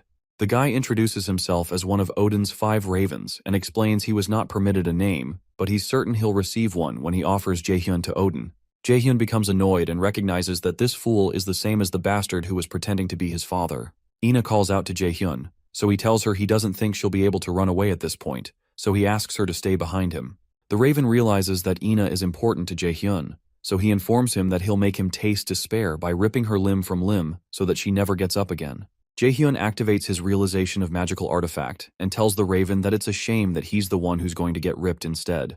Our boy successfully recreated the Dragon Slayer sword Balmung, and both of them dash towards each other. Before they collide, the raven tells Jaehyun that his fancy sword won't do anything to him, and they both collide with explosive force. Jaehyun hesitates for a while and thanks her for the stone. He realizes he must stay calm because this raven wants him to lose his composure, but he needs to think logically as usual. He considers what this raven's weak points can be and what could help him get out of this situation. But the raven leaps toward him to deal another attack while he's still thinking. Our boy activates his lightning chains and fires them at the raven's chain, deflecting them. The raven, however, reveals a dagger hidden up his sleeve and uses it to defend himself from the onslaught of chains. The raven persists despite the chains and leaps toward Jaehyun with the dagger in his hand. Our boy considers that he and his enemy are on a similar level when it comes to mana, but he can't afford to get too far from Ina because something might happen to her if he lets his guard down. He suddenly steps on one of the lightning chains and rides it toward the raven, taking the fight to him mid-air. However, Jaehyun gets nicked by the raven's blade, so he activates his sacrifice skill to heal himself. He realizes that his enemy is fast and he can't catch up to him easily, even though he has Steps of Light activated. Eventually, the raven admits that he heard Jaehyun has quite a few tricks, but this is more than he had imagined. The raven admits that Heimdall was right when he said Jaehyun has the potential to become an interference to the gods. The raven tells him he's going to kill him here, but our boy realizes he's bluffing because the Aesir gods cannot kill him right now since the power of the prophecy is still protecting him. He also realizes that he can use the power of the prophecy to his advantage to help him win. Jaehyun runs forward with his sword in hand, but the raven points out that such a basic attack won't work on him. The raven knows that a longsword slows down Jaehyun's attack, but Jaehyun still leaps toward him regardless, as the raven braces for his attack by putting up his chains. However, Jaehyun doesn't attack with his sword, but performs an attack using his free hand. The attack cracks the raven's mask, knocking him backward. He becomes annoyed that a mere human would dare attack him, so he runs back to retaliate in fury, but our boy blocks his dagger with his sword. After creating some distance, our boy activates his realization of magical artifact skill and replicates Nidhogg's fang. He doesn't want to use the weapon for the first time in this kind of scenario, but he seems to have no choice. After seeing the dagger, the raven is shocked because he hadn't been told that Jaehyun uses a dagger, especially one with such a strong aura. Jaehyun wonders why the sight of his dagger caused the raven to be so shaken, and he also notices the raven has let his guard down. Our boy activates his lightning chains, wraps them around the monster's hand to stop him from using the chains. Using his Steps of Light, our boy rushes toward him and deals several attacks with his dagger. The effect of the Nidhogg's fang is soon activated, and poison damage is imbued into the enemy, which pleases Jaehyun. Eventually, the raven breaks free of the lightning chains and becomes angry that Jaehyun is able to use the power of the Nidhogg's fang. He runs toward Jaehyun to attack, but our boy launches several lightning chains at him. However, the raven blocks the lightning chains with his own chains. Soon after, the raven starts to slow down, so Jaehyun points out that he seems to be having difficulty moving because of the poison, which means the tables have turned. Regardless, the raven swears to take Jaehyun down with him, but our boy reminds him that he can't kill him anyway. The raven clarifies that he didn't say anything about killing him, then runs past him toward Ina. Before he reaches her, Ina activates a mana barrier around herself, but the raven breaks through it easily. Ina just stands there in shock with her defenses broken as the dagger flies toward them. Shortly after, an explosion occurs upon impact, and the Nornir system informs Jaehyun that he's successfully defeated Odin's raven. He's also 1 point closer to completing the special quest to destroy all of Odin's ravens, and he's told he's leveled up. While Jaehyun pants, Ina emerges from the smoke and rushes toward him. He realizes he's using too much mana at once and soon collapses in her arms. With Jaehyun in her arms, Ina beats herself up for not being able to do anything again, just like during the attack when they were in the mock dungeon. In a flashback to a few hours earlier, Yoo-jung returns to her hostel and thinks about how she gathered all the courage to ask, but Jaehyun seems to be pretending to be busy. It really annoys her, and she considers just going to the festival with Ina. Annoyed, she eventually texts Ina and asks if she wants to go to the festival, but Ina apologizes profusely, saying she's already gone out. Yoojung is surprised because Ina rarely goes out and usually just naps in the hostel. Eventually, she texts her back not to be sorry and proposes they go have dessert next time, to which Ina agrees. After a short while, Yoojung considers that it's strange that Jaehyun and Ina never go out, but they're out on the same day. It suddenly occurs to her that they may have gone out together, and she begins to recall all the times Ina had appeared flustered in Jaehyun's presence. She initially doubts they went out together, but eventually hopes they didn't. In the present, Jaehyun rests on Ina's body due to exhaustion. Ina recalls how she wasn't of any help when he was in danger during the dungeon exam, even though Jaehyun worked so hard to protect her. She also wonders who the person who attacked them was and notes that Jaehyun seems to know him. Apart from that, this person has a similar mana to what they detected in the mock dungeon, so she wonders if there's a connection. Eventually, she hesitantly touches his head, and our boy wakes up. When he looks up, their faces end up inches away from each other, which makes Ina completely flustered. Our boy only smirks and thanks her for letting him rest on her shoulder. After a short pause, our boy tells Ina he thinks he knows what she was going to tell him before they were interrupted. He admits he might be wrong and asks her to hear him out because there's something he has to tell her.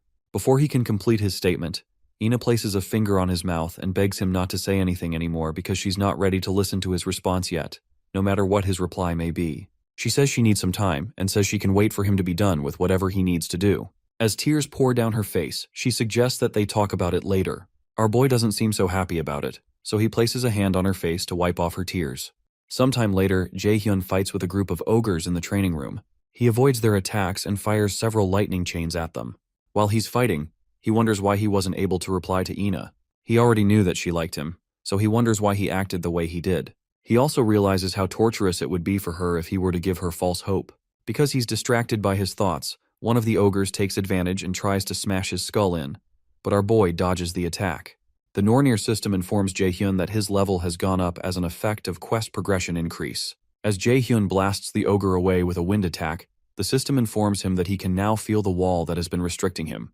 Our boy isn't certain what that's supposed to mean, and Hela soon appears by his side to inform him that he will understand it soon. She walks towards him and tells him he can do it, and Jaehyun jokingly asks her why she's being so nice all of a sudden, which makes him think that she's leaving him forever.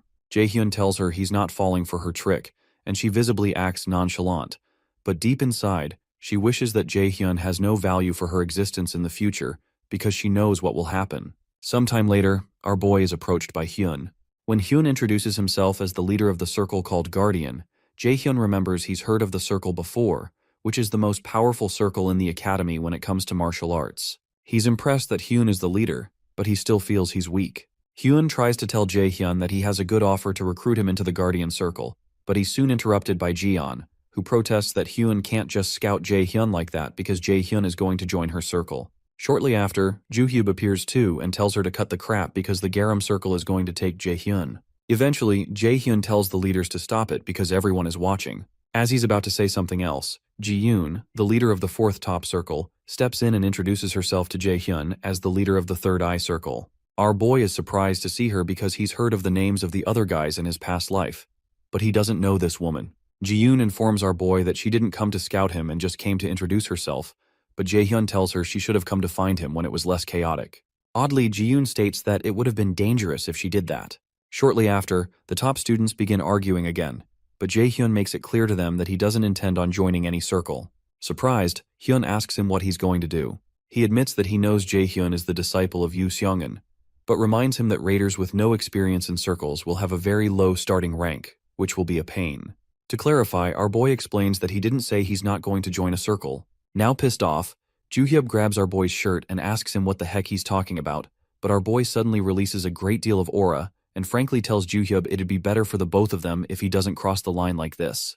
Surprised, Joohyub unhands him, so Jaehyun states that he's going to make his own circle. Sometime later, the leaders gather for another meeting, and Joohyub wonders if Jaehyun has gone insane because it doesn't make sense for a first year to make a circle. Hyun agrees that he doesn't understand it, but he also admits that there are no rules against it in the academy rules, although he also knows it's close to impossible, realistically speaking, because there's a lot involved in managing a circle, and it'd be impossible to be successful without a senior student or teacher to help. However, the only problem is that Jaehyun might actually be able to create one because the most important things needed to create a circle are connections, a faction within the academy, and money. Considering Jaehyun's friends, who are all very skilled and popular people, It seems clear to the top students why Jaehyun would never need them from the start. Joohyub laments that this is going to be a mess, and Hyun proposes they change their plans. Since Jaehyun can destroy the balance of the academy with just the help of his friends, Hyun suggests that they think of a way to survive, and he offers his circle's help. While Hyun passes through the hallway, he remembers how Jaehyun threatened Joohyub to let go of his shirt, and he realizes they have a massive problem to deal with, which is the second time after Chae Ji-yoon, the present leader of Third Eye. Sometime later, Yoo-jung expresses shock when she learns that our boy wants to create a circle after he gathers them to break the news. He explains that he doesn't think they need to join an existing one and be forced under the senior students. But Hoyeon reminds him they're first years, and it'll be bad if other circles try to sabotage them. Jae-sung also finds the thought of fighting other students scary, and Soyeol asks Jae-hyun if this will get her money. Eventually, Jae-hyun assures them that they only need to get strong enough so that the other circles can't do anything about them. After a short pause around the table, Ina mentions that she's fine either way, and Jae-sung agrees to go along if Jae-hyun thinks it's a good idea. Stung that Jae-hyun ignored her, Soyeol asks again if they're going to make lots of money because they're all going to starve to death if they don't get points.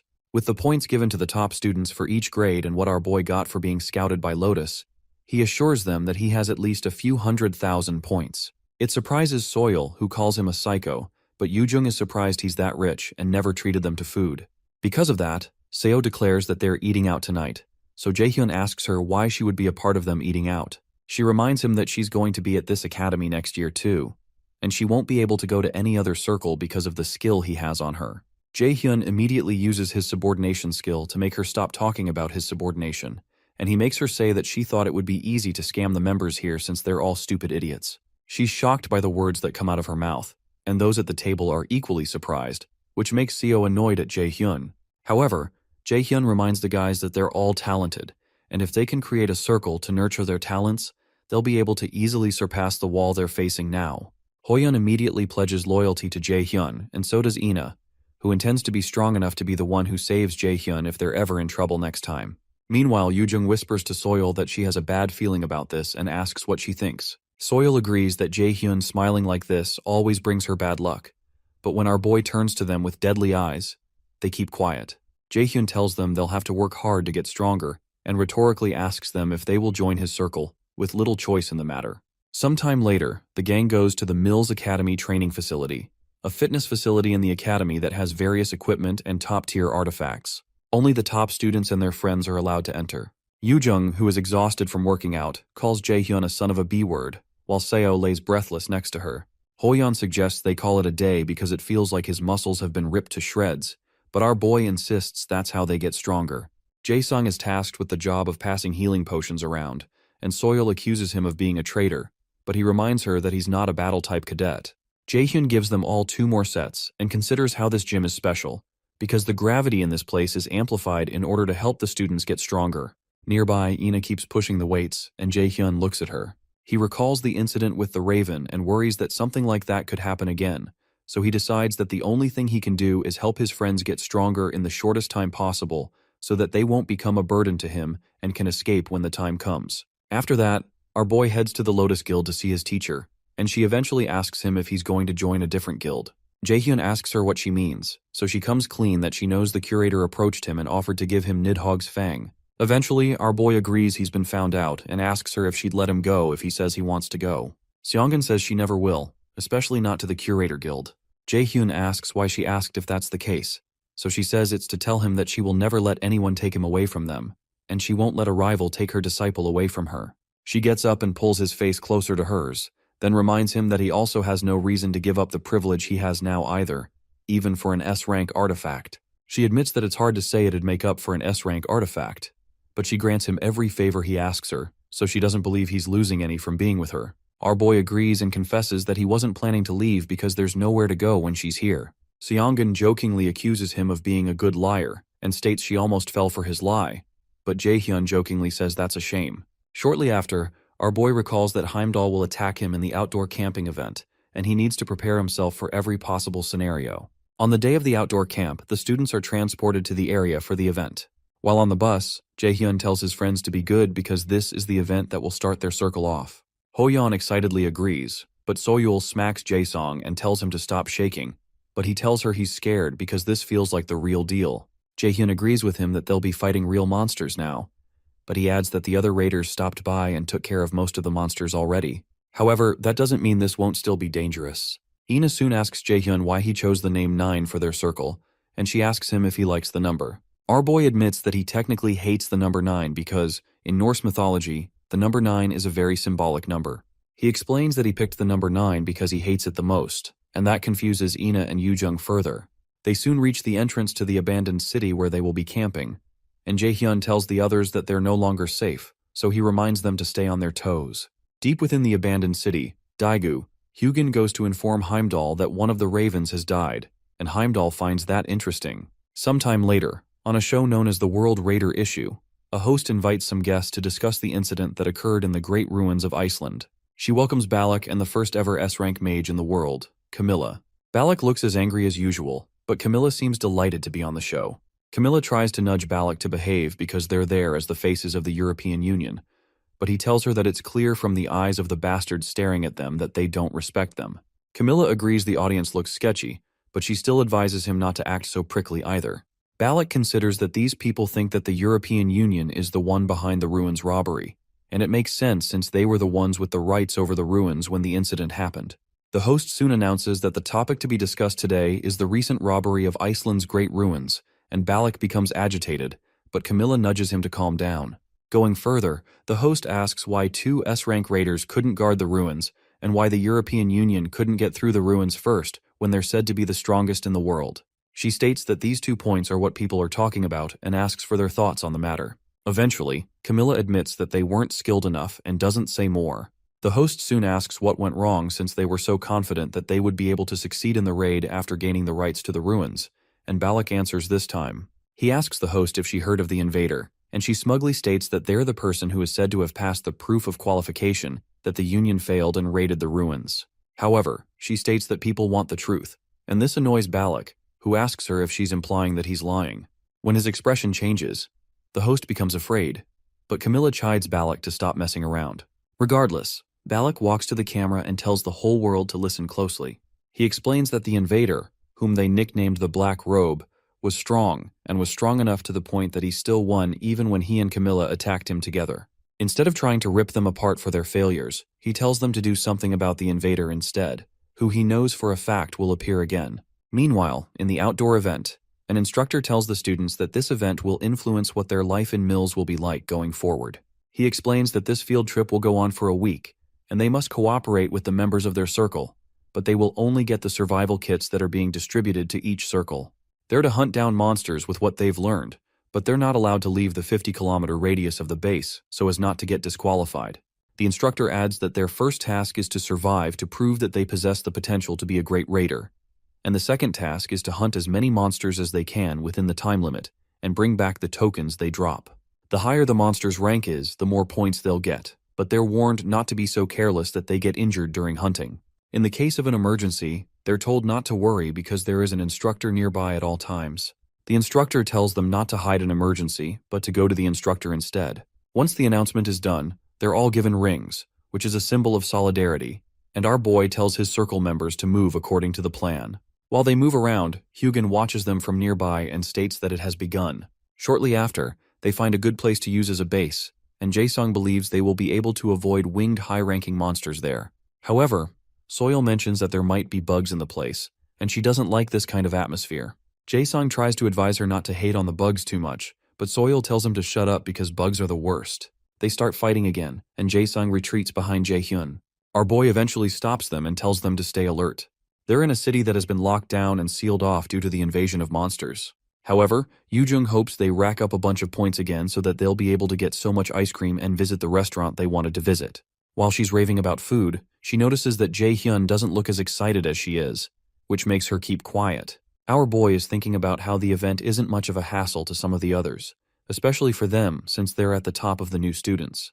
However, the most dangerous enemy they'll face here is Heimdall, so our boy decides to keep his head in the game because he's certain Heimdall is coming. Ina also notices he's preoccupied, but he tells her he's fine when she asks. Suddenly, Hoyeon asks Ina and Jaehyun what's wrong with them because they seem a bit awkward, like they had a fight before this. He asks if something happened over the weekend, but Ina blankly asks him what he means and reveals nothing. Soil soon signals them that some people are coming towards them, and Jaehyun jokes that they're probably folks that don't like them and have come here for Soyeol. Soyeol agrees and reminds Jaehyun that he had promised to take responsibility for her, so she reminds him to keep his word. Ina and Yoojung are shocked by the mention of Jaehyun taking responsibility for her and wonder what that means. Our boy tells the others to prepare for battle, and they're soon ambushed by a circle called Seed. Jaehyun had been expecting them because Soyeol is from the Seed circle, and he had asked her to leave her circle to join his. Soyeol had protested that they're still newbies, even though she knows that Jaehyun is talented.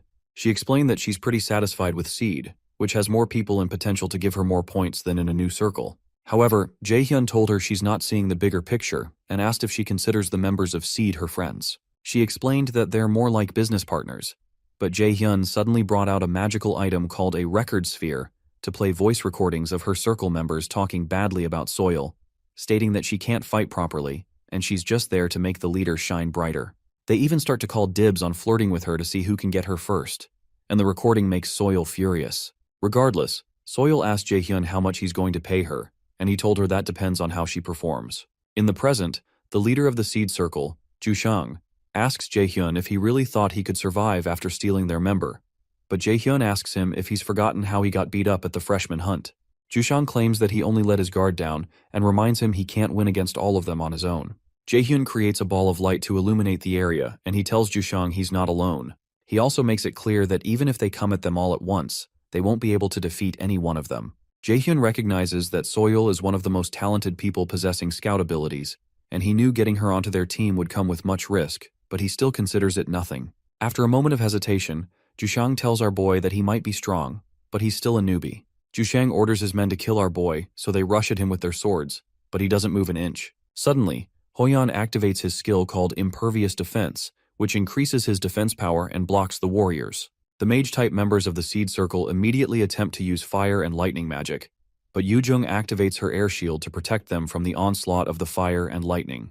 Our boy is impressed, and he's glad he trained these guys to their bone, so much that Yoojung has already learned a wide-range defense spell. After their attacks, the members of the Seed Circle are surprised that their attacks didn't deal any damage at all. One of them begins to lament that he knew this would happen, and he asks why Jushang had even decided to do something to the Lotus Guildmaster's disciple, even if it's a new circle. Ina soon steps on the scene and asks Jaehyun if she should attack them all. Our boy gladly tells her to spare no one, so she activates her Sword of Alfheimer skill and launches the swords at them. Extremely scared, they try to run away, but they're soon pierced in the back with the swords.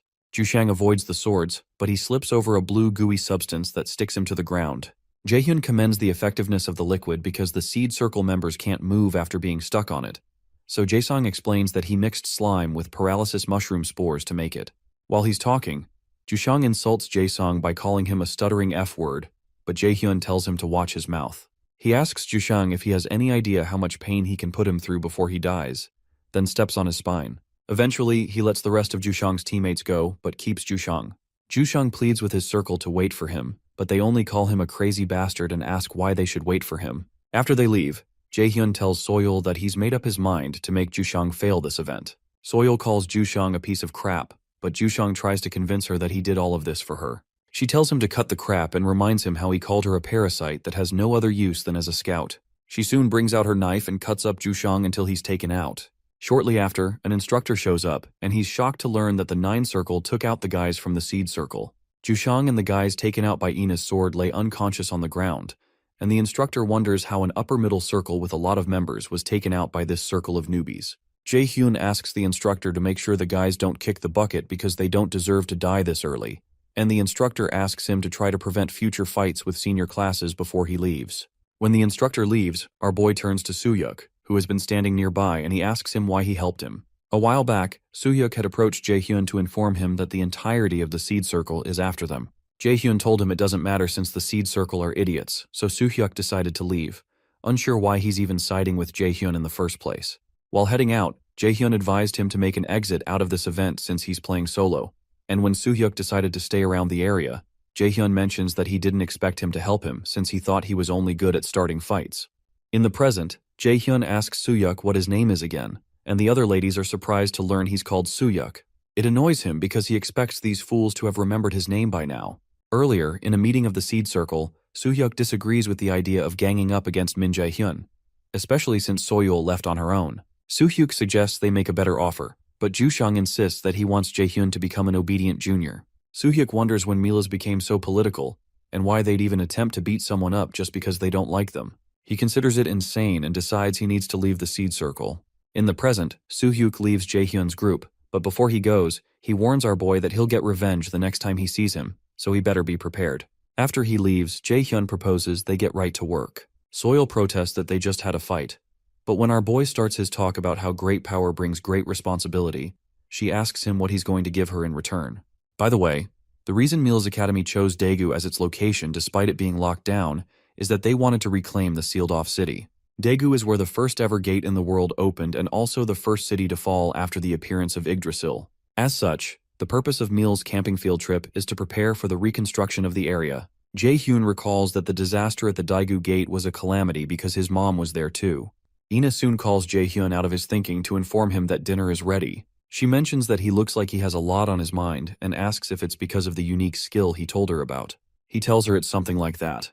Our boy recalls how Hela told him he would never be able to defeat Heimdall as he is now, but she has a chance if he awakens his unique skill and transcends his limits. Apparently, a unique skill manifests through the user's will, and Hela mentioned that he'll have to think about what he truly wants and why he needs that power. He wonders how he's supposed to understand what she meant, and Ina confesses that she may not get it either, but she's certain he can do it. Because she's trying to help out, Jaehyun assures her he'll do his best. Sometime later, Hoyeon cuts up a worm-like monster somewhere else in the area. After he takes down the worm, a bird-like monster attacks Soil, and she defends herself with her blade. After she takes down the monster, Yujung notes that this place is so different from Milas. Ina agrees that the difference in the amount of mana in the air is pretty significant, and it feels worse than the 10th level of the mana room test.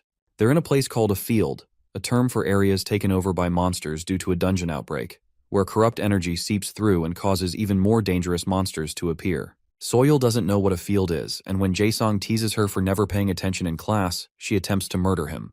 Jaehyun explains that a field is a place abundant in mana but unfit for human sustenance. They can handle it as raiders, but ordinary people are at risk when exposed to even a little mana. He reminds everyone to be careful because anything could happen here, and when a huge monster appears before them, Soil asks him if he's really going to kill it. He assures her that he will, but reminds her to do her job as the team's scout. She asks him to promise to help her run away if something happens because she doesn't want to die early, and Jaehyun only smiles at her. She soon calls him a piece of crap for not promising her directly, so our boy suggests she stay back and let them look on their own. Even though it will take more time and give them fewer points since they'll find weaker monsters, Soil calls him master and tells him he has the final say here. While they're looking through the area, Yujung finds it amazing that so much of this sealed-off area has been reclaimed, and she guesses it's thanks to a well-known person. Ina doesn't know who the person is, so Soil teases her for also not listening in class, and then proposes they become friends. Hoyeon points out that Yujung was referring to the first awakened, Ju-won, and Jaesong mentions that even his father said Ju-won is someone he wouldn't be able to defeat. Daegu is where the first gate opened, and monsters spread. While endless screams of agony echoed through the air and humans were crushed like ants, a human with special powers appeared. Ju-won, the first awakened of Korea. As Jaehyun takes out the formidable monster Soil was scared of, he thinks about how Ju-won became famous worldwide, and how no one like him has appeared since, but he suddenly disappeared shortly after. When he takes out the monster, Yujung tells Jaehyun she knows he chose this path because of Ju-won. Ju-won's disappearance was so abrupt that people assumed he died to monsters, and he was also the first person to use the power of the Asir system. Our boy wonders what kind of person Ju-won was and how he was able to use this power before everybody else. Shortly after, Jaesong, Soil, and Hoyeon set up a tent for them to stay in. Ina soon returns, and our boy informs her that there are harpies, worms, and goblins, as Soil had said. He says she's really good, and Soil points out that she has to be because he would have abandoned her here if she was wrong. Our boy asks her how she knew he would have abandoned her, and when she attempts to insult him, he reminds her of her payment, so she reverts to calling him master again. While Hoyeon and Jaesong talk about Soil's impressive skills, Jaesong says something, and Soil intimidates him again, reminding them not to talk about her because only Jaehyun is paying her. Jaehyun asks where Yujung is, so Hoyeon replies that she said she was going to prepare something. When she shows up, Jaehyun asks her where she's been, and he's surprised to see an eerie-looking pot in her hands. Their faces immediately turn pale as Yujung praises herself for the pain she went through to prepare this. When they bring out the ominous-looking substance in the pot, our boy asks if this is supposed to be food, so Yujung proudly says she added a special sauce to the worm they caught. Our boy can't believe she wants them to eat this, but she insists because she put so much effort into it. The only idea Jaehyun has about how to handle this is probably to feed Heimdall this to kill him easily. Meanwhile, Jiyoon meets up with Ju-won somehow, and she asks him when he plans to act again. He tells her he doesn't know, but he guesses it's about time because the great adversary is already on the move. Jiyoon replies that the great adversary is still very young, but he's proving more and more that the prophecy isn't false, so she tells Ju-won that they need his help. He replies that Heimdall is already on the move, so he doesn't see the need to do anything, but he states that he'll take action if necessary. It occurs to Ju-won that things are about to get interesting. At the field event, Jaehyun laments that this food could kill them, but Yoo-jung insists the food isn't that bad. She turns to Jae-sung to get support, but he agrees with Jaehyun, and Hoyeon also says he isn't hungry.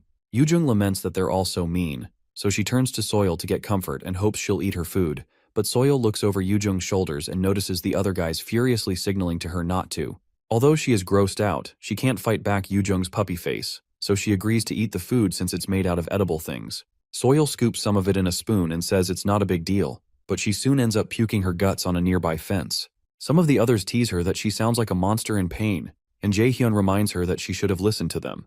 Annoyed, Soil protests that there was no way for her to say no when Yoo-jung seems so hurt, so Jaehyun gives her something to help with the pain and points out that she's softer than she looks. After that, Soil asks if something happened between him and Ina, which surprises Jaehyun. She clarifies that it's clear that something is off, and she asks him not to be too hard on Ina as well as everyone else, so Jaehyun agrees. Eventually, our boy points out that he wouldn't expect someone like her to say that, which annoys her further, and then he reminds her that they promised to take some person down. Soil remembers but asks for some time to let her stomach feel a bit better. Jaehyun asks her if they should try to see if Yoo-jung's food can poison the monsters, but when she starts vomiting again, our boy realizes it might take a while for her to feel better. He suddenly hears a loud cry, and he tells Soil to follow him inside because those they're expecting are here already. They run towards the others, and Jaehyun tells them to form the A formation because B-rank monster harpies are approaching. He asks Jae-sung to prepare the light-up paralysis traps, put Hoyeon on forward, Yoo-jung on support, and Ina on attack. After their fight to protect their base, they head back, and Hoyeon laments that he didn't expect there to be dozens of harpies. He hadn't expected them to go around in such large groups, and Yoo-jung agrees that they're mostly in groups of 4 at most, which means this was a special case. A special case would mean that a boss monster with very overwhelming amounts of mana is ordering them around, which must mean a creature known as the Harpy Queen is nearby. Soil had detected this, but hadn't expected that the queen would be this close. Jaehyun asks them to stay back and protect this place until he and Soil get rid of the monster and return. With Soil's unique skill, it shouldn't be an issue to track down the queen, and our boy assures them he can take care of the monsters on his own too, so there's no need to worry. Hoyeon reminds him they're supposed to move together because of unexpected situations, but our boy says there's no need for that, because they'll probably end up hurt, even if they were to tag along, or he'd have to watch out for them. When they look sad, he explains that it's not that he doesn't trust them, but they're needed at the base, and they can always jump in to support the instructors if there's a need to. Eventually, Ina and Yoo-jung reluctantly agree, and Jae-sung gives Jaehyun a truckload of potions to keep him safe. He and Soo-hyuk soon head out, and our boy tells them to stay safe. Yoo-jung, who still looks angry, tells him to get in touch if he needs them, but he teases her that it's rare for her to show that she cares. While he's still talking, several harpies storm the tent, and our boy activates his lightning chains to strike them mid-flight without even turning around. He assures the others that there's no need to worry because he only gets into fights he knows he'd win. Shortly after, while Jaehyun and Soil move around to find the Harpy Queen, Soil tells our boy that his group contains solid people, and it's no wonder why they're at the top of the class, even with how competitive Milla's is. She's saying this because of how they just handled the harpies. In a flashback, several other harpies ambush them, and Soil gets her knife to get into action, but Jaehyun blocks her from doing anything. Hoyeon tells Ina and Yoo-jung that he'll take the front, and he asks them to focus on casting spells. As some of the harpies attack from the front, Hoyeon blocks with the shield and cuts them in half. With the level of skill Hoyeon displayed, Soil is certain that he's reached A rank at this point, and the same goes for the other guys. In the flashback, Yoo-jung activates a skill called Overflow, which increases the attack power of the party members by 1.3 times. As one of the harpies targets her, she uses a skill called Wind Edge to cover up the monster, as well as 2 others. Jaehyun realizes that Yoo-jung is able to cast spells faster now, and he also notices Ina pierce almost a dozen harpies around the same time, which really pleases him. Back in the present, Jaehyun gloats that he's still the strongest, and Soil tells him he's annoying.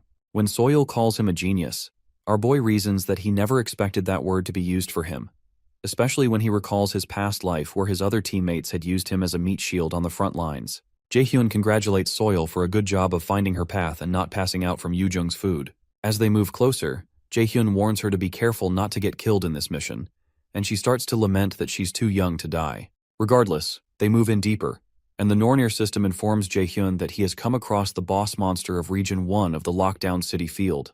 They soon run into the Queen Harpy, which excites Jaehyun but scares Soil. The boss monster is A+ rank, but Jaehyun is certain he can get a certain artifact if he defeats it, which is a pretty good deal. As Jaehyun approaches the monster, Soil wonders if he's out of his mind, but our boy activates his realization of magical artifact. He soon recreates Nidhogg's Fang again, and Soil realizes that's the item that sold for an insane price at the auction recently. The Harpy Queen immediately fires an attack with her feathers, and Soil frantically jumps out of the way. Our boy soon rushes towards the monster, but he knows the monster is still dangerous, even though it's weaker than he is. He keeps dodging her attacks until he gets up close because the monster can fly and because it's stronger than before his regression. Soon after, he activates several lightning chains, and he realizes that an A+ rank monster wasn't this powerful in his past life, which could only mean that someone has intervened. He soon jumps towards the monster to slash it with his knife, and he hopes the real perpetrator, Heimdall, comes out instead of playing tricks from the shadows.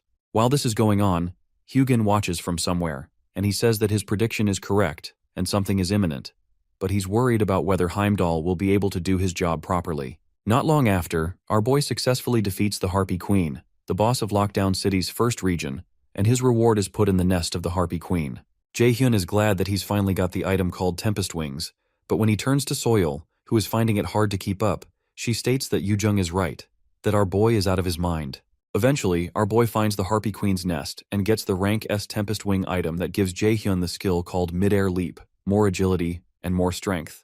The Mid-Air Leap is an A+ rank skill that creates a fake wall of wind, while the user is in mid-air to give another chance to jump and can be used twice in a row. Suddenly, they notice a pair of gloves on the ground, and when they check it out, it turns out to be something called Drigon Gloves, and the system tells them it's updating the information on the first ever awakened in the Nornir system. Sometime later, after fighting a few more harpies, Hoyeon mentions that they seem to be pretty close to the top record set, which means they're pretty awesome, and Yoojung agrees that it's expected since she's there with him. Jaehyun, who is standing nearby, recalls that he gained information on Ju-won, the first to ever awaken in the entire world, and he wonders why the Nornir system is updating information on him. It occurs to him that he probably has something to do with the system, and he knows that he needs to find out why those gloves were there. Shortly after, Yoojung exclaims because she left behind her imbued necklace, which is a bad thing. While she's crying, Jaehyun hands her the same necklace, so she asks him how he knows she left it behind and states it's creepy. Our boy informs her that forgetting things is her habit. Besides, her mom told him to take care of her. Jaehyun soon tells Yoojung to grow up and stop forgetting things, but Yoojung protests that he needs to stop lecturing her. They get into another argument again, and Hoyeon asks them if they're dating. Jaehyun denies it, and Yoojung asks Hoyeon if he wants to die. Oddly, Ina touches Hoyeon with a dangerous look on her face and tells him to let it go since they've already denied it. Meanwhile, in Valhalla, the Great Palace of Aesir, also called the Great House of Warriors and the House of Joy, the Aesir gods gather for a feast.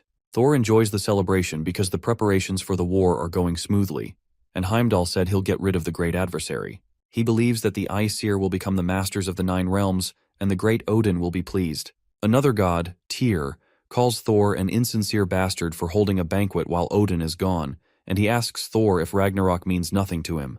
Thor can't believe he's bringing this up, and soon reminds Tyr how Fenrir ate his right arm during Ragnarok. Tyr equally reminds Thor of the piece of coal stuck in his forehead by a vile giant, and states that he would have killed himself if he were the one. Annoyed, Thor proposes they fight to see which of them is stronger, but Freya tells them to stop if they don't want to be put on probation. Shortly after, Frigg states that Valhalla's forces have decreased quite a bit, and their soul collecting isn't going too well. Freya interrupts her by saying it's because Ragnarok pushed it too hard, and it's clearly Odin's mistake. Annoyed, Frigg corrects her for saying such things about the Master of Asgard, but Freya explains that she does not intend to kiss Odin's boots. He may have power, but in her eyes he's nothing but garbage. When Frigg asks her how she can dare say that, Freya becomes hostile and reminds Frigg of what Odin did to her. Freya eventually makes an announcement that the preparations for the second end are all complete. Einherjar, the souls of the dead ready to fight for Asgard, are already set. In the field event, Jaehyun realizes that Heimdall will show himself soon, since he intervened in the matter of the Harpy Queen, and he knows he has to awaken his inherent skill as soon as he can. He recalls the conversation he had with his teacher. She joked that he's greedy because he's already strong as is, but now wants an inherent skill too. In the flashback, she explains that she doesn't think she can be of much help with this, because her own case was rather sudden. Apparently, there was despair on the day when a gate opened in the middle of the road and people started dropping like flies. In the midst of the chaos, there was one child running for her life, and Seongan felt helpless. She ran to help the child, but she couldn't save her despite being awakened because she was just too weak. However, right after the child died, she earned a new skill called sacrifice, but she couldn't bring back someone who had already died. She adds that she really doesn't know how to learn an inherent skill as fast as possible the way he wants, but she counsels him not to rush himself because she doesn't want him to lose anything he holds precious in the process of gaining an inherent skill. In the present, our boy wonders if Ina might know how to awaken an inherent skill, so he asks her how she earned her inherent skill so he doesn't lose what's important to him. After hearing his question, she confesses that she earned her inherent skill because of the death of her family. To be exact, she let them die, and she confesses that she still thinks it's a good thing they died. Apparently, when she was 5, she lost her parents and was left alone. After that, she and her grandmother went to live with her aunt. Although she didn't have parents, she never felt alone after moving in, not even when her aunt was mean to her, because she still had her grandmother, who was now her only family. However, that happiness didn't last for long, because she overheard a conversation where her grandmother told her aunt that she doesn't have much time left and asked her to take care of Ina even when she's not here. She knew that her only family and the one person who she could depend on was about to leave her. Dark clouds loomed over her from then on. Although she wasn't a child that spoke much, that experience made her completely shut off from everyone else. Her life stayed the same until a year of middle school when her aunt said she got a call from her class teacher that raiders make a lot of money. Her aunt quipped that even people like her have some use in the world, and she never knew Ina was talented. Her aunt reminded her that they spent much money raising her, and she'd have to pay them back for it. So her aunt told her she had no choice but to become a raider if she wanted to be worth anything. Ina hated her because she had already taken the life insurance money from her parents' death, and now she was trying to use her for her own gain as well. She hated how her aunt had treated both her parents and her grandmother like a burden she wanted to get rid of. What disgusted her the most was the fact that she couldn't say anything to defend herself. After that, she applied for a raider program because her teacher had told her she was fit to become one. When she submitted her application, her teacher asked her if she was sure because even though she was a perfect candidate and people treated raiders with high regard, that wasn't the case for mages. Her teacher explained that she didn't want her doing dangerous things, but Ina insisted because she knew better than anyone that some things were worse than death. When she got home, her grandma asked her if she was sure about becoming a raider. Ina realized that her grandma would leave her too eventually, but she could never bring herself to hate her. However, she decided that all that was happening was fate, and it couldn't be stopped no matter how hard she struggled. She suddenly burst into tears and told her grandma that she was fine, but her grandma told her she didn't have to do it if she didn't feel like it because she didn't want her granddaughter to get hurt. After choosing to become a raider, her life changed completely. She learned how to handle mana and how to kill monsters, and her cold personality helped her a lot. When she had gotten used to this life, the unavoidable happened, and her grandmother passed away. Apparently, she wouldn't have passed away if she had received treatment. But Ina was shocked to find out that she had refused treatment. She wondered if her grandmother gave up on life, and she wondered if her grandmother abandoned her too. She couldn't be sure of anything, but all she knew was that she missed her, and she fell into despair. She wondered if her grandmother left her because she was stupid, and she hoped that she would have taken her along. Shortly after, her aunt called her to say that the sponsor contract had been signed and the guild was going to take her, so she just needed to come sign the papers. The fact that her aunt was still controlling her life made Ina angry, and for the first time ever she yelled at her aunt. When her aunt protested that she should be grateful that she didn't sell her off, she decided to run away from home. She waited until dawn to go back home to get her stuff, but when she got home, she found her aunt's house burning and the monsters spilling out of the open gate. Her aunt called to her from amidst the rubble and asked her to help, and Ina's only thought at the time was why she should help the woman who took everything from her. Eventually, when Ina began to tear up, our boy told her she didn't have to push herself if it was too hard to remember. Meanwhile, Yoo-jung heard something and assumed Jaehyun was back, but she was surprised to see Heimdall towering over her. The level of mana this strange person was giving out was more like that of a monster's. Shortly after, Heimdall came down to speak to the others and asked them if they were the great adversary's friends. They all stared at him, and when Yoo-jung asked him what he was talking about, he released an explosive amount of mana again that made them stagger. When they fell to the ground, he told them to answer his questions. Soil tried to use telepathy to signal Jaehyun to come back immediately because there was an enemy who seemed to have the mana of a monster, but Heimdall approached her and lifted her by her throat when he detected what she was doing. He told them all that they were going to die here, and he prepared an attack in his other hand. He told them to blame the great adversary for this, but Jaehyun soon showed up and told him he wouldn't let him do anything. Our boy activated his absolute calculation skill and deactivated Heimdall's attack. Meanwhile, while one instructor was lamenting to his counterpart about having to babysit the students after already clearing the monsters in the event area, they noticed a huge purple mana cloud that startled them. Before they knew what was going on, a huge monster appeared behind them and gobbled up the guy that was lamenting, immediately giving the other guy PTSD. Before he could reach for his walkie-talkie, the monster impaled him with its scorpion-like tail, but he managed to inform the others that there was danger before the monster completely drained the life out of him. Ridiculously huge monsters suddenly filled up the whole place, and things didn't look good. While that was happening, Heimdall dropped Soil when Jaehyun showed up. He turned to Jaehyun and released his mana storm again as he demanded from Jaehyun to know how he had Odin's eye. Heimdall realized how Jaehyun was able to grow so quickly because a mere human could never grow at such a pace. But our boy told him to come take the eye if it bothered him. Soil told Jaehyun that even he wouldn't be able to take on someone so strong on his own, but Jaehyun told them to run away because this was his problem. Yoojung refused because they were a team, but Jaehyun bluntly told them to run away. Heimdall, who was now armed with his sword, asked him if he really planned to protect his friends when he was there. With one swing of his knife, Heimdall shattered the ground in front of them, but our boy activated his windstorm skill to blow away his friends so they could get out of harm's way. Yoojung called out to Jaehyun to ask what he was doing, but he told her they would all end up dying if he did otherwise. However, she still refused, but Ina stopped her and told her Jaehyun was right because they didn't stand a chance against someone that strong. Yoojung insisted that this was why they should help out, but Ina told her she was sure Jaehyun could do it, so she proposed they go to the entrance and inform the instructors about the situation. Yoojung still didn't seem convinced, but she told Jaehyun to stay alive before leaving. When his friends finally run away, Jaehyun activates his Frozen Earth skill to freeze the entire area. The skill intrigues Heimdall, but he reminds Jaehyun that it's a skill that takes dozens of seconds to fully activate, and asks him if he really thinks he'll be able to hold him off for that long. Jaehyun replies that there's no reason he can't, especially because he had thought of this plan for when he'd have to fight Heimdall. Heimdall jumps towards him to land an attack and tells our boy to go ahead with his tricks.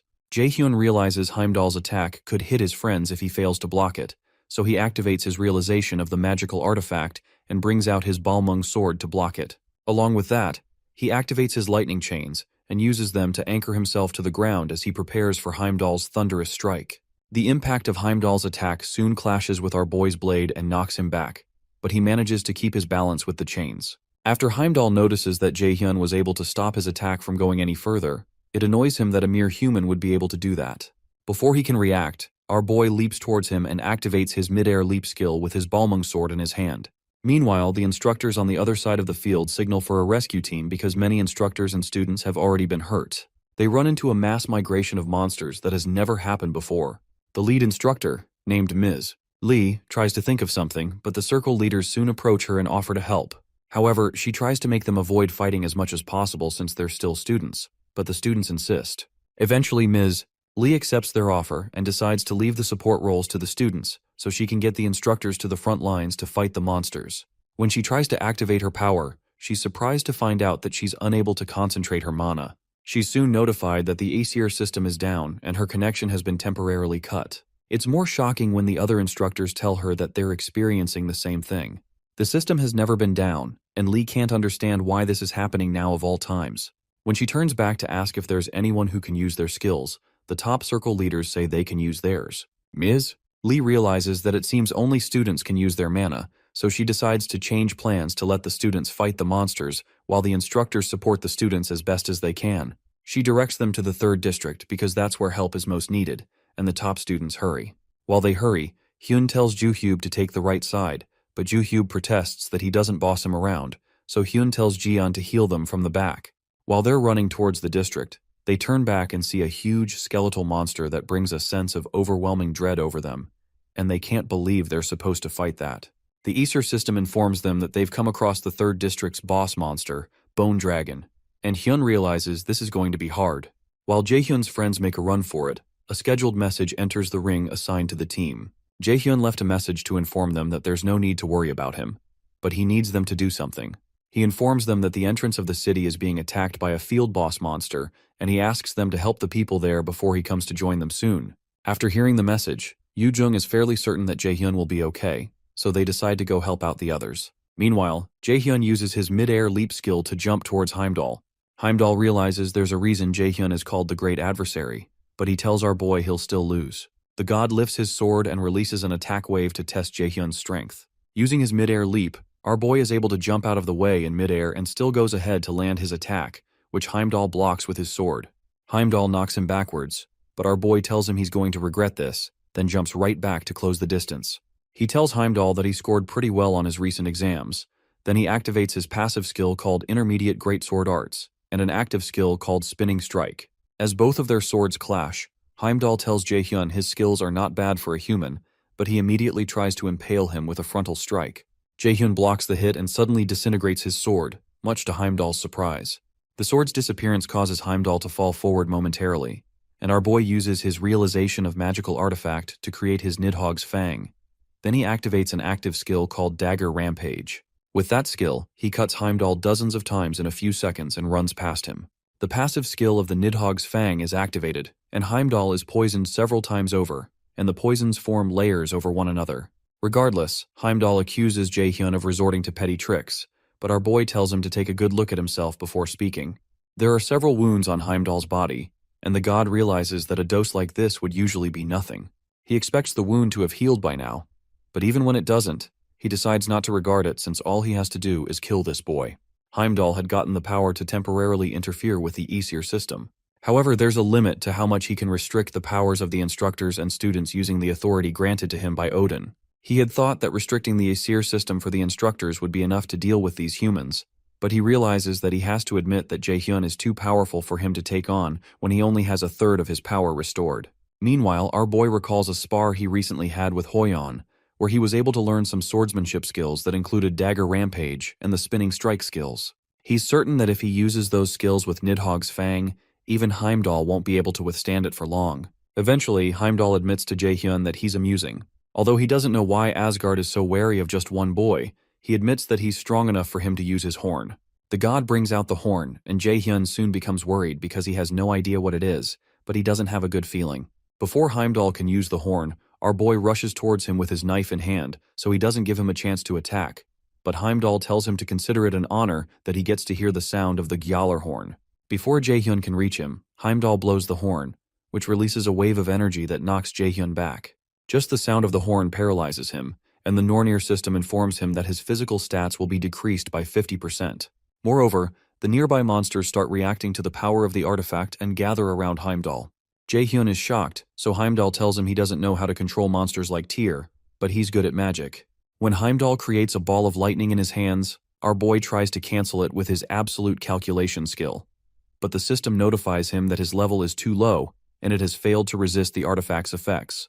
The monsters soon gather around him and Heimdall strikes Jaehyun with the lightning attack, causing him to scream in pain. That attack is Heimdall's specialty, and it's called Flow Reversal Spell, and it causes immense pain even though it won't kill. As Jaehyun writhes in pain, Heimdall tells him he's going to rot in Asgard's underground cells for the rest of his life.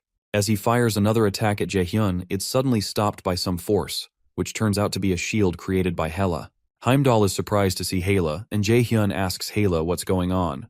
When Hela notices her body disintegrating, she realizes she can't hold on for long. Heimdall had been wondering where she was hiding, but he can see Hela's divinity hovering over her. Hela creates a wind attack, but our boy tries to stop her because he realizes that she will die if she's using Hela's divinity, just like Heimdall had said. After creating the attack, she fires it at Heimdall, who dodges it and rushes towards her. He tells her that the power is too much for her to handle, and he asks her why she intends to sacrifice herself. He wonders if she believes the great adversary will be able to save the 9 worlds, but Hela tells him it's more of a certainty than mere belief. She's convinced that Jaehyun will kill Odin and put an end to Ragnarok, but Heimdall jumps towards her to finish her off because of her irreverent words. She decides to put an end to this and summons a huge viper that tries to consume Heimdall.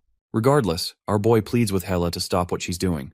Meanwhile, Hyun tears up several monsters, and he also has to endure the blast from the Bone Dragon's mouth. When the Bone Dragon blasts him once more, he has to stop fighting to block the attack. Meanwhile, the other students fight other monsters, and Juhyub fights with them while Jian heals those who are hurt. Some of the students lament that they're all going to get killed by this bone dragon. Jihyun tells the others that they can't hold on for much longer, but Hyun insists they keep fighting since they can't get a connection to the outside world. Eventually, Joo-hyub runs out of mana, and he starts to curse as usual. Hyun hopes they could get a few more people who could fight, and as if on cue, Jaehyun's friends show up to lend a hand. However, Hyun protests that this is too dangerous for first years, and he adds that an A+ rank bone dragon is too difficult. While he's talking, he's ambushed by a wolf-like monster from behind, but Hoyeon activates his 100 Azure Splendor Sword and cuts the monsters into small pieces. The others soon join the action, and they collectively declare that they're here to keep the promise they made to Jaehyun to help the others. Hyun is surprised to see them facing the bone dragon and the other monsters head-on. Hoyeon rushes towards them and signals Yoojung for support. She activates her overflow skill and another skill called Mana Field to create support, while Ina activates her Sword of Alfheimer. Hoyeon activates his 100 Azure Splendor Sword. They soon start tearing monsters limb from limb, and the other seniors soon join them. Hyun realizes that he had thought only Jaehyun had insane talent, but it's clear his friends are on a different level too. When Hoyeon runs into a Taurus monster that tries to smash him into the ground, he blocks the monster's axe with his shield, while Ina attacks the monster's limbs, and Hyun gets the chance to attack the monster's head. With the new support, the job of taking out these monsters seems doable. Meanwhile, some students thank Jae-song for saving them with his potions, and Soyeol tries to lead the students to the exit. Eventually, the students are left with the A+ rank boss monster. Hyun and Joo-hyub rush towards the monster to attack its leg and restrict its movements, and he asks the others to reach its core and kill it. Hoyeon immediately asks Yoojung to use debuffs to reduce the dragon's strength, so she leaps into the air and uses a debuff on the dragon. Meanwhile, Joo-hyub laments that the newbies are going to be the stars of the show at this rate, but Hyun tells him there's nothing they can do about it because the Circle 9's destructive power is better than theirs. Annoyed by that, Joo-hyub activates his Wheel-Wind skill, then he breaks the bones on one of the monster's legs. Hyun confirms his suspicions that Joo-hyub doesn't consider the allies around him when attacking, so he activates his Deadly Pierce skill and cuts through some of the monster's bones. Once that is done, he signals to the other team to act, so Ina activates her Sword of Alfheimer, and Hoyeon activates his 100 Azure Splendor Sword to attack the monster's core. When Hela's summoned serpent swallowed Heimdall just as he was about to attack her, she thought she was in the clear. But then the serpent started squirming, a noticeable bulge forming in its belly. Hela could hear Heimdall's terrified screams. In an instant, he burst out of the serpent, furious that she would think he could be taken down so easily. Heimdall shot toward her, sword pointed at Hela, leaving her in shock. She tried to call him to move, but before she could react, his sword plunged into her chest. Even though he had lost a third of his powers in this form, he just smirked and told her she wasn't the only one who could wield divine powers. His face tightens as he calls her a fool for trying to change something that's supposed to happen. He draws his sword and pushes her back, and our hero watches her with a blank expression. He struggles, but is only met by the sound of the Heimdall trumpet. As he presses his ears to block it out, his vision starts to blur, and he feels that familiar ache of failing to protect someone he cares about. Just barely keeping it together, he despises the fact that all his attempts to change his destiny seem pointless. Then, he finds himself facing Ina, who tells him they both woke up after losing someone crucial. He's on the verge of figuring out their doomed fate, but Ina interrupts him. While crying, she asks how he thinks she felt in that moment. She remembers a girl who once screamed for her help after she woke up, but instead of helping her, Ina just walked away coldly. As the girl kept shouting, Ina realized something shocking. The girl had apologized for being harsh. Still, she insisted that Ina was kind and would save her. A giant tentacle lunged at Ina, but she quickly called forth the Sword of Alfheimer, and glowing arrows shot out, slicing through the creature in no time. But out of nowhere, the girl's mood flipped, and she started yelling that Ina was just paying her back for all the money spent on raising her. She didn't even notice the monster's body was about to crash down on her. With one last curse directed at Ina, she was gone. Ina turned away quietly, realizing no one was going to look out for her. Not her parents, not anyone. She got that only she could have her own back. Our guy was just standing there, frozen and unsure what to say. Then she added how it's probably the same for Guildmaster Sion. Her power didn't come from suffering, but from finding her own strength after a hard loss. She wrapped it up by saying he's different, that he doesn't need to go through something like that, because out of everyone she knows, he's the most determined. Back in the now, our hero recalls Ina's words, and suddenly, a bright golden light starts to swirl around him. Heimdall's getting really annoyed, but he's taken aback when he sees our guy standing tall, staring right into Heimdall's soul. The system kicks in, making Odin's lost eyes react to Hyun's determination. Because of this, he unlocks divinity usurpation. Hyun tells Hela that he still needs her no matter what, but she's down and hurt. Hyun's got this fresh skill that can drain the power from weakened gods. Heimdall's really annoyed, but he still thinks Hyun doesn't have what it takes to use it. The usurpation skill is a traitor move in Asgard and can't be pulled off by anyone without divinity. Our guy is a bit clueless, so Hela pops in to explain that when Heimdall says usurp, he's actually talking about Loki, the big sinner from Hell and the leader of the anti-Aesir squad.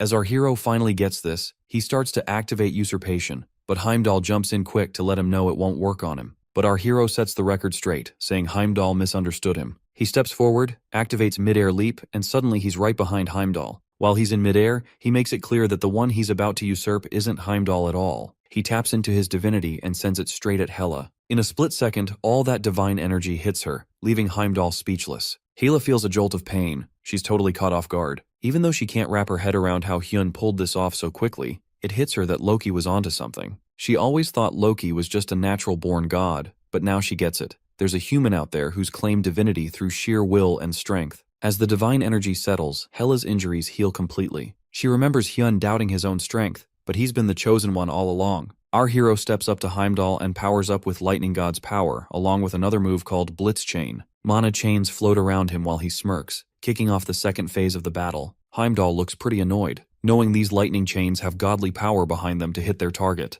As the chains come at him, he tries to block them with his sword, but they just keep hitting harder with each strike. He can hardly believe Hyun is actually using Thor's lightning power. Those chains are after him non-stop, and he has to move fast to dodge getting crushed. In a panic, he tries to think of a new plan, but a quick hit sends him and all his ideas crashing to the ground. Grabbing his sword, he props himself up and stands his ground. Heimdall yells out in frustration, while Hyun, now fully in control of his newly discovered powers, stays calm and confident. He strides over to Heimdall, encouraging him to channel all that anger because things are about to get serious. Heimdall's fury is boiling over, but he's out of options. After using up all his divinity against Hela's clone earlier, he's completely wiped out, and even the Gjallarhorn is out of his reach. Fear takes over him, and disgust churns in his chest. The thought of a regular human taking him down is just too much to handle. He jumps in and attacks, but Hyun pulls out Thor's chains again. Heimdall fights back hard, bragging that Hyun might be tough, but he's still just a human who can't really handle divinity. Heimdall slices through the chains and charges again,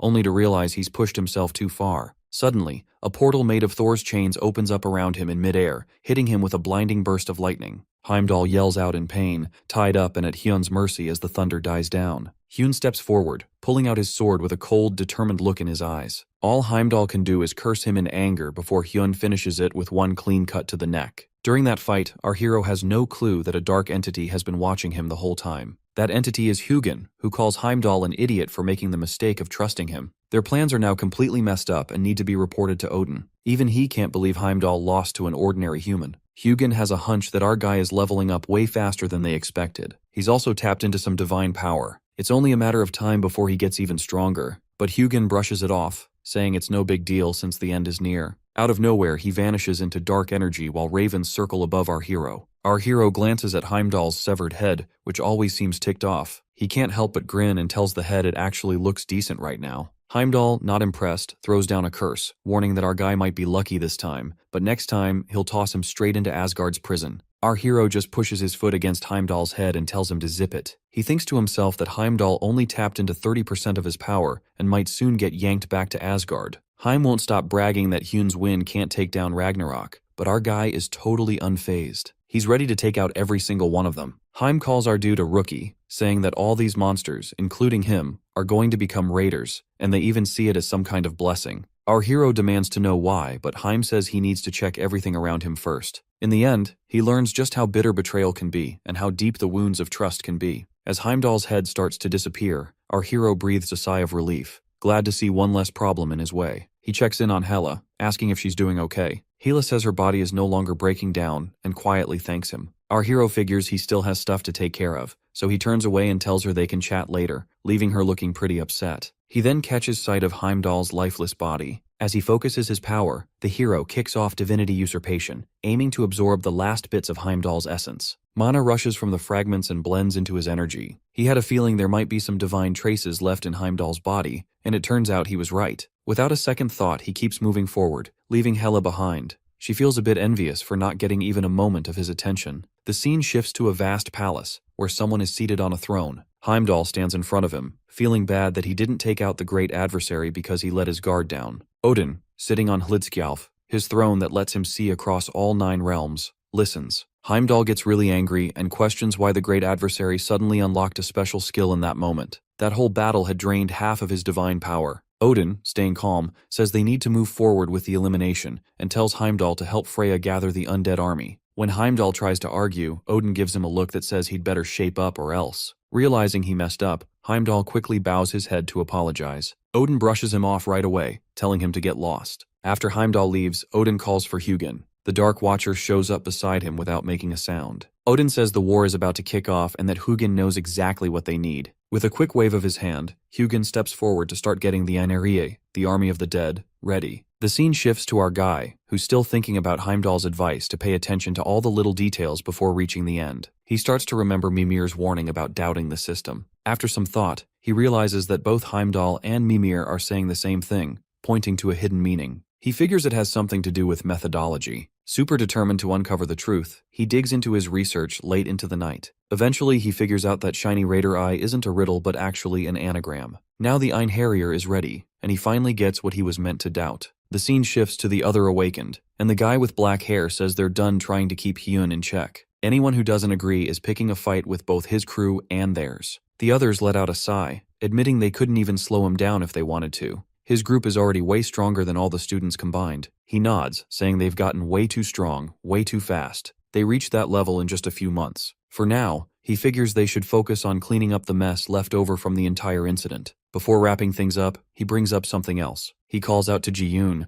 asking why she skipped the raid when she's supposed to be the leader of one of the top circles. He mentions that they could have won if Circle 9 hadn't messed things up. The blonde guy snaps back, demanding to know what she's talking about. Ji-yoon tells him she knew none of them were good enough to take on the Bone Dragon raid, so she figured it wasn't worth risking her team. As she walks away, she mentions that this is how Third Eye plans to keep operating. She smirks, clearly impressed with our guy, and sensing that things are about to get way more interesting. Meanwhile, he realizes that adult raiders couldn't use their skills during the Bone Dragon raid, and that little detail says a lot. If the Aesir gods can mess with the system, then what Mimir and Heimdall said about adapting could be their way of hinting at the real deal behind the Aesir system. It feels like the game has Asgard's secret history and the key to revealing who Odin really is. After the first Ragnarok, Odin's army, the Einherjar, got wiped out. But that's not the whole picture. The Einherjar were Odin's muscle. Whether they were good or bad is up for debate, but they were definitely Odin's tools. He fooled humans, turned them into slaves, and used them to battle the anti-Aesir. A ton of Einherjar died in that war, and humans started to get suspicious of Odin, so they stopped helping him out. This turned into a big issue because only humans could become Einherjar,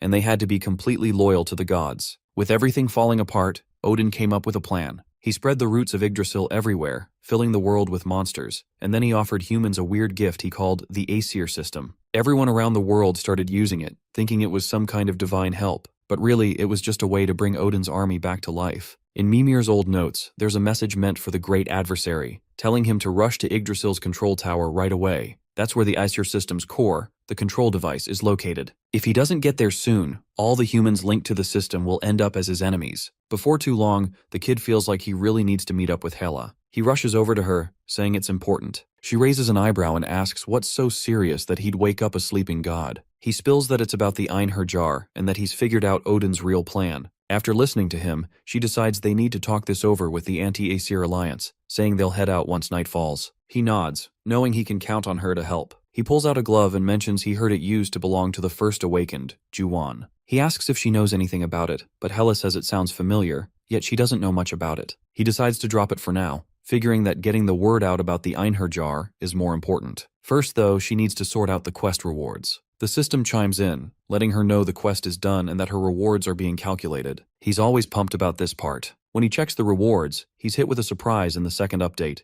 His communication system is getting a major upgrade, so he can talk to anyone no matter where they are. Plus, he can now store his mythic-grade skills in activated sockets, and there's a crow radar automatically installed to catch sight of Odin's ravens flying around. So, he just got the main quest reward, System Breaker. Hela points out that it's a communication upgrade, and now he can count on her more. He shoots back that it feels like she's using him instead of actually helping, which gets her a bit annoyed. Probably thinking it'd also update his user status window, he takes a look at his stats and grabs a potion of giant's blood. He couldn't use it before, but now it's game on. He cracks it open and pours it all over his head. The system chimes in about a surge of giant power, bumping his mana up by 30. His stats hit S rank, making him as strong as a mid-tier S rank raider. Checking out his mythic skill socket, he sees his lightning damage is jacked up by 300%, plus some extra hidden boosts. He can't help but grin. His limits are gone. With full divinity, there are no more restrictions. The only thing holding him back is the locked socket slots. To unlock them, he's got to boost his divinity by taking down other mythical beings. For now, though, wielding the lightning god's power is more than enough. Hela is totally taken aback by our hero's crow radar ability. She mentions how, with that, tracking down the ravens should be a piece of cake. The hero suddenly thinks that finding Hugin should be a breeze too. He glances at another quest, one that seems like it could be the toughest yet.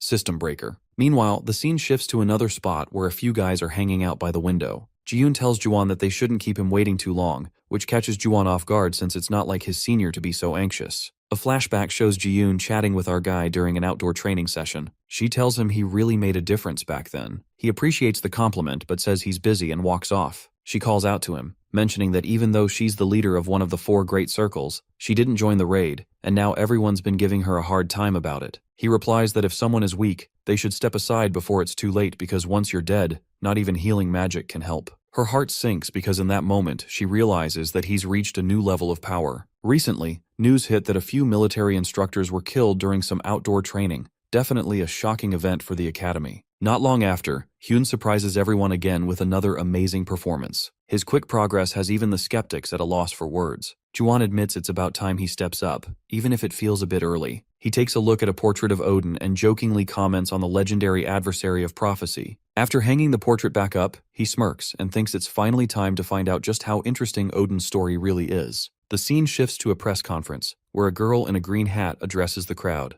She says she knows everyone has questions, but the one thing she can confirm is that a new threat is coming up. They're all there to celebrate the hope that got them through the last one. Today, they're giving awards to the students who stepped up the most. She calls out the first name, Hyun, along with the members of Circle 9, and our boy band heads up to the stage. Later, Yoojung calls him out, asking if he has anything to share. He says he can't spill everything. She questions why he keeps so many secrets, asking about Heimdall, the one who attacked them. He looks away and says he can't explain much, just that Heimdall's power is linked to him and that he's really strong. Yoojung is getting frustrated. Hoyeon agrees that Heimdall was a real monster. The other guys are quiet, just waiting. After a moment, he says it's too soon to share the whole truth. Everyone looks let down. He sighs and mentions that he's reached S rank. Soil stands up in shock, asking if that's how he managed to survive. He shakes his head, saying he's going to have to face enemies like Heimdall again. If that happens, they need to run, regardless of the circumstances. The blonde girl wants to know if he's going to take on the fight by himself again, but before she can finish her thought,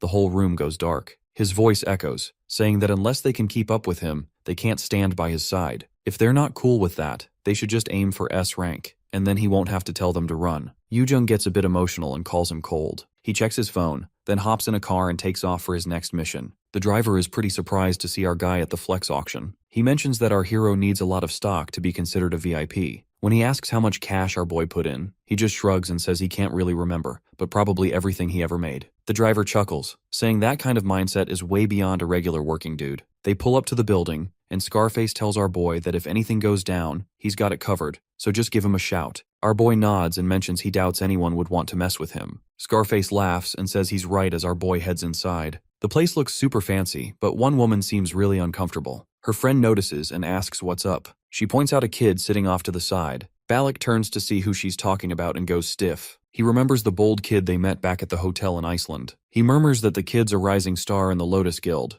though he didn't think they'd be at this auction. Camilla squints and says that kid is trouble. When Balak looks again, he feels it too. The same dark vibe as that black robe. The scene shifts to the auction office, where the chief tells his wife they've come a long way and just need one last push. He mentions that he can't afford any mistakes now, especially with all the investigators and VIPs around. While he's talking, he spots an open window and wonders who left it that way. Before he can do anything, a sharp tentacle suddenly pierces through his body, and he doesn't even have time to scream. Then someone covers his eyes from behind. It's Ji-yoon. She's a total psycho and completely engulfs him just to see how Hyun will react. Balak walks up to our guy and says he didn't expect to see him here, and that he's gotten pretty famous lately. Camilla rolls her eyes, calling Balak an idiot for being so blunt. Balak chuckles, saying the top battle mage from Korea's best academy must have turned some heads in the European Union. Our guy smiles back and says it's an honor. Camilla then activates Breath of Mana, a skill that shows a person's unique mana flow. But what she feels from him matches perfectly with someone else, which shouldn't even be possible. Balak comes closer and mentions they'll find out by the end of the day if that kid is really the Black Robe. Camilla feels annoyed by Balak's self-righteous vibe, the same one that led to his divorce. Not long after, the auction CEO stumbles in looking like a total mess. He introduces himself and pulls out the first item, the Rock of Transcendence. Our guy feels something's off about the CEO but shifts his focus to the rock. He knows that one shard won't cut it for stable effects, but its stats are pretty impressive, giving skill buffs and boosting mana. With this rock, any fight could turn upside down. When the bidding kicks off, our guy coolly throws down 10 billion. The whole room goes quiet. Balak jumps in at 11, even surprising Camilla. Without missing a beat, our guy counters with 12. Balak glares at him while Camilla looks like she's ready to jump in. The kid asks if he's trying to get under his skin. Balak just smirks and says he's only into rocks, but then he plays it off, saying it's not a big deal. The kid nods, admitting he got it wrong. Balak leans back, watching him closely, curious about what this kid's really up to. As the auction wraps up, the last thing up for bid is this A-ranked artifact that boosts your resistance to data subnormality skills. But it's not going to do our guy any good since he's already got Hell's Blessing. Just when he's about to dip,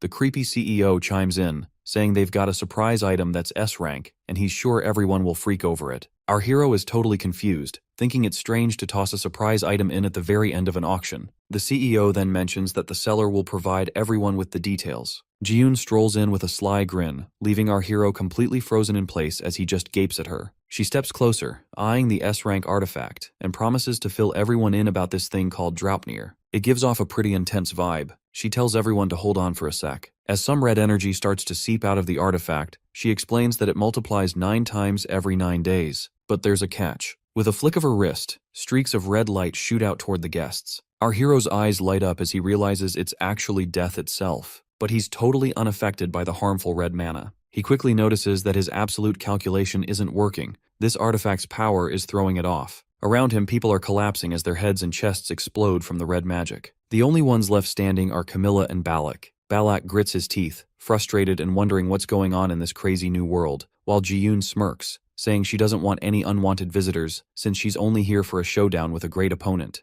The hero's mind is spinning as he remembers his past run-ins with Ji-yoon and the weird vibes he always got from her. Now it clicks. Ji-yoon is just another pawn for Aesir. Ji-yoon chuckles and asks for a better compliment. The hero is curious and asks what she really wants. She bluntly says she wants Hyun, and it's all coming from a place of pure resentment. Our hero tells her he's not about to let her do whatever she wants. Balak and Camilla get ready for action while Ji-yoon bursts into wild laughter, calling them dangerously interesting. But she's taken her sweet time now. She gulps down something that makes our guy uneasy, as everyone around them starts growing these crazy red tentacles. Camilla is trying to figure out what's going on, her eyes scanning the chaos around her. Out of nowhere, Balak rushes in and goes after the tentacles. She steps in to block him mid-swing, which just annoys him more, but she quickly explains she's not trying to stop him from fighting. She warns him that rushing in without a plan is too risky, and mentions that she has never seen that artifact before. Ji-yoon gives Camilla some props for stopping Balak, saying if she hadn't, anyone connected to the artifact would have been screwed. She assures her there's no need to panic since they're all still alive. Our hero is puzzled and asks what she means by still,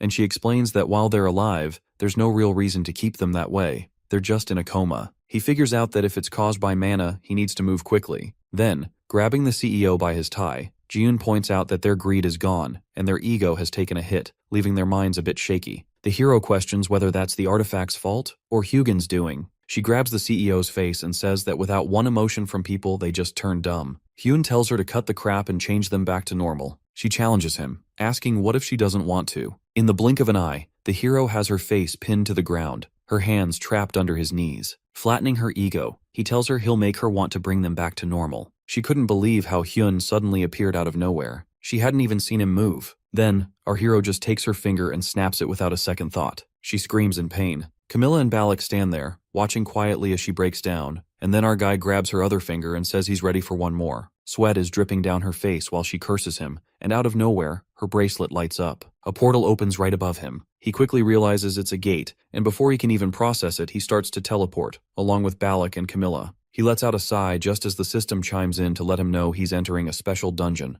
the Valley of Greed. As they disappear, Ji-yoon stares at her messed up finger, boiling with anger she can't shake off. She shoots a glare at the spot they vanished from, promising herself that she'll never forgive him. Just then, Juwon breaks the silence, checking in on her to see if she's okay. Meanwhile, in the dungeon, the 3 Awakeners are standing still in the dark. Camilla suspects that Hyun and Ji-yoon must know each other, but what's bugging her even more is the weird nickname Ji-yoon called Hyun. Balak notices the look on her face and says he's on the same page. That guy might really be the big bad they've been talking about. He didn't catch the start of the conversation, but he's pretty sure that's what Ji-yoon called him. He remembers a gate that warned intruders not to enter, mentioning that the ruins were made for the prophesied great adversary. Balak steps closer to our guy, sword pointed at him, and asks if he's the black-robed dude who cleared out those ruins. Our hero just shrugs and asks if that's really the big deal at the moment. The air shakes for a second, and with a flick of his hand, he sends a shockwave that pushes Balak back a few steps. As he starts to turn away, he spots a bunch of red eyes glowing in the dark. From the shadows, an elf-like monster steps forward. Balak grits his teeth and grumbles that they're just a bunch of weaklings. Outside the dungeon, Ji-yoon is nursing her broken finger and wincing in pain, while Ju-won can't help but grin like a kid over the artifact's ability to open a whole gate. Ji-yoon rolls her eyes and tells him she's not handing it over, especially since he's got something cooler already. Ju-won laughs and pokes fun, asking if she's really skilled enough to handle Fafnir, the fire monster, with her Draupnir. Ji-yoon admits things are still a bit shaky, but she thinks that even without total control, finding their big enemy and the two weak humans shouldn't be too tough. Ju-won stays quiet for a second, then smirks and says he probably won't need to do much, at least for now. Meanwhile, in the dungeon, our hero is carving through everything in sight. The ground's covered in bodies, and the air is thick with the smell of battle. Thinking about Draupnir, he figures that the bracelet Ji-yoon is wearing has to be a mythic-level artifact. She just opened a gate, but he can't tell if she created a new dungeon or teleported them into one that was already there. Either way, there's no way she pulled that off by herself. That doubt disappears as soon as he thinks about how powerful a mythic-rank artifact actually is. A bunch of elf monsters come rushing in, but Balak swings his weapon once and takes them out in an instant. While Camilla is busy fending off the monsters in the dungeon, our hero starts to think to himself that since he can't use absolute calculation, it can't be Ji-yoon's spell or skill. It must be the power of the artifact. That means it's the second mythic item he's come across, not counting Heimdall's Gjallarhorn. After they take out all the dungeon creatures, Balak turns to Hyun and asks if he's the Black Robe. To avoid raising more eyebrows, Hyun finally owns up to it. Balak wonders if he's really the bad guy here. If that's the case, then why did he step in during that school camping disaster and act all heroic? Was it just for show? Our guy pauses for a bit, then says he's not the type to be motivated by some grand purpose. When Balak pushes him again, asking why he helped out, Hyun replies that he doesn't see everyone as his enemy, even if his standards might be a bit fuzzy. Balak glances over at Camilla, then turns back to him and gets serious, asking what those standards even are. Our hero meets his gaze and finally says it all. It just depends on how he feels. Camilla looks shocked and asks if he's serious, but he shrugs it off, saying it doesn't matter much. He'll do whatever it takes to keep the people he cares about safe. That sets Balak off. He grabs our hero by the tie and yells that Hyun could have killed him back at the ancient ruins. He adds that it might have been better for him if he really wanted to keep his identity a secret. Balak thinks back on what went down and relaxes a bit, realizing Hyun actually spared him. He mentions he'll keep an eye on him from now on to get a grip on those so-called standards. Camilla lets out a sigh, saying she usually likes going solo, but admits it's smarter to team up in a place like this. Our hero smirks and tells her she's more flexible than he expected,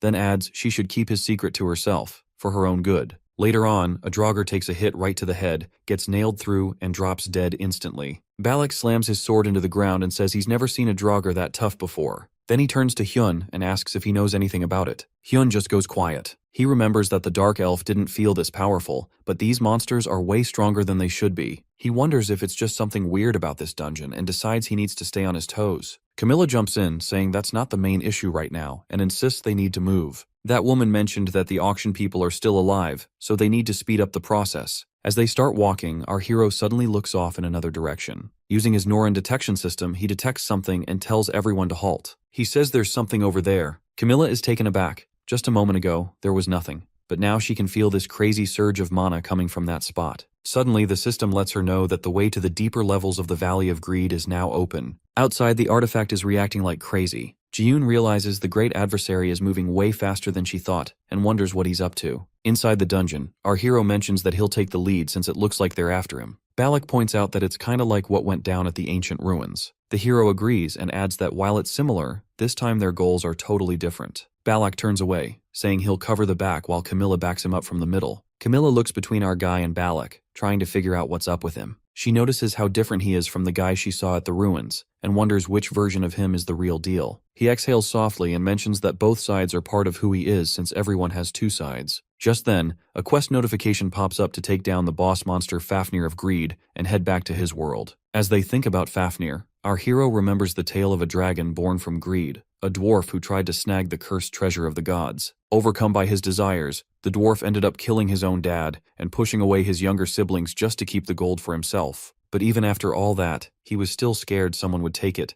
so he turned into a dragon and disappeared with the treasure. Our hero figures that the Valley of Greed has to be where this beast is hiding. And the big deal? It's the same dragon that got taken down by the legendary Dragon Slayer, who originally owned the Dragon Slayer's sword. With a sigh, our hero realizes they'll need to tread carefully from here on out. His friends are taken aback when a golden light bursts from the darkness, and a system alert pops up saying they've found Fafnir's nest. They wonder if this Fafnir is the same dragon from the stories. Our hero tears the entrance open wider and tells them to head inside. They step carefully over the cracks in the ground towards a blinding glow. They find themselves surrounded by piles of gold coins. Camilla can picture it perfectly, but Balak reminds everyone to stay on guard. She pulls out her weapon, and they all stick close together. Out of nowhere, a coin flips from the pile and smacks him. Then, all the coins start rising up as this giant monster appears. Fafnir pops up from under the treasure. Our hero locks eyes with the dragon, and it feels like it's looking right into his soul. The system chimes in, saying Fafnir's monster rank dropped a bit due to some restraints. After a decent entrance, the beast lets out a classic dragon roar. However, Camilla notices that, even weakened, it's still holding that S rank. Our hero stays chill and tells his friends they can take this on. He reminds them of the time when Balak destroyed the enemies. He reminds them of something that was said before: there can only be one Balmung. Camille's jaw drops in shock as our hero triggers a magic artifact, and the dragon-slaying sword pops into existence right in front of them. He can't help but feel lucky this time, managing to create not just one but two Balmungs. Turning to Balak, he asks if the plan sounds good. Balak smirks and nods without a second thought. The two of them grab their swords together, feeling pretty confident that this might actually work. They're facing off against the massive dragon, fully pumped and ready to fight. Balak activates the special effect of the Dragon Slayer's sword, while our hero kicks in the weapon's passive skill, jacking up their damage by up to 300%. But just as they're about to attack, the dragon opens its mouth wide, gearing up to blast them with fire. Camellia figures out it's about to try to roast them alive. Flames erupt, spreading across the ground and melting the gold coins underfoot. Then, out of that molten mess, something shoots out at lightning speed. It's our hero and Balak, barreling straight through the fire. Balak yells that they'll grab the dragon's attention while Camellia goes in for the attack from above. Using her weapon, she gracefully dodges through the flames. Our hero slides beneath the dragon's massive body, putting himself right underneath the beast. He knows Camellia isn't just any mage. Her combat skills even outshine Sion's.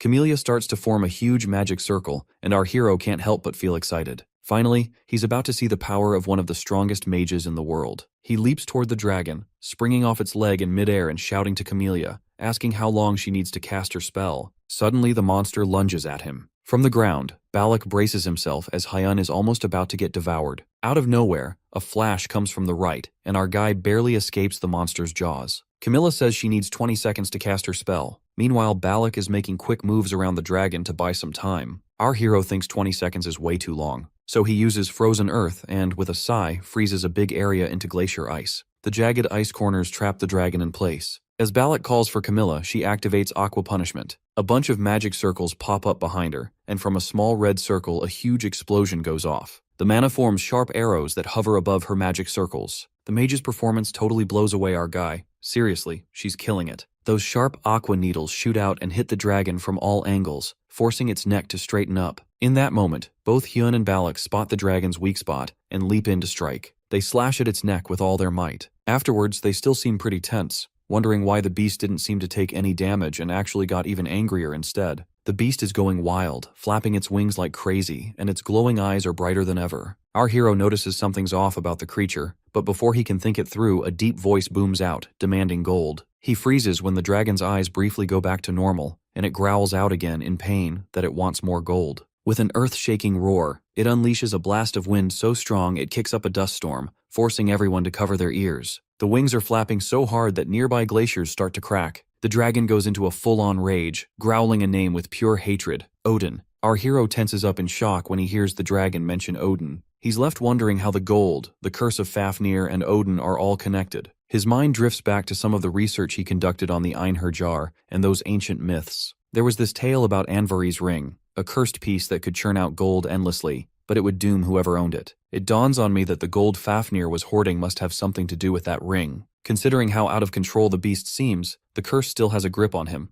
They used to think that the scales on the dragon's neck were its weak spot, but after hitting it over and over, it barely left a scratch. Turns out that theory was totally off. So, where's the real weak point? Maybe Fafnir is still holding onto that cursed ring. Our hero notices the beast can actually talk. He approaches slowly and says he's got a question. Blood drips from the dragon's eyes as it growls and demands to know what a human is doing there. Our guy questions whether Odin used him and his family as pawns. The dragon squints and finally admits it. He lost his whole family because of Odin. He shakes with anger and sadness, recalling the way Odin wiped them all out. Balak and Camellia share worried glances, but our hero is all ears. He realizes this version of the story sounds different from what he's read. In the Dungeon's take, Thor was the one who took advantage of Fafnir, not Odin, and even Fafnir's sister got kidnapped. From that, our hero figures that Odin and the Aesir gods must have gone after Fafnir's family directly. He tells the beast that he'll free him from his chains and help him get revenge for his family. Still, before he can finish, Fafnir lets out another massive roar, calling out Odin's name over and over. The anger completely takes over, and he loses all sense of reason. Realizing there's no point in trying to negotiate, our hero gets ready to take action. Balak starts shouting, asking how the hell he's talking to the beast. Our hero says he can clearly hear its voice. Balak and Camellia look totally confused since they only hear the dragon's cries of pain. That's when he figures out it must be one of his abilities that lets him understand what the beast is saying. He fired up his magic detection skill and made it clear that if the dragon didn't back off, he'd have to take care of it himself. Suddenly, his ability zeroed in on the dragon's weak spot,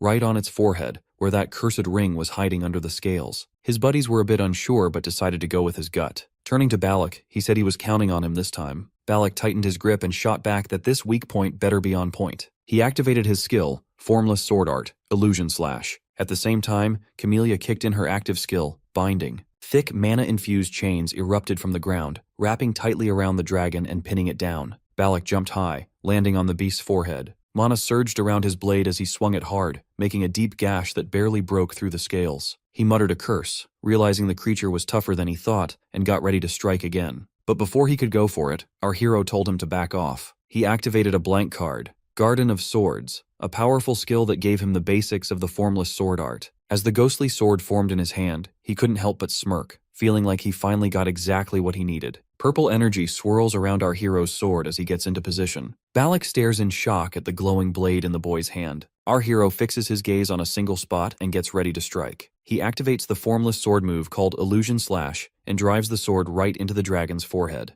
The blade slices through the skin, pushing deeper with unstoppable force. Balak watches in amazement as Hyun finally nails it. A big smile spreads across our hero's face as divine energy flows through him. The system confirms that the blade has hit the ring and powers up the lightning god's abilities. A deadly wave of energy builds in his sword, and with one final blow, the glowing ring shatters, its golden light fading away. Our hero whispers that he finally did it. The system announces that Indivari's ring is destroyed. Light crackles above the beast's forehead before it collapses, completely powerless. Our hero and Balak land safely just as another message pops up, saying that Odin's control over Fafnir is over. The dragon's golden eyes slowly go back to normal. As the hero walks toward the fallen beast, Camilla turns to Balak and asks if Hyun really used the formless sword. Balak frowns, still trying to wrap his head around what he just saw. That wild attack was way beyond anything he could understand. Camilla points out that a skill like that shouldn't even be possible without a special skill garden. So, how did he manage to accomplish this? Balak replies that it's probably best not to make an enemy out of him. Meanwhile, our hero turns to the dragon and asks if it's going to explain what's going on, since time is running out. The dragon looks tired and says that salvation has finally come. It realizes the hero deserves to know the truth and starts to speak.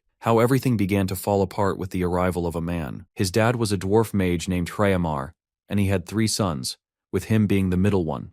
His older brother would often use his magic to turn into an otter to catch fish for his siblings. But one day, he just didn't come back. Everyone waited until night, and instead of him, a man showed up. He called himself a traveler and wanted to spend the night because it was too dark to keep going. In exchange, he handed them some beast's leather. It looked way too familiar. It was the leather of an otter. That night, the missing brother came back to them, but he wasn't himself anymore, just a piece of hide. The father shouted his name in shock. The traveler realized what he'd done and, staying cool about it, offered to make it right. He waved his staff, and gold started pouring out of nowhere, completely covering the otter's hide.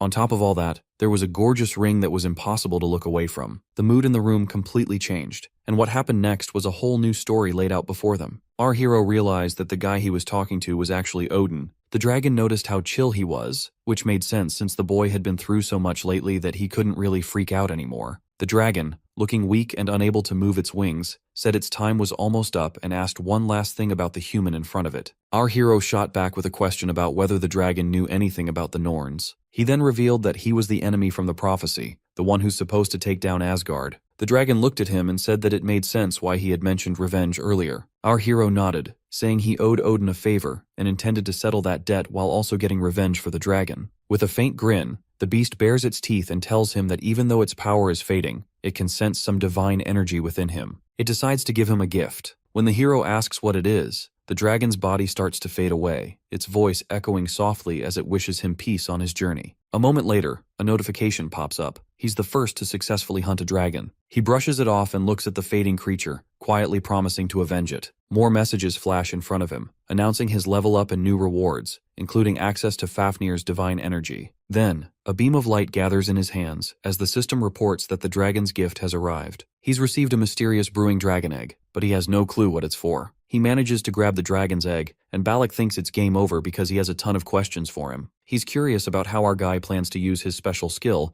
but of course he can't go into details and isn't really required to. He mentions there's something more pressing, and then he says it menacingly, it's to keep him quiet. Then he activates his subordination skill. When they step out of the portal, the CEO of the auction is sprawled on the floor, knocked out. If they don't do something fast, he's a goner. Balak asks if anyone can perform healing magic. Kamalia only knows attack spells. She has a few basic healing spells up her sleeve, and Balak figures that's still better than nothing. But our guy steps up and says it's going to be too late. He smirks and uses his sacrifice skill. Suddenly, gorgeous wings like an angel sprout from his back, leaving Kamalia stunned. She can't believe he's a battle mage, someone who's great with both swords and magic. But that doesn't quite add up. A battle mage shouldn't be able to pull off healing magic that powerful. Still, he strides over and starts healing the unconscious CEO. She's never seen anything like him before. She can't shake off that sight and realizes the spell is called Sacrifice, which is something only a saintess can do. While she's still in shock, our guy reminds everyone that he already said not to ask him anything. It was a pretty unfair deal. No questions and no revealing who he really is. Balak gets from the fight with Fafnir that this guy is seriously strong. The rumors about him, just scratching the surface of his real power. After that, he checks in on the CEO to see if he's alright. The guy slowly comes to and gets up, looking kind of dazed about what just went down. Our guy knows he just woke up, but still asks if a pale-skinned woman came to see him earlier. The man nods right away. He can't remember much since he blacked out after she showed up, but he does recall seeing tentacles coming out of her before everything went dark. He feels bad for not being able to help more. That's enough for our guy, and gets him up. The man asked, is he the one who saved him? And Balak replies that he saved everyone in the place. Our guy thinks that was a bit extra though. The CEO suddenly remembers that the hero is from EU and looks like a younger student. Then he looks at our guy and asks if he's the one from the news lately, and our guy nods. When the CEO hears that, he bows and thanks him for rescuing everyone. He even offers to return the favor somehow. Our guy just smirks, tilting his head a bit, teasing if he really plans to repay him, giving off a bit of a menacing vibe. The next morning at the hotel, our guy's rocking a casual outfit. He pulls out a box and thinks it was totally worth all the trouble. What he got is nothing compared to what he did for them. The item from the auction is now on them. They even ask if he wants anything else and say they'll help however they can. Right now, he's just stoked to finally have it. The Ring of Transcendence, rank A. It can temporarily amp up mana and boost the power of his magic. With this, he should be able to step up his game in battle. The only issue left is the dragon's egg. He pulls it out but has no clue how to incubate it. He keeps thinking about how to make it hatch. Out of nowhere, a system notification pops up. The hatching condition is updated. It can now absorb mana stones. He saved up some cash, so he plans to grab a bunch. He then calls one of his buddies, letting him know it's him. The guy on the other end asks what's going on, wondering if Yujung got into trouble again. Our guy brings up the mana stones, and his buddy is all in for selling them. In the Germany conference room for the EU, our guy and his crew are facing a group of people. One of them asks if he's serious, and Balak chimes in, saying he's banning everyone from tracking our guy from now on. That really fires up the bearded guy, and he snaps at Balak, asking what he means by that, and if he just wants to pretend nothing went down at the ruins. Balak explains it's the best call he can make as the rep. The old man wants some solid reasons for this. Then Jian jumps in, saying that even if they both went after him at the same time, they wouldn't stand a chance. That leaves the old man speechless. She adds that she doubts they could take him down, even if the whole EU tried. She warns them that if they don't want to end up in trouble, they should back off from chasing him. That evening, our guy ends up collecting a bunch of mana stones. He definitely didn't expect them to arrive the same day. Just then, Yoojung and her crew show up. Her parents mentioned he bought some stones, so she decided to check it out. He fesses up and asks if she doesn't think it's a bit sudden. She says she came right over after hearing from her dad because she was curious about his latest move. Ina chimes in, saying they're curious too. Hoyeon clarifies that it's just them since the sophomores are busy with special lessons. He mentions that engineers usually grab mana stones to develop artifacts, but our guy keeps it cool and reveals something else. He shows them an egg. Ina raises an eyebrow and wonders if it's really an egg. He then pulls out a mana stone and puts it on top of the egg like he's trying to merge the two. He mentions that feeding the egg some mana stones could speed up the hatching process. Hoyeon and Yoojung think it's pretty cool. The egg soaks up a bunch of A-rank mana stones, and its hatching rate starts to shoot up. Suddenly the egg starts to move. Cracks pop up all over, and a bright light bursts out, lighting up the room. Our guy is totally caught off guard, and everyone else looks just as shocked. A tiny hand from a baby dragon pushes through the shell as it starts breaking apart. In no time, a baby dragon fully hatches from the egg. Right there in front of them, this adorable little dragon shows up. Yoojung can't help but think it's super cute. Turns out it's Fafnir, a dragon with the powers of Fafnir. It's ranked D and still just a hatchling, but it has the potential to become even stronger than S+ rank. That completely blows our guy's mind. He thinks about how only a handful of raiders actually have familiars. Those guys are the gamer class awakened ones, and having an adorable familiar makes them super popular, but getting one is pretty rare and tough to manage without special skills. So, he never even thought it was possible for him. Out of nowhere, the dragon hops onto him, bouncing around all excited. It can't get away from Yoojung, who keeps it close, totally amazed by how cute it is. Ina checks it out too and asks when he learned how to tame anything. He just shrugs it off, saying he just picked it up from a dragon. Then she wants to know what his next move is. Meanwhile, Hoyeon is not into reptiles at all, which gives our guy a chance to tease him for being a scaredy cat. Suddenly, Yoojung declares she's naming the dragon Lizzie. She asks the little dragon if it likes the name, but our guy says it clearly hates it. He decides not to ruin her vibe and says it's cool. Then he adds that since it's Fafnir's kid, he's gonna call it Fafi.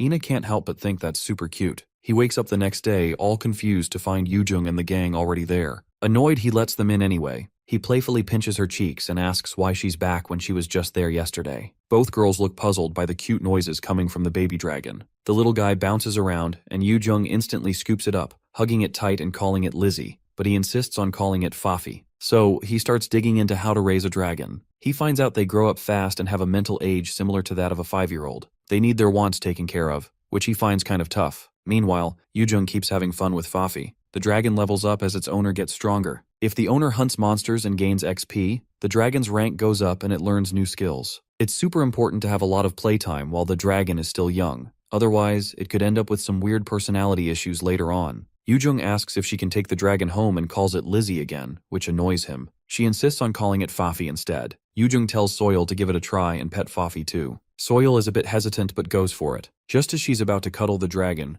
Yoojung pulls it closer, and that really ticks Soil off. She can't help but wonder why Fafi seems to dislike her. The next day at Miles Academy, a senior spots the dragon and recognizes it as rare, which surprises her. She mentions that she'll get a permit so he can take it out with him. Then she gets serious and brings up something concerning. Students have been going missing. That catches his attention. She explains she's looking into it, but the school plans to announce that everyone needs to stick together in groups. He asks her about the missing students, and she mentions Ji-yoon and the Third Eye Circle, which gets him really curious because it seems way too coincidental. He asks if she noticed any patterns in the cases, and she points out two things. First, they found a syringe with red liquid at the spots where students disappeared. Second, there's a lot of damage to nearby buildings and the ground, almost like a wild party had gone down. He asks her if she figured out what that red liquid is. She says the association is looking into it, but they haven't identified it yet. She adds there's something else she needs to talk about. Meanwhile, Junsang is thinking about where his pride went. He tries to act embarrassed about what that guy did, and wonders how he still has the nerve to show his face in public. He's mad and kicks over a trash can, fuming that his image got ruined by that dude. Suddenly, someone shows up behind him. It's Ji-yoon. She was reported missing, but she looks fine. She says she has her reasons for being gone, which freaks him out a bit. Then she asks him something, getting all serious about whether he hates that guy. He's confused and asks what she means, and then she hits him with,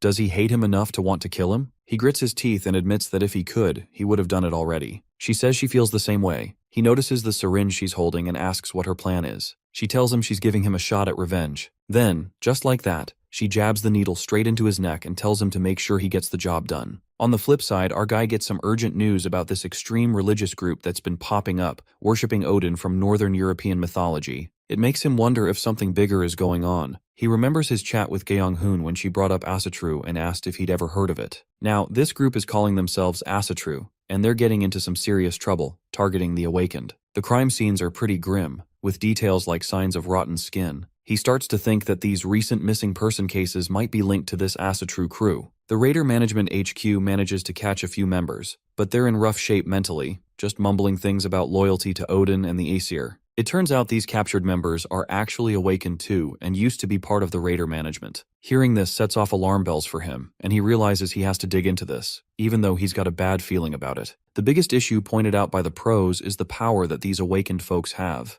Apparently, after losing their reason, they can control mana that's 3 to 5 times stronger than before. He shuts off the TV and thinks about what to do for the Academy event coming up. Tomorrow kicks off the ranking tournament at Miles Academy, which leads into the big Miles Academy festival. If he doesn't do well, it could mess up their group's reputation. He tries to chill out since he knows he'll get his shot. He needs to stay focused on what's right in front of him. He also asks Faffy if he feels the same way. Inside the Miles Academy mock dungeon, the kobolds are fuming, and right in front of them is the adorable but fierce Faffy, crawling toward the chaos. He looks totally chill and confident as he unleashes a huge blast of flames on the orcs, wiping them all out. Our guy can't believe his eyes. He knew Faffy was special, but he didn't expect him to be this powerful as a baby. He figures it's time to make sure he raises Faffy right since his strength already beats what he had in his past life. Faffy keeps leveling up and gaining new skills. When they're both in the same field together, their damage and mana get a nice boost of 50%. Faffy also has this cool active skill called Tracking Breath, which lets him attack enemies, and it can level up too. Our guy gives him lots of pats, loving how awesome he is. Soon enough, it's time for the dungeon's boss monster, the Orc King, to make an entrance. The moment he steps out, the action kicks off. Faffy, still a young dragon, knows he's not ready to take on a boss just yet, so our guy will have to step up and break the record anyway. He pulls out a little knife, feeling his heart race as he prepares. Then just like that, blood goes everywhere. In a blink, he's standing over the fallen boss monster, taking it out like it's no big deal. The clock shows 22 minutes and 21 seconds. He just smashed the record at Miles Academy. Plus, he scores some bonus points. Outside, everyone's freaking out over the individual rankings, and our guy is sitting right at the top of the leaderboard. Hoyoen takes the 9th spot, Black Ina lands 14th, Kim Yoojung is in 16th, and Soyul is way down at 59th. Jonsang grabbed 2nd place, which makes our guy wonder why Yoon didn't snag that spot. Junsang calls out from behind, asking if he's surprised. He wants to know how our guy pulled it off, but Junsang acts all mysterious and says he doesn't have to spill the beans. So our guy tells him not to bother. That gets Junsang smirking like he's winning at life, but our guy thinks it's all good and whatever he says is cool. Jonsang boasts that he's going to drag him down, which just cracks him up. He can't help it and bursts out laughing, teasing John about being in his emo phase, wondering if it's too late for that already. Junsang grits his teeth and starts to walk away, saying he better remember what he said today. Suddenly, our guy recalls what the reporter had told him earlier, that after people lose their reason, they can use mana 3 to 5 times stronger than usual. He starts to think something weird is going on. Later that evening, at the scene of the incident, Gyeong-hoon and a girl are standing next to each other. Our guy shows up and thanks them for having his back. He knows they've always supported him with stuff at the academy. Gyeong-hoon greets him, saying it's been a while and that he's gotten pretty famous since they last met. That's when it hits him. He's actually Peter Parker from Beyond Corner, who heard Gyeong-hoon wanted to check out the scene. They decide to visit where everything started, so the three of them head out together. Not long after, he spots a trail of blood. The girl tells him to hang on because the lab results are in. She explains that the red stuff in the syringes is a new type of substance made from blood and some other material. He looks a bit lost, so she adds that they've never encountered anything like it before. It's packed with strong mana. Normally, blood carries mana in the body, but just that alone can't hold mana that doesn't belong to you. The brain, heart, and energy core are the key organs that produce and distribute mana. So, blood alone can't really act as a vessel. They haven't fully figured out the substance yet, but they think it's connected to that fact. Gyeong-hoon mentions that this stuff might be tied to the Asatru cult. What really bugs him is how similar all the crime scenes are. Every time they find a syringe with the red liquid at the scene, the association thinks this new substance ramps up the user's mana. He describes it as a sort of drug, like an unlimited barrier or an amplification substance that's been studied a lot before. It's a drug designed to boost someone's rank and make them stronger. But the research got shut down because the testing methods were pretty inhumane. They didn't get very far, but investigations are still going on. Gyeong-hoon says sorry for not having more info, but the guy thinks it's okay because he gets the gist now. He knows about limit breakers and had even written a big article about people who were creating them. Wondering if he should take some time off school, he asks if that's cool. At the same time, he thinks if these incidents are connected to limit breakers, it's probably those same folks involved, so it's definitely worth looking into. He confirms that he wants to get to the bottom of these incidents. Before he heads out, Kyung-hoon tells him to reach out if he ever needs help. Our guy isn't like the other raiders out there. He knows there are some that are stronger, but no one levels up as fast as he does. It's not just about strength for him. He's got this clear purpose, even if he's still figuring out what it is. Kyung-hoon thinks he might be the one who can crack this case. Later that night, as he's wandering through the city, Jun-sang's power starts going haywire, twisting him into something monstrous. Someone spots him and rushes in. It's our guy, finally tracking him down. Looking at Jun-sung now, he's not impressed. He looks like a total wreck. Jun-sung can't believe it. Our guy asks if he's been using a limit breaker and who hooked him up with it. Just when Jun-sung is about to blow up, he realizes it must have been Ji-yoon. It hits him hard. It's way too late to save him. The mutation has already taken over too much. He remembers feeling that something was off about him earlier too. He reminds Jun-sung that he should know better about the side effects that come with using limit breakers. But Jun-sung, totally losing it, screams that he doesn't care as long as he can get revenge. He says he wouldn't have ended up like this if it wasn't for our guy. After hearing that, our guy can't believe the nonsense coming out of his mouth. He tells him he's being ridiculous. He's basically saying it's not his fault, and no matter how much he thinks about it, nothing's going to change. He thinks he can use the sacrifice to heal his wrecked body, but fixing a mind that's totally consumed by revenge is out of reach. The only thing he really can do for him now is to end his suffering. So he starts tearing himself apart in a wild way and tells Jun-sang he's weak to fire. Jun-sung considers that he might have been able to take him out with his powers, but once he hears that, he realizes who they're talking about. He points out that even though his mana is stronger, Jun-sung is wrong if he thinks he's powerful enough to take him down. Considering the whole mess, our guy can't shake the feeling that everything's just twisted.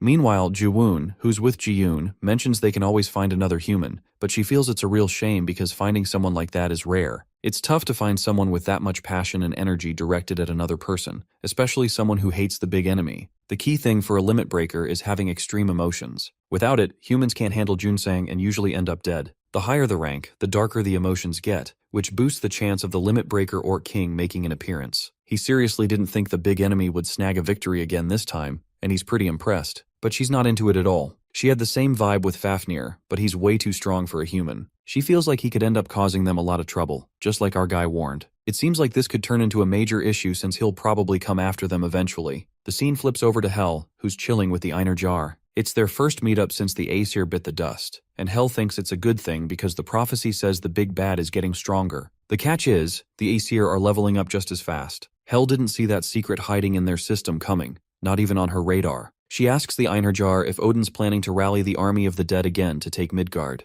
The three-eyed guy wonders if Norn and Mimir were in the loop from the get-go. Hel confirms they were, but she figured they wouldn't spill the beans. She mentions that the restrictions on them are way tougher than what she's dealing with. The Einar jar catches on too. He realizes Odin never seemed worried about those who knew stuff he didn't, and figures that the prophecy folks were blocking him. The woman chimes in that there's not much they can do right now, so the best move is to help the big bad get stronger as quickly as possible. Hel's on board with that and points out that the great adversary has some divine power now, so he should be able to beef up soon. Hel says she trusts him a lot, which catches the woman off guard. Then Hel asks if she's heard about the first ever awakened one. The three-eyed guy looks puzzled at this. Hel explains there were a bunch of idiots, but she's never met the guy herself since he usually sees everyone who kicks the bucket. But here's the twist. The first ever awakened is someone she knows really well because he just stepped into her territory. Next, our guy is sprawled out on his bed, lost in thoughts about Ji-yoon, and it's pretty clear she's up to something shady. Even Faffy starts growling like he knows something's off. He starts recalling the human testing and research on the limit breaker before his regression, wondering if all those experiments were linked to Asatru from the get-go. Out of nowhere, a cat-like figure pops up through a small portal. It's Hela, and she calls out, saying she's figured something out. He asks what she discovered, and she spots the baby dragon, saying it's the first ever awakened one. He immediately brings up Ji-yoon, asking if this ties back to her, and Hela confirms it. She's figured out who the guy people call the first awakened actually is, and it turns out he's one of Odin's last three. Meanwhile, in a room drenched in blood, a guy is being held hostage. Someone rips the bandage off his mouth, and he starts begging to be let go so he can return to his family. Ji-woon asks if he misses them, and then pulls off the bandage covering his eyes. Right in front of him is this terrifying figure, but Ji-woon is all cheerful, saying it's too bad since he doesn't have a family to miss. With a deep voice, he adds that he can't really relate. The guy keeps pleading for it to stop, and then Ji-woon whips out a syringe and injects some substance straight into his neck. The guy starts mutating right away, coughing up blood badly. His body contorts and warps before he finally passes out, leaving Ji-woon looking shocked. Ji-woon can't help but point out how weak humans are, and Ji-yoon tells him to be a bit nicer to the subjects since it takes a lot of effort to get new ones every time. He just smirks, saying that the guy was at least somewhat useful for their plan, and tells her not to be too upset about it. Meanwhile, at our guy's place, Hela mentions that the first ever awakened being is one of Odin's last two crows. He's confused by this. Wait, the first awakened who fought for humanity is one of Odin's crows? He asks her to break it down more. She explains that the first awakened isn't human. Odin had 5 crows, and this guy was one of them, just like him. He wonders if those crows have anything to do with Asatru. Hela says they need to be dealt with now because if they build up their numbers, nobody will be able to stop them. He thinks for a moment and comes up with an idea, although he's not sure if it'll actually work. She asks if he knows how to get into Asatru's base. He tells her to hang on for a second, pulls out his phone, and shows her something. Looks like he's searching for awakening data. He decides it's time to move, thinking he needs to hurry if he wants to dig up anything about them. The sudden spike in awakened people seems sketchy, especially if it's connected to the limit breakers. If he can track down the suspicious ones, he might learn more about Asatru and the limit breaker. He has about 3 people in mind, which should be enough to snoop around and gather some intel. A few hours later, someone brings up a research lab in Korea. Another chimes in that it's near the Yellow Sea, but definitely not a place for humans. It's crawling with monsters. Our guy finds out that these 3 people were all low-ranked before, and then they just showed up one day. People say their personalities got more sensitive after they woke up, and they've been pretty proud of their newfound strength. After digging into their backgrounds, he heads to Baekneung Island and asks Hela if that's where the South Rose base is located. He mentions that Baekneung Island is basically an Asatru base and wonders why he thinks that way. He feels like it's too harsh for people to live there, which makes it seem like it's turning into a wasteland. There's only one island in Korea that he thinks fits that description, and that's this one. Then he asks how they're supposed to get there. She suggests there might be a portal that leads to some unlivable area, but she has no clue where it is, so she can't take him there. He reassures her that he can usually handle things with cash and the right contacts. He makes a call to Yisu and lets her know it's him. He's her disciple and usually calls her to ask for something. He apologizes for the inconvenience, but still asks if she can rush him an item. A few hours later at the Lotus Guild, he's totally blown away when he sees the warp pointer. If he charges it with mana, picks a spot, and then drops it, it'll teleport him right to that location. There are some serious restrictions on it since it can be abused, so they're pretty rare. True to form, Lotus manages to hook him up with 3 of these despite their high value. He feels a little guilty about it. Later on the island, he pulls out the warp pointers. Setting the destination to Baekneung Island, he watches as the spear starts glowing before dropping it on the ground. A portal pops up, and he instantly disappears from there, landing right on the island. From what he learned at school, the monsters guarding the island are about the same level as those in the quarantine cities. In no time, he finds himself surrounded by a bunch of them. They look wild and out of control, and it turns out they're mermen. He realizes this isn't going to be as simple as he thought. He kicks in his magical artifact skill and gears up, with the cute little dragon Fafnir by his side. Before long, a showdown kicks off. He finds himself cornered again as all the monsters charge at him. Without hesitating, he dives into the fray and unleashes his attacker rampage skill. In a flash, he slices through all the monsters like they're nothing. His swordsman skill, Garden of Swords, levels up big time. He clears the entire area effortlessly. Hela notices he's way stronger since their last fight, and she glances at Fafnir, asking where he found this little dragon. A few hours later, Fafnir looks pretty sleepy since he's still just a hatchling. Time goes by, and our guy starts to wonder if he's even on the right island. Can't think of any other place that's been locked down because of monsters. Suddenly, he gets jolted as his crow radar buzzes to life. A pop-up lets him know Odin's crow is nearby, and the search is on. Hela notices something off about him and calls out. He heads to the edge and spots something below, a cave. He marks it for later. Hela picks up on the crow being close too, and they both get the feeling that they should check out the damp cave. He activates his flash skill, lighting up the cave like crazy. The air is thick with the smell of blood. Then he freezes, staring at a creepy sight on the wall. Something scrawled in blood saying, "Great adversary, this is a gift for you." Everywhere he looks, there are corpses and body parts scattered around. It's such a terrifying sight that even Fafnir is feeling uneasy now. She comes to the unsettling conclusion that this must be their base. Our guy exhales a breath of relief, but a nagging thought creeps in. Could this be some sort of bait? The horror all around is overwhelming. He plants his foot down hard, unleashing a wave of ice that quickly spreads across the massive cave. Just then, he gets a notification about Odin's crow being close by. Activating his absolute calculation skill, he watches as the wall in front of them vanishes in an instant, revealing an elevator that descends to a hidden lab. A pop-up pops up asking if he wants to go down. Being underground seems risky and a bit suspicious, but there's no turning back now, so he steps inside. The awful image of dead bodies keeps playing in his head. He can't help but think that maybe this could have been avoided if he had just acted faster. He's seriously considering ending it right there, not wanting to see any more innocent people suffer. When the elevator reaches B1, he He wonders if there are more floors underneath. He knows he needs to find out what kind of drugs they were working on, and what that mysterious substance Chief Director Ji Young mentioned is all about.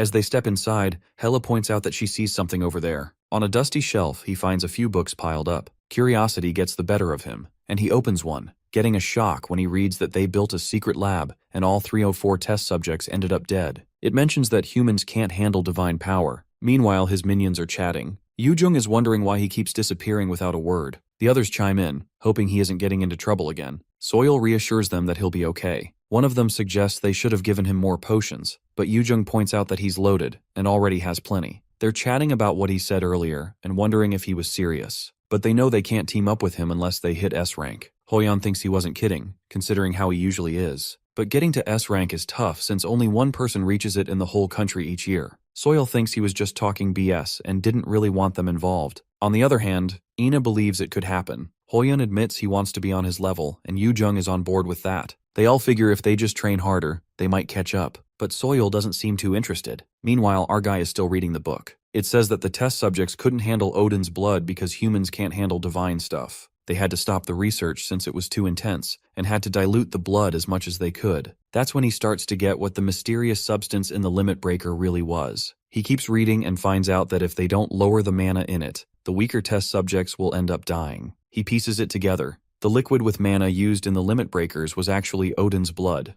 He feels like he needs to chill out so he can keep reading. Back in December 2019, they thought they should start working on antibodies to inject into people first. Plus, they figured they should ramp up the number of sacrifices next time. By March 2020, they realized that creating antibodies was way too tricky, but they didn't think it was a big deal since things weren't that bad. They managed to figure out how much to dilute the blood so humans could actually handle it. It varies from person to person, but at least it's some kind of progress. Fast forward to November 2020, and they picked up a few things after more experiments. First off, younger test subjects seem to handle the drugs better. They're planning to ask for minors as sacrifices next time. If the subjects are weaker, the drugs work better for them. Interestingly, emotions like desire and hatred actually boost the drug's reaction, but the test subjects end up losing their minds. They don't think it's a big deal since they're looking for soldiers to sacrifice instead of people with stable minds. By February 2021, their search is finally wrapping up. They've nailed down the blood type, which is a huge step in cutting down on side effects. Plus, they're getting more test subjects on board.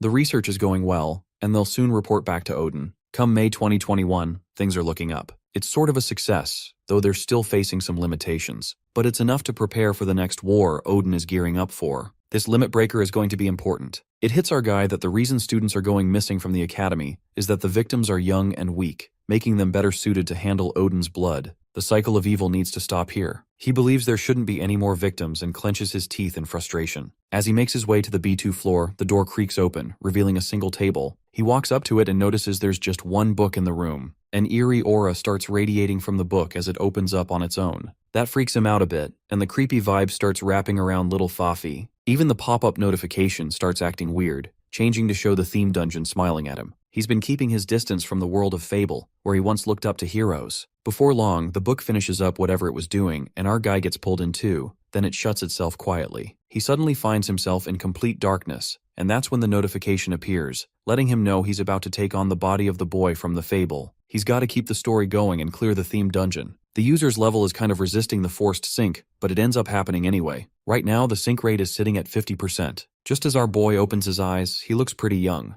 The story centers around a beloved hero, and it kicks off in an orphanage. He glances at his hands, which feel strange, and sees a pop-up notification saying he's got a special quest to figure out his identity. He's the main character of this story, and to clear this dungeon, he needs to reveal who the boy is. The reward? An S-rank cold blood. The better his synchronization, the more control over his thoughts he gets, but he won't see his own face. According to the stats, he's 12 years old and has some traits like being emotionless, having a cute appearance, and being cold-blooded. A bit confused by all this, he starts to process where he is and realizes that Hela and Fafi aren't around, leaving him all alone. He can't really move around because he's stuck in a forced cutscene at Flendier's mansion. Looking around, the place is pretty dusty. Then, a character pops up, trash-talking him and asking if he thinks food and clothes just fall from the sky. This guy is the orphanage manager, and his main job seems to be torturing and oppressing the kids. He abuses them every single day. The system updates to show the first character, Manager A, who turns out to be the main villain. He calls over character C, who looks hesitant and apologizes,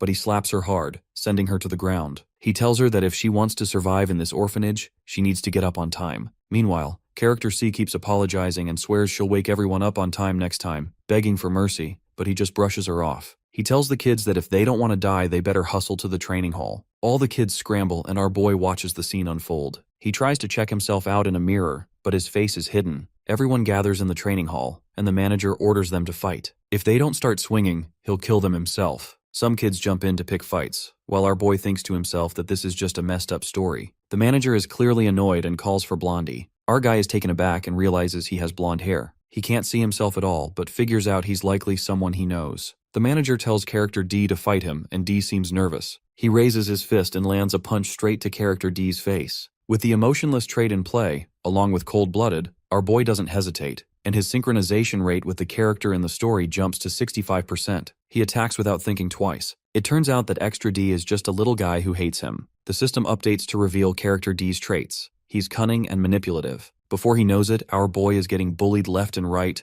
labeled a traitor and kicked out by his so-called friends, including Extra D. It's been a while since he's taken a beating bare-fisted, and his head starts pounding. He wonders what his synchronization rate is and learns an important lesson. In a fight, it's better to take out your opponent to avoid trouble. So the next day in training, he actually kills Extra D. After Extra D's death, a heavy silence filled the training hall. The children stood frozen, shaking their heads in disbelief. Their eyes soon turned toward Manager A, terrified that he might kill the boy for committing murder. They expected brutal punishment, but instead, Manager A smiled and began to clap as he looked at the boy with a cold expression of approval. He told the children not to be bound by useless morals or ethics, reminding them that they were nothing more than disposable tools to serve a purpose. That was the moment the boy truly accepted who he was. After that day, the orphanage began to change. Violence became common, both inside the training hall and outside it. The children turned on one another, killing to survive. No one tried to stop them. It was pure instinct. The boy who had started it all only laughed, indifferent to the chaos around him. His memories shook as he remembered the truth. He did not kill Extra D for any noble reason. It was simple kill or be killed. Now our hero's mind began to blur. Because of the synchronization, he could barely hold on to his own thoughts. If it continued, he would completely lose himself. The only way to stay sane was to uncover the boy's identity as quickly as possible. Months passed in that nightmare. In the end, only this boy remained. Everyone else was killed by his own hands, and to him, that outcome felt right. Then one day, a man appeared before him. The stranger introduced himself as a crow serving Odin and invited the boy to join Asatru, became a crow and his follower. The stranger called himself Hugin. The boy asked what he would gain by serving Odin. Hugin explained that Odin had given him a sword that would grant 3 wishes, but there was a price. After the final wish, the sword would take the wielder's life in return. The boy considered this and asked for what he had wanted for so long, a family. He could not feel emotion, and he knew that his numbness was part of what made him dangerous. Yet he also felt a strange curiosity about what a family might be. The sword granted the wish. He suddenly had a father and a mother. At first it was simple and faintly ordinary. They fed him beef stew. They gave him picture books. He accepted the smallest comforts with brittle satisfaction. These people had not birthed him, but their care felt undeniably real. He could not understand unconditional love. They fed him without asking for proof of worth, and in the orphanage, usefulness had meant survival. Everyone who failed to prove their value had been killed. That logic sat like a stone in his chest. If love did not demand payment, then perhaps it was a trap. If they did not need him, perhaps they would try to dispose of him as soon as it suited them. The memory of children turning into predators for survival replayed in his head. The suspicion grew into a plan that if they might kill him, he should kill them first. On a cold winter evening, when the fire warmed the small house, his parents noticed his silence and asked what was wrong. He raises his sword toward them. They stepped forward to soothe him. He gripped the sword tighter. There was no reason to obey them. Obedience had only ever meant vulnerability. The urge to strike felt inevitable. The sword glowed faintly in his hands as he gathered force. Someone cried for him to stop in a distant, useless voice, and then what was bound to happen unfolded. Inside the boy, something snaps and he is about to drop the sword. His emotions vanish and he kills both parents, leaving the observer stunned. A notification appears that the signalization rate has risen sharply for a limited time. Current signalization is 100%. The notification orders no intervention in the story. Our hero watches the boy's parents littered in blood, but just then his consciousness begins to fade away. He doesn't know what the novel is trying to show him, but then he finds himself in another place and realizes there is a void and thirst left within the boy. The system says this is a blank point in the current scene, and the user can move freely. The hero realizes that he is still in the know, and that this information is marked with Asatru's symbol, the magical sword, Tyrfing. He realizes that this is the boy's room. He needs to use this opportunity well. There must be clues to the themed dungeon and the boy's identity in this room. Later, he checks under the bed and in every corner. This place is the only scene where he is not restricted. After realizing there must be some clues, he suddenly sees white gloves. He grabs them and realizes who the boy is, as well as why he is here. Suddenly, the system prompts that inventory of the original gloves is reacting, and the blank point in the scene starts to glitch and ends. Our hero explains that after the blank point, the scene continued. The boy still felt nothing. Years passed, and he became a man. To ease his boredom, he began searching for his lost emotions. He tried everything from pretending to love to begging to saving others, but nothing made him feel anything. Hugin saw the boy seeking his emotions and told him he would return one. One day the boy would know which it was. The boy noted that he could not feel joy nor sadness, but he was aware that he had received something from Hugin. He did not know which emotion he was given back. However, he gained a clue as to what it might be. The boy was ordered to kill someone, and the moment his sword went through the throat of his opponent, he realized that the emotion he had regained was pleasure. Ever since then, the boy went around committing murder. That was when he also began rereading the picture book his adoptive parents had given him. The book was about a weak boy living in a village who grew up to become a knight. He began admiring the hero in the book and wanted to be like him. Now he had a goal, not fear from them. He continually killed people and eventually grew bored of it. He feels everyone in this world is so weak and boring. He started to have wild ideas. He needed something new. The boy went to Hugin and asked for his other emotions, but Hugin said he could not return any emotion other than pleasure. With no other option, the boy drew the cursed sword once more and made his second wish. The sword could not restore his emotions, so his wish changed. He wished to face an enemy stronger than himself. The system told him to become a hero in Midgard, where he could find such foes. The sword granted his wish, and the boy descended to Midgard. Guided by both Odin's will and his own desire for battle, he soon became known as a hero, yet it held no special meaning for him. He was only copying the hero from the fairy tale who saved others. As his deeds grew, so did his fame, and before long he was called the hero of Midgard. A reporter asked him what his name was. As his memories faded, our hero felt his consciousness return. The system announced that the possession of the boy who admired heroes had ended and asked for the boy's name. After a brief silence, the hero answered Juwon. The system then reported that he had completed the special quest called Boy's Identity and gained a new skill named Cold-Blooded. Our hero grabbed the sword as he needed to get out of this place while it began to fall apart. The system prompted that the user was being sent to the third basement floor of the lab. The sword glowed brighter, and suddenly he heard someone calling him the Great Adversary. Our hero returned to his body and saw Juwon and Jiyun standing before him. Juwon smiled and said his wish had come true again. Juwon tells our boy that he has been waiting for him. Our hero immediately activates his magical artifact skill and summons the Dragon Slayer sword. He recalls Juwon, the first awakened hero of humanity, someone he once admired as a child for being strong and kind. But that admiration was misplaced, as Juwon was nothing more than an emotionless puppet controlled by Odin. With his sword raised, our hero declares that from this moment on, he will kill the man he once looked up to with his own two hands. Just then, a voice calls out to him. He turns and sees Hela and Fafi, both safe and unharmed. It seems that no time has passed outside while he was in the dungeon. He asks Hela for a favor to handle Jiyun while he takes on Juwon himself. Jiyun refuses, saying she has no intention of fighting separately, but Juwon orders her to follow the trade adversary's request. Shocked, she asks what he means, and he replies that he wants to fight properly, so she should just do as he says. Jiyun hesitates, muttering that if she obeys, Odin might lose interest in her. Juwon's cold stare silences her as he warns her not to get in his way. Fear runs through her as she realizes that if she disobeys, he might kill her first. She may be strong, but not enough to stand against Odin's crow. Accepting the situation, she agrees, telling him to make sure he does a good job,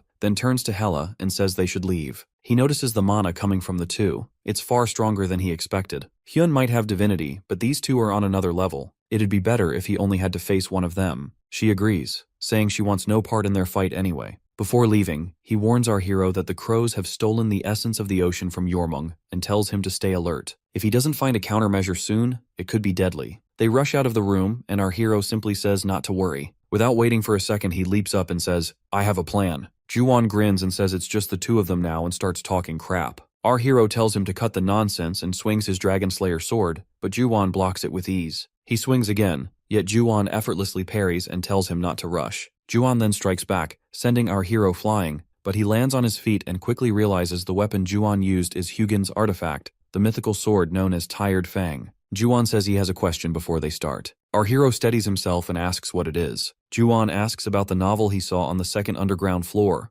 if he found it interesting. The question catches our hero off guard. He clenches his teeth, thinking there's no way such a story could be interesting. Juwon sighs, saying that's a shame since he hoped that boy's story would be worth something. Then he adds that he wants to become a main character, a hero in the kind of stories people love. Our hero frowns and asks why he's telling him this. Ju-won replies that he wants a favor. He wants our hero to kill him. Our hero snaps, asking what he's trying to pull, but Ju-won insists he's serious. He says if his story isn't interesting, then it shouldn't exist at all. Our hero calls him insane, but Ju-won only laughs, saying he hears that a lot. He adds that as Odin's puppet, he can't die on his own, so our hero must be the one to end him. Our hero charges again, shouting for him to stop talking nonsense, but Ju-won blocks the strike easily. Our hero glares and says he'll kill him, not because Ju-won asked, but because he truly hates him. Ju-won smiles faintly and says that's good enough, then asks if they should begin. Hyun slashes his Dragon Slayer and Ju-won blocks it without any effort. Before the next move, our hero realizes that he is slower than Ju-won.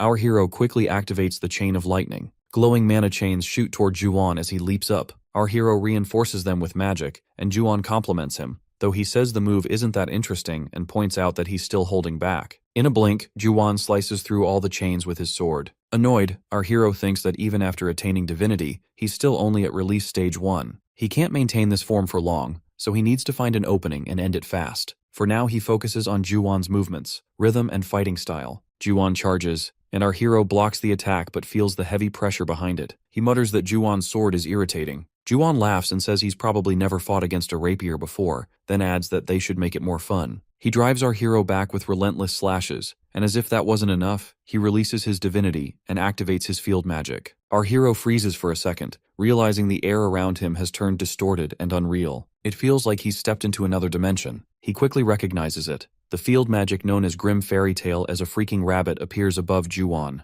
Our hero asks if Ju-won can use field magic too. Ju-won replies that he's not great at it but can manage well enough. He then asks how it feels and whether our hero likes it. Blood gathers at our hero's feet as he realizes field magic is used only by top-ranked mages, and usually needs several S-class raiders to cast. Yet Ju-won, a swordsman, has done it alone. Our hero asks if he really plans to die here. Ju-won frowns and asks what he means. Our hero tells him not to play dumb, knowing he's forcing out his divinity. Ju-won smirks like a madman and says the end should always be entertaining. If he's going to die, he might as well go all out. Our hero asks if he's sure he can kill him. Ju-won replies calmly that he absolutely can. Without another word, our hero raises his sword and locks eyes with him. The ground ripples as Ju-won attacks. Our hero swings but misses, and Ju-won counters with rapid slashes that our hero narrowly dodges. Ju-won compliments him again and conjures a glowing orb of blue mana. Our hero senses the dense power and the blood in the air warning him of danger. Suddenly something strikes his shoulder and blood bursts out. He grits his teeth, clutching the wound, and asks if this is what Ju-won stole from Jormung's sea. Ju-won smirks, saying it seems he knows about it too. Our hero recalls the essence of the Sea Stone, an artifact that allows one to control water freely. He remembers hearing that Ju-won stole it from Jormung's domain. The essence, one of Loki's children and a relic of the Anti-Aesir Alliance, belonged to Jormung, but during a moment when Odin suppressed him, Ju-won took it and fled. Ju-won admits it, saying he thought this fight would be more interesting with it. But as our hero activates his sacrifice skill to heal his wound, Ju-won looks surprised, commenting on his healing ability. Then his expression shifts as he feels the energy in the air change. Cracks of divine power spark around our hero as he declares that he will now unleash his divinity, just as Ju-won wanted. He surges forward with blinding speed, leaping high and shouting that he'll kill Ju-won right here. The scene then cuts to Ji-yoon, who tells Hela that it looks like their side has already started. She asks whether Hela wants to go first or if she should. Hela calmly asks if this can even be avoided.